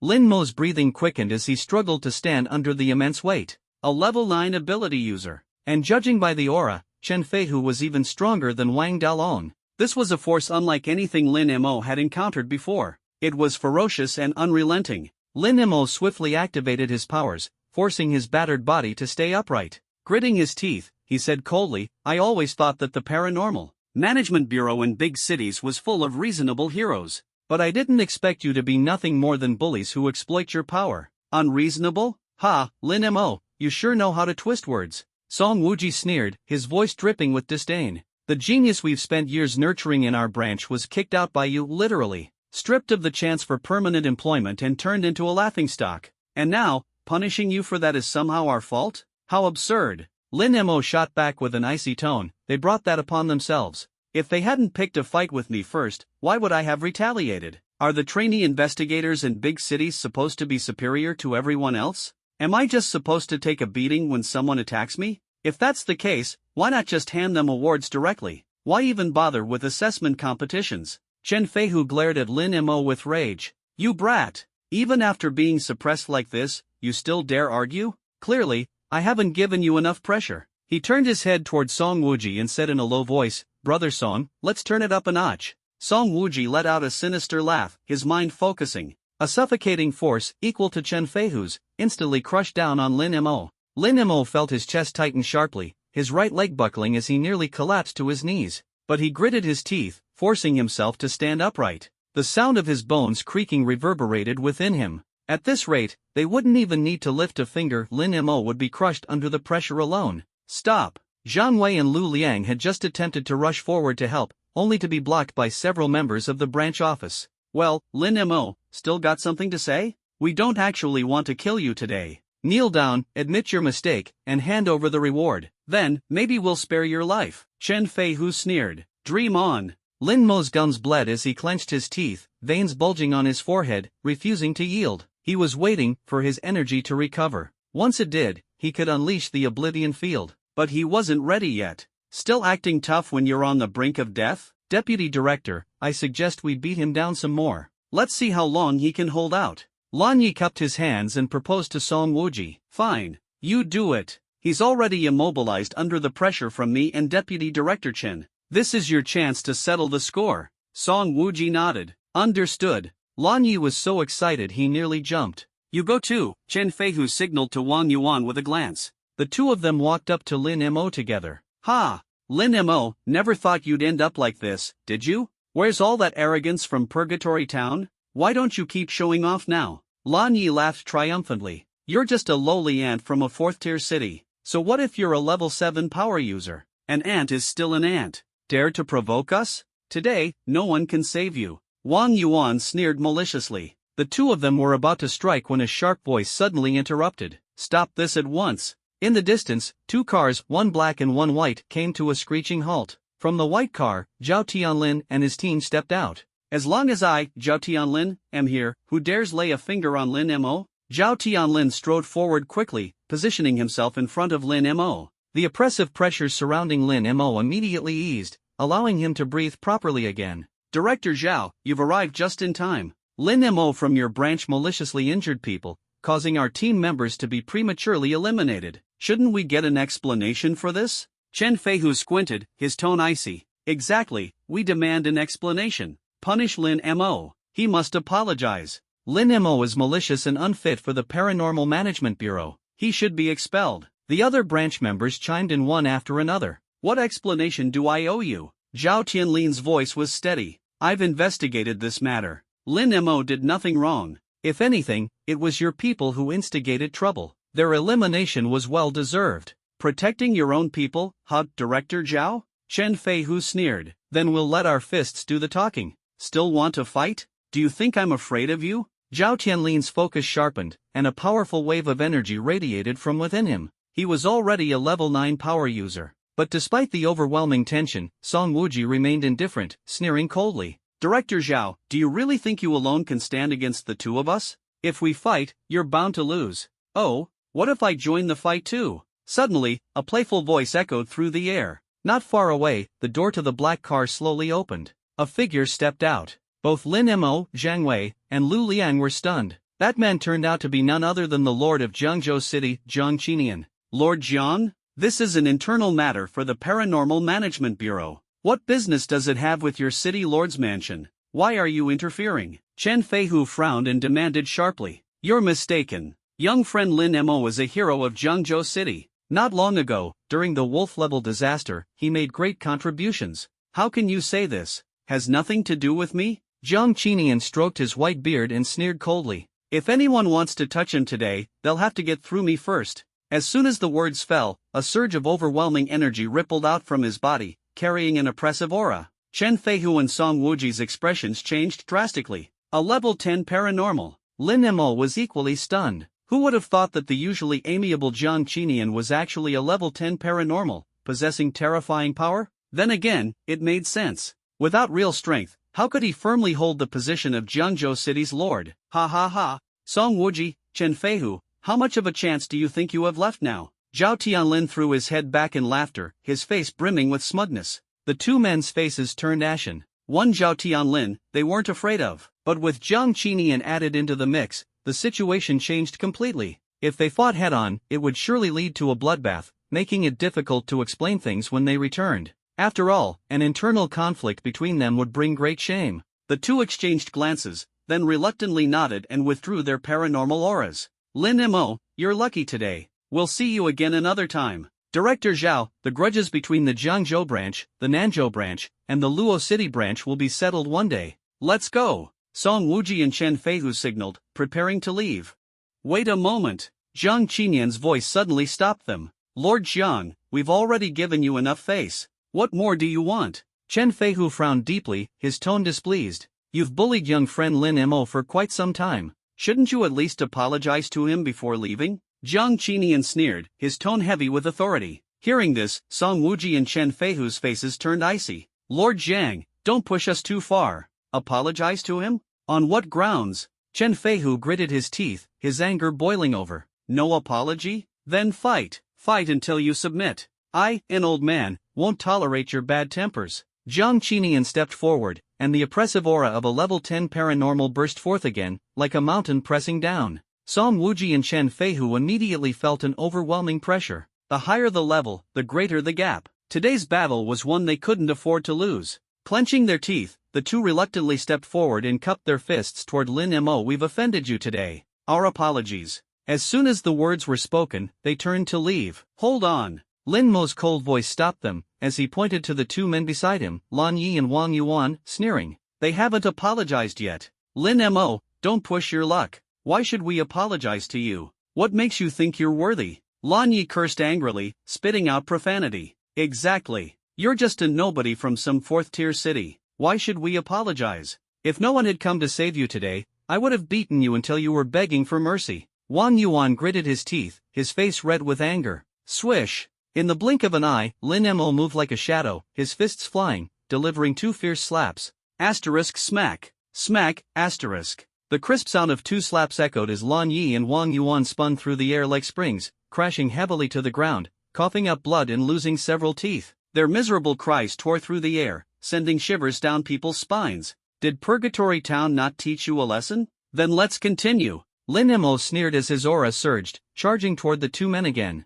Lan Yi and Wang Yuan were so terrified they wet their pants, screaming for help. Deputy directors, save us! You insolent brat! Song Wuji and Chen Feihu's faces darkened with fury, and they were about to intervene. At that moment, two figures blocked their path. It was Jiang Qinian and Zhao Tianlin. This is a matter between the young ones. Let them handle it themselves. We old folks should just watch from the side. Jiang Qinian said calmly, his hands clasped behind his back. You! Song Wuji and Chen Feihu were livid, their eyes blazing with anger. Aha! Lan Yi and Wang Yuan's screams rang out once more. They were being beaten mercilessly by Lin Mo, sent flying through the air like rag dolls, completely unable to fight back, utterly humiliated. Song Wuji and Chen Feihu gritted their teeth in frustration, forced to stand by and watch. Ha ha! Brother Lin, give Wang Yuan's but another kick. Oh, and slap Lan Yi on his right cheek again, his face looks unevenly swollen. Lu Liang laughed gleefully, egging Lin Mo on. Humph, that's what you get for looking down on us small city folks. You used to steal our resources and insult us, now it's your turn to suffer. Jiang Wei clenched his fists tightly, his eyes burning with passion. Before long, Lan Yi and Wang Yuan were beaten beyond recognition. The two clung desperately to Lin Mo's legs, crying and pleading, "Big brother, please stop. We give up. We completely admit defeat. Have mercy on us." Kneeling abruptly, they banged their heads on the ground, their voices filled with desperation and remorse. Today's incident is entirely our fault. We've caused trouble after being eliminated, and now we've brought more. Please, sir, don't hold it against us and forgive us. You should have said so earlier. Could have saved everyone from this mess. Lin Mo sneered, finally halting his actions before turning back to Jiang Qinian and Zhao Tianlin. Go on, get them into the car. Song Wuji and Chen Feihu hurriedly waved their hands, signaling their men. A few individuals quickly moved forward, hoisting the two injured troublemakers and dragging them toward the vehicles. Deputy Director Song, Deputy Director Chen, do drop by Jiangzhou for a visit sometime.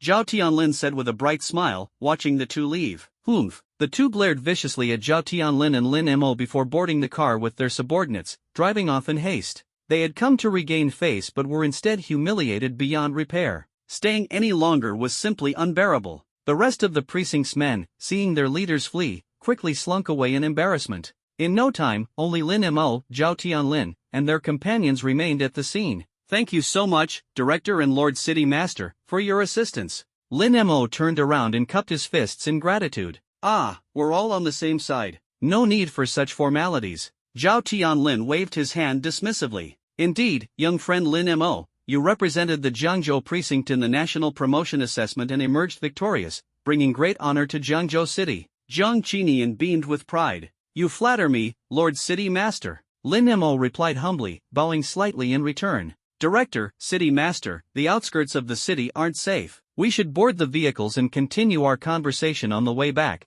Jiang Wei suggested. Everyone swiftly got into the vehicles, and the convoy headed toward Jiangzhou City. Not long after the convoy departed, several figures emerged from the nearby shrubbery. Leading them was a young man with silver hair, clad in a black robe, a crimson cross pendant hanging from his chest. It seems the Bureau of Supernatural Management isn't as unified as it appears. This works greatly in our favor. Taking Jiangzhou City will be a matter of time, the silver-haired man sneered coldly. High Priest, Jiangzhou is just a fourth-tier city, not even as prosperous as our Kongcheng. Why waste effort here? Shouldn't we target the major cities instead? One of his subordinates asked with a frown. The higher-ups have their reasons. It's not for us to question, only to carry out, the silver-haired man responded icily. Jiangzhou City is far more intricate than it appears, there's a massive secret hidden within. Capturing Jiangzhou will be half the victory for the divine worship cult, he declared, his eyes narrowing as he gazed into the distance. Turning to his subordinates, he commanded, go and inform ghostly Taoist Yoli to use every means necessary to accelerate the Ghost-class beast tide. We must seize Jiangzhou City within half a month. Capital City, headquarters of the Bureau of Supernatural Management, Office of the Chief Director.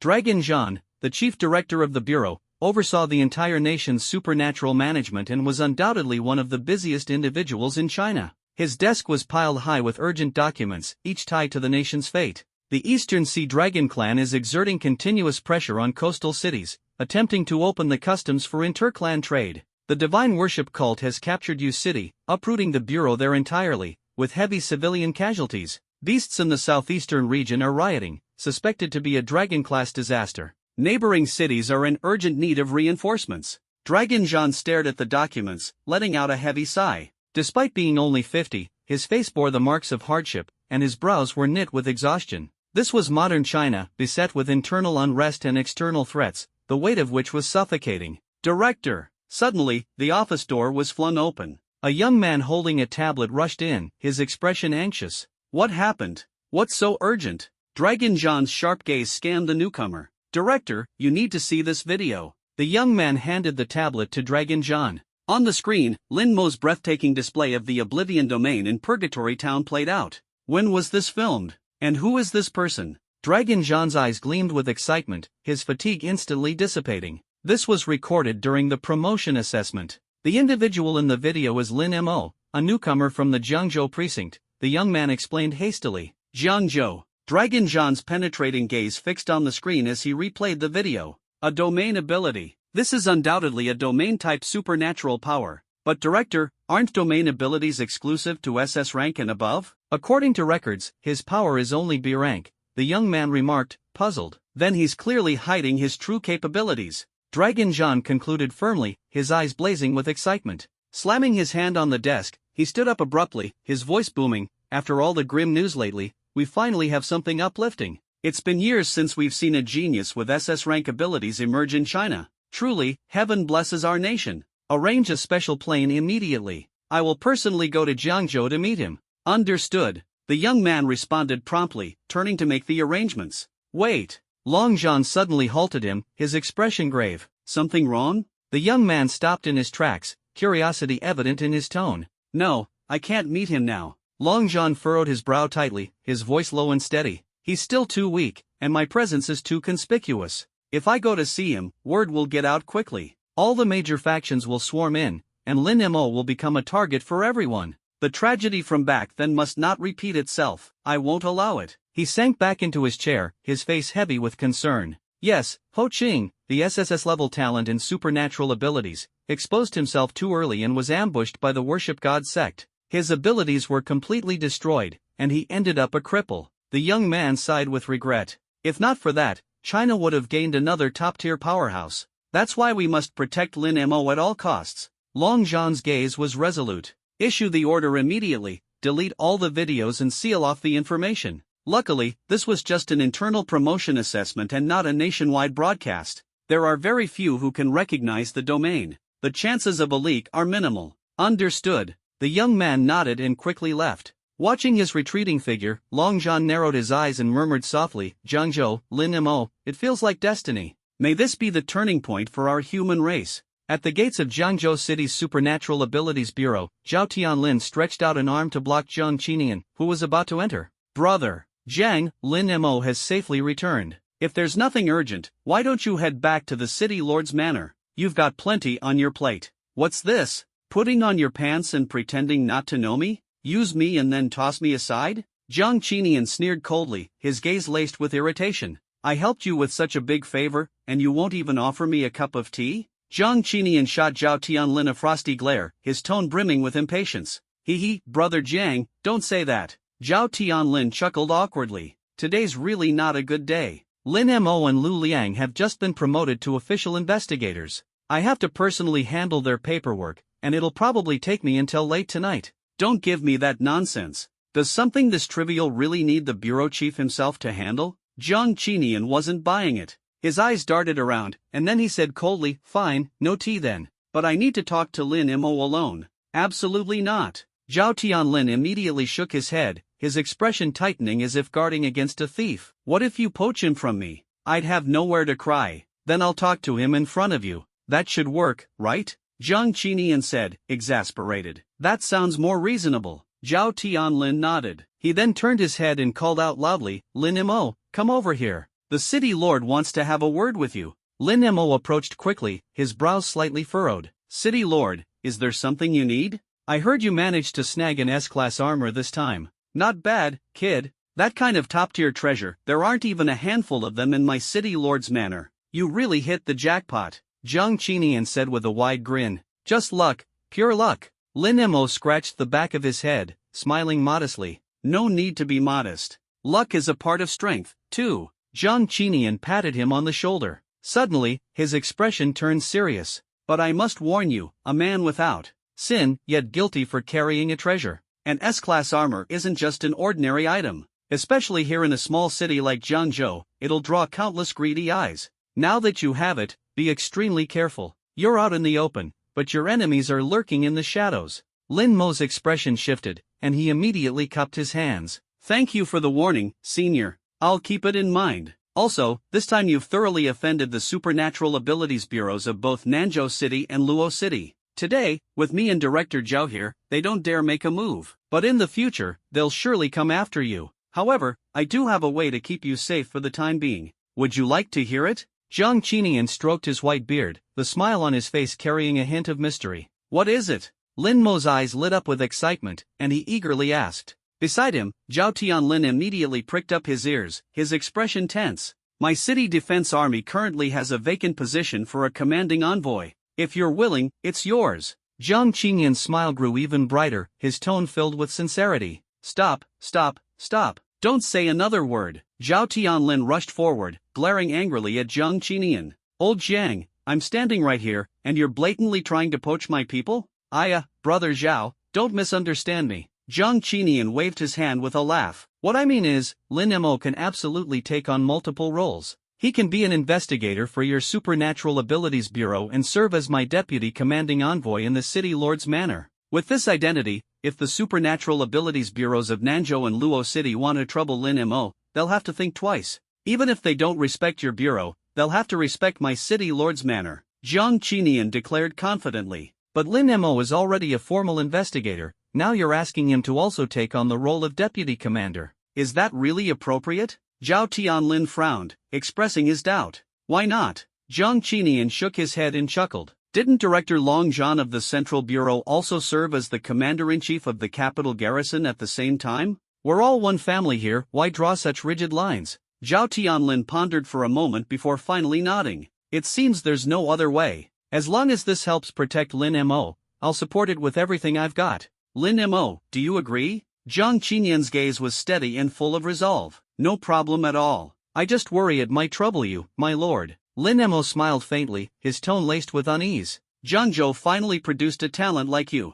I'll protect you, no need to be polite. Zhang Qinian waved dismissively. Complete the formalization process and report directly to the city lord's office. That very day, Lin Mo and Lu Liang's modest dormitory, which was originally just 80 square meters, was upgraded to an extravagant riverside mansion of over 200 square meters. The decor was luxurious and imposing. Their monthly salary skyrocketed to 50,000 yuan, complete with full benefits and retirement insurance. Their treatment had improved several-fold. What was even more surprising was that, due to their excellent performance during the formalization assessment, Zhao Tianlin personally rewarded each of them with an additional 1 million yuan in cash. Brother Lin, now that you've been formalized, it's time to buy a vehicle for missions. Shall we hit the dealerships? Lu Liang excitedly suggested. Let's go. The two headed straight for a BMW dealership. Initially, they were interested in the newly released electric SUV by Demi, Big Rice. But considering the nature of their missions, a gasoline-powered car was deemed more practical. Fuel could be replenished anytime, eliminating range anxiety. They eventually set their sights on a BMW X5, heralded as the king of the road. The sales staff were incredibly attentive, greeting them with warm smiles and providing detailed introductions. Lin Mo nodded in satisfaction and, without hesitation, swiped his card for over 700,000 yuan to purchase the car. For him, this amount was barely worth mentioning. With sufficient inventory, registration was processed swiftly. The two drove off in their new car. As for their driver's licenses, who would dare question them? They could sort that out later. On the way, Lin Mo stopped by the city lord's office to finalize his employment paperwork and receive the deputy commander's insignia. With that insignia, he now held the authority to mobilize the city defense forces directly. A home, a car, and military command, the three ultimate symbols of success for a man. Lin Mo now had them all. Just a week ago, he had been a failure, abandoned by his ex-girlfriend and kicked out by his family. Fate, indeed, was cruel yet dazzlingly dramatic. Lin Mo, where are you? There's an emergency mission. While they were joyriding, a frantic call came in from their team leader, Zhang Wei. The two immediately returned to the Bureau of Supernatural Affairs. Here's the intel. Take a look. Zhang Wei handed them a file. The slums. The target is, a Yeti? Lin Mo was taken aback. How could there be a Yeti here? Zhang Wei shook his head gravely. The details are unclear. That's why you need to investigate. Witnesses report that this Yeti is exceptionally powerful, at least a level 5, possibly even level 6. You two are the most suitable for this task. Go investigate and neutralize it. Team leader, according to the report, this Yeti has only been seen stealing bread from convenience stores and apples from fruit stands. It hasn't harmed anyone. Doesn't that make it a benign supernatural creature? Lu Liang frowned slightly. There's no such thing as a benign supernatural creature. By nature, they're all brutal and ruthless, regardless of whether it has harmed anyone. A level 6 supernatural beast in the city is an enormous threat. Our job as investigators is to eliminate it swiftly. Zhang Wei's expression was stern, his voice resolute.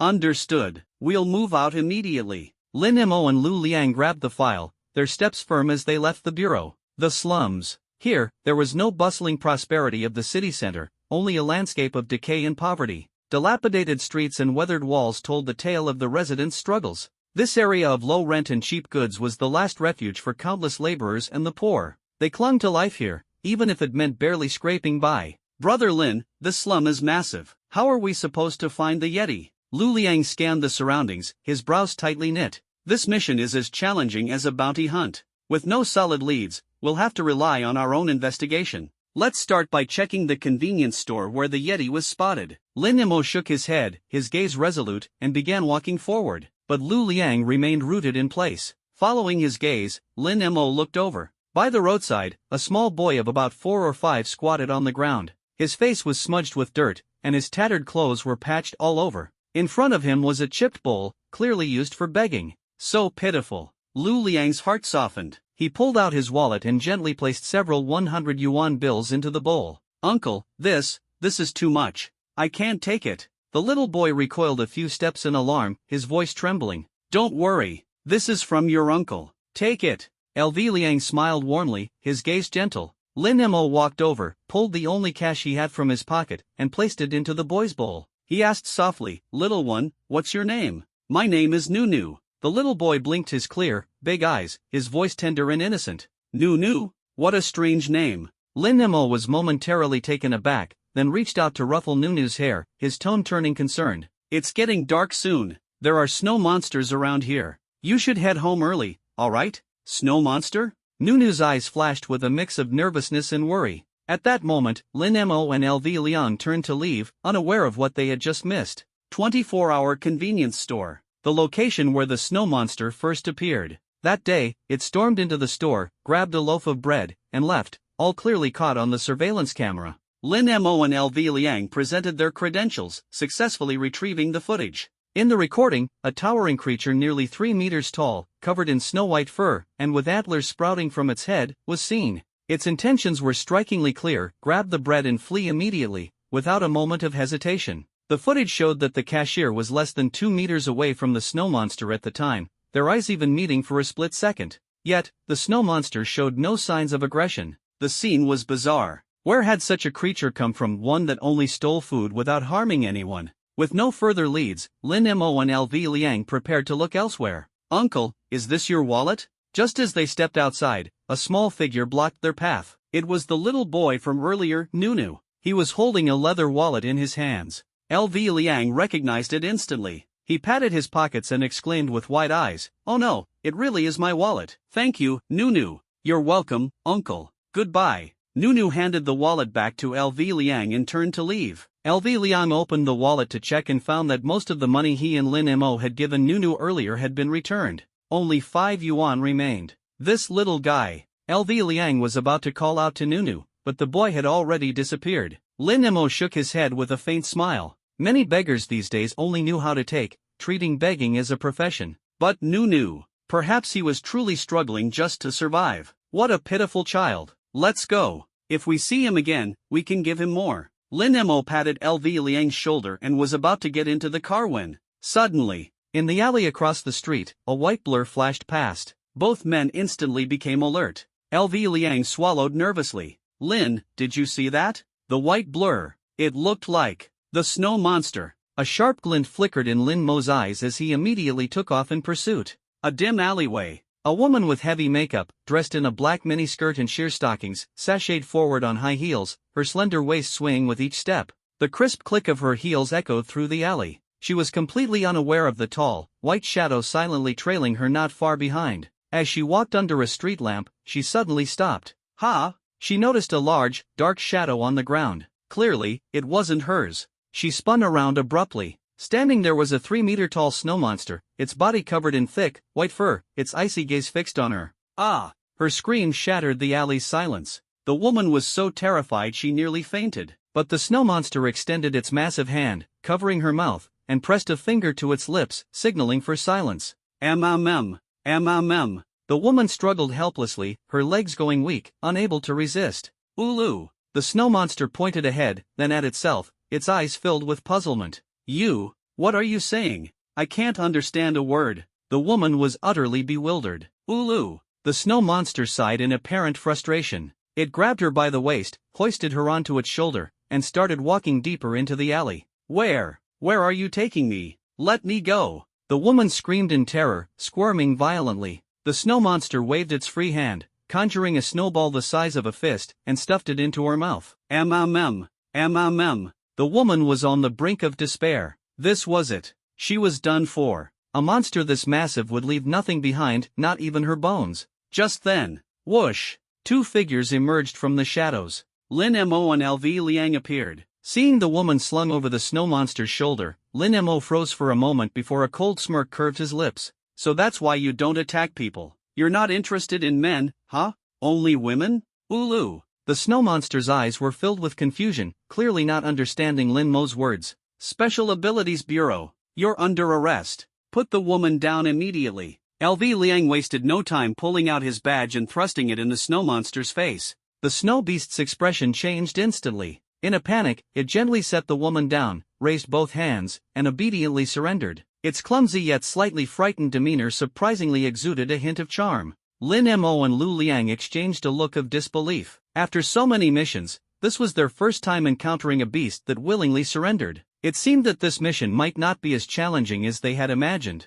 Brother Lin, it looks like this guy took one look at you and knew better than to mess with you. It scared him into surrendering immediately. Lu Liang chuckled. He reached into his spatial ring and pulled out a pair of specially designed handcuffs for taming beasts, ready to step forward and restrain the snow beast. Whoosh! Suddenly, a bone-chilling gust of wind, accompanied by a blizzard of snow, swept through with ferocity. The icy gale was so intense that Lin Mo and Lu Liang were forced to shield their eyes. When they finally managed to look up again, the snow beast had vanished without a trace, leaving behind only the woman trembling in fear and sitting on the ground. It escaped? Lin Mo frowned. Damn, this snow beast isn't dumb. It actually used the classic escape strategy. Lu Liang exclaimed, astonished. He hurried over to check on the woman, who still seemed shaken. Miss, are you alright? That scared me to death. The woman patted her chest, exhaling deeply. In the summer heat, she wore only a scanty spaghetti strap top. With her deep breaths, her chest rose and fell dramatically, revealing cleavage that was shockingly deep.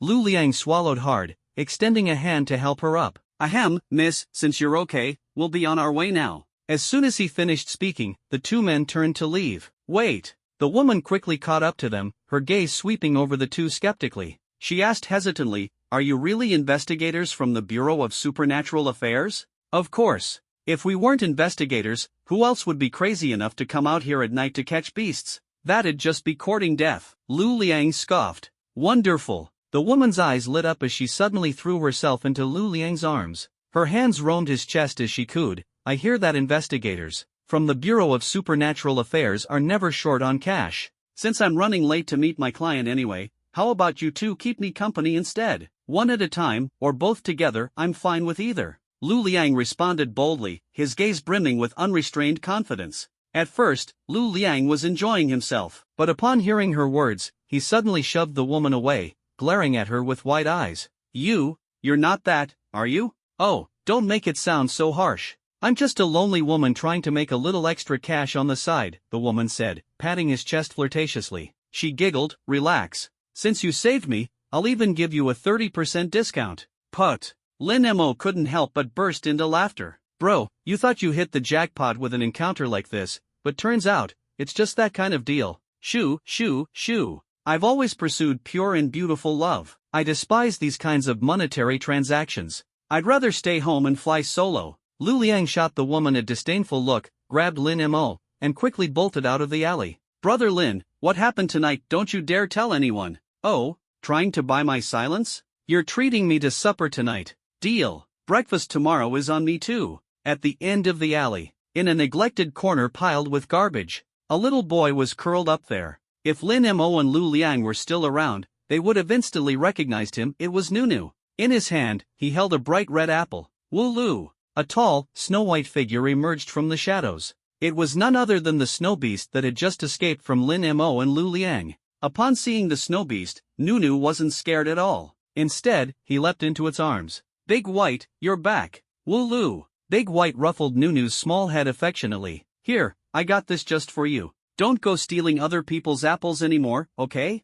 Nunu handed over the red apple. Wooloo! Big White eagerly took it and swallowed it in one big gulp. You already finished it? Nunu was shocked. Wooloo! Big White rubbed its belly, looking unsatisfied.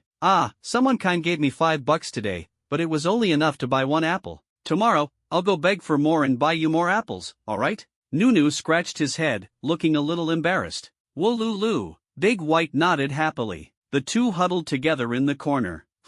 Big White, you smell nice. Is that perfume? Nunu sniffed Big White's shoulder, and then, as if a thought struck him, he asked urgently, wait, did you go snooping around again? Wooloo! Big White gestured with its hands, trying to explain. Magically, Nunu could actually understand its words. Surprised, he said, the ones you encountered must have been those two kind uncles. They work for the Bureau of Supernatural Affairs. Be careful lately, and whatever you do, don't run into them again. Even though they're kind, they will definitely take you away. Woof woof! Big White gestured with its paws a few times. A look of delight appeared on Nunu's face. You know where my mom is? Woof woof! Big White beckoned with its paw, stood up, and walked out. Nunu took a deep breath. After hesitating for a moment, he still decided to follow. In the slums, at the old soldier's barbecue stall. Not bad at all. Who would have thought the barbecue in this rundown slum would taste so good? Rubbing his belly in satisfaction, Lu Liang remarked. They had just finished eating.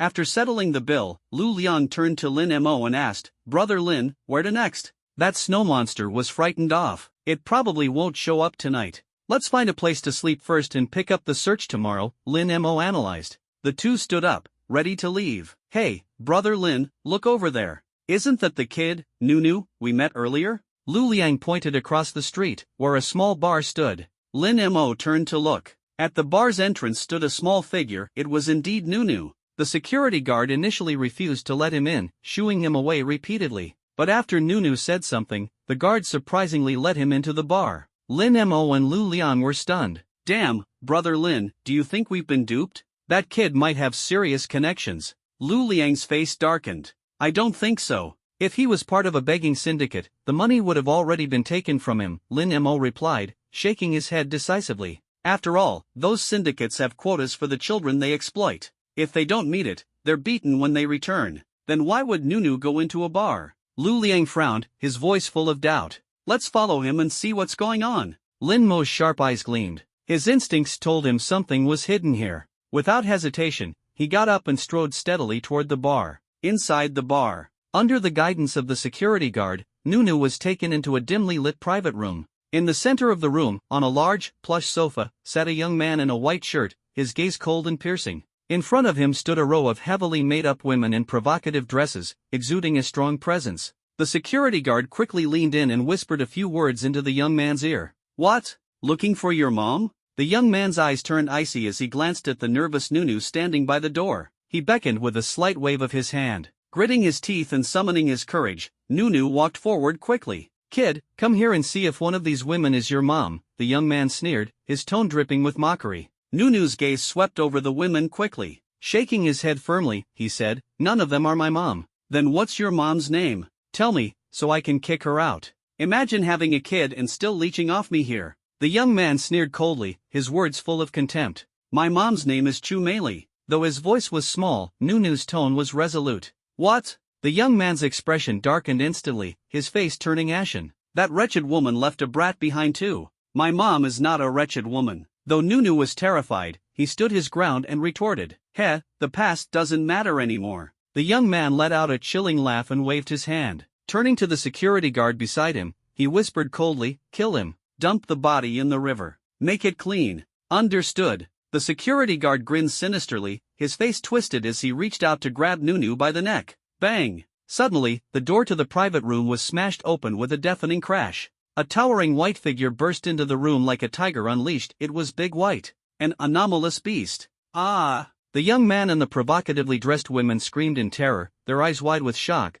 their bodies frozen in place. Big White shielded the women as they fled the room, then wheeled around sharply and charged toward the young man and the security guard. In an instant, gut-wrenching screams filled the room. "Boss, go! Are you all right? Boss, go!" Hearing the commotion, the young man's subordinates rushed over to help. But when they entered the room and saw Big White sitting on top of Bosco, their faces turned ghostly pale. Without a second glance, they spun around and bolted toward other rooms. "Bosco isn't here. Let's check the other rooms." Upon hearing this, being pinned down by Dubai, Brother Dog was so furious he nearly fainted on the spot. "You useless fools! I've been feeding you for nothing." The sound of Brother Dog's wails once again echoed throughout the private room. "Stop it!" Suddenly, a stern and commanding voice shook the air. Two shadows rushed into the room at lightning speed. It was Lin Mo and Lu Liang. Upon seeing Dubai, they froze momentarily. "The Yeti? What's it doing here? Dubai, run!" Nunu shouted anxiously. "Dubai?" Lin Mo raised an eyebrow and coldly announced, "This is the Bureau of Supernatural Affairs conducting an operation. Surrender immediately." Roar! Dubai waved its massive hand, and a storm of wind and snow instantly coalesced, surging towards Lin Mo and Lu Liang in an instant. "You're still trying that old trick?" Lin Mo's eyes glimmered with a cold light. He turned back and ordered, "Lu Liang, take it down." "Understood." Lu Liang swiftly dived underground. In the next moment, he emerged behind Dubai, clapping a pair of handcuffs onto its legs with lightning speed. The Bureau of Supernatural Affairs handcuffs were custom-made, capable of releasing high-voltage currents to subdue supernatural creatures. With a flash of electricity, Dubai's eyes rolled shut, and it collapsed unconscious in an instant. "Dubai!" Nunu rushed forward in panic. "Don't worry," Lu Liang explained. "It's just been knocked out by the current. It's fine. Uncle, Dubai has never hurt anyone before. Please, let it go." Nunu pleaded tearfully. "Never hurt anyone? Don't make me laugh. Why don't you ask it about all the people it's beaten to death?" Brother Dog struggled to his feet, holding his aching face. "Officers, you've come just in time. If it weren't for you, I'd have died at the hands of this beast. You must kill it, and that little brat over there must be its accomplice, commanding it to attack people. That's an extra crime. You can't let him off easy either." "You sure seem to know the law well," Lin Mo said, narrowing his eyes. "Of course. A law-abiding citizen must understand the law." Brother Dog sneered smugly. "Uncle, that's not the truth." Nunu urgently tried to explain. "He's the bad guy. He kidnapped my mom. Dubai was trying to save me, that's why it attacked." "Oh?" Lin Mo raised an eyebrow slightly. "You little brat, don't go slandering me. Watch your mouth, or I'll sue you for defamation." "Got any evidence?" Brother Dog's face darkened as he glared at Nunu. "You know my mom's name. You even insulted her." Nunu clenched his fists, his voice trembling with anger. Brother Dog opened his mouth to argue, but a single sharp look from Lin Mo silenced him immediately. "Shut up and let him speak." Lin Mo crouched down and looked directly at Nunu. "Nunu, tell us everything clearly. Only then can we help you." "Uncle, here's what happened. A month ago, my mom suddenly disappeared, and I became an orphan. Later, while scavenging for food, I met Dubai. Dubai didn't hurt me. It even took care of me. When I was starving to death, it stole bread from a convenience store to feed me. I remember it clearly. Even the $5 you gave me today, I spent part of it to buy Dubai an apple, and I returned the rest to that convenience store. All this time, Dubai's been helping me search for my mom. Then it found out that my mom disappeared at this bar, so it brought me here." After listening, Lin Mo and Lu Liang exchanged a glance. In this world, there really were kind-hearted supernatural creatures. And those who kidnapped Nunu's mother and left him homeless? They were the real beasts. The two men turned cold, icy gazes towards Brother Dog. Brother Dog immediately broke out in a cold sweat and hurriedly waved his hands in denial. "Officers, you can't just listen to one side of the story. What if the kid's lying to you?" "Whether he's lying doesn't matter," Lin Mo sneered. "What matters is whether you're lying." His sharp gaze pinned Brother Dog like a blade. "Lu Liang, show this guy what the Bureau's interrogation methods are like." "Got it." Lu Liang grinned. With a flick of his mind, a massive, iron rod-like electric baton appeared in his hands. He pressed the switch, and the baton crackled with fierce arcs of electricity, the sound deafening. Lu Liang swung the baton lazily as he approached Brother Dog, smirking coldly. This baton was specially designed to deal with supernatural creatures. Even beasts weighing hundreds or thousands of pounds would wet themselves after one hit. "So tell me, how do you think it'll feel when it's used on you? Wouldn't that kill someone?" Brother Dog's face turned ghostly pale, his body trembling with fear. "Brother Dog, we're here to save you." At that moment, Brother Dog's lackeys burst into the room. But as soon as they saw Dabai lying limp on the floor and the massive, lightning-crackling baton in Lu Liang's hands,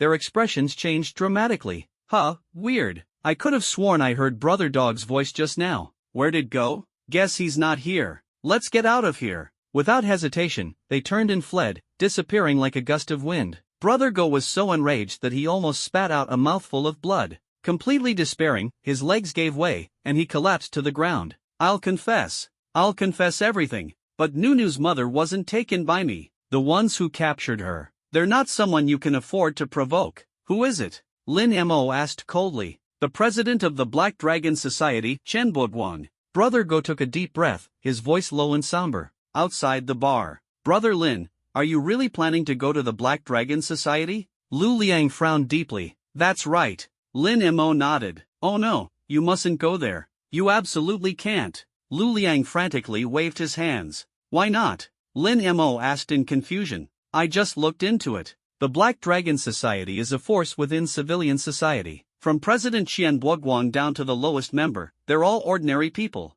If you go, there's bound to be a bloodbath. But we are investigators with the Bureau of Supernatural Abilities. We're only authorized to deal with supernatural beasts and law-breaking ability users. We absolutely cannot harm ordinary people. If we do, it would violate the Bureau's ironclad rule. If someone with ulterior motives catches wind of it, you'll be in big trouble. Lu Liang explained seriously. The Bureau of Supernatural Abilities has such rules? Lin Mo frowned, but then his lips curled into a sly smile. If I can't do it as an investigator, then I'll just change my identity. Beihu District, Moonlight Nightclub. This was not only one of Jiangzhou City's top 3 high-end entertainment venues but also the secret headquarters of the Black Dragon Society. In this era dominated by supernatural ability users, the Black Dragon Society, though composed entirely of ordinary people, had become an untouchable behemoth in civilian society due to its vast membership, ironclad unity, and arsenal of firearms. As long as they avoided provoking supernatural ability users, they could run rampant in Jiangzhou, committing all manner of atrocities. Over the years, they had bullied men and oppressed women, forced the innocent into prostitution, and committed countless heinous crimes. The two headed straight for the entrance of the Moonlight nightclub. Lin Mo turned back and asked Lu Liang in a cold voice, "You made the call, right?" "Yes, I did. They're on their way." Lu Liang nodded to confirm. Lin Mo's lips curled into a cold smile. "Let's go. Time to meet Qian Boguang." With long, determined strides, he stormed into the nightclub. "Stop right there, you two." The security guards at the door tried to block them, but they didn't even finish their sentence before Lin Mo sent one of them flying with a powerful kick. The guard landed like a ragdoll, hurtling over 10 meters away. Without hesitation, Lin Mo grabbed a passing waiter and demanded sharply, "Where's your boss?" The third-floor office." The waiter, intimidated by Lin Mo's imposing aura, dared not resist and stammered a reply. Wasting no more words, Lin Mo and Lu Liang headed straight for the third floor. They encountered no resistance on their way up, no one dared to stand in their path. Who would have imagined someone would dare stir up trouble at the Moonlight nightclub? Meanwhile, in the third-floor manager's office. "Boss, why was another 1,000 deducted from my salary this month? I didn't come in late or leave early." In front of a massive desk, a young, delicate-looking waitress frowned as she questioned the man seated behind it. The chair swiveled, revealing a middle-aged man in a green shirt, his bald head gleaming under the light. "Qian Boguang, president of the Black Dragon Society." He leered at the waitress with a lascivious smirk, his eyes roaming shamelessly over her figure. "Hui, you know how tough the economy is right now. The company has no choice. Everyone's taking pay cuts. You're not the only one getting docked. But my salary is only 3,000. Others got cut by 100 or 2, but why did mine shrink by a third?" the waitress retorted, her dissatisfaction evident. Qian Boguang chuckled wickedly, standing up as he pulled a small white pill from his pocket and handed it to her. "Don't like the pay? Take this, and I'll give you 5,000 on the spot. Starting next month, I'll raise it to 10,000. How about that?" His greedy gaze lingered on her graceful silhouette, leaving no doubt as to his intentions. What's this pill?" the waitress asked, her voice trembling. "Relax, I wouldn't harm you. This pill will make you feel incredible, so much so, you'll fall in love with it." Qian Boguang coaxed. "No, I'm not taking it. I quit. I'm leaving tonight." The waitress stood her ground, resolute. Qian Boguang's expression darkened. Without warning, he grabbed her by the neck, his face twisted in a cruel sneer. "Refusing a toast only to drink a forfeit, huh? Tonight, you're taking this pill whether you want to or not." He prepared to forcefully shove the pill into her mouth. Bang! The office door flew open with a deafening crash, the wooden frame trembling from the force. Startled, Chen Boguang turned his head and bellowed, "Who the hell are you? Are you tired of living? How dare you kick my door down? Do you believe I won't skin you alive?" A mocking voice came from outside. "Tisk, TSK, TSK. President Qian, you've got quite the temper." Lin Mo and Lu Liang strode in leisurely. Qian Boguang froze in shock. You're Lin Mo, investigator from the Bureau of Supernatural Abilities? Oh, you recognize me? Lin Mo raised an eyebrow slightly. Qian Boguang hurriedly let go of the waitress, plastering a smile across his face. "The famous Lin hero. There's no one in Jiangzhou who doesn't know you. I've even seen you on TV. So, Investigator Lin, what brings you to my place today? Have you discovered a mutant beast?" "No," Lin Mo replied with a cold sneer. "I'm here to find someone." "Who?" Qian Boguang asked curiously. "Xu Meili." The moment this name was mentioned, Qian Boguang's expression darkened instantly, but he quickly composed himself, putting on a nonchalant demeanor as he shook his head in feigned ignorance. "Never heard of her." "Qian Boguang, drop the act. De Go has already spilled everything. We're not coming to you without evidence. Confess, and you'll be treated leniently. Resist, and the consequences will be severe." Lu Liang's voice was cold and commanding, his tone suppressing the atmosphere. That traitor really has a death wish. A glint of frost flashed in Qian Boguang's eyes. Yet, he didn't panic. Instead, he casually returned to his office chair, crossed his legs, and said without a hint of concern, "Investigators, this issue doesn't seem to fall under the jurisdiction of the Bureau of Paranormal Management, does it?" "That's none of your concern. Where is Xu Meili now?" Lin Mo asked icily. "No comment." Qian Boguang spread his hands dismissively. Bang! Lu Liang stepped forward and slammed his fist onto the desk, the sound echoing like thunder. "Qian Boguang, if you don't cooperate, don't blame us for being impolite." "Oh, planning to tear down my nightclub?" Qian Boguang shot Lu Liang a disdainful glance, his arrogance unrestrained. "Who in Jiangzhou doesn't know the rules of the Bureau of Paranormal Management? You dare touch me? Let's see who goes down first. Let me remind you, my position wasn't handed to me for nothing.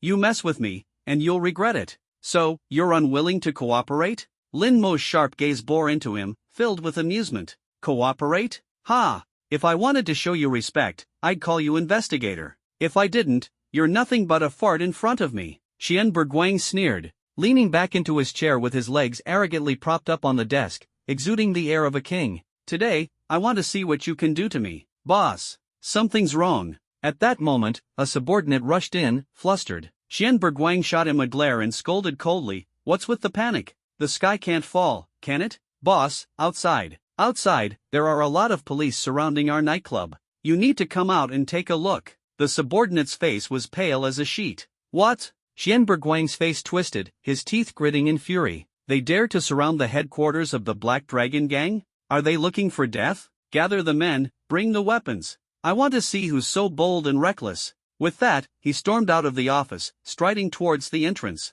Lin Mo and Lu Liang exchanged a glance, a faint smirk creeping onto their lips. Qian Boguang led dozens of his men out of the nightclub, radiating aggression. But when he saw the scene outside, his face turned ashen. The nightclub was encircled tightly by an ironclad military formation. A vast sea of soldiers, numbering no less than hundreds, was clad in gleaming silver armor, brandishing silver spears, their presence imposing and overwhelming. The design of this armor was unmistakable to anyone in Jiangzhou. Qian Boguang's chest tightened, and he swallowed hard, his face darkening. The City Defense Army? Why would they surround our nightclub? I don't know either. They appeared out of nowhere. Could it be a team-building exercise? A subordinate beside him was equally bewildered. Qian Boguang took a deep breath, forcing himself to stay composed. He stepped forward, his tone low and deferential. "Honored soldiers, may I ask what brings you to my Moonlight nightclub? We run a legitimate business here, no gambling, no drugs, no tax evasion. If there's been any offense, please point it out,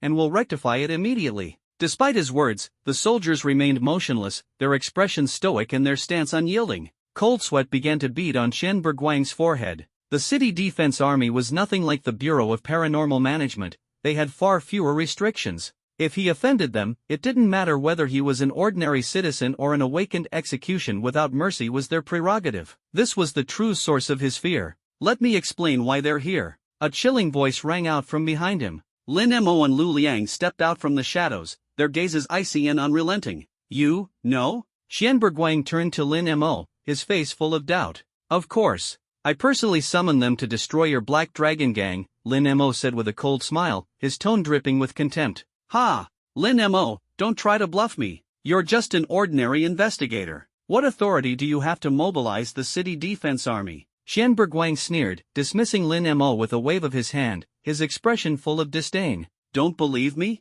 Lin Mo's lips curled into a smirk as he raised his right hand, summoning a token with a mere thought. The vice commander's insignia appeared instantly in his palm. He raised the command token high, his voice booming like thunder. City Defense Army, heed my order. Yes, sir. The soldiers responded in unison. Xian Buguang's face turned pale, his heart sinking into a cold abyss. The Black Dragon Society has committed countless atrocities, bullying the weak, oppressing women, and wreaking havoc upon this land. To ensure the peace of Jiangzhou and restore tranquility to its people, raise the Moonlight nightclub to the ground. As for the Black Dragon Society members, take no prisoners. Kill them all. Lin Mo's command was cold and merciless. Understood. Without hesitation, the soldiers charged toward the nightclub. It's over. It's all over. The sky is falling. Xian Buguang collapsed to the ground, despair consuming him entirely. Inside the Moonlight nightclub, screams filled the air, one after another. The highly trained city defense army, like butchers slaughtering livestock, annihilated the members of the Black Dragon Society. The Black Dragon Society, accustomed to bullying ordinary people, stood no chance against the overwhelming force of the army. They were nothing more than helpless lambs led to slaughter.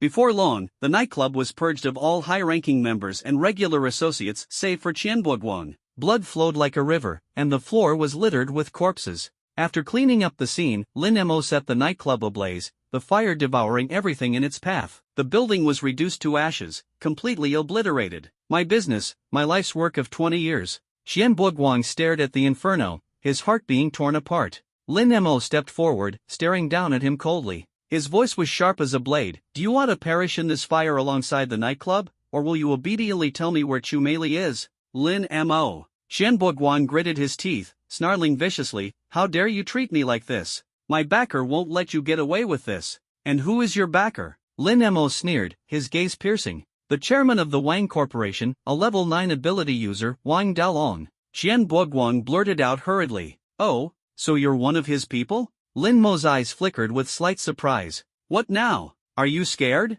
Xian Buguang laughed arrogantly, rising to his feet. If you know what's good for you, you'll let me go. Otherwise, you're done for. I was planning to spare your life. Lin Mo's lips curled into a faint smirk, his gaze turning icy. But since you're one of his people, your life ends here. As soon as he finished speaking, Lin Mo and Lu Liang lunged forward. Their fists and kicks rained down like a storm, mercilessly pummeling Xian Buguang. Arg! A heart-wrenching scream erupted, shaking the very air around them. It wasn't until Qian Buguang was beaten beyond recognition, lying motionless on the ground, that they finally stopped. Why? My backer is Wang Dalong. How dare you hit me? Qian Buguang clutched his bloodied head, utterly bewildered. Are you blind? Lu Liang sneered. Lin Mo and Wang Dalong are mortal enemies. Wang Dalong's son was crippled by Lin Mo. And you? You're nothing. Qian Buguang's face drained of color, panic overtaking him as he scrambled backward. Still not confessing? Lin Mo's cold gaze bore into him like sharp ice, making Qian Buguang tremble uncontrollably. I'll talk. Chu Meili isn't with me anymore. She's already dead. What? Lin Mo and Lu Liang's expressions changed drastically. A month ago, I was at Big Dog Bar and saw Chu Meili working there as a waitress. She had a bit of charm, so I figured I'd try my luck. I thought all the women in places like that were easy, but Chu Meili turned out to be incredibly stubborn. Later, I found out that her husband had died early and she had no family. So, I had someone drug her and brought her to a hotel. But just as things were getting started, the drug wore off. She woke up, screaming and fighting, even biting me. In a fit of rage, I strangled her to death. Her body is buried beneath the sycamore tree just outside the city gates. Xian Buguang's voice trembled as he spoke, his words dripping with fear. Lin Mo's gaze turned icy, an overwhelming killing intent radiating from him like a tidal wave. You beast! Lu Liang's fury erupted, his eyes burning with rage. He wanted nothing more than to tear Qian Buguang limb from limb. I'm a beast. I'm worse than a beast. Qian Buguang slapped himself hard across the face twice, then looked up, pleading desperately. I've told you everything. Please, brothers, can you? Buzz. Two beams of annihilating light shot out abruptly. Qian Buguang's arms vanished instantly, his agonized screams tearing through the air. Help me. Terrified, he turned and tried to flee. Buzz. 2 more beams of light streaked through the air. His legs disappeared in an instant, and he crashed heavily to the ground, his screams unending. Please, I beg you, don't kill me. I don't want to die. Lin Mo stepped forward coldly and stomped hard on Qian Bogwan's groin. Blood spurted out as his heart-wrenching cries echoed through the night. Scum like you, worse than pigs and dogs, do you even deserve to live? Another beam of annihilating light shot out, this time aimed directly at his head. Lin Mo, what about Nunu? He still thinks his mother is alive. Lu Liang's voice choked with emotion, his eyes reddening with urgency. Lin Mo took a deep breath, raised his head to gaze at the bright moon hanging in the night sky, and spoke in a low voice, he will know sooner or later. I'll find the right time to tell him myself. Dawn broke. In cell 188 of the paranormal prison, Dabai sat alone in the cold corner, staring up at the sealed window with confusion and bewilderment filling its eyes. When it woke up, it realized that Nunu was gone, and it had been locked up in this dark cell. At this moment, Dabai could not care less about its own safety. Its mind was filled with Nunu's figure. Nunu was still so young. If something dangerous happened to him, what would he do? Dabai. A familiar voice suddenly rang out. Dabai jerked, its heart skipping a beat. Its eyes lit up as it quickly turned its head. A small figure was dashing toward it. It was Nunu. Ululu. Dabai was so excited it nearly jumped up. It immediately stood and rushed to the iron bars. Dabai, are you okay? Nunu ran closer, his eyes filled with concern. Dabai shook its head and looked back at him with an equally caring expression. Ulu? Of course, I'm fine. Uncle Lin Mo and Uncle Lu Liang are good people, Nunu said with a smile. Only then did Dabai breathe a sigh of relief. It then quickly gestured anxiously, Ulu, Olu? Nunu's face changed instantly. The smile vanished, his eyes reddened, and tears began streaming down. Dabai, I don't have a mom anymore. My mom she's gone. Nunu's voice broke as he sobbed. Dabai froze, its heart tightening as it stood there, not knowing what to do. It wanted to hold Nunu and comfort him, but the iron bars separated them. All it could do was stretch out its hand and gently pat Nunu's head. Seeing Nunu's pain, Dabai's own eyes grew misty, and icy blue tears trickled down slowly. Not far away, 3 figures stood silently. They were Zhang Wei, Lin Mo, and Lu Liang. Brother Lin, he's so young, yet he's already lost his mother and has nothing left. How is he supposed to go on? If only we could have told him later. Lu Liang's eyes glistened with unshed tears. Sadness is unavoidable, but time will heal everything. Telling him earlier allows him to accept reality sooner, Lin Mo said with a sigh. Besides, he's not alone. He still has us and Dabai. He turned to Zhang Wei and said earnestly, Team leader, you've seen it yourself. Dabai is kind-hearted. It only cares about Nunu and would never harm anyone. Can we let it stay in the city? Nunu has no one else but Dabai. Zhang Wei frowned, his expression worried. The Paranormal Management Bureau has no precedent for this. If something happens, I'll take full responsibility if anything happens. Lin Mo said firmly, his gaze unwavering. So will I. Lu Liang quickly added. You too, sigh. Zhang Wei let out a long sigh and said reluctantly, fine. We'll bear the consequences together. The Paranormal Management Bureau exists to eliminate paranormal creatures, but we can't lose our humanity in the process. The director should understand as well. He handed the cell key to Lin Mo. Today, let's pretend I wasn't here and I didn't see anything. With that, Zhang Wei turned and left the prison. Lin Mo and Lu Liang exchanged glances, their faces lighting up with joy as they hurried to unlock the cell door. Ulu, Dabai. The two embraced tightly. After leaving the prison, Uncle Lin Mo, I want to know where is my mom buried? Nunu looked up at Lin Mo, his eyes filled with longing. Lin Mo hesitated for a moment before saying, I'll take you there. Brother Lin, it's fine in the city, but what about at the city gates? Dabai is too conspicuous. Lu Liang said worriedly. Did you forget I have another identity? Lin Mo smirked and pulled out his deputy commander insignia. Outside the city, beneath a towering phoenix tree. Mom, rest peacefully. With Dabai protecting me, no one will dare to bully me. Nunu knelt in front of his mother's grave, his teary eyes misty with grief. Ulu. Dabai pounded its chest, as if promising Chumeli that it would protect Nunu no matter what. Mom, I've made up my mind. When I grow up, I want to be like Uncle Lin Mo, a detective who catches bad guys and paranormal creatures. Nunu clenched his small fists, his eyes brimming with determination. Ulu? Dabai tilted its head, puzzled. Of course, I don't mean you. Ha ha ha. Nunu burst into laughter. Lin Mo and Lu Liang stood not far away, watching the scene with relief. Brother Lin, What are your plans for them next? Lu Liang asked. Lu Liang fixed his cold gaze on Lin Mo and asked icily, didn't Wang Delong give me a villa before?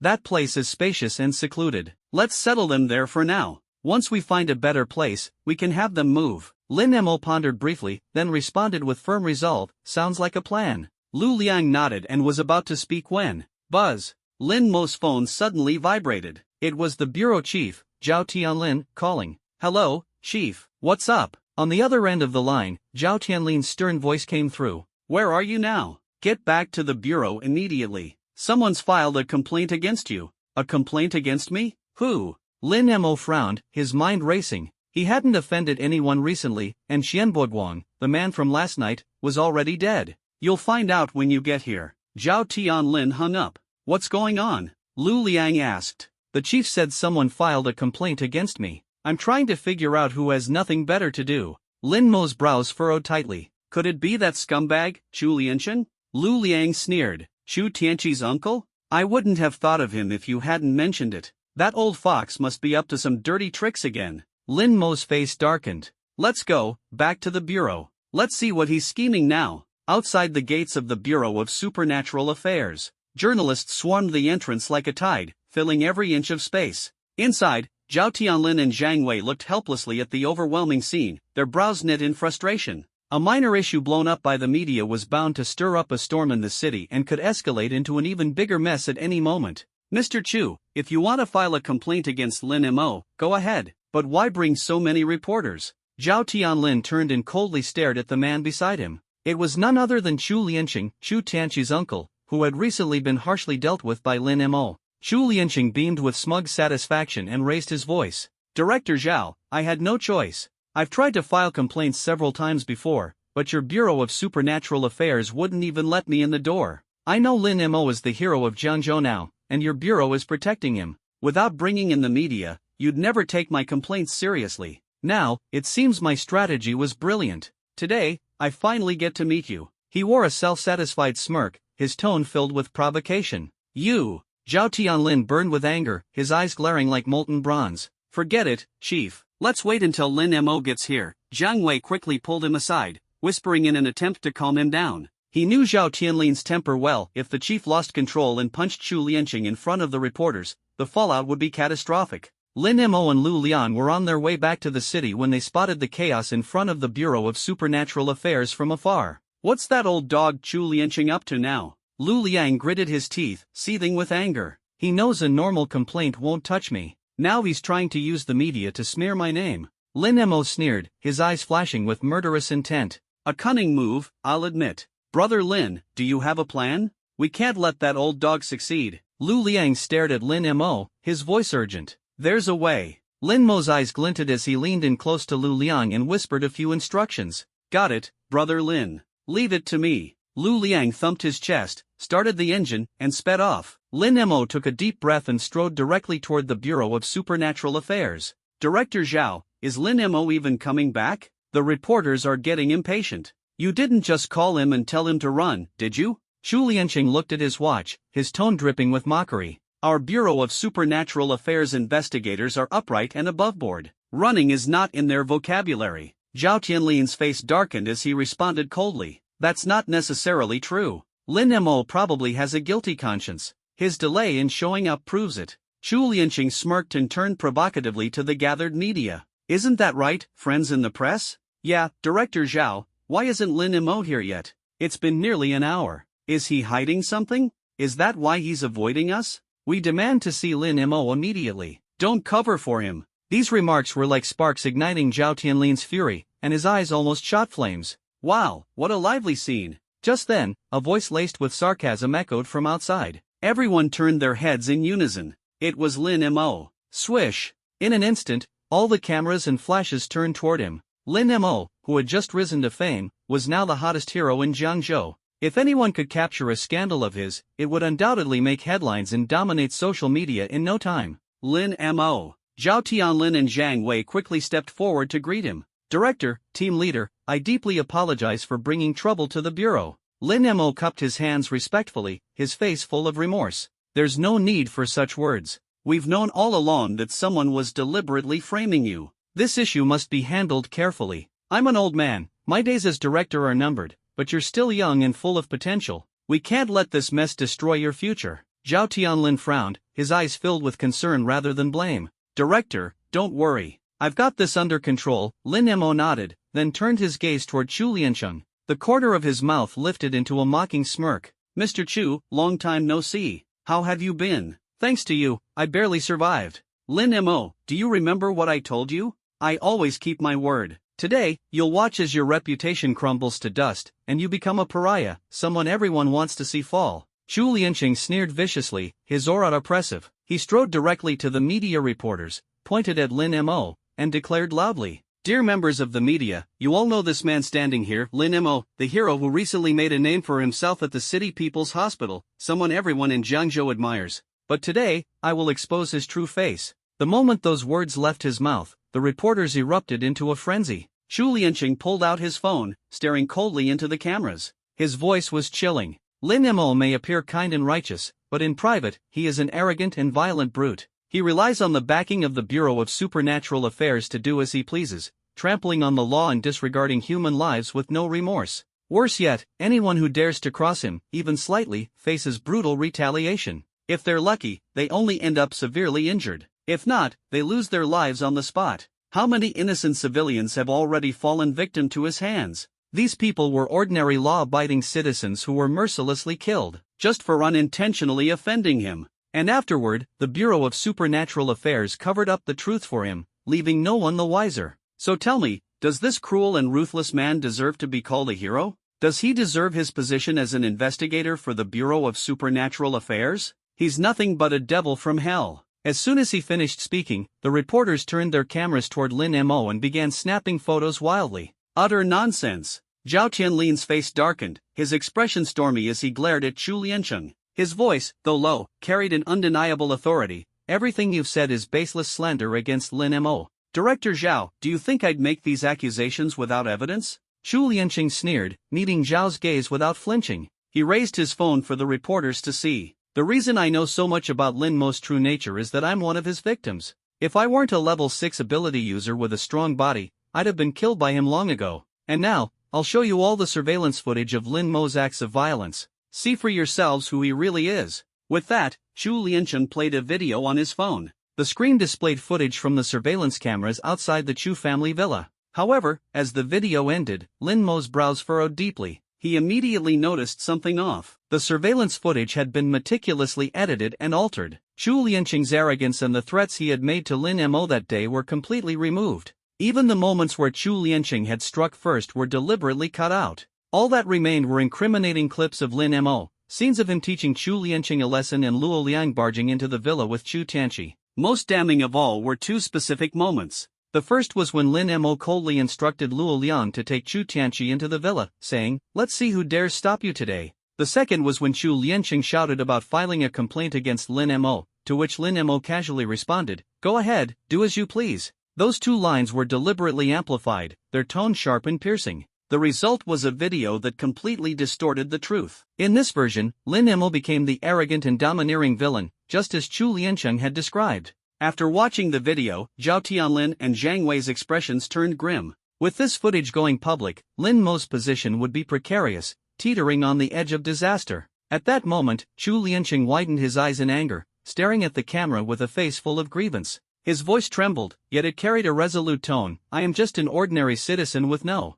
backing, no connections. Lin Mo had his eyes set on a treasure from my family, the golden box that was snatched away in that video. He had the audacity to bring his men and rob me in broad daylight. When I refused to hand it over, he started beating me. If I hadn't begged for mercy and given up the item, I wouldn't be standing here today. I wouldn't even have the chance to tell the truth and expose Lin Mo's true nature to everyone. I went to the Bureau of Paranormal Abilities to file a complaint, but they completely sided with Lin Mo and wouldn't even let me in. It's precisely because of the Bureau's indulgence that Lin Mo dares to act so recklessly. Dear reporters, I beg you, please help me seek justice. Let the people of Jiangzhou see Lin Mo for who he really is." The reporters immediately swarmed around Lin Mo, Zhao Tianlin, and Zhang Wei like a pack of wolves. "Lin Mo, is what Mr. Chu said true? Your silence is as good as admitting it, isn't it? Lin Mo, I never thought you'd be this kind of person. Stealing from others? You're an investigator for the Bureau of Paranormal Abilities, not some street thug.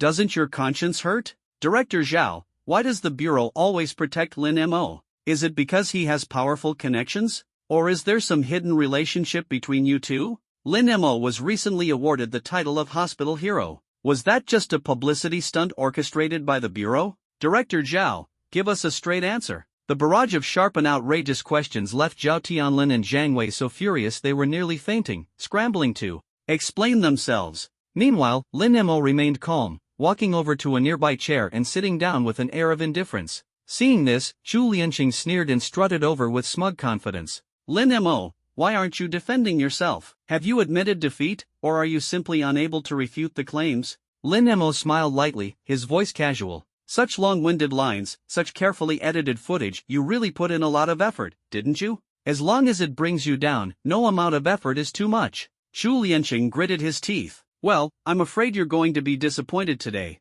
Lin Mo's lips curled into a disdainful smirk. Lin Mo, do you really think you can turn the tables today? Lies repeated often enough become the truth. Soon, you'll be the public enemy of Zhangzhou, a rat scurrying across the street. Let's see how you'll survive then. Chu Lianqing scoffed, brimming with confidence. You people will never understand the true meaning of a clear conscience fears no accusation, Lin Mo said, a mocking smile tugging at his lips. Fine, then let's see who ends up disgraced today. Chu Lianqing replied with a cold sneer. Faced with the continuous onslaught of questions from the media, Zhao Tianlin and Zhang Wei were at a complete loss. Even with valid arguments, the situation had spiraled out of control, leaving them defenseless. The tension in the air was palpable, ready to explode at any moment. Brother Lin, I'm back. At this moment, Lu Liang burst into the scene, panting heavily. Lin Mo immediately stood up and smiled. Is everything taken care of? Of course. When I handle things, you can rest easy. Lu Liang thumped his chest confidently before turning to shout, bring him in.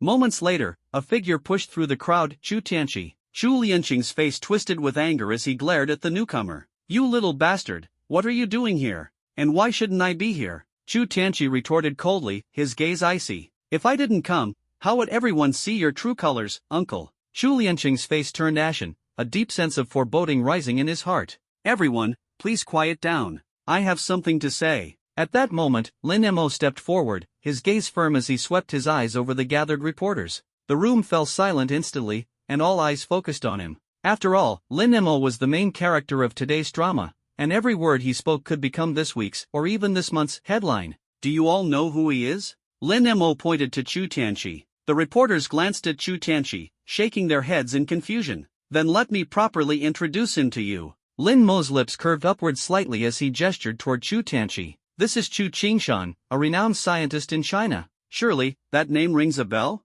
Academician Chu dedicated his life to serving the nation, striving tirelessly to restore rampaging mutant beasts to their original, harmless forms. But just as he was on the brink of success, he tragically died in a fatal car accident, his life cut short. And the man standing beside me, Chu Tianqi, is the sole surviving bloodline of Academician Chu in this world. As soon as Lin Mo finished speaking, the reporters quickly turned their cameras toward Chu Tianqi. As the son of Academician Chu, the state took great care of Chu Tianqi after his father's passing. The villa, savings, and a significant amount of compensation left behind by the late academician were all given to Chu Tianqi. But today, Chu Tianqi is homeless, living in poverty. Do you know why? All because of him. Lin Mo pointed coldly at Chu Lianqing, his tone sharp and unyielding. As Chu Tianqi's uncle, sharing the same bloodline, he should have borne the responsibility of caring for him. But not only did he shirk his duties, he went so far as to seize the villa, the inheritance, and even the pension that rightfully belonged to Chu Tianqi.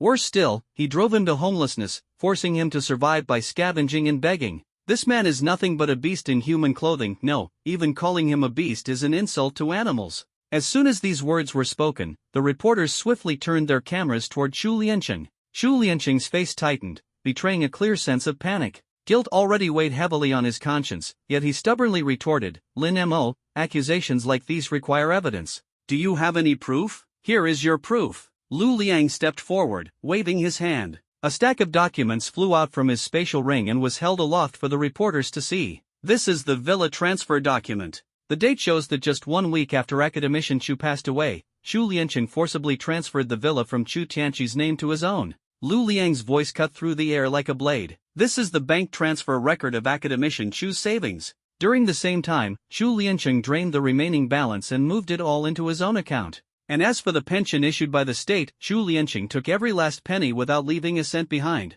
One piece of evidence after another was laid out before the reporters, Lu Liang's expression unyielding. The reporters erupted into a frenzy, their cameras clicking rapidly. A scandal involving a renowned scientist like Chu Qingshan, this was explosive news. Defamation. This is all baseless defamation. Xu Liancheng's face turned ashen, his panic growing uncontrollable. Apologies, Lu Liang said with a cold sneer, his tone razor-sharp. All this evidence comes directly from government records, every detail is verifiable. If there's any fabrication, I, Lu Liang, am willing to bear all legal consequences. Mr. Chu, are material proofs not enough for you? We also have eyewitness testimony. Lin Mo's lips curled into a slight smile, his sharp gaze signaling Chu Tianqi. Chu Tianqi stepped forward, his voice resolute. That's right. Everything Investigator Lin said is true. I am willing to testify. Those words landed like the final straw breaking the camel's back. Xu Liancheng's expression darkened further, his face a twisted mask of fury and humiliation.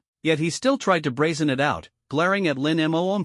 Even if what you say is true, it doesn't absolve you of your own flaws. My conscience is clear. What do I need to be absolved of? Lin Mo chuckled lightly, his gaze sweeping over the reporters. Ladies and gentlemen, if a man can treat his own nephew with such cruelty, how credible do you think his words really are? As his words fell, the reporters nodded in agreement, their expressions complicated. That's right, Xu Liancheng is simply inhuman. If he can do something so despicable, then Investigator Lin's accusations are probably all true. Someone who behaves like this? I wouldn't believe a word he says. His behavior is utterly disgraceful. If he can treat his own nephew this way, wouldn't it be natural for him to smear Investigator Lin if they were at odds? At this moment, the reporters were fully persuaded by Lin Mo. Lin Mo turned to exchange a silent look with Lu Liang, Zhao Tianlin, and Zhang Wei, mouthing the word, done. The three couldn't help but give him a thumbs up. Most people, faced with such a situation, would have panicked and lost their composure. But Lin Mo had responded calmly, turning the tide against all odds, a display of wit and resolve that was truly admirable. Ladies and gentlemen, Lin Mo seized the opportunity to address the media. Instead of chasing this petty man's baseless fabrications and manufactured lies, why not focus on uncovering how he embezzled academician Chu's inheritance and pension? That story would surely be of no less value than mine. The reporters perked up, their cameras snapping to focus on Xu Liancheng. Xu Liancheng, why did you embezzle your nephew Chu Tianqi's inheritance? Doesn't your conscience ache? Xu Liancheng, academician Chu's son already lost his parents at a young age, hasn't he suffered enough? Why would you treat him like this? Do you have no humanity? Xu Liancheng, please answer directly. Does your silence mean you're admitting it? Bombarded by the reporters' relentless questioning, Xu Liancheng's face turned darker than bile, his frustration unbearable. Overcome with shame, he covered his face and turned to flee, aiming to escape the headquarters of the Bureau of Supernatural Affairs. Lin Mo smiled faintly and subtly extended his foot. Xu Liancheng tripped heavily, crashing to the ground. His teeth shattered, blood gushed from his nose, and he was left in utter disgrace. Grinding his teeth, he scrambled to his feet and bolted desperately. But the reporters weren't about to let him go so easily. They chased after him, cameras in hand, snapping away relentlessly. Despair consumed Xu Liancheng entirely. Lin Mo, Lu Liang, and Chu Tianqi exchanged glances, their smiles brimming with the sweet satisfaction of victory. This old dog, Xu Liancheng, is utterly ruined now. Academician Chu's influence in Huaxia, especially in Jiangzhou, is immense. For him to act so brazenly, he'll be spat on wherever he goes from now on. Brother Lin, that move was truly exhilarating. Lu Liang gave a thumbs up and praised him enthusiastically. It was his actions that gave me the inspiration. I merely turned the tables on him. Lin Mo responded calmly. The death of the physical body is nothing to fear, the death of one's reputation is far more terrifying. Let him savor the bitter consequences. Lin Mo let out a cold chuckle, then suddenly turned to Chu Tianqi with a hint of gratitude in his tone.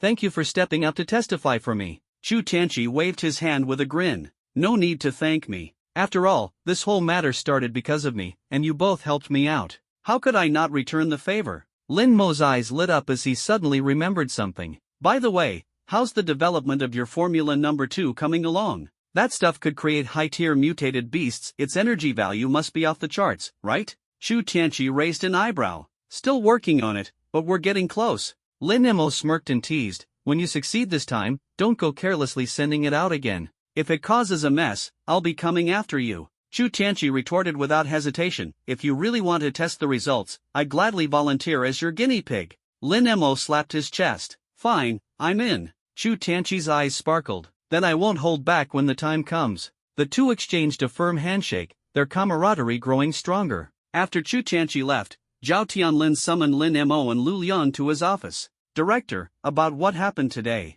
Lin Mo had just begun to speak when Zhao Tianlin interrupted. It's fine. The incident is over, but let's learn from it. His voice suddenly lowered. In the future, when dealing with those who don't know their place, try to find somewhere without surveillance. Don't leave any evidence behind. Lin Mo and Lu Liang exchanged a glance, their hearts tightening. So this was the lesson he meant. Zhao Tianlin waved his hand dismissively. Now, on to serious matters. He pushed a tablet across the desk toward them, displaying a map. On the map, a massive skull icon was rapidly approaching Jiangzhou. Lin Mo's expression darkened. Is this a ghost-level beast tide? How is it already so close to Jiangzhou? Didn't they say it would take at least another month? Zhao Tianlin's face was grave. In the past few days, its speed has increased dramatically. At this rate, it will reach Jiangzhou within 10 days. The city isn't prepared yet. That's why I called you too. You're sharp and reliable. I'm assigning you to leave the city and investigate the reason behind the ghost-level beast tide's accelerated pace.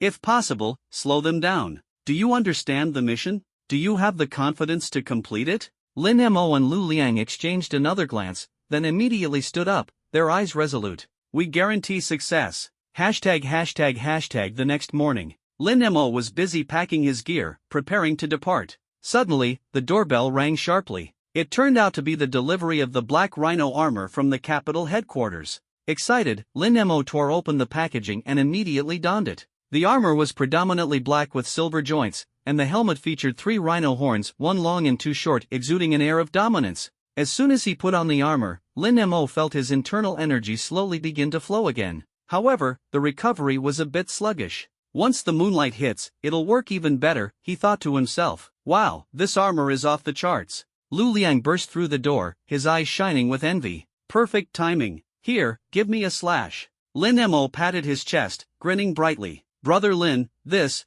doesn't feel right. Lu Liang hesitated, but his hands had already reached for his C-grade longsword. I said slash, so slash. Lin Mo rolled his eyes at him. Lu Liang spat into his palms, gripped the sword with both hands, and swung it forcefully at Lin Mo's chest. Clang, the sound of metal clashing reverberated through the room. Lu Liang's expression changed instantly, the sword was flung out of his hands, and his arms went numb from the shock. Lin Mo, however, stood rock solid, completely unscathed, as expected of S-grade armor. Its defensive capabilities are incredible. Lin Mo nodded in satisfaction. With a mere thought, the Black Rhino armor vanished in an instant, stored away in his spatial ring. Such an artifact, wearable and removable at the press of a button, was astoundingly convenient. Where's your sword? Lin Mo turned to look at Lu Liang, who was clutching his hands and groaning in pain. How would I know where it flew off to? My hands are practically ruined, Brother Lin. You tricked me. Lu Liang wailed in grievance. Who told you to use so much force?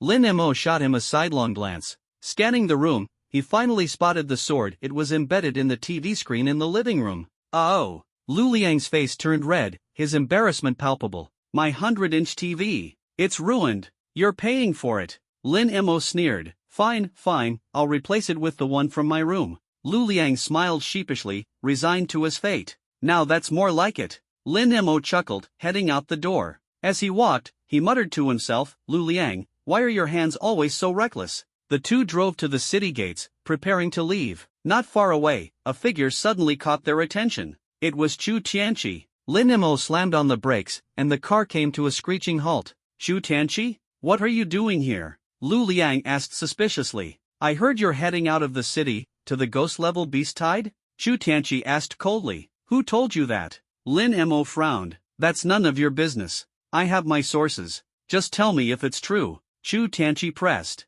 Yes, we're going, Lin Mo confirmed with a nod. Take me with you. Without waiting for an invitation, Chu Tianqi yanked open the car door and climbed in. This is going to be dangerous. Are you sure? Lin Mo asked in surprise. Don't worry, I won't be a burden. I'm going for one critical ingredient. It's the key to whether my formula number 2 will succeed. Chu Tianqi's tone was resolute. What ingredient? Lin Mo and Lu Liang asked in unison. The blood essence of a level 10 beast, Chu Tianqi replied nonchalantly. A level 10 beast? Dude, do you think the three of us can take down something like that? Lu Liang couldn't help but exclaim. Don't worry. I have a plan, Chu Tianqi said confidently. Lu Liang shot Lin Mo a meaningful look. After a moment's thought, Lin Mo said, we'll play it by ear. He started the engine, and the car slowly rolled out of the city gates. They hadn't gone far when a man in black appeared by the city wall. Fixing his gaze on the distant BMW X5, the man in black swiftly pulled out his phone and dialed a number. Lin Mo and his group have departed. Are you sure they're heading toward the ghost-level beast tide? The voice on the other end was cold and piercing. Positive. The man in black nodded firmly, his eyes sharp. Excellent. A path to heaven, and they refuse to take it. A door to hell, and they insist on breaking through. Lin Mo, since you've chosen this road, don't expect to return alive. Ha ha ha. Over 100 kilometers away from Jiangzhou, dust filled the sky, and the ground trembled under the deafening sound of countless footsteps. As far as the eye could see, a dense mass of beasts surged forward, overwhelming everything in their path. Thousands, maybe even more. Even more terrifying, new beasts continuously poured in from all directions, swelling the size of the horde in an instant. On a hillside 3 kilometers from the beast tide, Lin Mo, Lu Liang, and Chu Tianqi stood with binoculars in hand, their sharp gazes fixed on the roiling wave of creatures. So this is the ghost-level beast tide? It's terrifying. At this rate, by the time it reaches Jiangzhou, the number of beasts will likely exceed 10,000. Lu Liang took a deep breath, his voice trembling with shock. Level 3 sand scorpion beasts, Level 4 three-headed serpents, Level 5 rock giants. The beasts on the outer edges alone are this terrifying. At the center of the horde, there must be Level 9, or even Level 10 beasts. Chu Tianqi's eyes gleamed with excitement. Yeah, sure, they might be there. Lu Liang shot him a sidelong glance. You planning to just charge in and take down a Level 10 beast? I can't charge in, but you could. Don't you have that earth tunneling skill? Chu Tianqi smirked as he looked Lu Liang up and down. Don't even think about it. I might be able to tunnel, but I'm not stupid. A Level 10 beast? What, you think I'm going in there to deliver takeout? Or do you believe they're kind-hearted enough to hand over their blood essence if I bow and tell a few jokes? Lu Liang took 2 steps back, his tone full of exasperation and warning. Enough arguing, you two. This isn't the time for bickering. Lin Mo shook his head in frustration. This kid needs a reality check. Otherwise, he'll rush in there, and we'll have to go save him. Lu Liang pouted, his face serious. The most important thing right now is to figure out why the beast tide is suddenly accelerating. As for the blood essence of a level 10 beast, Tianqi, if there's an opportunity, I'll help you get it. But you absolutely cannot act recklessly. Understood? Lin Mo's gaze was as sharp as a blade as he looked at the two of them. Understood. Both nodded solemnly. Lin Mo raised his binoculars again, locking onto the beast tide. Moments later, his brow furrowed deeply. He had spotted something unusual. Look, the beast tide is changing direction. Lin Mo pointed into the distance, his eyes as sharp as an eagle's. Lu Liang and Chu Tianqi immediately raised their binoculars, their eyes glued to the movement of the horde. You're right. The tide's route has shifted. Lu Liang confirmed in a low voice. It was originally headed straight for Jiangzhou, which would have taken at least 10 days, Chu Tianqi said, frowning. Now they're changing course, taking a shortcut. They'll reach the city in just 5 days. Lin Mo's expression grew darker, his voice cold and grim. Beast tides don't usually change direction easily, unless something's blocking their path. Could someone be controlling them? Who would be so idle as to deliberately guide a beast tide along a shortcut? How much hatred must they harbor against Jiangzhou City? Lu Liang's face was full of confusion. The three exchanged glances. Suddenly, they spoke in unison, the cult of divine worship. Only those lunatics from the cult of divine worship would dare to pull off something this reckless. A sharp, chilling glint flashed in Lin Mo's eyes. Quick, find them. The three of them grabbed their binoculars and locked their gaze onto the beast tide. Before long, the problem became apparent. Right at the forefront of the beast tide, 8 skeletal monsters made of white bone emerged. On their foreheads were ominous yellow talismans glowing with an eerie red light. The talismans seemed to control their will, leading the horde of beasts behind them to surge forward relentlessly. These skeletal monsters looked so familiar. Lu Liang stared intently at the creatures. Lin Mo's eyes narrowed coldly. The ghostly Taoist. Exactly. That escaped heretic. His signature methods, bone skeletons and talismans. Lu Liang nodded vigorously in agreement. We've found it. The old bastard is using those skeletal monsters to manipulate the beast tide, guiding it straight toward Jiangzhou City. Lin Mo's voice turned ice cold. So what do we do now? We have no idea where that heretic is hiding. Lu Liang frowned deeply. Lin Mo's lips curled into a fierce smile. Take out those skeletal monsters first, then the ghostly Taoist will have no choice but to show himself. This task is yours. Understood. Lu Liang's eyes burned with battle intent as a grim smile spread across his face. 1 kilometer west of the ghost-level beast tide, atop the highest branch of an ancient tree, a figure in a green robe stood steadily on the treetop. It was none other than the ghostly Taoist. With one hand forming a seal, he occasionally glanced at the skeletal monsters ahead. A smug, sinister smile played on his lips. The Jiangzhou City Bureau of Supernatural Affairs would never dream that a ghost-level beast tide would suddenly change course and take a shortcut. In less than 5 days, it'll be at their gates. By then, Jiangzhou City will be caught off guard, easily crushed. After speaking, the ghostly Taoist's expression darkened, radiating murderous intent. Lin Mo, you've ruined my life. Before meeting you, I was the overseer of an entire city, commanding 100 followers of the cult of divine worship. Now, you've forced me into this desolate corner, paying for my so-called sins with hard labor. Just wait. When the city falls, I'll personally wring your neck and offer it to the heavens. He turned his attention back to the beast tide, ensuring its route remained under his complete control. Satisfied, he prepared to rest on the tree branch for a while. After all, guiding a ghost-level beast tide along this shortcut had cost him 3 days and nights without sleep. Boom! Suddenly, a deafening explosion shook the earth, startling the ghostly Taoist into instantly leaping to his feet, his face pale with shock. Ahead of the beast tide, the 8 skeletal monsters had been reduced to scattered fragments of bone littering the ground. Only the 8 yellow talismans remained intact, still glowing with their eerie red light. The beasts, seeing this, began circling around the talismans in confusion, neither advancing nor retreating. Chaos broke out among their ranks. The ghostly Taoist's expression turned grim. How is this possible? Have I been discovered? He scanned the surroundings rapidly but saw no sign of anyone. Strange. What could have caused the explosion? Did they step on a landmine? His gaze suddenly sharpened, and a dangerous aura began to emanate from him. The ghostly Taoist furrowed his brows, leaping swiftly from the treetop to the ground. His hands moved rapidly, forming seals as he muttered incantations under his breath. In an instant, 8 skeletal monsters erupted from the earth beside him, their joints clattering with a sound as sharp and brittle as snapping dry branches. Attack! With a wave of his hand, the skeletal monsters shot forward like arrows, charging toward the beast tide's forefront. He chanted continuously, and the 8 yellow talismans floated into the air, attaching themselves to the skeletons' foreheads. The runes on the talismans glowed with a sinister light. The skeletons regained control of the beast tide, driving it forward with ruthless destruction.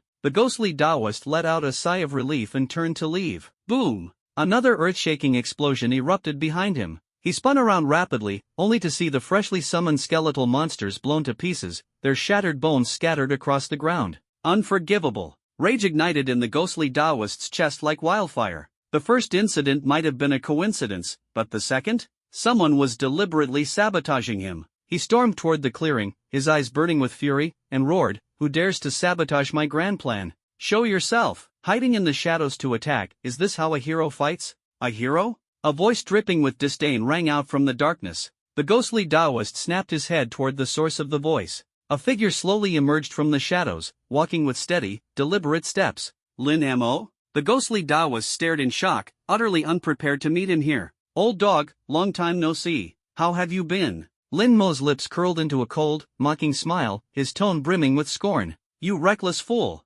Instead of cowering in the city like a turtle, you dare come here courting death?" Taoist Yoli's eyes brimmed with murderous intent, sharp as blades. "How else would I confirm that it was you, a despicable scoundrel, pulling the strings from behind the scenes, accelerating the beast tide?" Lin Mo retorted coldly, a chilling smirk on his face. "Ha ha ha, so what if you figured it out?" Taoist Yoli threw his head back in laughter, his voice dripping with arrogance and glee. "The ghost-level beast tide is already closing in on Jiangzhou. The people of Jiangzhou City won't last more than a few days." His gaze swept around Lin Mo, his brows furrowing in doubt as he asked, "You're here alone? Where's the rest of the ability bureau?" "To deal with a mangy cur like you, I'm more than enough," Lin Mo replied icily, his tone as sharp as a blade. "Lin Mo, your arrogance knows no bounds." Taoist Yoli sneered. "A mere 6th-level ability user, and you dare challenge me alone?" Before he could finish, his figure blurred as he lunged forward, striking with a powerful palm. Lin Mo stood his ground, meeting the attack head-on.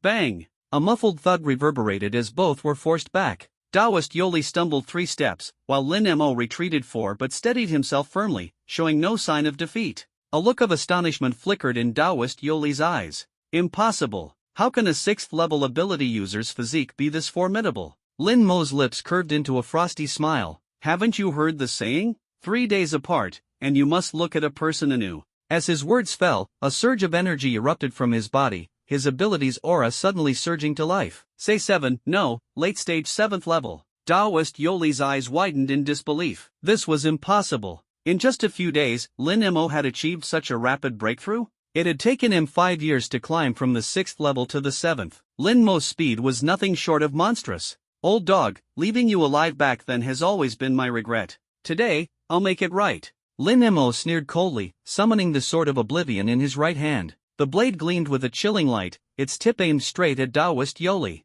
Humph, so what if you're a late-stage 7th level? I'm an 8th level ability user. Taoist Yoli snorted. Stomping his foot, the ground beneath him cracked open as several skeletal monstrosities clawed their way out. Their eyes glowed an eerie green, their auras formidable, each rivaling a 7th level ability user. Despite the menacing horde, Lin Mo showed no fear. With a swing of his sword, he charged into battle. Blades flashed, and the clash erupted into a fierce melee. On a distant hillside, Lu Liang and Chu Tanchi watched the fight intently. That vile Taoist has no shame, using numbers to overwhelm. Lu Liang growled angrily. Should we step in and help Brother Lin? Chu Tanchi asked. No, we have our own mission. Lu Liang shook his head, his gaze shifting to 8 yellow talismans on the ground. His eyes gleamed as he asked, can you control the direction of your synthetic beasts? Of course. The creatures made with Formula 1 are fully functional, though their strength is a bit lacking, Chu Tanchi replied with a nod. Good. Create 8 ant beasts and redirect the beast tied back to its original path. Lu Liang's eyes glinted coldly.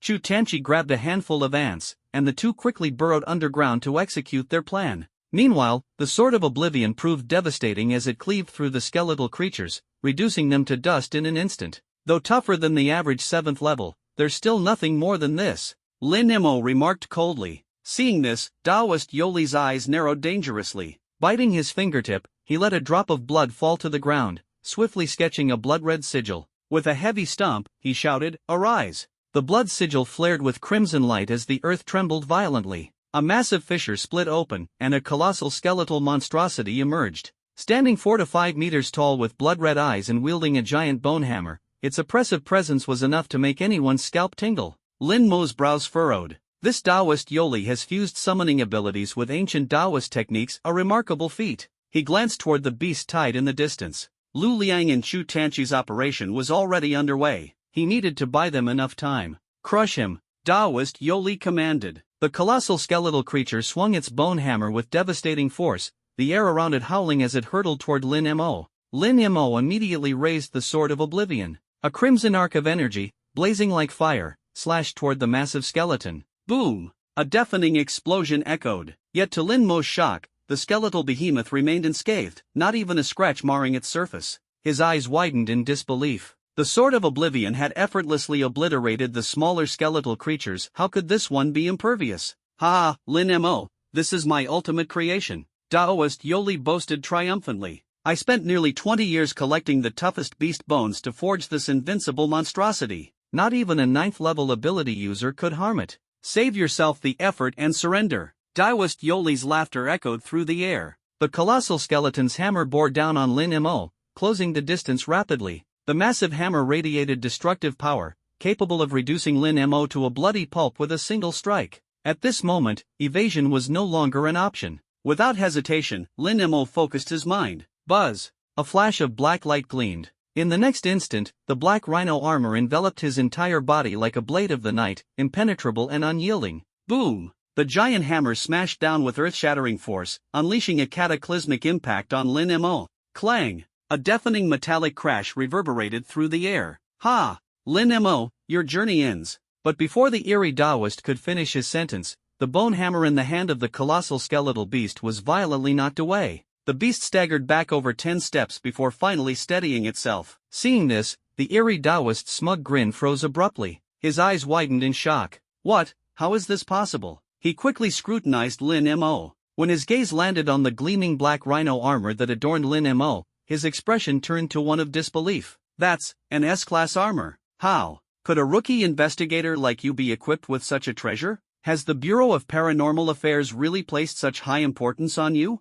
Sorry to disappoint you. Lin Mo chuckled, shaking his head with a hint of mockery in his eyes. And for your information, I'm no longer a trainee. I've been officially promoted to investigator. Humph, I don't care what your rank is. The eerie Taoist's voice turned cold. Dare to interfere with my plans, and you'll die for it. A gleam of malice flashed in his eyes as he gestured toward the skeletal beast. Kill him. The skeletal beast once again grabbed its bone hammer and charged at Lin Mo. Yet, the black rhino armor was indestructible. The beast's attacks were completely ineffective. Though it was monstrously durable, it was still only a level 8 mutant beast. Its attacks were entirely neutralized by the armor, leaving Lin Mo unscathed. Lin Mo didn't rush to retaliate. Instead, he used the brief window to carefully analyze the skeletal beast's weaknesses. Meanwhile, on the other side, Lu Liang and Chu Tianqi slipped beneath the 8 yellow talismans, quickly summoning 8 ant-like mutant beasts using Formula Number 1. They then affixed the talismans onto the beasts.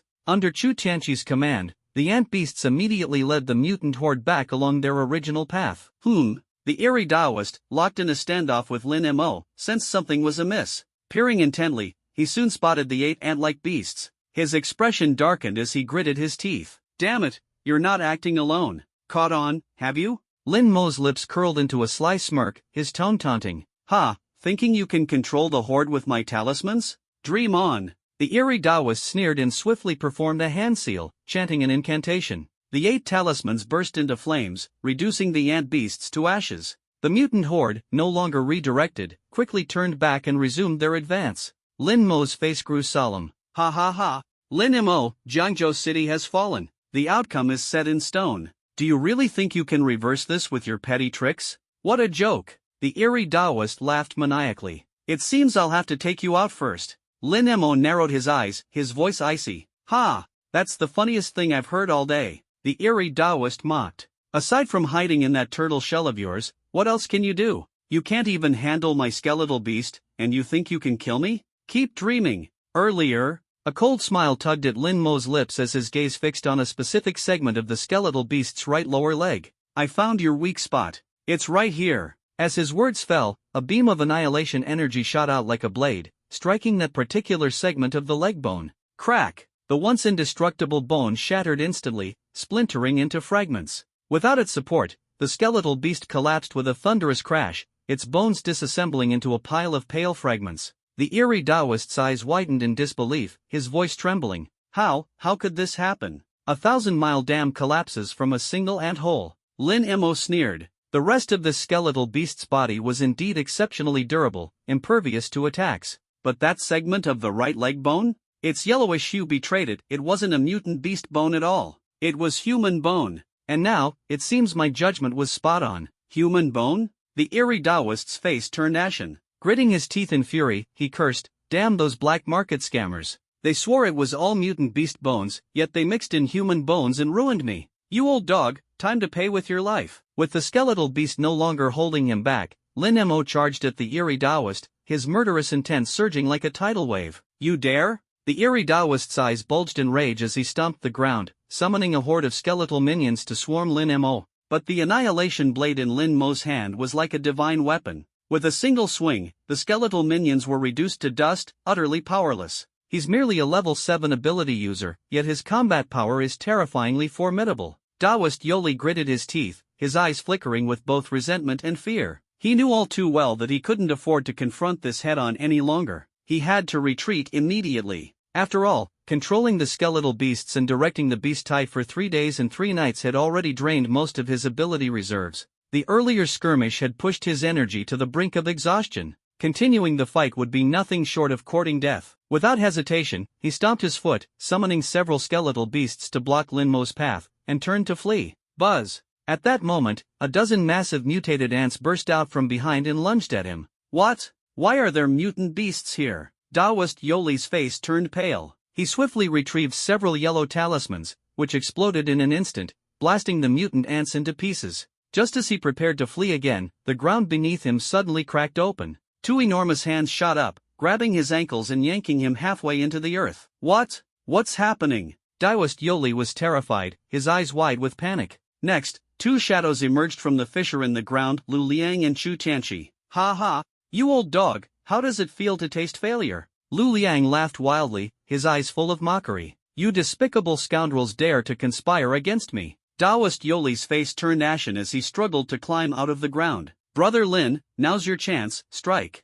Lu Liang shouted toward Lin Mo. Buzz! A crimson sword aura, blazing like fire, slashed through the air. Taoist Yoli tried to dodge in terror, but it was too late. No! A despairing scream tore through the air. The sword aura cleaved Taoist Yoli in two. His figure disintegrated instantly, leaving not even a trace of a corpse behind. Congratulations, host! For your first kill of an 8th level ability user, you have been rewarded with 10,000 ability points. Host's current level, level 7 ability user, 630,000/10000000. Lin Mo's eyes were sharp as he stared at the progress bar. He was only one step away from breaking through to level 8. A cold smile tugged at the corner of his mouth as a surge of ambition filled his chest. Not far away, a ghost-grade beast tide surged forward like a massive black flood, unstoppable and overwhelming. If he could conquer this beast tide in one fell swoop, breaking through to level 10 would be within reach. But reality was harsh. With his current strength, swallowing the entire ghost-grade beast tide was nothing but a pipe dream.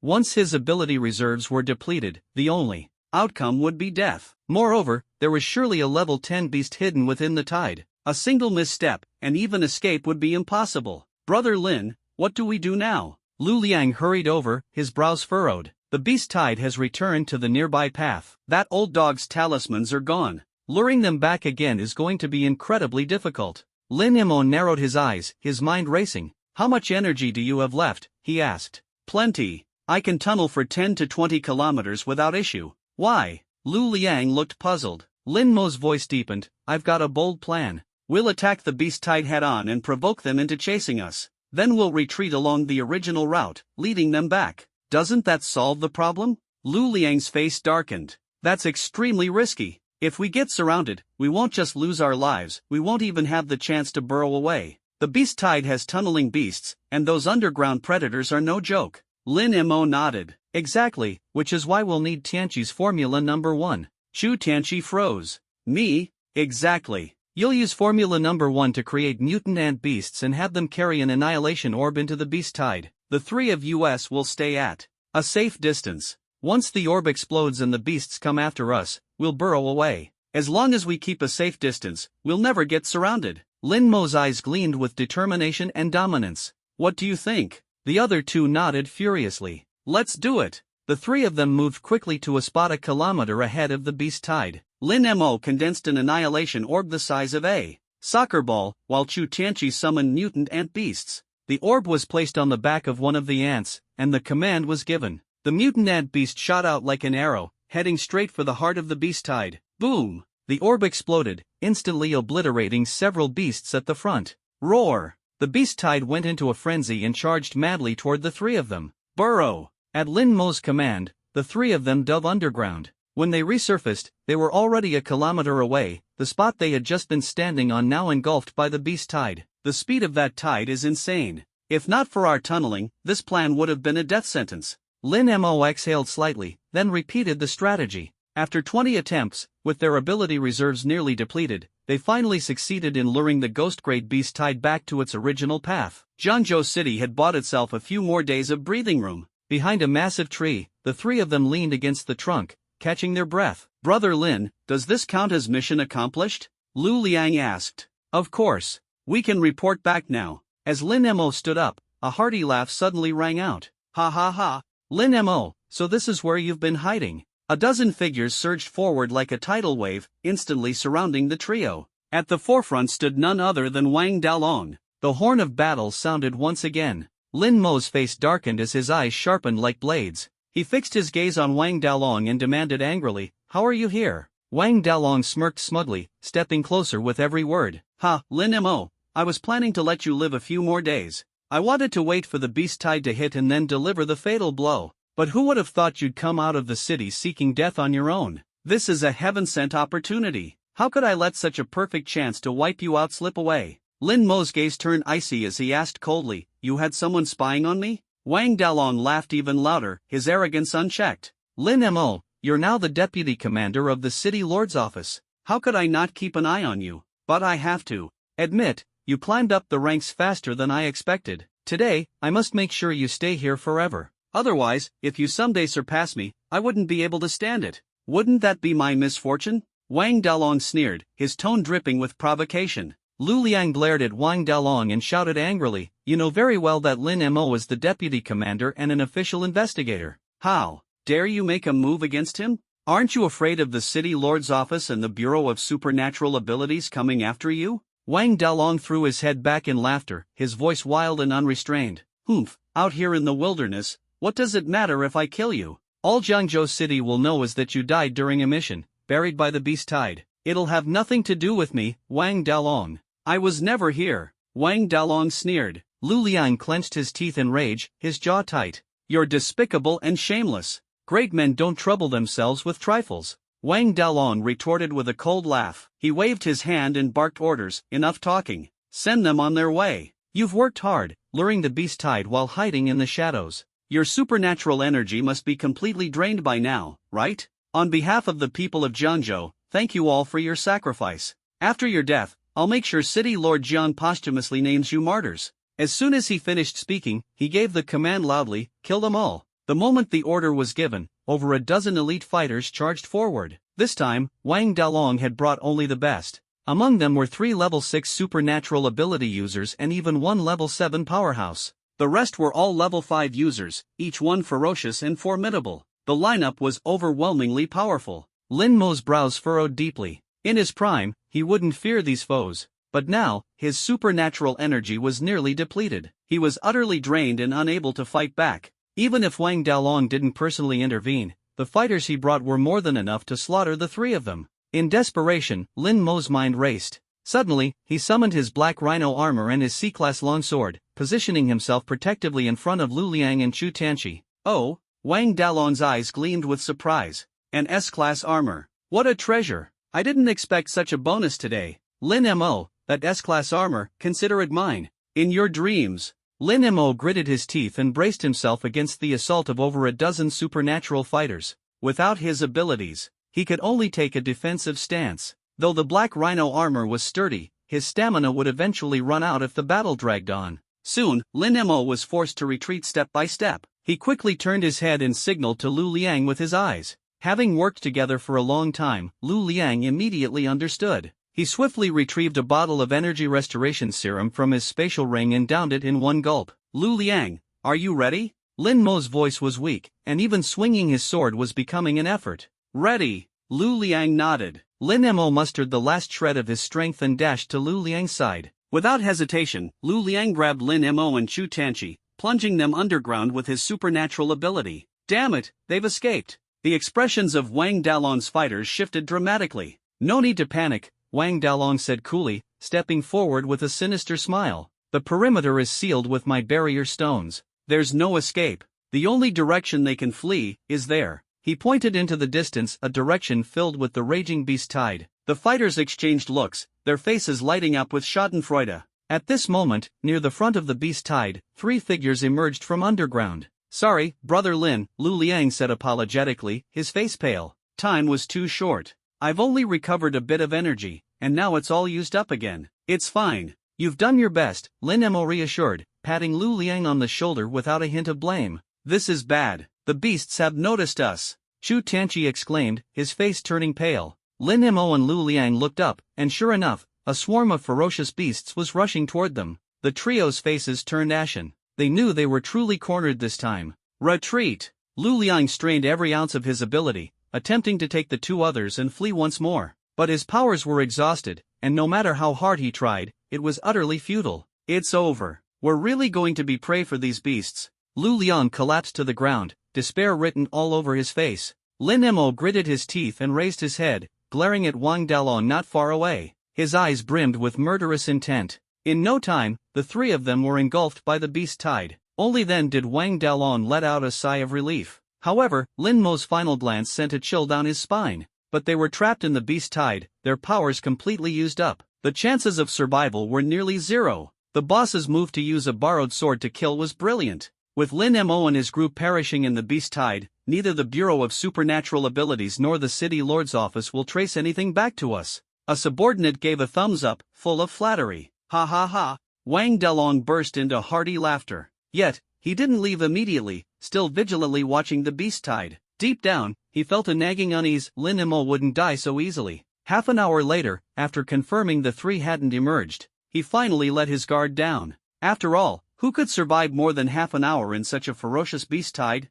Even he, a level 9 ability user, couldn't accomplish that. Lin Mo and his group are definitely done for. My biggest threat is finally eliminated. How satisfying. Wang Delong sneered coldly. Let's move. Head back to the city immediately. The Bureau of Supernatural Abilities will arrive soon. With a wave of his hand, he led his men away at speed. Jiangzhou City, Bureau of Supernatural Abilities. What? We've lost contact with Lin Mo and Lu Liang? Zhao Tianlin shot up from his chair. That's right. We agreed to check in hourly, but no matter how we tried just now, there was no response. Jiang Wei's brows furrowed deeply. Track their phones immediately. Zhao Tianlin barked the order. Before long, a staff member approached with a tablet in hand. Did you locate them? Zhao Tianlin and Jiang Wei anxiously stared at the screen. We did, but... The staff member's face darkened, his voice dropping. The signals for Lin Mo and Lu Liang are both within the ghost-level beast tide. What? Zhao Tianlin was stunned, snatching the tablet. On the screen was a map. A black skull symbol marked the area of the ghost-level beast tide. Two small red dots, Lin Mo and Lu Liang's locations, were covered by the skull, motionless. Zhao Tianlin and Jiang Wei's expressions turned grim in an instant. This meant they had likely met their end. How could this happen? Why did it come to this? Zhao Tianlin clenched his fists, his eyes bloodshot, a mix of guilt and anguish in his gaze. After all, it was he who had sent them on this mission. Director, maybe their phones fell into the beast tide, but they themselves are safe. We can't conclude anything yet. We need to send a search team immediately. Jiang Wei urged. You're right. A glimmer of hope flickered in Zhao Tianlin's eyes as he instantly gave the order. Dispatch an investigative team to the ghost-level beast tide at once. Alive, we must see them. Dead, we must recover their bodies. The 4th Investigative Unit of the Bureau of Supernatural Abilities received the command and rushed to the location of the ghost-level beast tide. The investigation results came back. Aside from a BMW X5 not far from the beast tide, the last trace of Lin Mo and his group, there was nothing else to be found.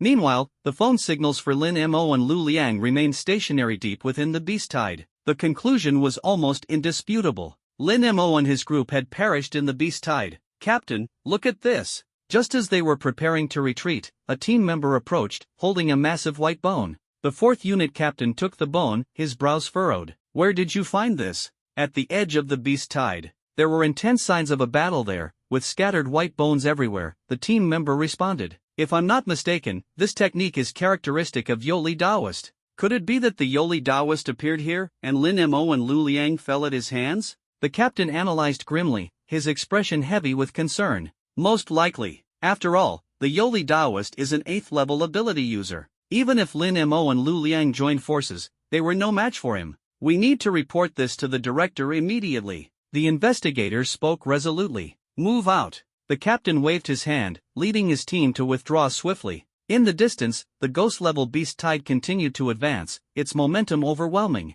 Jiangzhou, Bureau of Supernatural Abilities. The 4th unit's report reached Zhao Tianlin and Jiang Wei, extinguishing their last glimmer of hope. They were left with a heavy, indescribable sorrow. Lin Mo, Lu Liang, the Bureau has failed you. Zhao Tianlin slammed his desk in fury, his eyes red-rimmed. He had high hopes for Lin Mo, even considering grooming him as his successor. Such a rare talent, unrivaled in decades. But now, all of it had been mercilessly destroyed. The pain was excruciating. Director, Lin Mo and Lu Liang have sacrificed their lives. We must give them the most solemn funeral, honoring them as martyrs. Jiang Wei spoke, his eyes brimming with tears. That's only right. I will personally see to it immediately. Zhao Tianlin's voice was firm and resolute. On the day of the funeral, the senior officials of the Bureau of Supernatural Abilities and the City Lord's office gathered together in a solemn and mournful atmosphere. The bodies of Lin Mo and his comrades had not been recovered. Beneath their gravestones were only the clothes they had left behind.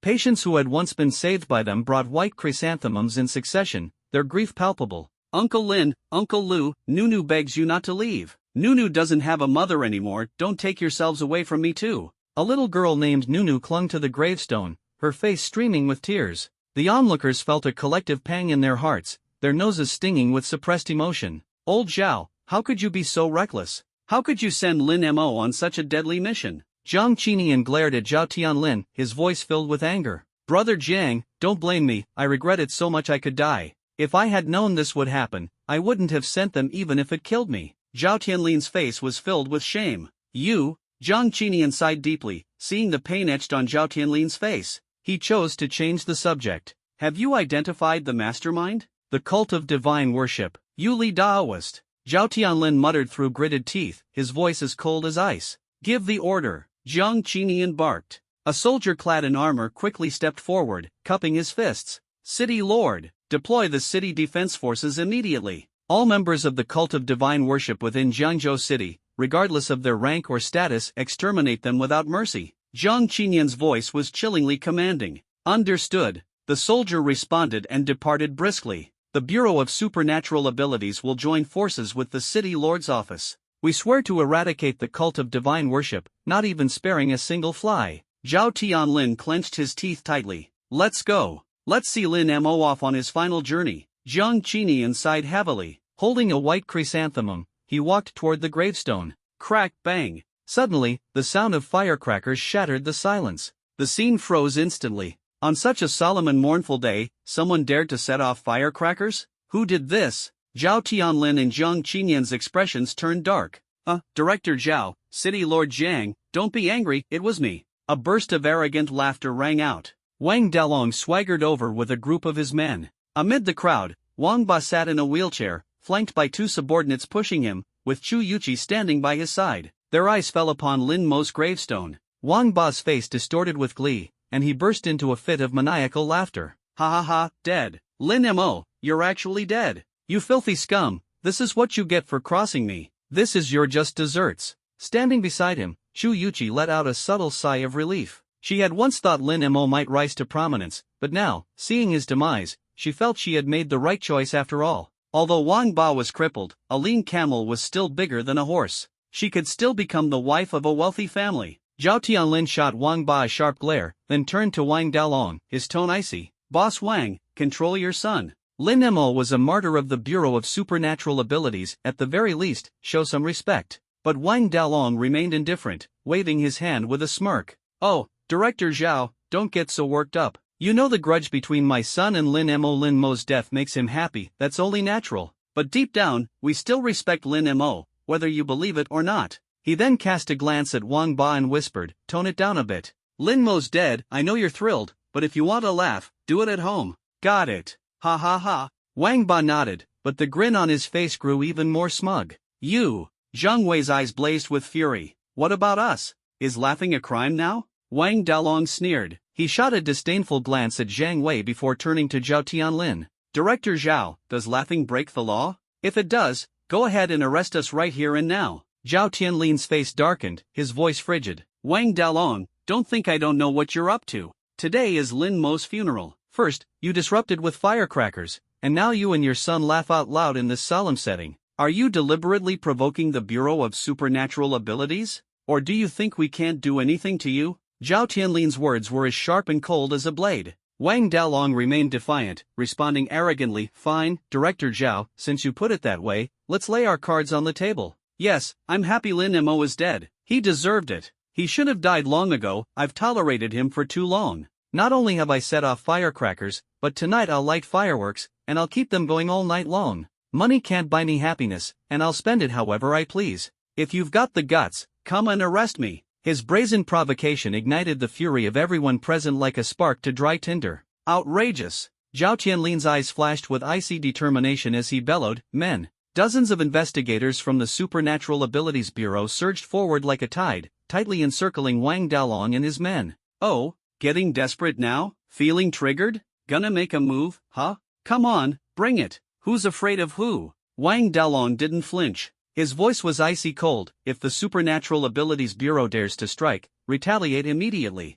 Yes, sir. His subordinates responded in unison. The air was suddenly thick with the aura of supernatural energy, as if the tension itself had solidified. The atmosphere was explosive, the situation on the verge of erupting into battle. Enough! Jiang Qinian strode forward, his gaze fixed coldly on Wang Dalong. That's enough, Wang Dalong. I know you hold a grudge against Lin Mo, but today is his funeral. He was a hero of Jiangzhou. What you're doing here is only making a fool of yourself. City Lord Jiang, I can't swallow this humiliation. Lin Mo injured my son, killed so many of my men, and now I can't even laugh a little? Wang Dalong's words were firm and defiant, showing no sign of backing down. Know the time and place, Jiang Qinian warned, his eyes hard as steel. Take your people and leave. Don't escalate the conflict. That's my final warning. Wang Dalong's eyes flickered with calculation before he let out a cold laugh. Fine, I'll give you this one. Let's go. If we can't laugh here, we'll find somewhere else to enjoy ourselves.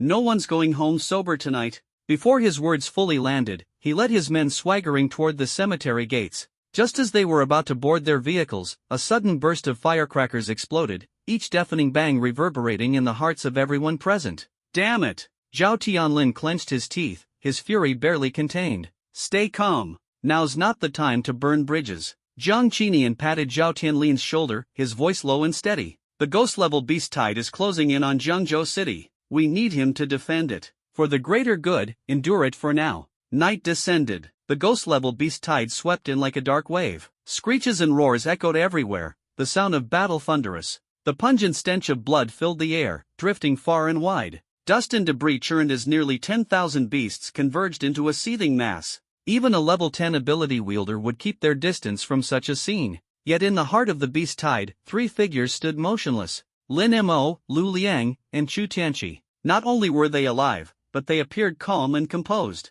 The beasts passed by them without attacking. A mere glance at the trio, and the creatures moved on, as if recognizing them as kin. Thank goodness for Tianqi's Formula 1 blend. After spraying it, the beasts don't see us as enemies. It's incredible, Lu Liang said with a grin. Without it, we'd have been torn to pieces already, Lin Mo said, shaking his head. When they were first swept into the ghost-level beast tide, despair had nearly consumed them. Thankfully, Chu Tianqi had brought out Formula 1 blend in time. Once they sprayed it all over themselves, the beasts' attacks ceased immediately. Their survival was nothing short of a miracle. Brother Lin, it's been a full day. Wang Dalong's people should have pulled back by now, right? Lu Liang asked. Their supernatural energy had recovered the previous day, but out of caution, the three hadn't rushed to leave. Instead, they moved slowly with the beast tide, reasoning that being surrounded by the beasts was safer than being outside of it. They should be gone by now. It's time to head back. I imagine the bureau chief and the others are worried sick.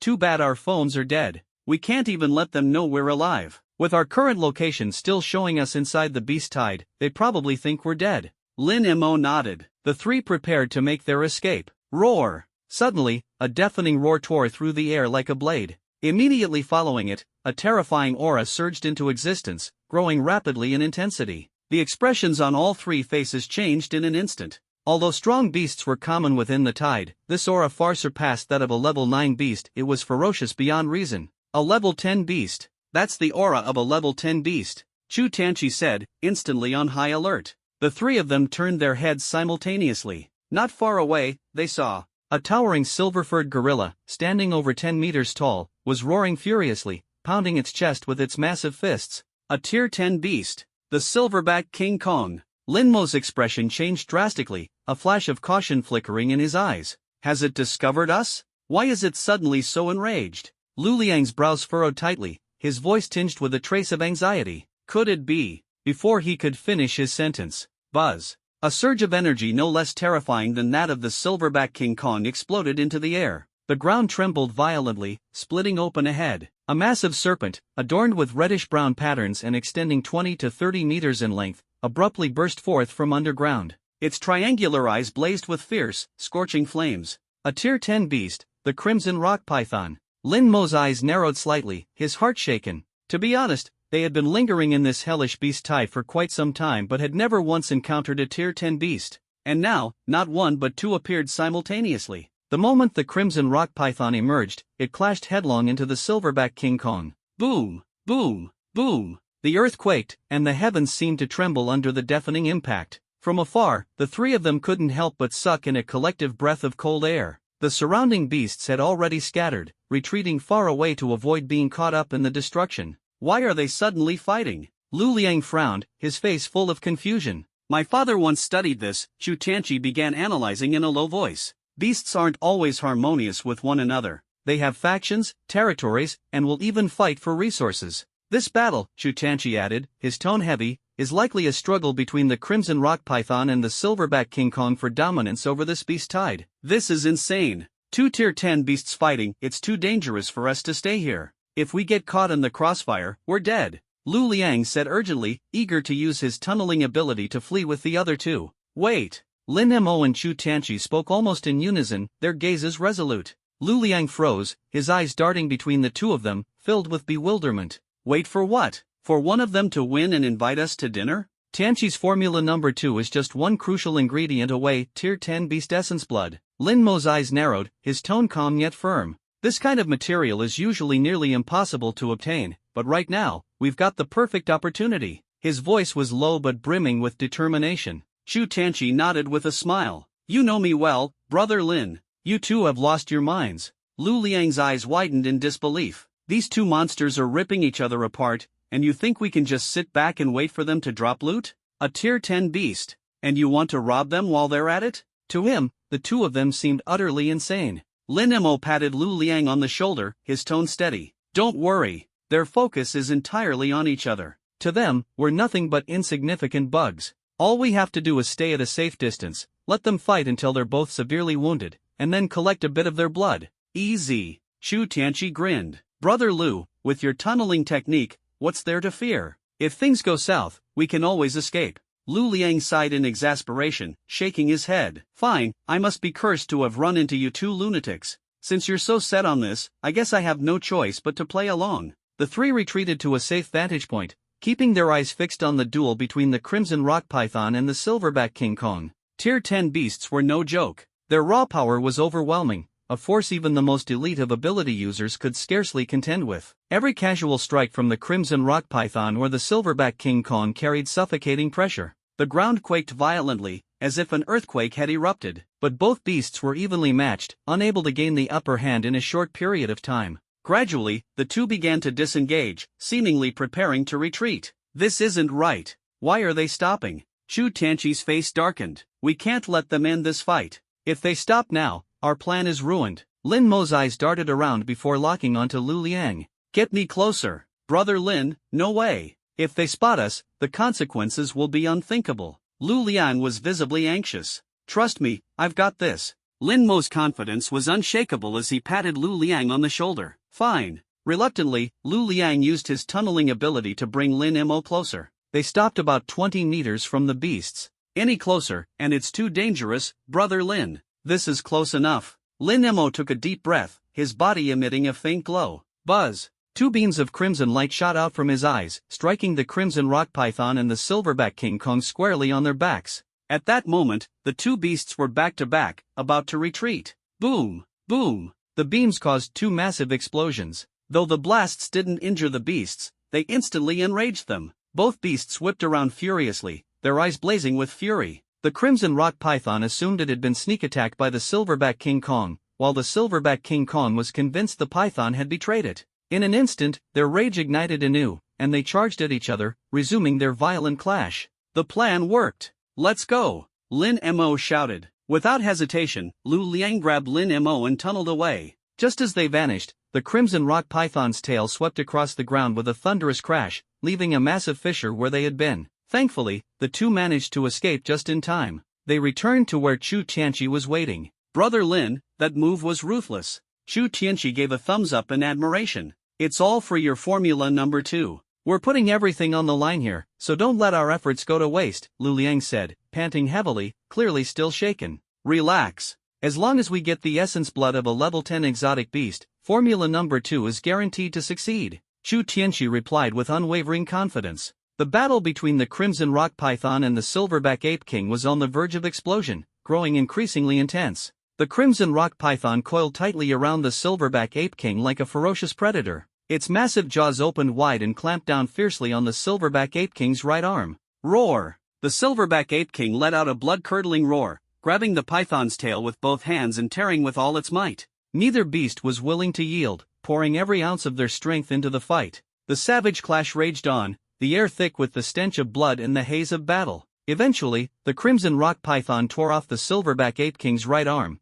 but not without losing a substantial portion of its own tail. A double-edged outcome. Both beasts understood that continuing the fight would only lead to mutual destruction. They had no choice but to retreat momentarily. Now's the time. Lin Mo's eyes gleamed as he signaled to Lu Liang. Grasping the cue, Lu Liang led Lin Mo and Chu Tianqi into a swift descent underground. Back on the battlefield, the Crimson Rock Python and the Silverback Ape King exchanged a brief, hostile glare. The python clutched its severed tail in its mouth and withdrew rapidly, its massive form vanishing into the forest. Only then did the Silverback Ape King breathe a sigh of relief. It bent down to retrieve its severed arm, intending to find a place to heal and reattach it. However, when it looked down, it was stunned to discover the arm was gone. Just moments ago, the Crimson Rock Python had dropped it on the ground. Frantically, it scanned the area, but there wasn't the faintest trace of its arm. Roar! Fury erupted from the Silverback Ape King. It smashed its fists down in rage, pulverizing several nearby exotic beasts that happened to pass by, venting its unbridled wrath. 3 kilometers away from the beast tide, atop a hillside, Lin Mo and his companions emerged from an underground tunnel, clutching a massive silver-furred arm, the severed limb of the Silverback Ape King. We got it! Ah, we finally got it! Chu Tianqi's eyes sparkled with excitement as he stared at the arm, brimming with pride. Good heavens, my heart nearly jumped out of my chest back there. If the Silverback Ape King had caught us, we'd be flattened into meat patties by now. Lu Liang patted his chest, taking deep, relieved breaths. Don't celebrate too soon. The arm's already mangled, it's practically pulp at this point, Lin Mo chuckled, shaking his head. Then he turned to Chu Tianqi. We've got the arm, but do you know how to extract the essence blood from it? After all, essence blood was no ordinary blood. It couldn't simply be drawn out by cutting the flesh. Of course I do. Chu Tianqi nodded eagerly. He reached into his pouch and pulled out a golden box. With a swift motion, he flipped the lid open. A dazzling purple glow burst forth from a fragment of meteorite within, so bright it was almost blinding. Chu Tianqi carefully took out the meteorite fragment and pressed it steadily against the Silverback Ape King's severed arm. The next moment, a miracle unfolded. The meteorite fragment began to ravenously devour the blood and flesh of the severed arm. In just an instant, the several-meter-long arm was completely consumed, leaving behind only a lone white bone, suspended in midair. The meteorite fragment's glow intensified, radiating an almost infinite energy. Chu Tianqi quickly pulled out a white vial, gingerly placing the fragment at the mouth of the bottle while chanting an incantation under his breath. In a flash, 3 golden droplets, each the size of a thumbnail, dripped into the bottle like tiny beads of liquid gold. A surge of immense energy roared out from the vial, shaking their very cores. Lin Mo and Lu Liang's eyes lit up with astonishment, their gazes sharp and focused. This is the essence blood of a level 10 exotic beast? Lu Liang exclaimed. Such pure energy, it's almost tempting to take a sip. Essence blood from a level 10 exotic beast is the pinnacle of nourishment, whether for exotic beasts or ability users. Chu Tianqi said gravely. But, Brother Lu, I can't give this to you. It's critical for the success of my Formula number 2. He quickly stashed the vial away. No worries. I was just joking around, I wouldn't dream of taking it from you. Lu Liang chuckled awkwardly, scratching his head, though his smile betrayed a tinge of resignation. Now that we've got the essence blood of a level 10 exotic beast, how long until you can complete Formula number 2? Lin Mo asked, his tone eager. Assuming we're not in a rush to head back, 2 hours will be more than enough. Chu Tianqi replied confidently. Good, then we'll hold off on returning for now. The moon is already up, I'm curious to see how the black rhino armor regenerates under moonlight, Lin Mo said, glancing up at the night sky, his eyes glinting with excitement. Brother Lin, you're not thinking of. Lu Liang's expression shifted as he caught on to Lin Mo's intent. The beast tide is right in front of us. It'd be a waste not to slaughter some while we're here. Before, I worried about running out of energy. But with the moonlight's aid, I have no such concerns now. As long as we steer clear of high-level exotic beasts, we can dominate the battlefield. And besides, the Crimson Rock Python and the Silverback Ape King just fought a fierce battle. They're surely recuperating and won't appear again anytime soon. Lin Mo grinned triumphantly. Alright, then I'll be ready to save you anytime. Lu Liang nodded helplessly. Thanks for the trouble. Lin Mo patted him on the shoulder. Lu Liang led Lin Mo underground, heading straight for the core of the beast tide. You go first. Lin Mo commanded. With a single thought, the black rhino armor instantly enveloped his body. His power erupted, and the Oblivion field silently unfolded. As soon as Lu Liang slipped underground, a 20-meter radius around Lin Mo transformed into a living hell. Dark clouds churned, thunder roared. The earth trembled, magma surged. A crimson light burst from Lin Mo's body, his aura shaking the heavens. A cacophony of beastly wails erupted as countless mutated beasts collapsed to the ground. Those below Lin Mo's level couldn't even last a second. The energy drain is still as fast as before? No difference? Does the black rhino armor not work? Lin Mo frowned deeply. At that moment, he looked up at the sky. Dark clouds had gathered, obscuring the moonlight. He immediately understood the reason. With a thought, the dark clouds parted slightly, revealing a gap. Moonlight poured down, striking the black rhino armor. In an instant, the armor radiated a dazzling silver-white glow. Lin Mo felt a warmth coursing through his body, and his energy rapidly replenished. The recovery speed was visibly 10 times faster than before. Impressive! A bright smile spread across Lin Mo's face. Even though the recovery rate still couldn't keep up with the Oblivion Field's consumption, it was a vast improvement. Without the black rhino armor, the Oblivion Field could only last for a minute at most. Now, it could hold for at least 3 minutes. A qualitative leap. In just 1 minute, hundreds of mutated beasts were annihilated within the field. Congratulations, host. You've slain a level 5 mutated beast. Reward, 3,000 energy points. Congratulations, host. You've slain a level 6 mutated beast. Reward, 4,000 energy points. The system continuously flooded him with rewards. Lin Mo's power level skyrocketed like a rocket, inching closer to breaking through to level 8.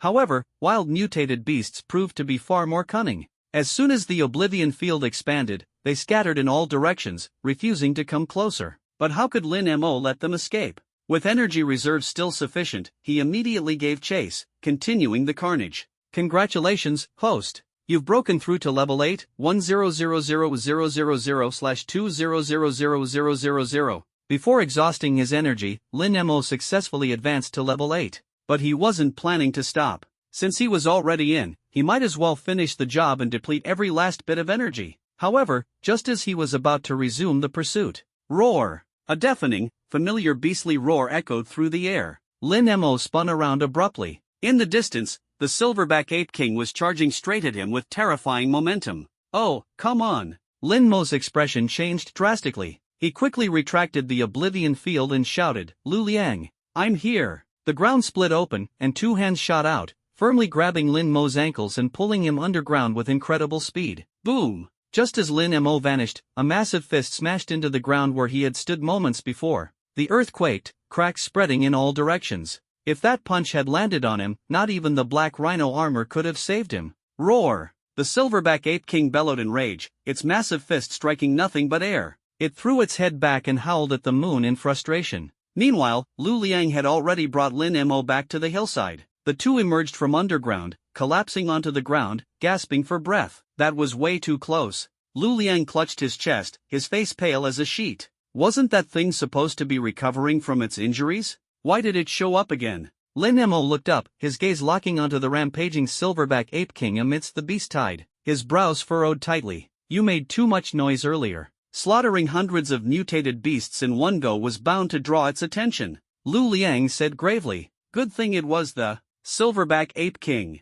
If it had been the crimson rock python, we wouldn't have stood a chance. That thing moves underground faster than I could ever dream of. Seems like luck's still on our side. Lin Mo flashed a fierce grin, but his expression quickly turned somber. A hint of regret flickered in his eyes. There's no way we can push further into the beast tide now. His earlier massacre had alarmed the silverback ape king. Not only that, but high-level mutated beasts deep within the tide had also begun to emerge, searching for him. Trying to go back in now would be a death sentence. The dream of breaking through to level 9 would have to wait. Lin Mo sat cross-legged on the ground and closed his eyes. System, evolve my ability. Congratulations, host. SS level Oblivion has evolved to SS level Oblivion. Can be advanced to SSS level Apocalypse, current progress, 95%. It seemed that once he truly stepped into level 9, his ability would fully evolve to SSS level. That goal was drawing closer with every step. Today's gains were extraordinary. Lin Mo had ascended to an 8th level ability user, his power surging exponentially. His abilities had also seen significant enhancements.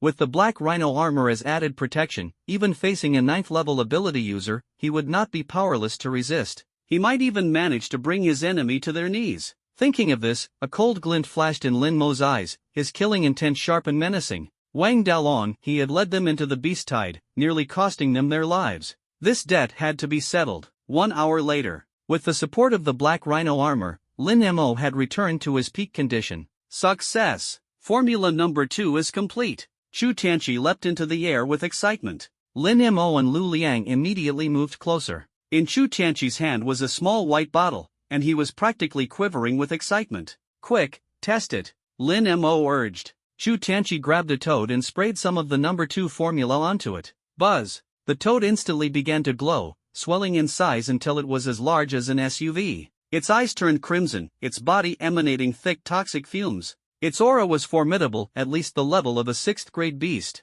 The potency far outclassed the number 1 formula. Tianqi, what's the highest level beast this number 2 formula can create? Lu Liang asked curiously. 5th grade is a certainty. 6th and 7th depend on probability. As for 8th, if we have enough blood essence from a 10th grade beast, it might just be possible, Chu Tianqi declared confidently. Incredible! I've struggled so hard to level up to a 4th level ability user, yet with just a spray, you can easily create 5th or 6th grade beasts, and multiple ones at that. Lu Liang couldn't help but sigh. This dark alchemy is truly terrifying. With the number 2 formula complete, it's time for revenge. Lin Mo sneered coldly. Exactly what I had in mind. That bastard Wang Dalong forced us into the beast tide, nearly costing us our lives. He won't get away with it. Chu Tianqi gritted his teeth. Are you two insane? Wang Dalong is a 9th level ability user. Even with the number 2 formula, we might not be able to defeat him. Lu Liang's lips quivered, his face filled with worry.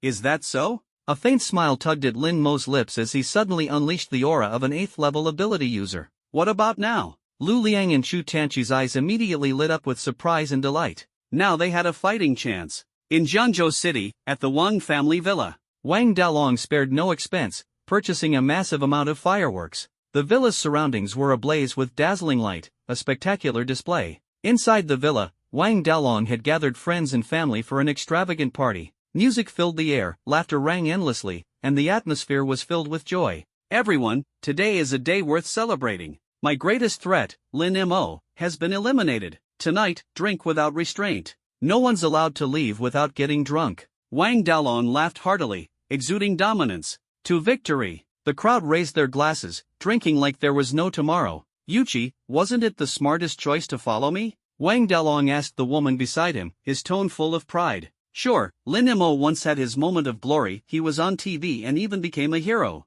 But in the end, you can't fight against the tide. Going against the Wang family only leads to one outcome, death. From his wheelchair, Wang Ba gazed sharply at the woman feeding him wine, his face brimming with smug satisfaction. You're absolutely right, young Master Wang. The best decision I ever made in my life was leaving Lin Mo and choosing you. Chu Yuchi cooed, snuggling into his arms like a delicate bird. Ha, now you understand. In Jiangzhou, the Wang family is the sky. Stick with me, and you'll enjoy a lifetime of wealth and luxury. Wang Ba stroked Chu Yuchi's delicate cheek with a lecherous grin. Tonight, you'll stay by my side and serve me well. Oh, you're so naughty. Chu Yuchi's cheeks flushed pink, her coy expression igniting a fire within Wang Ba, who felt an uncontrollable urge to pull her into his embrace and savor her beauty on the spot. Boss! Suddenly, the villa's grand doors were pushed open. A subordinate hurried in. What's the matter? Wang Dalong asked, slightly tipsy. Following your orders, I went to reclaim the villa we gave Lin Mo.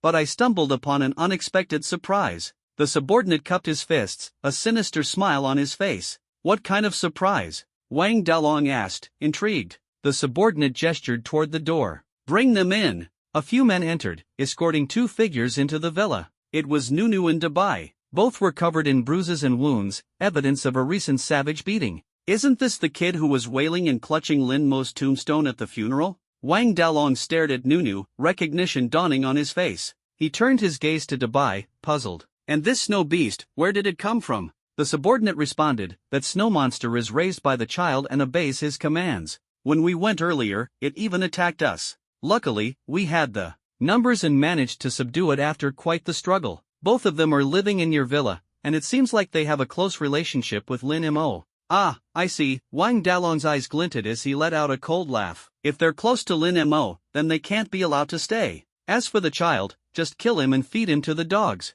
And this snow monster. Wang Dalong paused, then turned to the crowd inside the villa with a sly grin. Ladies and gentlemen, have any of you ever tasted roasted snow monster? This is a rare delicacy, one that you wouldn't typically come across. Tonight, you'll all get your fill. Long live Boss Wang. The crowd cheered in unison, their excitement tearing through the air like an explosion. Soon, a massive spit was set up in the courtyard of the Wang family's villa, and the snow monster, Dabai, was ruthlessly bound to it. "Light the fire," Wang Dalong commanded. The servants piled firewood beneath the spit, and the flames roared to life in an instant. "No!" Nunu struggled desperately, trying to rush forward to save Dabai, but one of Wang's men held him down firmly, rendering him immobile. The flames leapt higher, their scorching glow painting the sky a fiery red. "Rohar!" Dabai let out a pained cry as its fur melted like snow under the heat, dripping into the flames below. "Dabai!" Nunu's heart felt as though it was being torn apart. Tears welled up in his eyes as he pleaded with Wang Dalong, "Please, let Dabai go.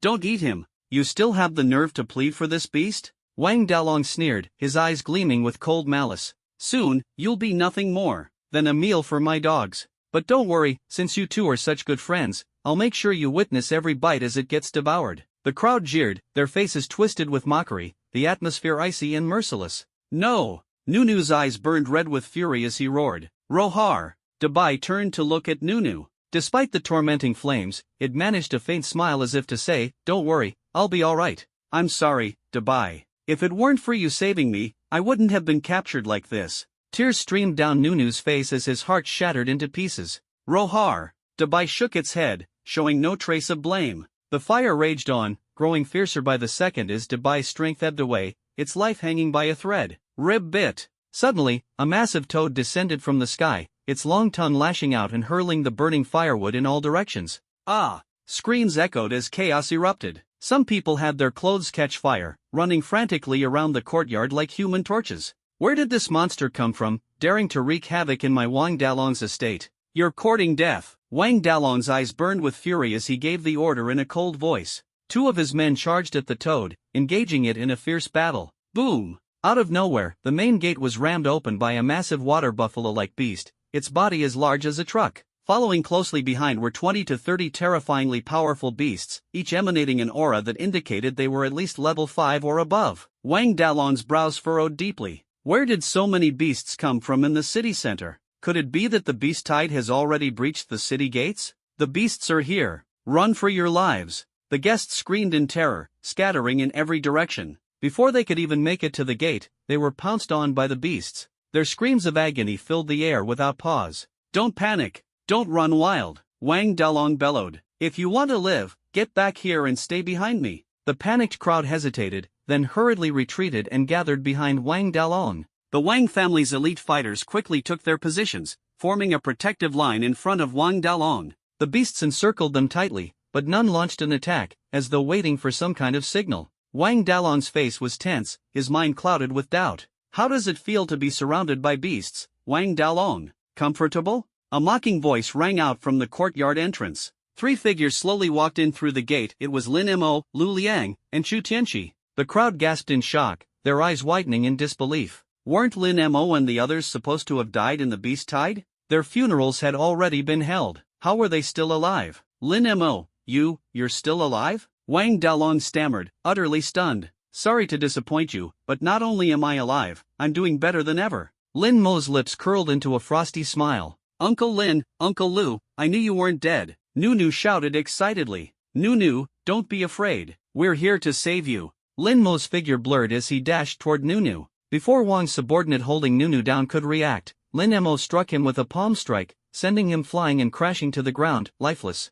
Seizing the moment, Lu Liang rushed forward and pulled Dabai off the spit. "Watch over these two." Lin Mo handed Nunu over to Lu Liang, his eyes sharp and unyielding. Then, he turned to face Wang Dalong directly, his voice low and icy. "Wang Dalong, it's time to settle this. Right here, right now. Ha ha ha." Wang Dalong threw his head back in laughter, his face filled with contempt. "Lin Mo, I don't know how you managed to survive the beast tide. You, a worthless piece of trash, dared to crawl out alive. Instead of hiding like a coward at the Bureau of Supernatural Abilities, you actually came here to throw your life away. Once I kill you, Jiang Qinian and Zhao Tianlin will have no choice but to shut their mouths. Who kills whom is still uncertain." Lin Mo sneered coldly, his voice chilling. "Today, everyone in the Wang family will accompany you to the grave." As his words fell, Chu Tianqi issued a sharp command. The beasts surged forward like a tidal wave. Wang Dalong waved his hand, and the Wang family's elites immediately charged into battle. The clash of blades and the roar of combat erupted. "Old dog, your life is mine."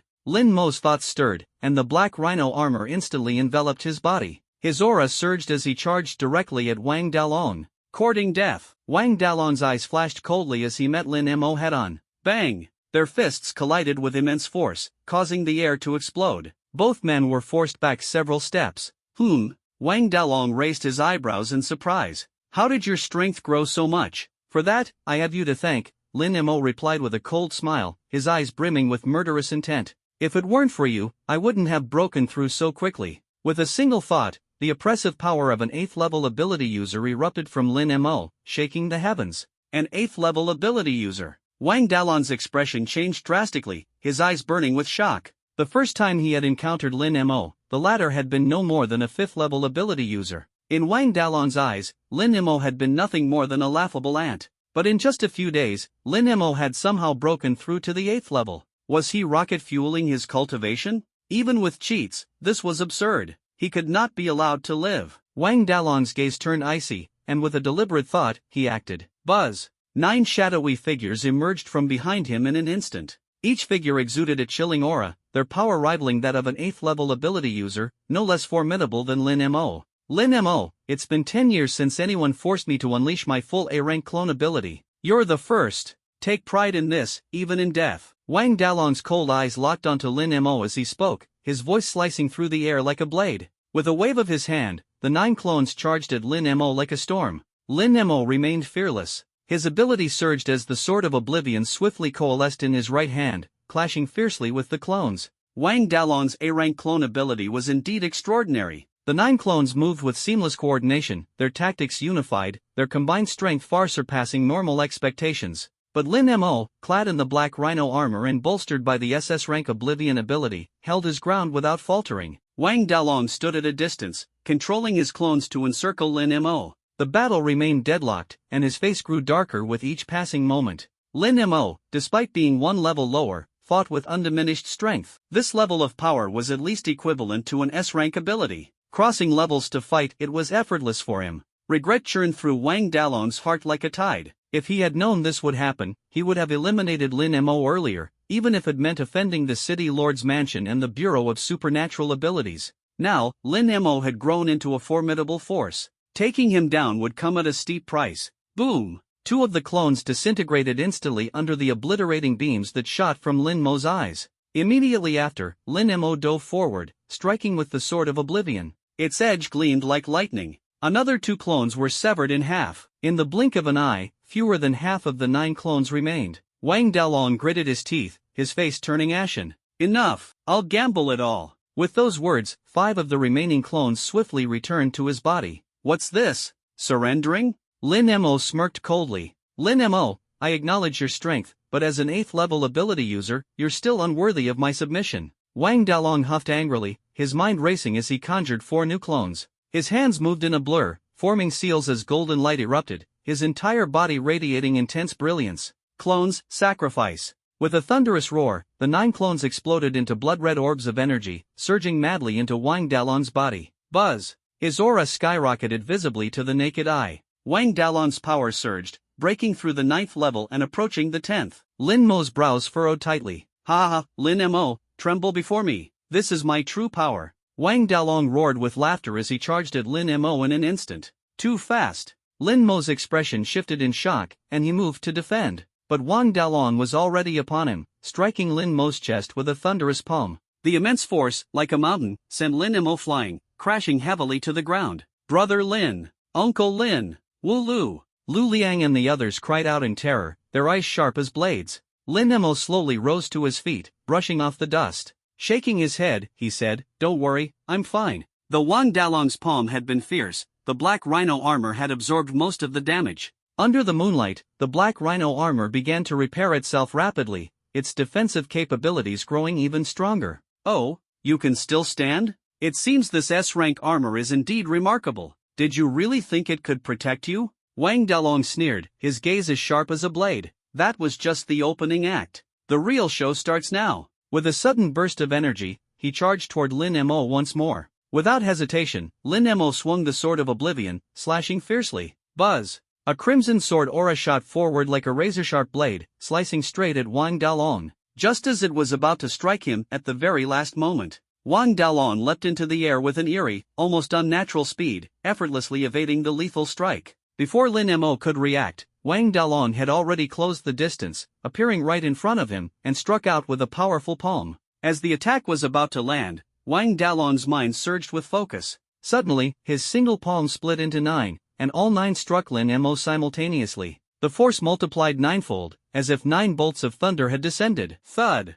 Lin Mo spat out a mouthful of blood, his body hurled through the air like a kite with a severed string. Dozens of meters away, he crashed into an ancient tree. The massive tree collapsed with a thunderous crash, sending dust and debris flying everywhere. The sheer power of the strike was terrifying enough to shatter mountains and crack open the earth. Cough, cough. Lin Mo coughed up several mouthfuls of blood as he struggled to rise from the ground. So this was the strength of a level 9 ability user? Truly overwhelming. Fortunately, he was wearing the black rhino armor. Without it, that palm strike would have been his end. Ha ha ha. Wang Dalong advanced step by step, his cold laughter as chilling as icy blades stabbing into the bones. Looking at the pale-faced Lin Mo, he mocked, Lin Mo, is this all you've got? Pathetic. Absolutely pathetic. Take off that armor, kneel, and accept your death. Stop struggling, it's meaningless. Is that so? Lin Mo narrowed his eyes, quickly scanning his surroundings. They were at least 50 meters away from the Wang family estate.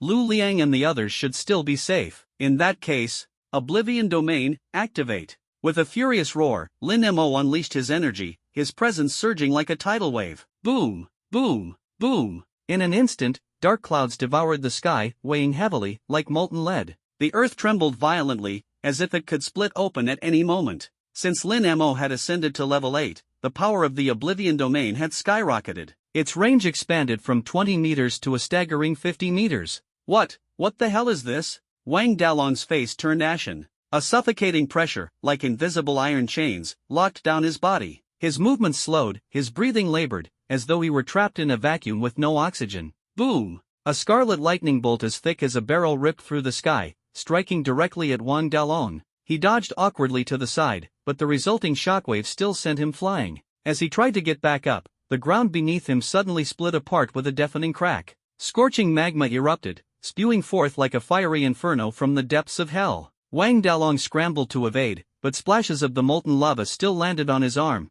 burning his flesh black in an instant. Hiss! The searing pain made him gasp. Wang Dalong, tonight will be the night of your demise. Lin Mo sneered as he approached, raising his right hand. Scarlet lightning and blazing magma surged like waves, transforming into countless arrows that rained down upon Wang Dalong. Even the crimson glow radiating from Lin Mo's body turned into flying arrows, ferocious and relentless. Wang Dalong desperately dodged, but his body was riddled with wounds. Under normal circumstances, with his nearly level 10 strength, these attacks wouldn't have even touched him. But within the Oblivion Domain, his speed had plummeted by 2/3. A single moment of carelessness would mean a direct hit. The attacks were as dense as a swarm of mosquitoes, leaving Wang Dalong with less and less room to maneuver. Even the ground beneath his feet became unsteady and untenable. Damn it, I've got no choice. Wang Dalong gritted his teeth and pulled out a yellow jade pendant, pouring his energy into it. Buzz! The pendant glowed brilliantly, instantly forming a yellow barrier that enveloped him.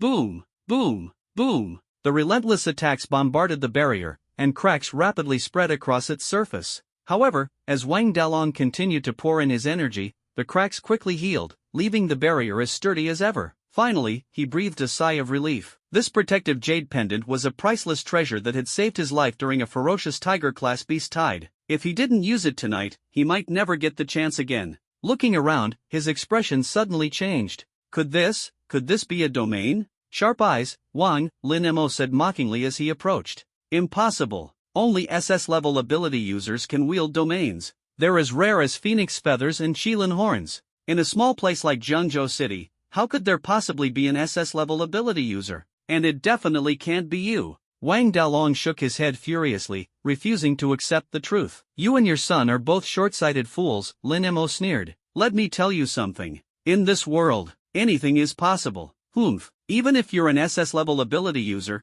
the energy consumption for your domain skills is astronomical. You, an 8th-level ability user, can barely hold out for a few minutes. My protective jade amulet will shield me for at least half an hour. You can't even break through my defenses. Let's see who runs out of energy first. Wang Dalong clenched his teeth, his confidence unwavering. Is that so? Lin Mo's lips curled into a cold smile as he waved his right hand lightly. In an instant, the thunderous dark clouds dissipated, the earth returned to its tranquil state, and the lava vanished without a trace. Even the red glow surrounding Lin Mo faded away in a blink. The air grew deathly silent, as though time itself had stopped. Wang Dalong was stunned for a moment, then burst into wild laughter. Ha ha ha! Lin Mo, it seems you've come to your senses. Realizing you can't break my defenses, you've decided to withdraw your domain and surrender to me?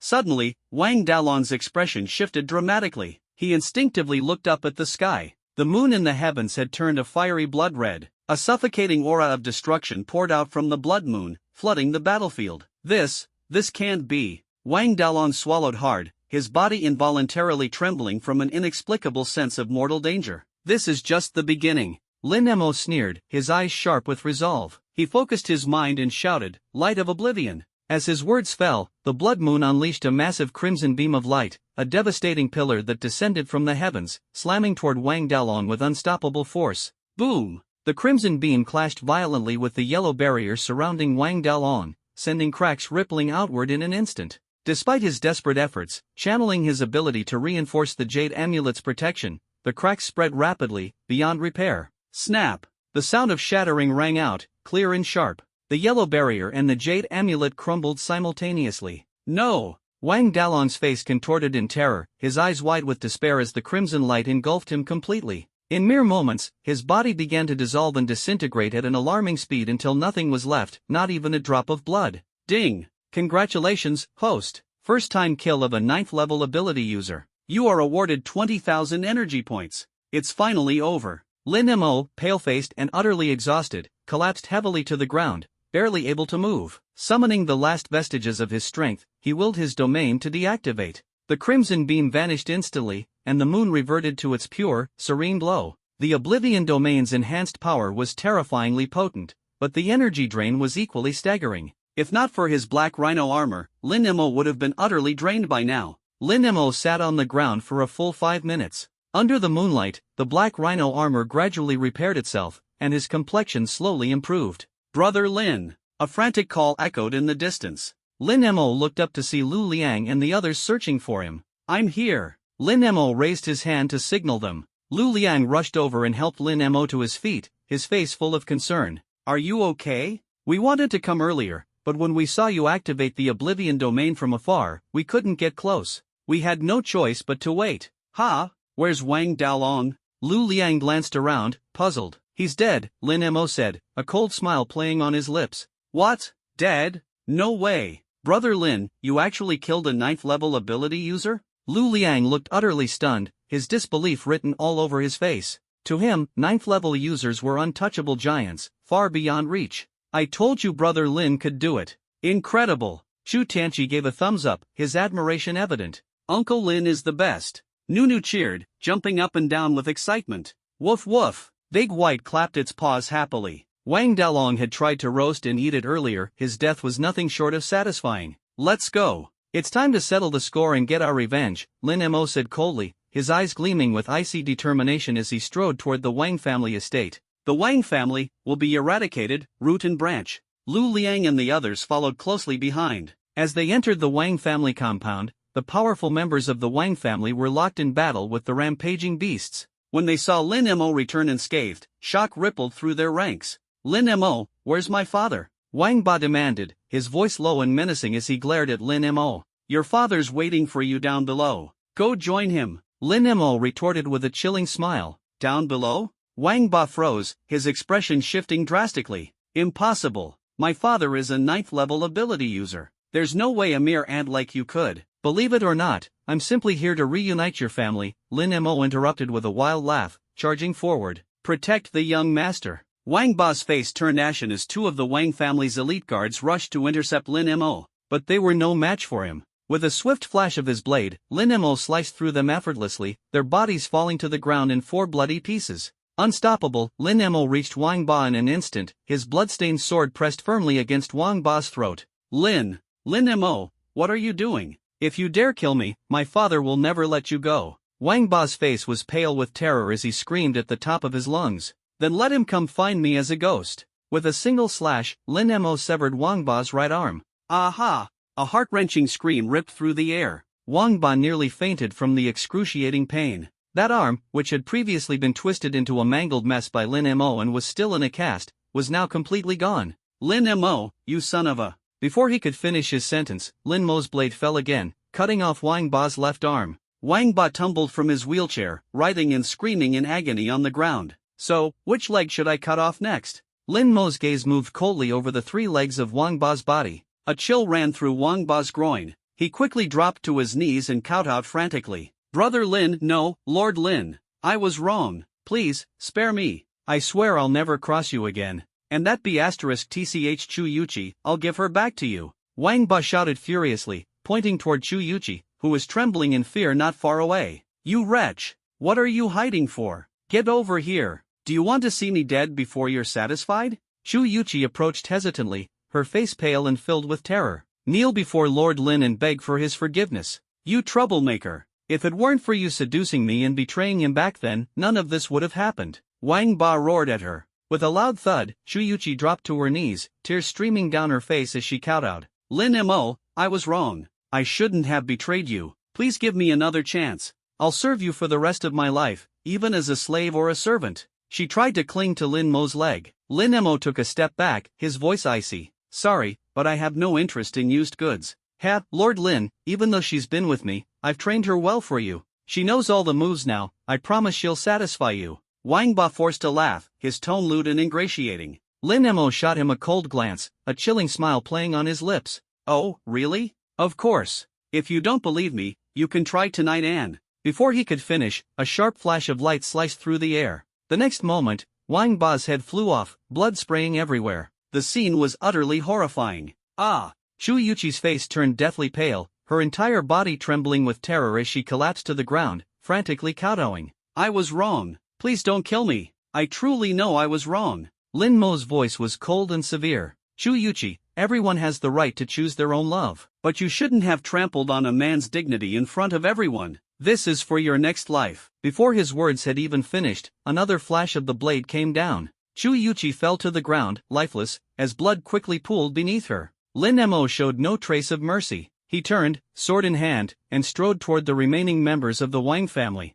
The sky brightened. The Wang family mansion was a scene of utter carnage, corpses strewn everywhere, blood flowing like a river. Not a single member of the Wang family survived. Ironically, the fireworks Wang Dalong had purchased the night before remained unused. Lin Mo casually tossed a flame into the villa. In an instant, the fireworks erupted, their cracking explosions filling the air, a mocking requiem for the Wang family's annihilation. At the Bureau of Supernatural Affairs. When Lin Mo and LV Liang, covered in blood, returned, Zhao Tianlin and Zhang Wei exchanged glances, their faces pale as though they'd seen a ghost. After hearing about the beast rampage and the bloody events of the previous night, the two fell silent for a long moment. Director, I think Lin Mo did the right thing this time. Wang Dalong made the first move, he deserved to die. Zhang Wei gritted his teeth as he spoke. Zhao Tianlin responded gravely, if you strike, you must leave no loose ends. Destroying the Wang family is fine, but the Wang Corporation's roots run deep throughout Jiangzhou. They must be eradicated entirely. Just tell me who's left.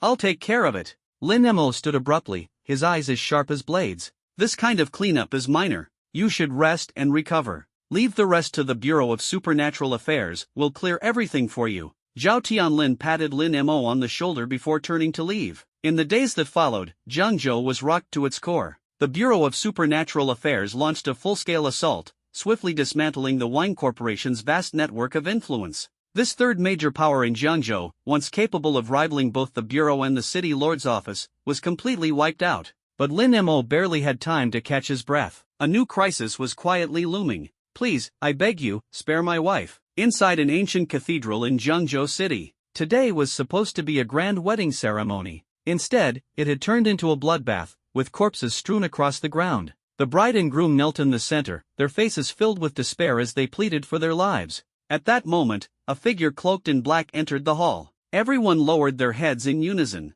Revered priest, they murmured in awe. The hood was lifted, revealing silver-white hair that shimmered with brilliance. A blood-red cross hung on his chest, like a blazing flame in the dark night. The silver-haired man coldly swept his eyes across the two kneeling figures before him and sneered, in this world, there is only one God and one faith, worship of the divine reigns supreme. You dared to pray to other gods? Such a sin warrants death. I have already left the divine faith. I only wish to live an ordinary life with my wife. Please, spare us. The groom's bloodshot eyes glistened with tears, his plea filled with desperation. Left the faith? Ha, sovereignty does not lie with me. Only God decides life and death. With a wave of his hand, the silver-haired man signaled, and 2 followers dragged forward crimson crosses. The bride and groom were forcibly tied to them. No, please, help! Their screams pierced the air. Flames roared to life, engulfing the crimson crosses in an instant. The agonizing cries of flesh and fire intertwined, echoing throughout the church. The silver-haired man casually lit a cigarette and, puffing lightly, began walking toward the exit.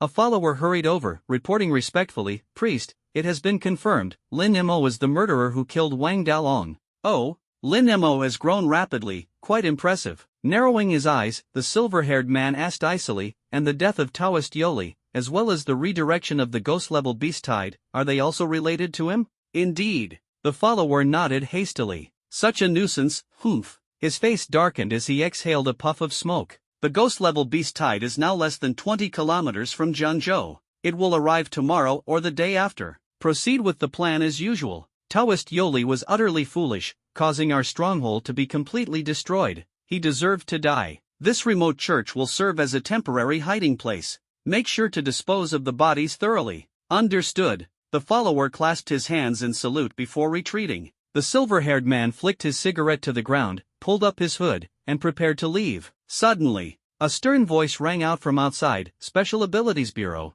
Cultist, surrender your weapons immediately, or we will use deadly force." The silver-haired man raised his head as several agents of the Special Abilities Bureau stormed into the church. A contemptuous smirk tugged at the corner of his lips. Good timing. In an instant, a fierce battle broke out. Barely half a minute later, every Special Abilities Bureau agent lay motionless on the ground, their bodies cold. The silver-haired man licked the blood from his fingertips, his face showing an expression of twisted pleasure. "Priest, are you unharmed?" A follower hurried forward, concern etched across his face. "I'm fine." The silver-haired man shook his head, his eyes sinister. "Write a letter for me. Hide it in one of the corpses and send it to the Special Abilities Bureau." "Yes, sir." The follower bowed deeply and left to carry out his orders. Night fell, and at House Street Grill. "Brother Tianchi, with this number 2 serum, how many mutated beasts can you create in one go?" Lu Liang asked curiously, his eyes fixed on Chu Tianchi. "Depends on how much blood from a level 10 beast we have. If there's enough, we could create an entire army.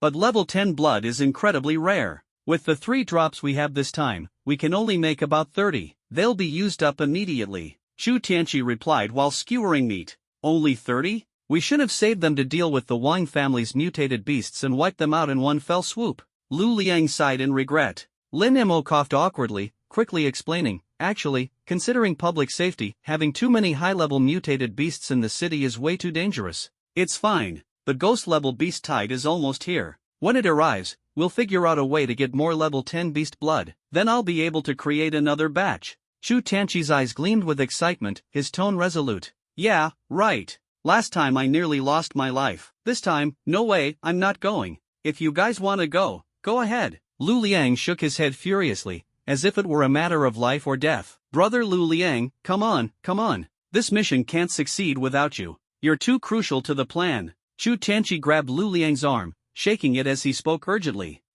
I like the sound of that." Lu Liang puffed out his chest proudly, then grabbed a bottle of beer and handed it to Chu Tianchi. "Here, drink. After this bottle, I'll brave hell and high water with you. You said it yourself." Without hesitation, Chu Tianchi gulped down the beer. Lin Mo, watching from the side, couldn't help but shake his head, a faint smile tugging at his lips. Just then, his phone suddenly vibrated. He pulled it out to see a call from Director Zhao Tianlin. "Hello, Director? Lin Mo, where are you? Get back to the Bureau immediately. Something's happened. I'm nearby. Heading over now." Ending the call, the 3 of them rushed to the Special Abilities Bureau. At the Special Abilities Bureau, in the morgue. "Director, you're saying this letter was found inside the body of this investigator?" Lin Mo frowned deeply, his voice heavy. "That's right. During the operation to dismantle the God Worship cult, 3 official investigators and 4 trainee investigators from our 6th investigation unit suddenly went missing. Now, only one body has returned, along with this letter.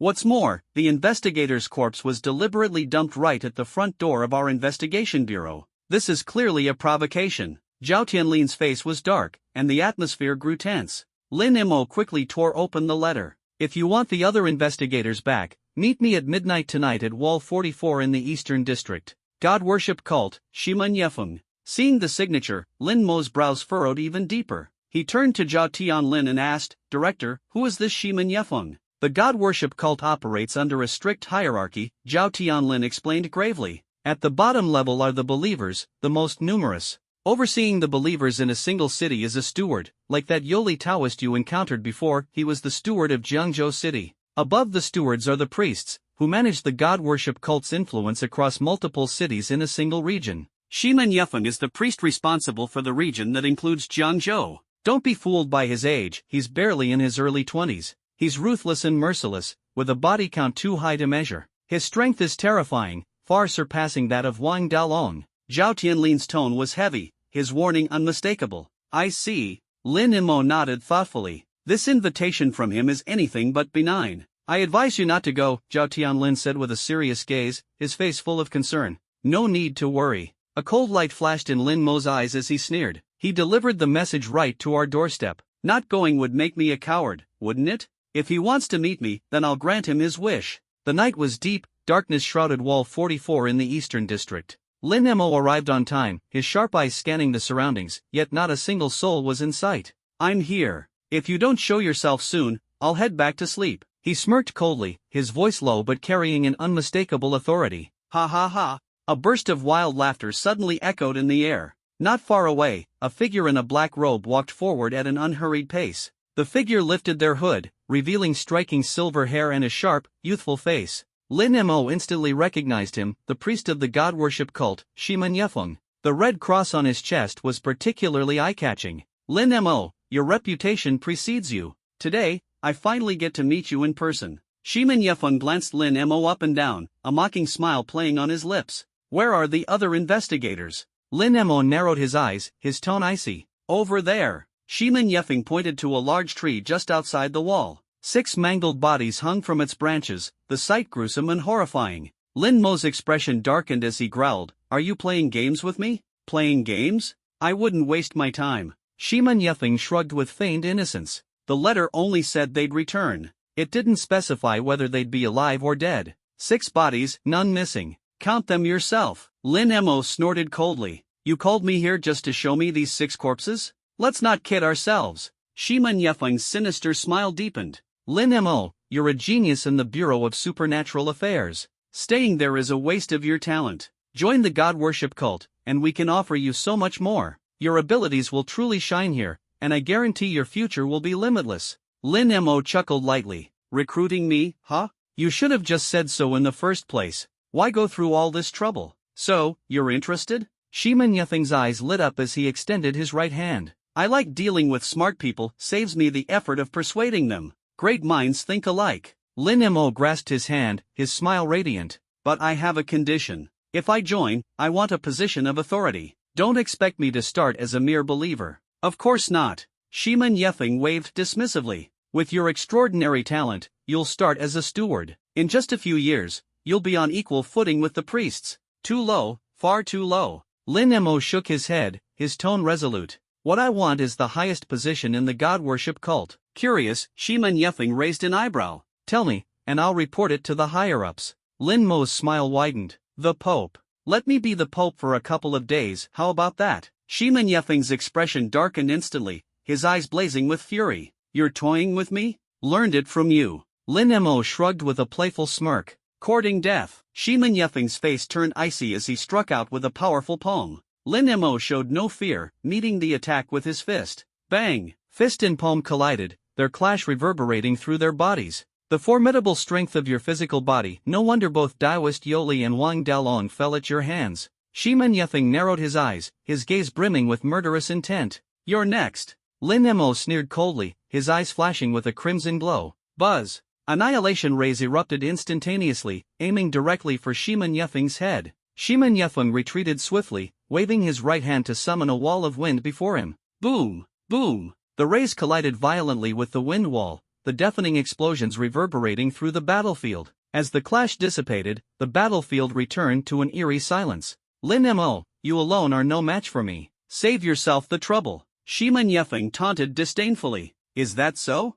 Lin Mo's lips curled into a mocking smirk. Are you sure it's just me? Shima Nyefeng raised an eyebrow in suspicion, but before he could react, a pair of hands emerged from beneath his feet, yanking him downward. In an instant, his entire body was swallowed by the fortress wall. Screech! At that moment, a piercing eagle cry split the night sky. A colossal eagle-like beast descended from above, its talons sharp as blades, striking straight at Shima Nyefeng's head. A level 7 beast. A glint of icy determination flashed through Shima Nyefeng's eyes as he swung his right hand forcefully. A streak of blue gale shot forth like lightning, carrying devastating power as it surged toward the eagle-like beast. Whoosh! The beast was incredibly agile, dodging the blue gale in an instant and diving straight downward. However, just as it seemed unstoppable, the blue gale abruptly changed course, striking viciously at its back. Screech! Caught off guard, the beast let out a pained cry as it plummeted outside the fortress wall, crashing into the ground with a thunderous impact. Shima Nyefeng seized the moment, grabbing one of the beast's feathers and using the momentum to leap off the fortress wall,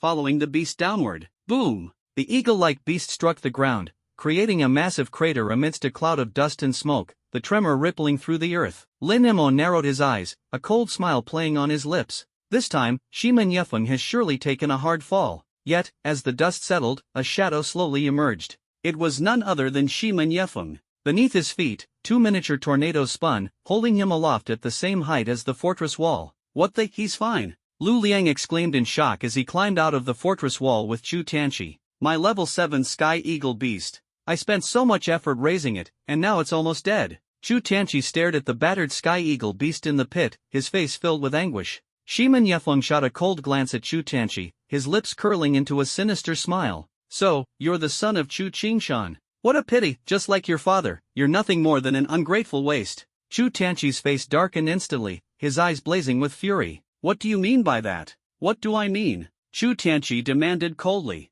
Just like you, the worship god sect once approached your father, Chu Qingshan, hoping he'd join us and bring his research to help dominate the world. Shima Nyefeng shrugged casually, as if recounting a trivial matter. But he was too arrogant and refused. A cold sneer appeared on his lips. If we couldn't use him, then he had to be eliminated. Flames of rage erupted in Chu Tianqi's eyes as his entire body trembled. He roared furiously. So my parents' car accident wasn't an accident, it was your worship god sect that did it. He had long suspected this but had never found proof. Today, the truth finally tore through the veil of lies. Ha ha ha. Chu Tianqi, you must understand, no one escapes the grasp of the worship god sect. Refuse to bow down? Then you disappear from this world. And you and Lin Mo will share the same fate. Shima Nyefeng laughed wildly, his arrogance unfazed. Scum! Give me back my parents' lives. Chu Tianqi roared as he pulled out several glass vials filled with flies, mosquitoes, and moths. He quickly sprayed them with a vial labeled Compound Number 2. In an instant, the insects within transformed into monstrous beasts. With a wave of his hand, Chu Tianqi unleashed the swarm of level 5 beasts, which shot toward Shima Nyefeng like arrows. You can mass-produce this many level 5 beasts? A flicker of astonishment crossed Shima Nyefeng's eyes. It seems your research has advanced quite a bit, far beyond your father's accomplishments. So, what do you say? Join the worship god sect. We'll provide you with all the resources you need to reign supreme in the scientific world. Don't end up like your father, dying full of regrets. To hell with you. If I could, I'd kill you first. Chu Tianqi bellowed, his furious curses echoing through the air. Shima Nyefeng's face darkened, and he retorted coldly, what a pity. With a wave of his right hand, a violent tornado swept through the battlefield. The dozen or so beasts were instantly caught in the storm, torn to shreds. What terrifying power! Lu Liang's face turned pale, while Lin Mo's brows furrowed deeply. Shima Nyefeng's arrogance was justified. Though he had not yet reached level 10, he was at the peak of level 9. His wind-based abilities were at least of S rank, far surpassing Wang Dalong. Lu Liang, take Chu Tianqi and retreat. Lin Mo quickly donned his black rhino armor, his expression grim. To deal with such a formidable enemy, there could be no holding back. Lu Liang led Chu Tianqi swiftly back behind the city wall. Shima Nyefeng, give me your life. Lin Mo's gaze was as sharp as a blade, and the energy within him surged up violently. Shima Nyefeng squinted, suddenly sensing a fatal threat. Could he be about to unleash his ultimate move? Was this the technique that defeated Yoli Daoist and Wang Dalong? No! The ghost-level beast tide is nearing Jiangzhou. I cannot afford to be injured. If I ruin the plans of the divine worship cult, I will bear an unforgivable sin. Boom, boom, boom. Dark clouds rapidly gathered, and bolts of lightning tore through the sky. The city wall trembled violently, and panicked patrolling soldiers rushed over. When they saw Lin Mo, the soldiers' expressions turned grim. Deputy Commander, please withdraw your powers. The wall is about to collapse. I can't worry about that now. I'll deal with this scoundrel first. If the wall breaks, it can still be rebuilt. Lin Mo's eyes began to glow red, and the obliteration domain was on the verge of activation. Ha ha, Lin Mo. You and I are destined to clash, but not today. You'll regret rejecting the divine worship cult's invitation, and that day won't be far away. Shimen Yefeng threw his head back in wild laughter. In an instant, he rode the wind and vanished without a trace. Damn it! Lin Mo gritted his teeth and withdrew his energy. The dark clouds dissipated, and the earth returned to calm. For a moment, all was silent. The city defense soldiers finally breathed a sigh of relief. If the wall really had collapsed, none of them would have escaped punishment. Deputy Commander, who was it that dared provoke your wrath? The soldiers approached respectfully, their voices tinged with nervousness. Those bastards from the divine worship cult. Lin Mo spat through gritted teeth. What? The divine worship cult dared show themselves in Jiangzhou City? They're courting death. Fury ignited in the soldiers' eyes, and they looked ready to hurl their spears at Shimen Yefeng without hesitation. Their reaction was hardly unique. In Jiangzhou City, as in all major cities, the mere mention of the divine worship cult provoked gritted teeth and seething hatred. This group of miscreants specialized in sowing chaos and wreaking havoc, far worse than the mutant beasts they supposedly opposed. To call them traitors to humanity was no exaggeration. Enough. Return to your patrols. The ghost-level beast tide is almost upon us. Stay vigilant and do not let your guard down. Lin Mo waved them off and turned to descend the city wall staircase. Understood. Safe travels, Deputy Commander. At the base of the wall, Lu Liang and Chu Tianqi emerged from an underground passage. That scoundrel got away. Lin Mo said darkly. We all saw it just now. His wind-based abilities are too slippery. He can strike when he wants and flee when he pleases. We need to come up with a strategy to stop him from escaping again. Lu Liang frowned deeply, his brow furrowed in thought. Wind-based abilities. Chu Tianqi's eyes darted about, and suddenly a glint of inspiration flashed within them. I think I know a way to keep him grounded. What's your plan? Lin Mo and Lu Liang immediately turned to Chu Tianqi, their eyes alight with eager anticipation. Have you ever heard of the Storm Falcon? Chu Tianqi's voice was low yet confident. It's a level 10 mutant beast, capable of controlling wind with godlike precision. It looks like a winged dragon. The beast core within its body can manipulate winds and is incredibly powerful. If we could get our hands on a Storm Falcon core, next time we run into Shimen Yefeng, we could catch him completely off guard. Chu Tianqi's grin was sly. That's a great idea, but the yield rate for beast cores is extremely low. Out of 10 mutant beasts, we might not even extract one core. Lu Liang shrugged helplessly. And besides, the Storm Falcon is a flying level 10 mutant beast. How would we even catch it? And if we did, how could we possibly kill it? Not to mention, if we had a Storm Falcon, Shimen Yefeng wouldn't even be worth mentioning anymore.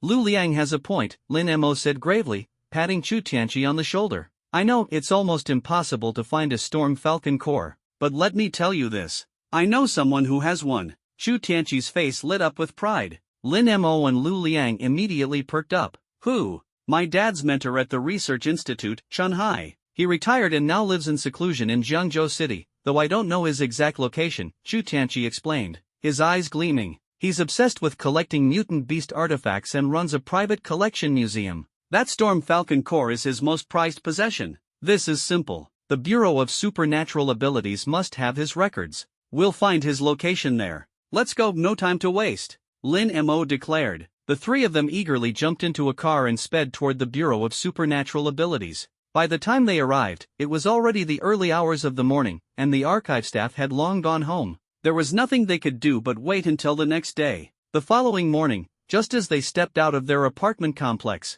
a petite figure suddenly leapt out in front of them. It was Nunu. Lin Mo chuckled as he ruffled her adorable little head. Nunu, what brings you here? Hey! Nunu handed over a white meal box. This is a cake made by Big White. I brought it especially for you to try. A cake? Lin Mo was stunned. Yep, eat it while it's fresh. I've got to deliver another cake to an old grandpa in the slums. He used to give Big White and me food all the time, and now I can finally repay him. With that, Nunu hopped away cheerfully. Big White can bake cakes? Lu Liang stared at Nunu's retreating figure, incredulous. With its intelligence, it's probably on par with humans. It's no ordinary beast, Chu Tianqi mused thoughtfully. Forget about that for now. The priority is to investigate Chen Hai's records. Lin Mo waved his hand, and the three quickened their pace toward the Bureau of Supernatural Abilities. Every awakened ability user's information was recorded in the database. Typing Chen Hai into the system, the results popped up quickly. Slum District, Unit 301. Brother Lin, it's right here. Let's move out. On the way, Lu Liang rubbed his stomach. I didn't eat breakfast, and my stomach's growling like crazy. I'm starving too. Chu Tianqi licked his lips, his eyes lighting up. Nunu just gave us that cake, it's perfect to tide us over. Lin Mo had a thought and retrieved the white meal box Nunu had handed him from his spatial ring. He opened the lid to reveal 6 small, snow-white cakes neatly arranged, soft and fluffy like cotton candy. They looked pretty good. I'll go first. Lu Liang, too hungry to care, grabbed one and took a big bite. Crunch! A sharp crack sounded as his molar was knocked loose by an ice shard hidden inside the cake. Ah! A heart-wrenching scream exploded inside the car. Who puts ice chunks in a cake? And we're supposed to eat it fresh? Big White, I hate you. At Unit 301 in the slum district, Lu Liang stepped out of the car, covering his face, full of grievances. Alright, still mad? Big White definitely didn't mean it. Maybe snow beasts just have a different idea of what cake should be compared to us humans. Lin Mo patted Lu Liang's shoulder, his mouth curling into an uncontrollable smirk. Beside him, Chu Tianqi was also covering his face, stifling laughter. Good thing it was just my wisdom tooth. No need for a filling. Otherwise, I'd definitely have it out with Big White. Lu Liang scratched his head, finding some solace in his misfortune. Wait, it's a level 6 beast. I don't think I've ever beaten it in a fight. Suddenly remembering this, his face shifted dramatically. Ha ha ha. Lin Mo and Chu Tianqi finally burst into laughter, their mirth echoing in the air. The three of them, joking and laughing, arrived at the door of Unit 301. The building before them was dilapidated, its red bricks mottled, and its windows plastered with newspapers, giving it an eerie and decrepit appearance. Lin Mo frowned and turned to Chu Tianqi with a puzzled expression. Are you sure this is the private collection site? No mistake? No mistake. This is the address. Chu Tianqi nodded emphatically, his tone firm. He turned to Lu Liang and Lin Mo, issuing a serious warning.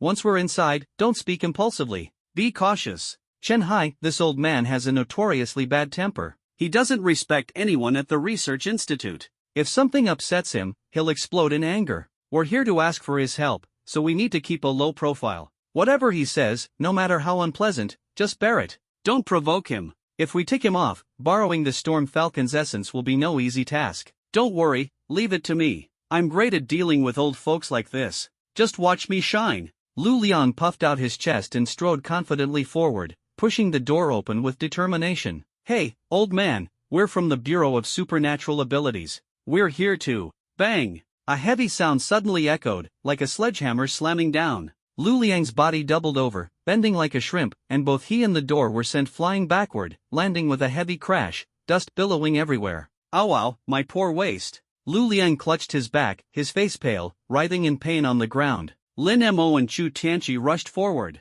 Are you okay? Lin Mo bent down to help Lu Liang up, his eyes filled with concern. I told you not to be so blunt, but you wouldn't listen. Chu Tianqi frowned, his tone scolding. How was I supposed to know the old man was this tough? He looks like he's in his 60s or 70s, but one kick almost killed me. Lu Liang whimpered, his voice on the verge of tears. Chu Tianqi sighed. I forgot to mention, he's a level 9 ability user. What? Lu Liang's jaw dropped in shock, his mouth twitching as if he might actually start crying. Forget it. I'll go myself. Tianqi, take care of Liu Liang. Lin Mo stood up, his gaze firm, as he strode toward the small red brick building. Brother Lin, please be careful. The two behind him called out anxiously. Stepping into the red brick building, its exterior appeared worn and dilapidated, but the interior was unexpectedly clean and tidy. Though small, the room was filled with display cases showcasing various specimens of exotic beasts, crocodile teeth, bear claws, eagle wings, and even the hearts of rare creatures. The glass cabinets were spotless, not a single fingerprint visible, demonstrating the owner's meticulous care and professionalism.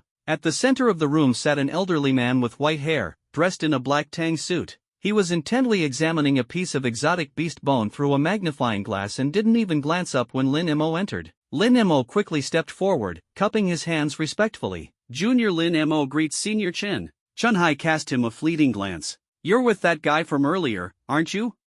Yes. Lin Mo nodded awkwardly. At least you're more polite than he was, Chunhai sneered, setting the magnifying glass down. His sharp gaze bore into Lin Mo. I've been retired for years. If the Bureau of Supernatural Abilities is looking for me, it must be something important? Senior Chen, I came this time to Lin Mo began to explain, but Chunhai raised a hand to interrupt him. The old man took out a pocket watch, glanced at the time, and said, It's about time. I need to head to the market and prepare lunch for my grandson. If you've got business, come back tomorrow. We're closed for the day. Lin Mo froze, a chill running down his spine. This old man was eccentric. He was kicking him out before he could even finish his sentence. Still standing there? Waiting for me to feed you lunch? Chunhai stood up and glared coldly at Lin Mo. Senior Chen, I'm here to borrow something. Lin Mo hurriedly explained. All the more reason to leave, Chunhai said icily. First, I don't like dealing with the Bureau of Supernatural Abilities. Second, we don't know each other, so why would I lend you anything?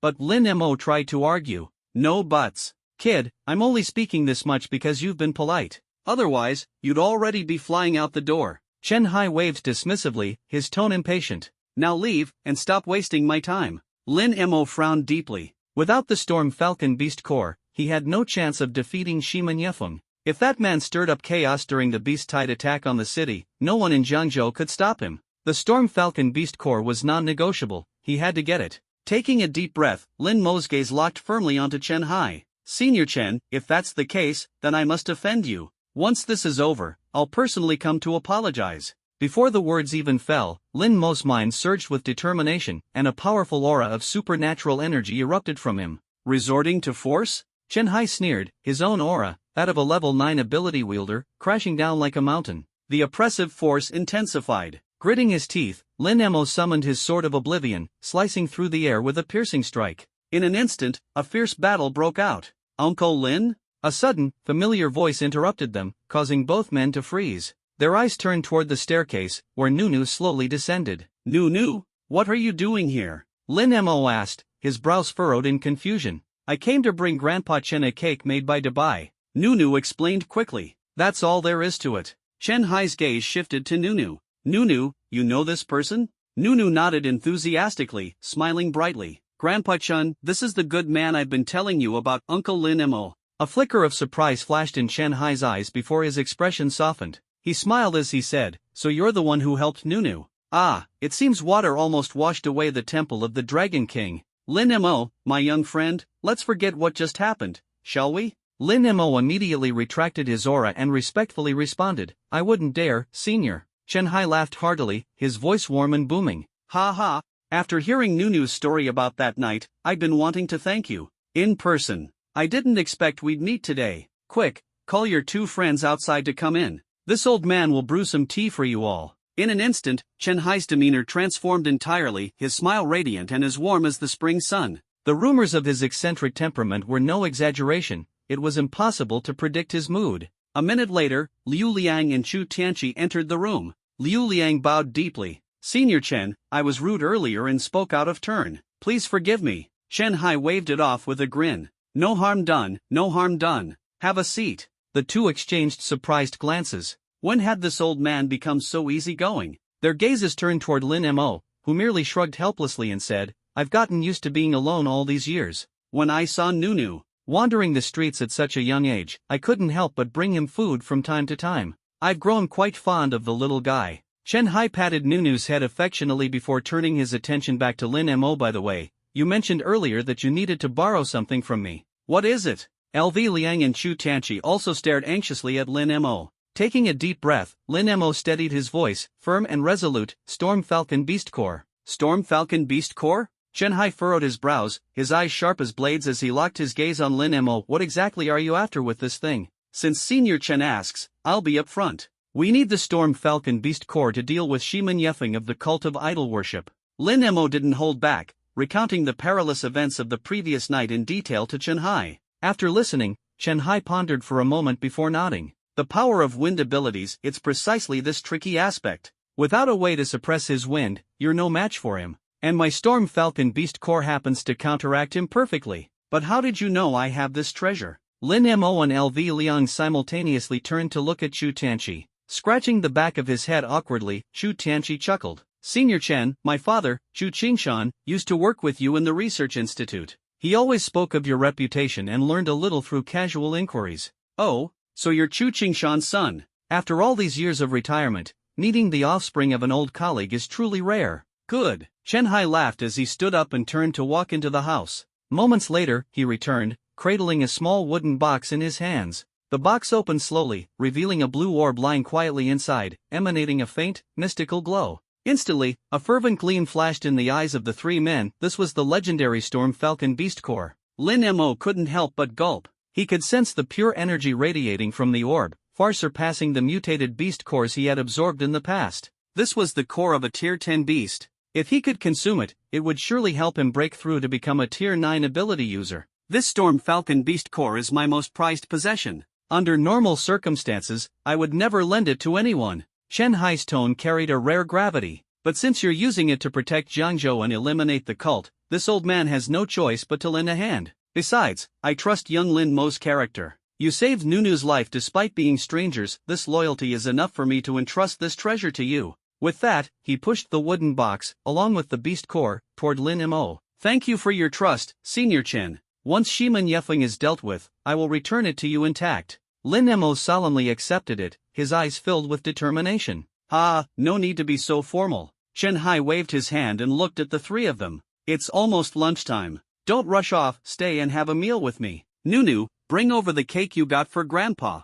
Let them have a little something to eat first. Got it. Nunu cheerfully ran off. Shortly after, a box of snow-white, jade-like small cakes was placed before the three. Come now, don't be shy. Have some first. Later, this old man will personally cook for you. Chen Hai smiled warmly as he invited them. The three froze, their expressions changing slightly. Especially LV Liang, who instinctively shrank back in alarm. They quickly waved their hands, forcing awkward smiles. We're not hungry right now, really. You won't eat? Well, don't mind if I do. Nunu brought it for me, and I haven't tried it yet. Chen Hai grabbed a piece of cake and took a hearty bite. Crunch! Suddenly, a sharp crack echoed as two of his teeth broke loose, blood trickling down the corner of his mouth. The scene made Lin Mo and the others gasp audibly. LV Liang leaned closer and whispered, Brother Lin, I think Senior Chen might need a trip to the dentist after this. With the Storm Falcon Beast Core in his possession, Lin Mo felt a surge of excitement and newfound confidence. The next time he faced Shiman Yefeng, he wouldn't let him escape so easily again.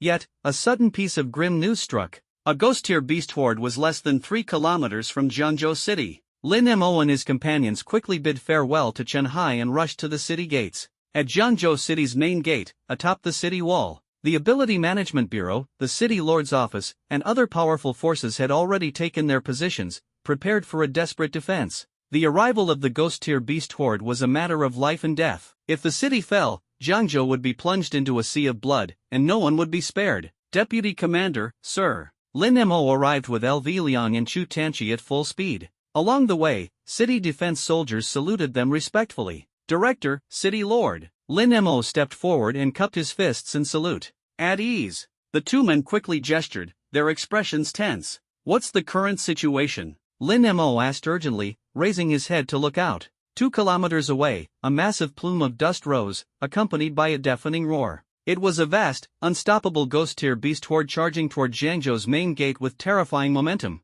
The numbers had increased. A dense, overwhelming mass of tens of thousands surged forward like a black tide, roaring and unstoppable. Lin Mo furrowed his brows tightly, the weight in his heart pressing down like a mountain. While you were away earlier, I discussed with City Lord Jiang that we must find a way to disperse this beast tide and deal with them, piece by piece. Zhao Tianlin's gaze was resolute. Otherwise, if they all charge the city gates at once, we won't be able to hold them. If the gates are breached and the beasts flood into the city, the consequences would be unimaginable. Disperse them. Lin Mo muttered in a low voice, his brows knit tightly as he glanced at Zhao Tianlin and Zhang Qinian. When Wang Delong forced me into the beast tide earlier, I made an observation. This beast tide, though massive, isn't a unified force. There's competition and chaos within. Every species of beast has a high-ranking leader among them. To disperse the tide, we need to draw the attention of these leaders. Once they're provoked and chase after us, their kind will naturally follow, creating division within the tide. A glimmer of approval flashed in Zhang Qinian's eyes.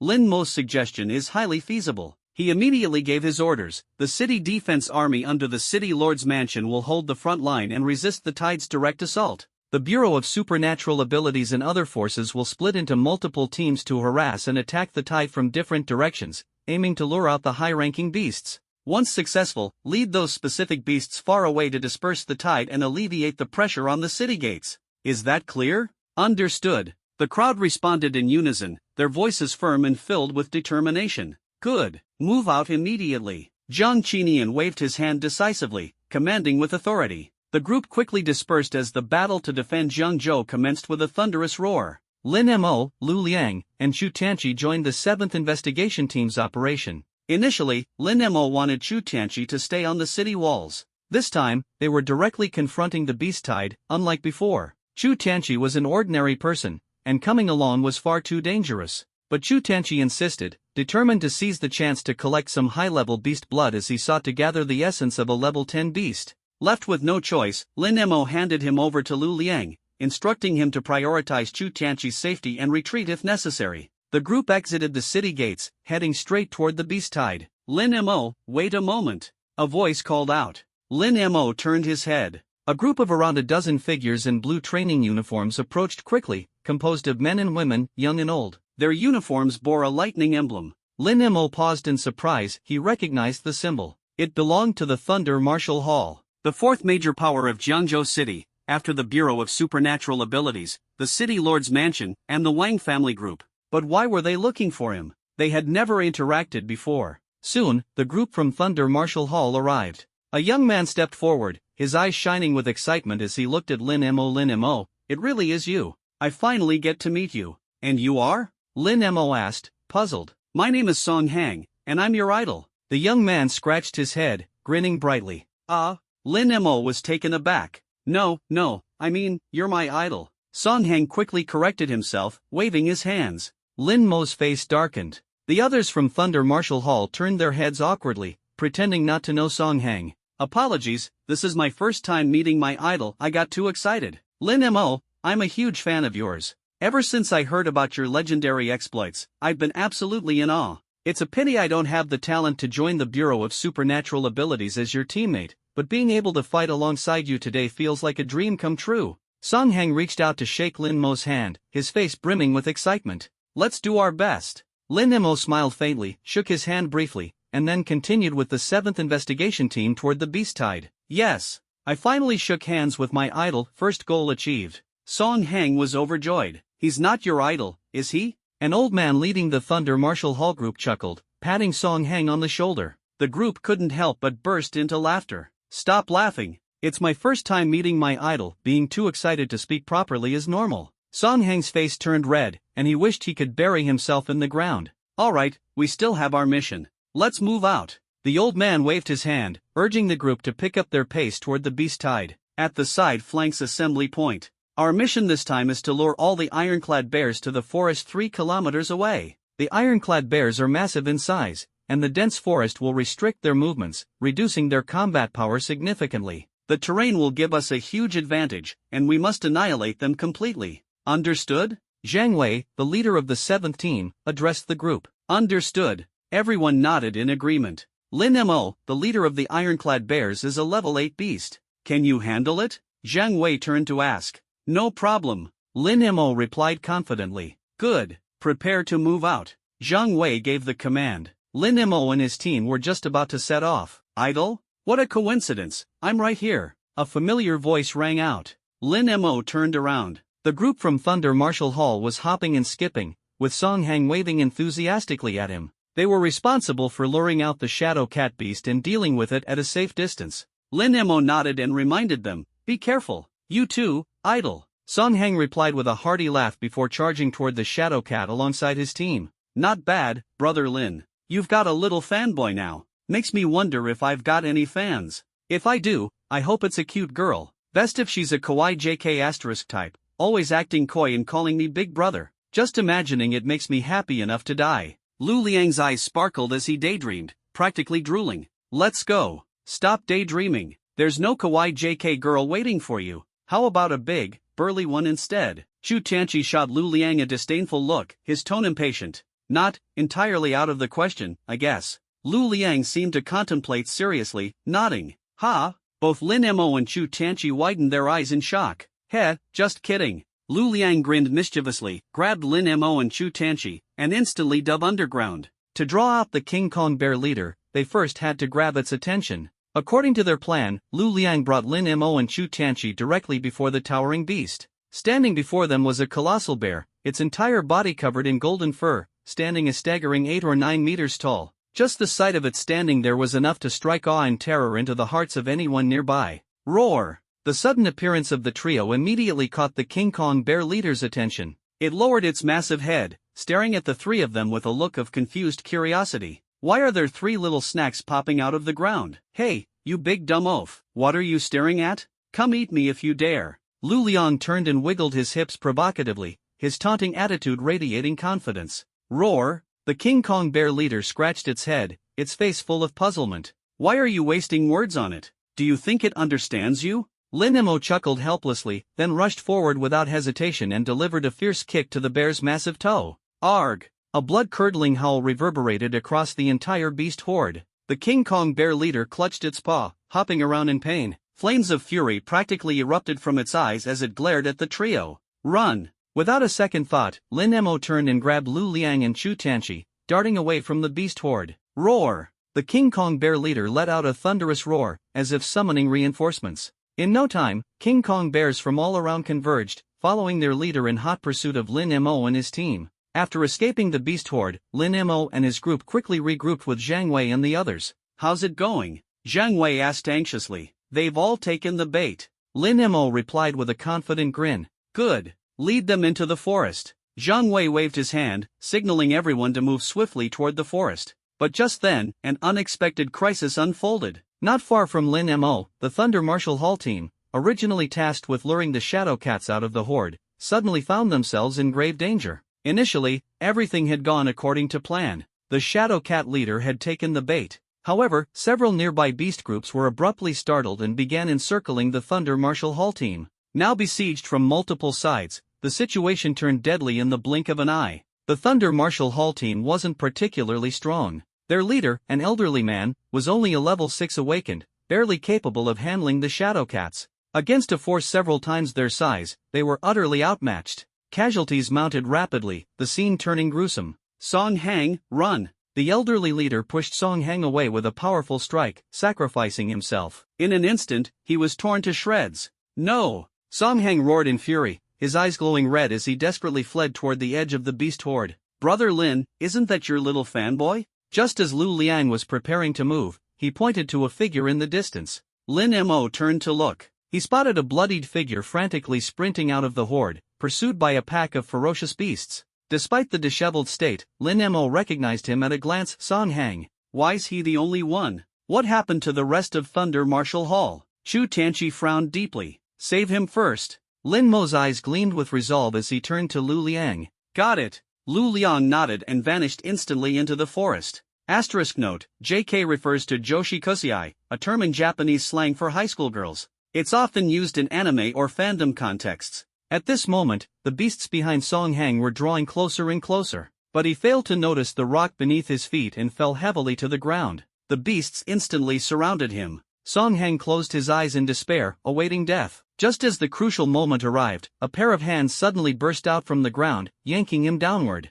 The beasts pounced into thin air. I'm still alive? Song Hang opened his eyes in astonishment, only to see Lu Liang and Lin Mo standing before him. Where are the others from your martial dojo? Lin Mo frowned deeply. We were surrounded by several groups of beasts. They're all dead. It was our leader who fought to his last breath to cover my escape, granting me this one slim chance to survive. Song Hang's eyes were bloodshot, his fists clenched tightly. The group around him fell silent, sighing in unison. They were all wanderers in this cruel world. Today, it was the Thunder Martial Dojo that perished. Tomorrow, it could very well be their turn. War is brutal, filled with endless bloodshed and sacrifice. Once you step onto the battlefield, no one expects to make it out alive. Zhang Wei stepped forward, patting Song Hang on the shoulder. His voice was steady as he said, "From now on, stay with us. Live, and don't let the leader's sacrifice be in vain. Team leader, the Diamond Bears are coming after us." At that moment, someone shouted, pointing at the massive group of bears charging toward them.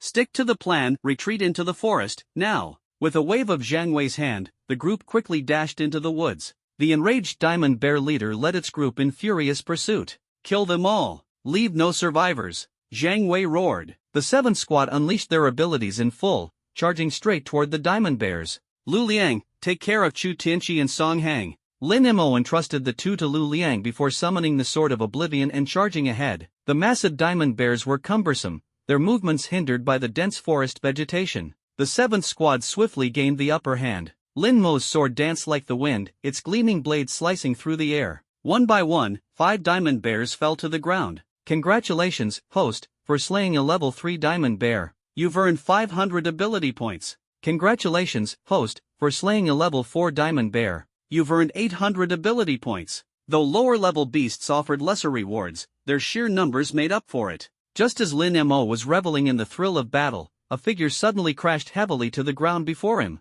Looking down, he saw it was Zhang Wei, the squad leader. My poor back. Zhang Wei lay sprawled on the ground, his face contorted in pain. Leader, are you alright? Lin Mo hurried over to help him up. I'm fine, no internal injuries. Zhang Wei forced a smile, though his eyes glimmered with unyielding determination. Waving his hand, Zhang Wei's gaze locked onto the towering figure of the Diamond Bear leader not far away. His expression was filled with dread. That level 8 beast is truly terrifying. As a level 7 ability user, I'm no match for it. Leave it to me. Lin Mo grinned, raising his Sword of Oblivion, and surged forward. Roar! The Diamond Bear leader seemed to recognize Lin Mo, its fury igniting in an instant. Its eyes burned like fire as it swung a massive paw toward a centuries-old tree nearby. The tree trunk, as thick as a water tank, was cleaved in two with a single blow. The power of that strike was utterly horrifying. Why so angry? Calm down, no need to rush, I'm here to make amends. Lin Mo's lips curled into a smirk, his tone lighthearted. Before he could finish his sentence,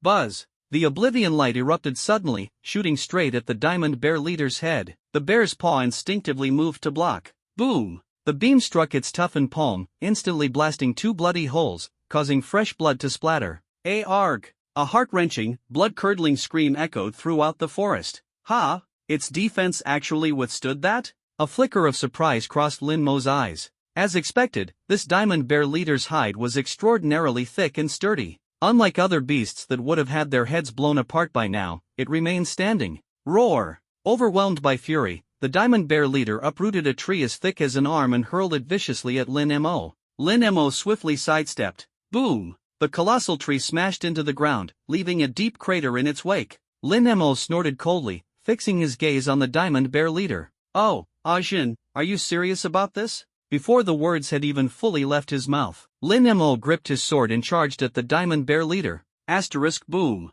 boom, boom, asterisk. The enraged beast showed no sign of letting up, continuously uprooting trees and hurling them at Lin Mo. Yet Lin Mo's movements were as agile as the wind, evading every attack and closing the distance rapidly. Roar! With an earth-shattering roar, the Diamond Bear leader swung its colossal fist at Lin Mo like a meteor crashing down. This punch radiated an overwhelming force, as if Mount Tai itself was bearing down. From a distance, the sheer oppressive aura was suffocating, but Lin Mo remained unfazed. He smirked lightly, gripping the Sword of Oblivion tightly, and unleashed a strike. Buzz! A crimson sword beam shot forth like lightning, aimed directly at the Diamond Bear leader's fist. Boom! Fists exploded with a deafening crack, sending fragments of flesh flying in all directions before disappearing without a trace. Roar! The golden-armored bear leader howled in pain, stomping the ground in fury. The earth trembled under its enormous weight, as if struck by an earthquake. This isn't my fault, it's what you asked for. Lin Mo sneered coldly, showing no mercy.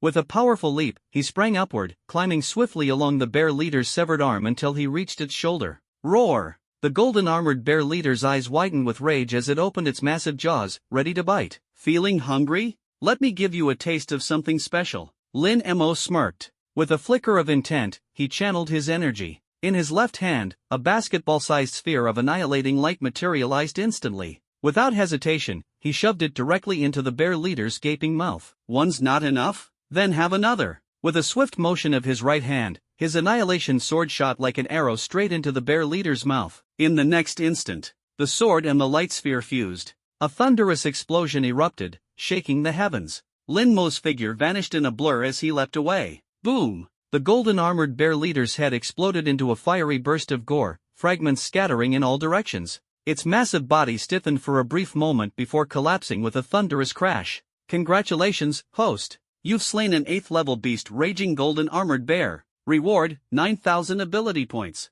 Lin Mo's lips curved into a cold smile. High-level beasts were so much more satisfying to kill. One of these was worth 10 or more ordinary beasts. Lin Mo, your strength. I can't even begin to understand it anymore. Zhang Wei approached, giving him a thumbs up. When Lin Mo had first joined, he was just a 3rd-level ability user. Yet in less than half a month, he was now effortlessly taking down 8th-level beasts. His growth rate was terrifying, practically like he was cheating. Ha, you're too kind, Captain. Lin Mo chuckled, drawing out his C-grade longsword before charging toward the remaining golden armored bears. With their leader dead, the rest of the bears were in complete disarray. Clearing the battlefield didn't even require the use of abilities perfect for conserving energy, especially since the real battles were far from over. Under Lin Mo and the 7th Investigation Team's coordinated efforts, the remaining golden armored bears were swiftly eradicated. At the same time, other teams worked to lure away and eliminate the remaining beasts. The number of creatures in the ghost-tier beast tide decreased dramatically. The immediate pressure on the city's frontline defense eased substantially.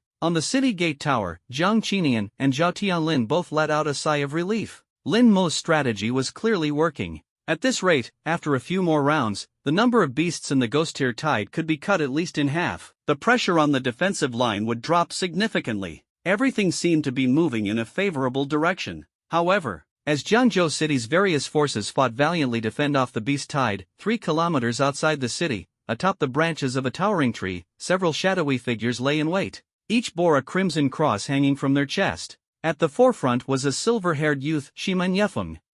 Trying to split up the beast tide and conquer it piece by piece. Clever move, Shimen Yefeng remarked, his sharp gaze quickly deciphering the tactics of Jiangzhou's defenders. Master Priest, this seems too easy for them. Should we up the difficulty a bit? One of his subordinates suggested in a low voice. No need, Shimen Yefeng shook his head. Sure, their plan eases the pressure on the front lines, but do you really think a ghost-tier beast tide is so simple to handle? His eyes shifted toward the heart of the beast tide, a sly smirk playing on his lips. Besides, this ghost-tier beast tide? It's just an appetizer. The real grand finale hasn't even begun. At those words, the air seemed to grow heavier. The subordinates exchanged grins, their expressions twisted with malice. Let Jiang Qinian and the others keep themselves busy with the beast tide for now. When they're worn out, when their forces are devastated, when they believe victory is within their grasp, we'll give them a surprise they'll never forget. Just imagining the terror on their faces, I can't wait. Shimen Yefeng's cold laughter sent chills through the air. His voice was as icy as death itself. With a wave of his hand, he addressed his subordinates.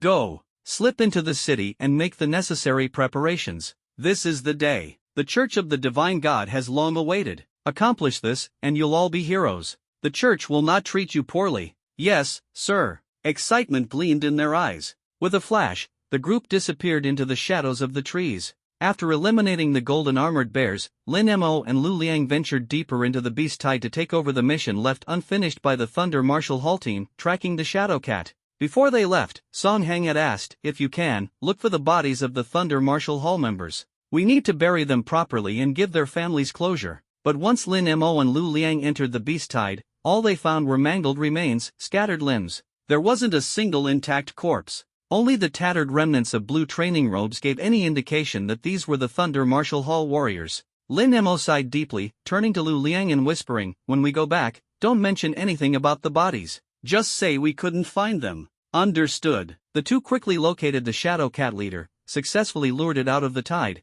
and slew it, avenging the Thunder Martial Hall team. After defeating 2 waves of beasts, Lin Mo led the 7th squad back to the city wall for a brief rest. Zhao Tianlin and Jiang Qinian immediately approached, giving a thumbs up. Lin Mo, that move of yours was brilliant. Otherwise, the city gates would have fallen long ago. Lin Mo smiled modestly, waving his hand. The city lord and director flatter me. I just proposed a plan. The real credit goes to everyone working together. He stepped forward, his gaze fixed on the ghost-level beast tide below. After a fierce battle, the number of the strange beasts in the tide had significantly decreased. At this rate, holding the city gates wouldn't be an issue. However, Lin Mo's brows suddenly furrowed, as if he had sensed something unusual. Brother Lin, what's wrong? Lu Liang frowned, puzzled. This is going too smoothly. Lin Mo narrowed his eyes, his tone icy. Isn't that a good thing? Lu Liang didn't quite understand. Have you forgotten? The cult of divine worship went to great lengths earlier to hasten the ghost-level beast tide's arrival at Jiangzhou City. Lin Mo sneered. Now the tide is here, yet they've vanished without a trace. Isn't that suspicious? Lu Liang was suddenly enlightened. Brother Lin, are you saying the cult of divine worship has another scheme? Exactly. Lin Mo's eyes turned sharp. I initially thought they wanted to use the beast tide to breach the city, but now it seems this is just a distraction to tie up the defenders. They're plotting something far bigger. But Jiangzhou City is just a small fourth-tier city. Why go to such lengths? What could they possibly want? Lu Liang's brows tightened, his face filled with confusion. Director, we have an emergency. At that moment, an investigator from the Bureau of Supernatural Abilities rushed up to the city wall in a panic. Report. Zhao Tianlin frowned deeply. The supernatural prison has been attacked. All the super criminals and strange beasts have been released and are wreaking havoc across the city. The investigator's expression was grim. What? Zhao Tianlin's eyes widened in shock. Who did this? Shiman Yefeng of the cult of divine worship. The investigator's words made Lin Mo immediately turn around, staring intently. Shiman Yefeng is in the city? Exactly. The investigator nodded. What's his goal? Lin Mo frowned. If it was just to release a few criminals to create chaos, it wouldn't be enough to cause major disruption. Instead, it would only expose his own presence, which made no sense.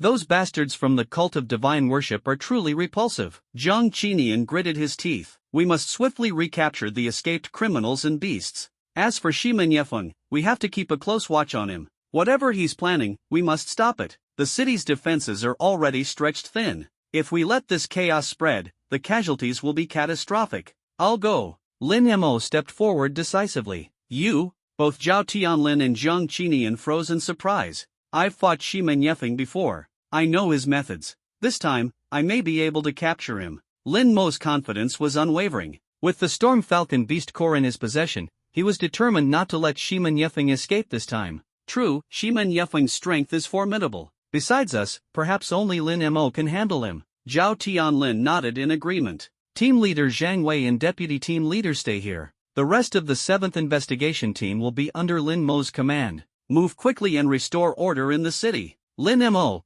I'll assign you a squad of the city defense forces. The city's safety depends on you. Zhang Qinian placed a firm hand on Lin Mo's shoulder, his expression solemn. I won't let you down. Lin Mo clasped his hands together in salute, then led Lu Liang, Xu Tianqi, Song Hang, and the others straight toward the city center. Brother Jiang, do you think Lin Mo can handle this? Zhao Tianlin watched them depart, his face filled with concern. We have no choice but to trust him now. Zhang Qinian took a deep breath, his gaze locked on the surging ghost-level beast tide below. His voice turned cold. Prepare for battle. The big ones among those beasts can't hold back much longer. It's our turn to take action. When they arrived at the city center, the scene before them made everyone's faces pale. Several buildings on the commercial street were engulfed in flames. Strange beasts roamed the streets, savagely slaughtering civilians. A giant mantis-like beast swung its steel blade-like arms, cutting down 7 or 8 people in an instant, blood spraying everywhere. Another scorpion-like beast lashed its spear-like tail, impaling several fleeing civilians into a skewered, bloody mess. The massacre was horrifying. The entire street had turned into a hellish nightmare. On either side of the street, several super criminals in prison uniforms were wreaking havoc, adding to the chaos. A man conjured a bomb with his bare hands and hurled it forcefully toward a shop on the street. Another spewed blazing flames from both hands, incinerating fleeing pedestrians. And yet another unleashed a chilling gust of frost, instantly freezing the entire roadway into a sheet of ice. Vehicles screeched to a halt, but the icy surface rendered braking useless. They collided violently, forming a mangled heap of twisted metal. In an instant, the once bustling commercial district descended into utter chaos. Screams, roars, and explosions echoed through the air, as though the apocalypse had arrived. Those bastards! Lu Liang bellowed in rage, his jaw clenched tightly. Lin Mo turned his head, his cold gaze sweeping over the members of the 7th Investigation Unit and the city defense soldiers. His voice was low and commanding. Apprehend them immediately. Anyone who resists, execute on the spot. Understood. The group responded in unison, fists clenched before they charged into the fray. Brother Lin, what about us? Lu Liang fixed his eyes on Lin Mo, puzzled. Take one alive. We need to uncover Shiman Yefeng's whereabouts. That guy is hiding a massive secret. Lin Mo's eyes narrowed slightly as he spoke, his tone icy. Without delay, his gaze scanned the street, locking onto the fire-wielding criminal wreaking havoc. Him. Lu Liang nodded and grabbed Lin Mo's wrist. Together, they crouched and swiftly slipped into an underground passage. Not good. The Ability Management Bureau and the City Lord's forces are here. Guys, we need to bail now. The fire-wielding criminal's face turned pale as he saw the approaching investigators and soldiers. He spun around, ready to flee. But at that moment, two shadows emerged abruptly from the ground, blocking his escape. Where do you think you're going? Lin Mo's lips curled into a cold smirk, his voice as frigid as ice. Who the hell are you? Get lost. The fire-wielding criminal roared in fury, waving his hand as searing flames surged toward Lin Mo and Lu Liang. Buzz! A red light flashed in Lin Mo's eyes. A beam of annihilation erupted. The fire-wielding criminal's hands, and both forearms, disintegrated into nothingness in an instant. Arg! A blood-curdling scream reverberated through the street. The other superpowered criminals froze in their tracks, their faces drained of color, terror overwhelming them. I know him. He's Lin Mo, the new investigator from the Ability Management Bureau. He took down Wang Dalong, that was a level 9 ability user. Not just Wang Dalong, anyone who crosses him ends up dead. Why are you just standing there? Run! Stop wasting time. Who turned the road into ice? Trying to kill me? Wasn't that your own doing? Stop with the powers, or we're all gonna die. Clearly, recognizing Lin Mo sent the superpowered criminals into a frenzy. Without hesitation, they turned and fled. Their frantic remarks, however, reached the ears of the fire-wielding criminal left behind. His whole body trembled violently, his legs turning to jelly. I heard you fire users can shoot flames from anywhere on your body? Lin Mo's eyes glowed an ominous red as he sneered. Come on, try another spot. Big brother, spare me. Terrified out of his wits, the fire-wielding criminal fell to his knees, kowtowing desperately. Shoot flames? His mouth could still produce fire, but the moment he tried, the annihilation beam was already upon him. Relax. I just have a few questions for you. Answer honestly, and I might let you go home. Lin Mo's voice was icy as he spoke. Ask me anything. I'll tell you everything I know. The criminal nodded frantically. Why did Shimen Yefeng send you all out? After he released you, where did he go? Lin Mo's eyes narrowed as he fixed his piercing gaze on the man. He said to unleash chaos in the city center, claiming the Ability Management Bureau and the City Lord's men were tied up at the gates. He told us even if we leveled the city center, nothing would happen to us. As for where he went, I don't know. But I overheard him telling his subordinates it was time to break the seal. Break the seal? Lin Mo frowned, his gaze sharp. Anything else? That's all I know. Can I go home now? The fire-wielding criminal asked cautiously. Of course. Lin Mo's lips curled into a cold smile. I'll send you on your way. Buzz. The annihilation beam flared to life, and the fire-wielding criminal disintegrated instantly, leaving not a trace behind. Congratulations, host, on eliminating a level 5 ability user. You have gained 2,000 ability points. At the same time, the other fleeing superpowered criminals were surrounded by the 7th Investigation Unit and city defense soldiers, leaving them with no escape. Lin Mo and Lu Liang returned to Chu Tianqi and Song Hang. Any leads? Chu Tianqi asked urgently. Shimen Yefeng mentioned breaking a seal, but where the seal is or what it's sealing, we have no clue right now. Lin Mo's brows furrowed deeply. A seal? Song Hang's eyes lit up at the mention. He quickly turned to Lin Mo. Idol, I know a little about the seals around Zhengzhou City, but I'm not sure if it's the one he's referring to. Oh? Lin Mo turned his head to look at Song Hang. You know where there's a seal in Zhengzhou City? Yes, my ability is the art of confinement, which makes me especially sensitive to seal energy fluctuations. Once, I passed by a place and felt a strong seal energy, but since I'm only at level 3, I couldn't determine the exact location or the details of the seal. Song Hang explained. Wonderful. That might be the place Shimen Yefeng mentioned. Find it for me on the map now. He's probably there. Lin Mo's eyes lit up with excitement as he spoke urgently. Song Hang immediately pulled out his phone, opened the map, and began searching quickly. Before long, he handed the screen to Lin Mo and the others. What the hell? Isn't this next to our complex, at Brother House Barbecue Joint? Lu Liang exclaimed, his eyes wide open. It really is that place. Chu Tianqi was equally shocked. Yeah, there's definitely a barbecue joint nearby. Song Hang nodded. Let's go. It's got to be there. Lin Mo waved his hand decisively, and the four of them quickly got into the car, speeding off toward Brother House Barbecue Joint. At Brother House Barbecue Joint, a massive dog-like beast was chasing a few civilians. The civilians, with nowhere to run, desperately banged on the rolling shuttered door. Who is it? Why are you banging? We don't open until the evening. the shutter door slowly rolled up. Brother Hao, still groggy, stepped out. He had just been dreaming about holding hands and sharing a kiss with his first crush from years ago, only to be rudely awakened. His mood was terrible. "Boss, there's a beast. Let us hide here." The civilians rushed inside, their faces filled with terror. "A beast?" Brother Hao instantly sobered up, raising his head sharply. Not far away, a massive dog-like beast with a jet-black body and blood-red eyes was glaring at him intently. Saliva dripped from its mouth. It had clearly marked Brother Hao as its prey. **T, a demon dog. Brother Hao shuddered all over, turned on his heel, and sprinted back inside, yanking the rolling shuttered door closed. Woof! The demon dog had no intention of letting its prey escape. It lunged forward, its sharp claws slashing through the air with a chilling sound. Bang! The shuttered door was shredded instantly, the sound of its destruction echoing loudly. "Ah!" Brother Hao and the civilians screamed in panic, running deeper into the shop. The demon dog was incredibly fast, and it seemed certain to catch up within seconds. Swish! Swish! At that critical moment, 2 flashes of cold light streaked through the air. The next instant, the demon dog was sliced into 3 clean pieces, the cuts so smooth they were almost surreal. The civilians froze, staring dumbfounded. Then they slowly looked up. There stood Brother Hao, gripping 2 cleavers, standing amidst the dismembered body of the beast. The blades were dripping with fresh blood. At that moment, the fear on Brother Hao's face had vanished. What replaced it was an icy calmness, a murderous aura so intense it felt as if he were a completely different person. "God damn it. Do you know how hard it is for me to dream about my first crush? I was this close, and you damn mutt ruined it." Brother Hao angrily kicked the demon dog's severed tail, then turned to the civilians and waved them off coldly. "Don't just stand there.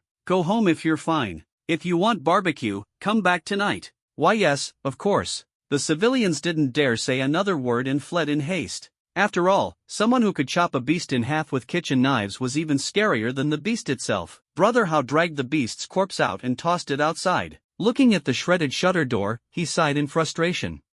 No barbecue again for the next few days. Resigned, he closed the glass door and headed back toward his bed. Bang! Bang! Bang! Suddenly, urgent knocking came from behind him. "I said we don't open until the evening. Who now?" Brother Hao turned, clearly annoyed. But it wasn't the civilians at the door. It was a silver-haired man. If Lin Mo were here, he would have recognized him instantly. It was none other than Shiman Yefeng. Brother Hao turned and flung the glass door open. His gaze swept over Shiman Yefeng and the red crosses on the chests of the men behind him. A faint cold glint flashed in his eyes. "We're closed. Gatekeeper Ouyang Hao, code number 9527, dual blade ability, assigned to guard the seal. Am I wrong?" Shiman Yefeng's lips curled into a sly smile, his eyes sharp as knives, fixed on Brother Hao. "Sorry, I have no idea what you're talking about. If there's nothing else, I'm going back to sleep. I've got barbecue to grill tonight." Brother Hao shook his head, turning to shut the door. Suddenly, Shiman Yefeng pressed a palm against the glass door, applying a slight force.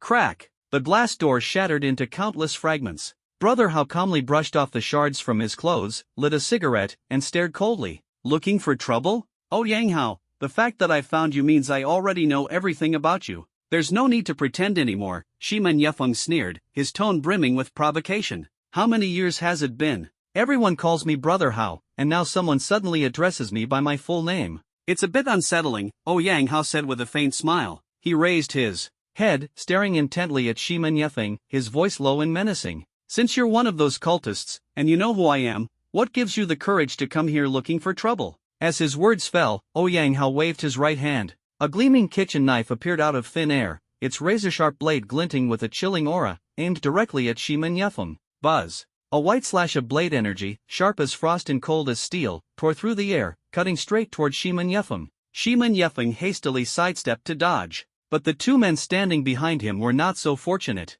In an instant, the blade energy sliced them into 4 pieces. The cuts were smooth, as if sculpted by a master craftsman. Shiman Yefeng narrowed his eyes, his expression darkening. "Impressive blade energy. It seems you've made significant progress over the past few years. You think I've been spending my days here just grilling kebabs?" Ouyang Hao retorted with a cold laugh, swinging his blade to attack again. Shiman Yefeng raised a hand, summoning a gust of blue astral wind that howled toward Ouyang Hao. But Ouyang Hao faced it without fear. With a flick of his knife, the astral wind shattered instantly. A rank 9 ability user? Ouyang Hao's heart skipped a beat. How could Jiangzhou City harbor a cultist of such power? Their clash revealed their strength in full. Ah, I almost forgot to introduce myself. I am Shiman Yefeng, a priest of the god-worshipping cult, Shiman Yefeng said, a cold smile curling at his lips. Shiman Yefeng? Yang Hao's eyes narrowed, his expression turning grim. You're the one commanding the cultists around Jiangzhou City. All the cult's activities in Jiangzhou's cities, you're the mastermind behind them.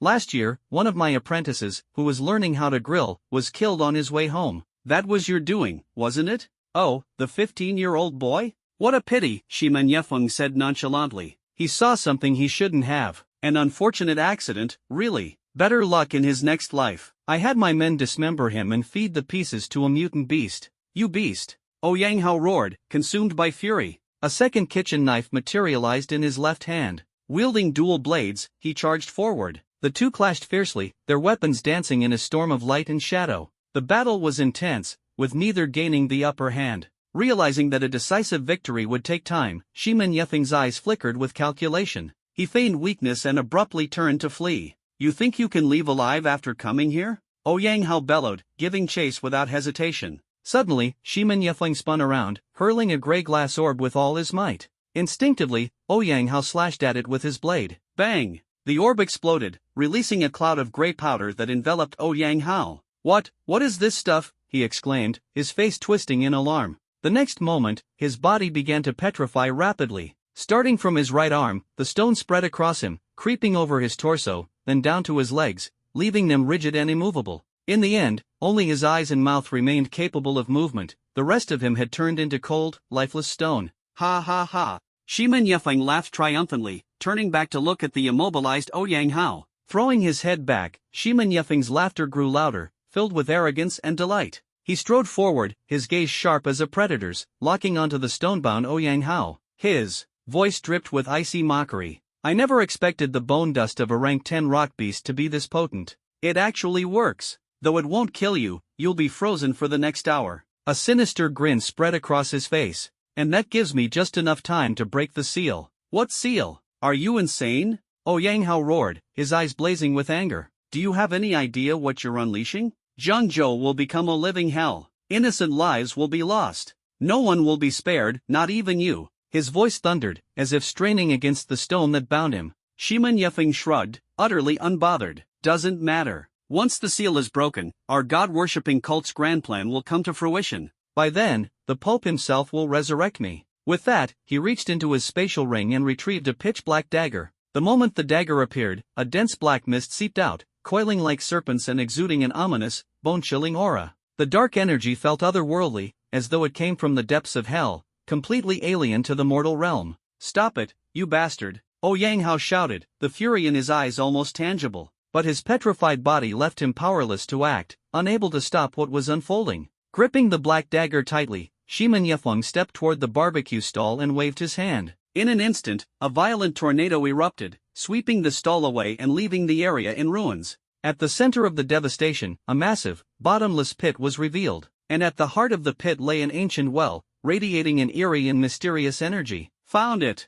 Shiman Yefeng's face lit up with fanatical excitement as he approached the well, leaning in to peer down. The well was as deep and dark as a black hole, its depths unfathomable. From below, it seemed to harbor a terrifyingly powerful presence. Even from a distance, the oppressive force and the faint, sinister whispers emanating from it were suffocating. Shiman Yefeng extended a hand, reaching toward the well's edge. Buzz! A golden barrier of seals suddenly appeared, violently pushing away his hand. The seal wasn't large, but it perfectly covered the mouth of the ancient well. Countless mysterious runes shone with a blazing brilliance. It was precisely this seal that locked away the terrifying force lurking deep within the well. Interesting. Luckily, I came prepared. Shiman Yefeng sneered coldly, his gaze falling on the black dagger in his right hand, which was continuously emitting dark energy. Without hesitation, he thrust it toward the seal. No! Yang Hao's eyes widened with fury as he desperately tried to stop him. But Shiman Yefeng paid him no mind. The black dagger pierced deeply into the golden seal. Buzz!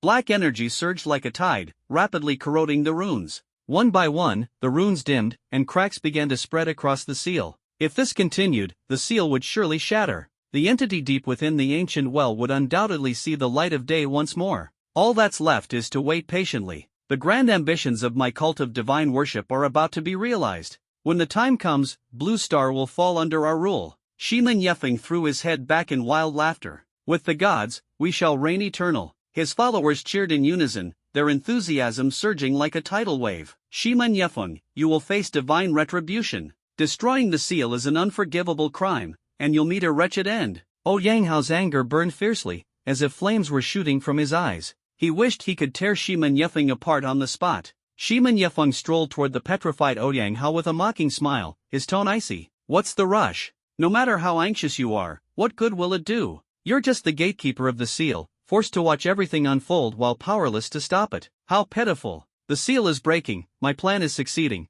and no one can stop me. Ha ha ha. Oh, I wouldn't be so sure about that. Suddenly, a mocking voice rang out. Shiman Yefeng frowned and turned his head. 4 figures were rapidly approaching. Lin Mo? Shiman Yefeng's expression changed drastically as he coldly asked, how are you here? Aren't you supposed to be guarding the city gate against the ghost-class beast tide? Maybe it's fate. Even the heavens don't want you to succeed. Lin Mo's lips curled into a cold smile as he approached, his sharp gaze sweeping over the petrified Yang Hao and the ancient well in the pit. I originally thought the cult of divine worship summoned the ghost-class beast tide to attack the city. I didn't expect your true target to be here. Investigator Lin, you've arrived just in time. Stop this lunatic Shiman Yefeng. Hope flickered in Yang Hao's eyes as he called out in excitement. How? I've been eating barbecue at your place all this time, and I never suspected you had this kind of identity. Lin Mo looked Yang Hao up and down, his expression full of surprise. It was clear he had overheard Shiman Yefeng's words. Even though Yang Hao was petrified, Lin Mo could still sense the surging energy waves within him. His power was at least level 9 or higher. Investigator Lin, I've been living under an alias here for the sake of a mission. I'll explain everything later. But for now, you must stop Shiman Yefeng. The seal cannot be broken. If it is, Jianzhou and even Blue Star itself will face destruction. Yang Hao's voice was urgent. Don't worry, I'll stop him. Lin Mo patted Yang Hao's shoulder, his gaze resolute. Ha ha ha. Shiman Yefeng laughed disdainfully, his eyes full of mockery as he looked at Lin Mo and the 3 others. Stop me? With just you bunch of trash? Ridiculous. Lin Mo, that night I had other matters to attend to, so you escaped with your life by sheer luck. I was planning to kill you after the seal was broken, but it seems you've delivered yourself to me instead. Very well. Since that's the case, let's settle both old and new scores at once. Before the words even finished ringing out, Shiman Yefeng stomped the ground fiercely, his figure darting toward Lin Mo like a gust of wind. At the same time, several of his subordinates swiftly surrounded Lu Liang and the others. A fierce battle was on the verge of erupting. Bang! A dull thud echoed through the air. Both Shiman Yefeng and Lin Mo staggered backward several steps. In just one night, your strength has improved this much? Shiman Yefeng glanced down at his slightly trembling right hand, astonishment flickering in his eyes. The clash just now, though devoid of supernatural powers, had been a test of sheer physical strength, and Lin Mo was clearly much stronger than he had been during the battle on the city wall the previous night. This rate of growth, it was terrifying. He must not be allowed to live. With that thought in mind, Shiman Yefeng waved both hands. Whoosh! A terrifying tornado took shape out of nowhere, surging toward Lin Mo in an instant. Lin Mo raised an eyebrow. This was the full force of a 9th-tier peak expert's supernatural power, not something to be underestimated. Taking a deep breath, he summoned the Sword of Oblivion into his hands, gripping it tightly before slashing forward with all his might. Buzz! A crimson sword energy erupted, slicing through the air straight toward the tornado. Boom! A deafening explosion shattered the air. The 2 devastating forces collided violently, erupting and dispersing in an instant. Oh! Shiman Yefeng narrowed his eyes, his voice icy. I didn't expect a mere 8th-tier ability user like you to match my supernatural power. Just what grade is your ability? You'll find out once you're dead. Lin Mo sneered, gripping the Sword of Oblivion tightly as he charged directly at Shiman Yefeng, slashing downward with fierce determination. Just as the Sword of Oblivion was about to strike Shiman Yefeng, at the critical moment, 2 mini whirlwinds suddenly formed beneath Shiman Yefeng's feet. His entire body shot into the air, narrowly evading the fatal blow. Hovering midair, Shiman Yefeng stood atop his wind currents, looking down at Lin Mo with a smug, cold smile. Lin Mo, no matter how high your ability grade is, you're still too green compared to me. Now that I'm high above, what can you possibly do to me? Lin Mo squinted, his mind stirring. Buzz! A beam of Oblivion energy suddenly erupted, shooting straight toward Shiman Yefeng in the sky. However, Shiman Yefeng had anticipated this. He dodged nimbly, and the beam missed its target. Ha ha ha, you missed. He threw his head back in laughter, his gaze full of disdain. Lin Mo, don't waste your strength. You can't touch me. Right now, you're nothing more than a plaything in my eyes, completely at my mercy. Before the laughter faded, his hands swiftly performed a series of seals, and he roared. Wind array, activate. Hoo. 6 massive tornadoes suddenly formed, each exuding a destructive, apocalyptic force as they hurtled toward Lin Mo. Not good, Lin, watch out. From a distance, Lu Liang and the others turned their heads mid-battle, their faces paling at the sight. Wherever the 6 tornadoes passed, the ground was torn apart, leaving nothing but barren desolation, as if doomsday had arrived. But Lin Mo remained calm, his gaze sweeping over Shimen Yefeng and the encircling tornadoes. A faint, mocking smile tugged at the corner of his lips. You enjoy playing with wind? Well then, let me show you something as well. With a thought, Lin Mo conjured a small, ethereal blue orb into his hand, the Storm Falcon Beast Core. Without hesitation, Lin Mo bit his finger, letting a drop of blood fall onto the orb. Buzz! The orb instantly emitted a dazzling blue light. The surrounding winds halted abruptly, and the 6 tornadoes froze in mid-air, completely motionless. What is this? Shimen Yefeng's face darkened as he hovered mid-air, shock evident in his expression. Before he could react, the 2 mini whirlwinds beneath his feet also ceased spinning. The next moment, he lost his balance and plummeted to the ground, crashing into the earth with a resounding thud that left a deep, human-shaped crater. How could this happen? He struggled to climb out of the pit, his face pale as he coughed up a mouthful of blood. Falling from such a height without any protection, it was nearly impossible even for a 9th-tier ability user to escape unscathed. But what filled him with even greater despair was the fact that his wind powers no longer responded to him, as though half of his abilities had been sealed away. No matter how he tried, he couldn't summon them. His face turned grim, dark as death itself. Shimen Yefeng, surprised? Didn't see this coming, did you? Lin Mo approached step by step, mockery dripping from his words. Without your wind abilities, you're nothing but a featherless phoenix. Come on, let's see you fly.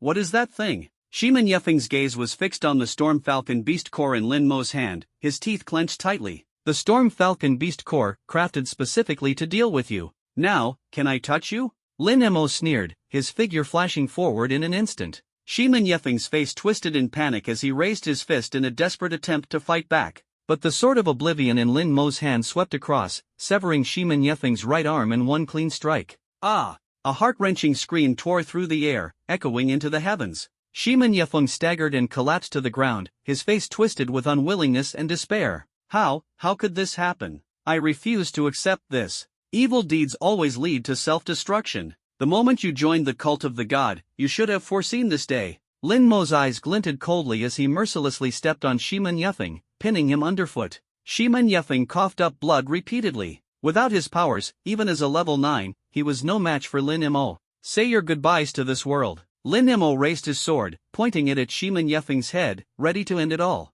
Suddenly, rumble. The sky was overwhelmed with rolling thunderclouds, lightning crackling fiercely, and the ground trembled violently. It was as if the apocalypse had arrived. Lin Mo froze, stunned. He hadn't activated the Oblivion domain, so what was happening? Ha. It's out. It's finally out. Even though I won't escape death, my mission is complete. Shimen Yefeng, still under Lin Mo's foot, suddenly burst into maniacal laughter. What? Lin Mo frowned, his vigilance heightened. Investigator Lin, look at the seal. The immobilized Ouyang Hao suddenly shouted, his voice deafening. Lin Mo quickly turned toward the ancient well in the deep pit. The golden seal above the well had dimmed and was now riddled with cracks. Most of the runes had been corroded by the black aura emanating from a dagger, leaving only a few desperately holding on. From deep within the ancient well, a horrifying power was awakening, threatening to break through the seal at any moment. Ha. Lin Mo, in the end, I've won. So what if you kill me? The cult of the god has succeeded. You, and everyone in Jiangzhou will face the apocalypse.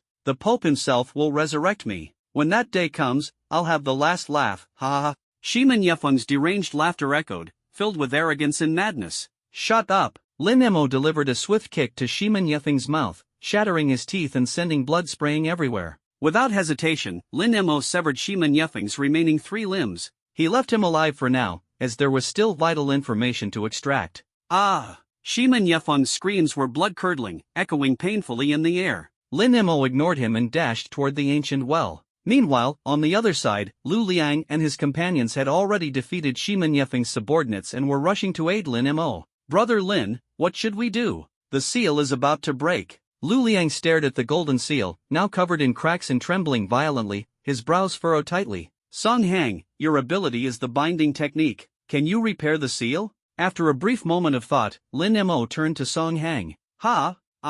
I've never tried. I'm not sure if I can. Song Hang shook his head, his face pale with anxiety. Then try. Lin Mo's brows knitted tightly as he commanded. Okay. Song Hang took a deep breath, stepped forward, and quickly formed seals with both hands, activating his ability. Buzz. A purple rune took shape in his palms, glowing brilliantly, and flew toward the golden seal above the ancient well. Instantly, the golden seal stabilized, and one of the cracks visibly began to mend. A glimmer of hope flashed in the eyes of Lin Mo and the others. It was working. However, their joy was short-lived. A sudden surge of black aura erupted, violently corroding the purple rune. In an instant, the rune disintegrated and dispersed. The golden seal trembled once more, and the freshly repaired crack reappeared, now joined by an even deeper fissure. It's no use. Song Hang's expression darkened as he gritted his teeth. The black aura from that dagger naturally counters binding runes. If we can't remove it, no amount of runes will fix the seal. Lin Mo stepped forward, took a deep breath, and reached for the dagger. The moment his hand touched the hilt, an overwhelming force exploded outward. Lin Mo's face paled as his body was flung backward, crashing heavily to the ground. Blood spurted from his mouth. Brother Lin. Lu Liang and Chu Tianqi rushed over to help him up. Are you all right? Lin Mo shook his head and raised his trembling right hand. His palm was unnaturally black, as if poisoned, and his hand quivered uncontrollably. This dagger is no ordinary weapon. Lin Mo muttered with a deep frown. Just touching it triggered such a severe backlash. Forcing it out might cost me my arm. Let me try. Lu Liang gritted his teeth and stepped forward. No. Lin Mo quickly stopped him. You're too weak, you'd die instantly. Then what do we do? The seal is breaking. The entity beneath the well hasn't fully emerged, yet it's already causing apocalyptic phenomena, Chu Tianqi said coldly. If it gets out, all of Zhengzhou is doomed. Lin Mo took a deep breath. I'll try again. If I lose an arm, so be it. But I can't let it escape. Just as he prepared to step forward, a voice called out from behind. The three turned their heads to see Ouyang Hao limping toward them. Though his left leg and right arm were still petrified, he could barely move. Are you all right? Lin Mo asked in astonishment. The power of the level 10 stone beast's ashes is formidable, but with time, its effect weakens significantly. I forced my way through it with my ability. Ouyang Hao explained with a smile. His eyes locked onto the black dagger, and he took a deep breath. Gatekeeper, only I can pull out this dagger. In your current state, are you sure about this? Lin Mo asked, concerned. No worries. I've trained in body tempering martial arts since I was young. My physique far surpasses those of other ability users at the same level, which is why I was able to break free from the petrification so quickly. Ouyang Hao laughed confidently. The backlash from the dagger won't be able to harm me. Guarding the seal is my duty. As long as the seal remains, I remain. If the seal is broken, I will die. His voice was firm and resolute. Third brother, we're counting on you. Lin Mo and the others clasped their fists in respect. Step back. I'll give it my all to pull out the dagger. The rest is up to you to repair. Ouyang Hao stepped forward, gripping the dagger's hilt with both his petrified right hand and normal left hand. Buzz, a terrifying backlash force surged forth. He clenched his teeth, gripping tightly. Cracks suddenly appeared on his petrified right arm, as if it were about to shatter at any moment. Brother Hao, let go. Your right arm is about to break. Lin Mo shouted anxiously. No, I can't let go. If I let go now, all our efforts will be wasted. Ouyang Hao gritted his teeth, his gums bleeding, his face twisted in pain, veins bulging on his forehead. The pain was like flames tearing through him, but he held on with all his might, determined to pull out the dagger. Thud! Suddenly, unexpectedly, Ouyang Hao's face turned pale as he spat out a mouthful of blood. His aura plummeted instantly, as if he'd suffered a devastating blow. Brother Hao, you'll die at this rate. Lin Mo's eyes were filled with urgency. Since ancient times, who hasn't faced death? My mission, as Ouyang Hao, is to protect the seal. As long as I draw breath, the seal shall not break. Ouyang Hao's eyes widened, his roar filled with both defiance and unwavering resolve. Crack! His petrified right arm finally reached its limit, shattering into pieces with a loud crash. The terrifying force surged again, as if it aimed to blow him completely away. In this life-or-death moment, Ouyang Hao's left hand gripped the black dagger's hilt tightly. Using the momentum, he forcibly pulled the dagger out of the golden seal. His entire body was flung dozens of meters away, slamming heavily onto the ground. Blood poured out continuously, and his aura weakened rapidly. Brother, how? Lin Mo's face changed drastically, panic evident in his expression. Lu Liang rushed forward, quickly pulling out a healing potion from his spatial ring and feeding it to Ouyang Hao. Only then was his condition barely stabilized, but his right arm was completely destroyed. However, Ouyang Hao had no time to dwell on his injuries. Gritting his teeth, he roared, "Quick, repair the seal!" Song Hang! Lin Mo turned and shouted, "Got it!" Song Hang immediately activated his ability. Purple runes gathered like shooting stars, swiftly flying toward the golden seal. Without the black mist released by the black dagger, the purple runes miraculously stabilized the seal. The cracks began to heal at a visible pace. Seeing this, everyone finally breathed a sigh of relief. Boom! However, just as they felt slightly relieved, a violent tremor suddenly erupted from the bottom of the well. Lin Mo could sense it. A terrifying aura was rapidly rising from the depths of the well. That thing was coming up. Song Hang, focus on repairing the seal. No matter what happens next, even if the sky falls, the seal must not break. Lin Mo turned, his sharp gaze cutting into Song Hang like a blade. Got it, idol. Even if I die, this seal will not break. Song Hang gritted his teeth, his eyes blazing with unyielding determination. Boom! A mass of black mist shot out from the bottom of the well, slamming fiercely into the golden seal. The golden seal trembled violently, and the purple runes dimmed instantly, as if on the verge of shattering. Fortunately, Song Hang had been repairing it for some time, otherwise, this blow alone would have destroyed the seal. Without hesitation, he quickly summoned more purple runes to reinforce the seal. Boom! Another blast of black mist struck. This time, the force was even more terrifying. In an instant, the purple runes nearly vanished, the seal's cracks spread wider, and it teetered on the brink of collapse. Song Hang, hurry! Lin Mo's brows furrowed, his voice urgent. Damn it, I'm going all in. Song Hang bit the tip of his tongue, his hot blood spraying onto his hands. His face immediately turned pale, and his aura dropped sharply, but his hands glowed with blood-red runes, like blazing flames. One by one, the runes landed on the golden seal. The fragile seal immediately stabilized, and the cracks disappeared without a trace. Boom! Another surge of black mist came crashing down. Song Hang spat out a mouthful of blood, his face growing even paler. Yet the seal held as steady as Mount Tai, unshaken and immovable. Ouyang Hao, standing nearby, watched with admiration in his eyes. He's merged the seal with his own body, using his physical form to share the damage. That's a real man. Lin Mo, Lu Liang, and the others all cast respectful glances at him. The black mist from the depths of the well, after 3 consecutive failed assaults, suddenly fell silent. Has it given up? Lin Mo narrowed his eyes and was about to step forward to investigate. Hee. A chilling, eerie laugh echoed from the well. Suddenly, a massive crimson eye emerged at the mouth of the well. The ancient well, with a diameter of nearly 2 meters, was completely filled by this gigantic eye.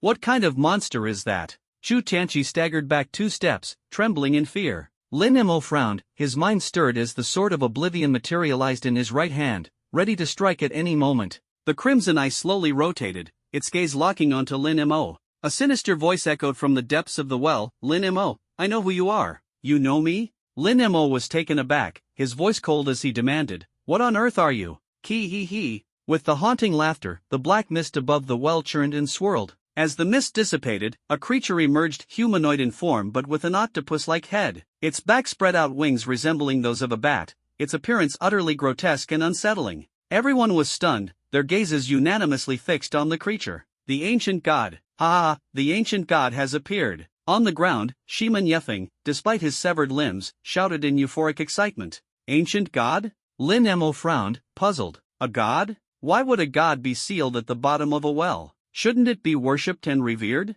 The abyssal god, Krus. Ouyang Hao's expression turned grave, his face full of dread. The abyssal god? Lin Mo turned to Ouyang Hao and asked, the seal is still intact, so how did it get out? Has the seal failed? No, the seal hasn't failed. Ouyang Hao shook his head, his tone steady. This is merely a fragment of its consciousness. If its true form were to emerge from the bottom of the well, the small city of Jiangzhou would never withstand it. It would collapse in an instant. Consciousness? Lin Mo narrowed his eyes, staring at Krus. The tentacle-like chin of the creature grew more unnerving the longer he looked at it. Just then, Krus lowered its gaze to Lin Mo, a mocking smirk curling at the corners of its mouth. Lin Mo, break the seal and release me. If you want to survive, obey. Otherwise, you and these ignorant humans will all become my food. Threaten me? A cold light flashed in Lin Mo's eyes as he swung the sword of oblivion in an instant. Buzz! A crimson sword aura shot forth like a sharp blade, aimed directly at Krus. Its edge gleamed with deadly ferocity, about to strike its target.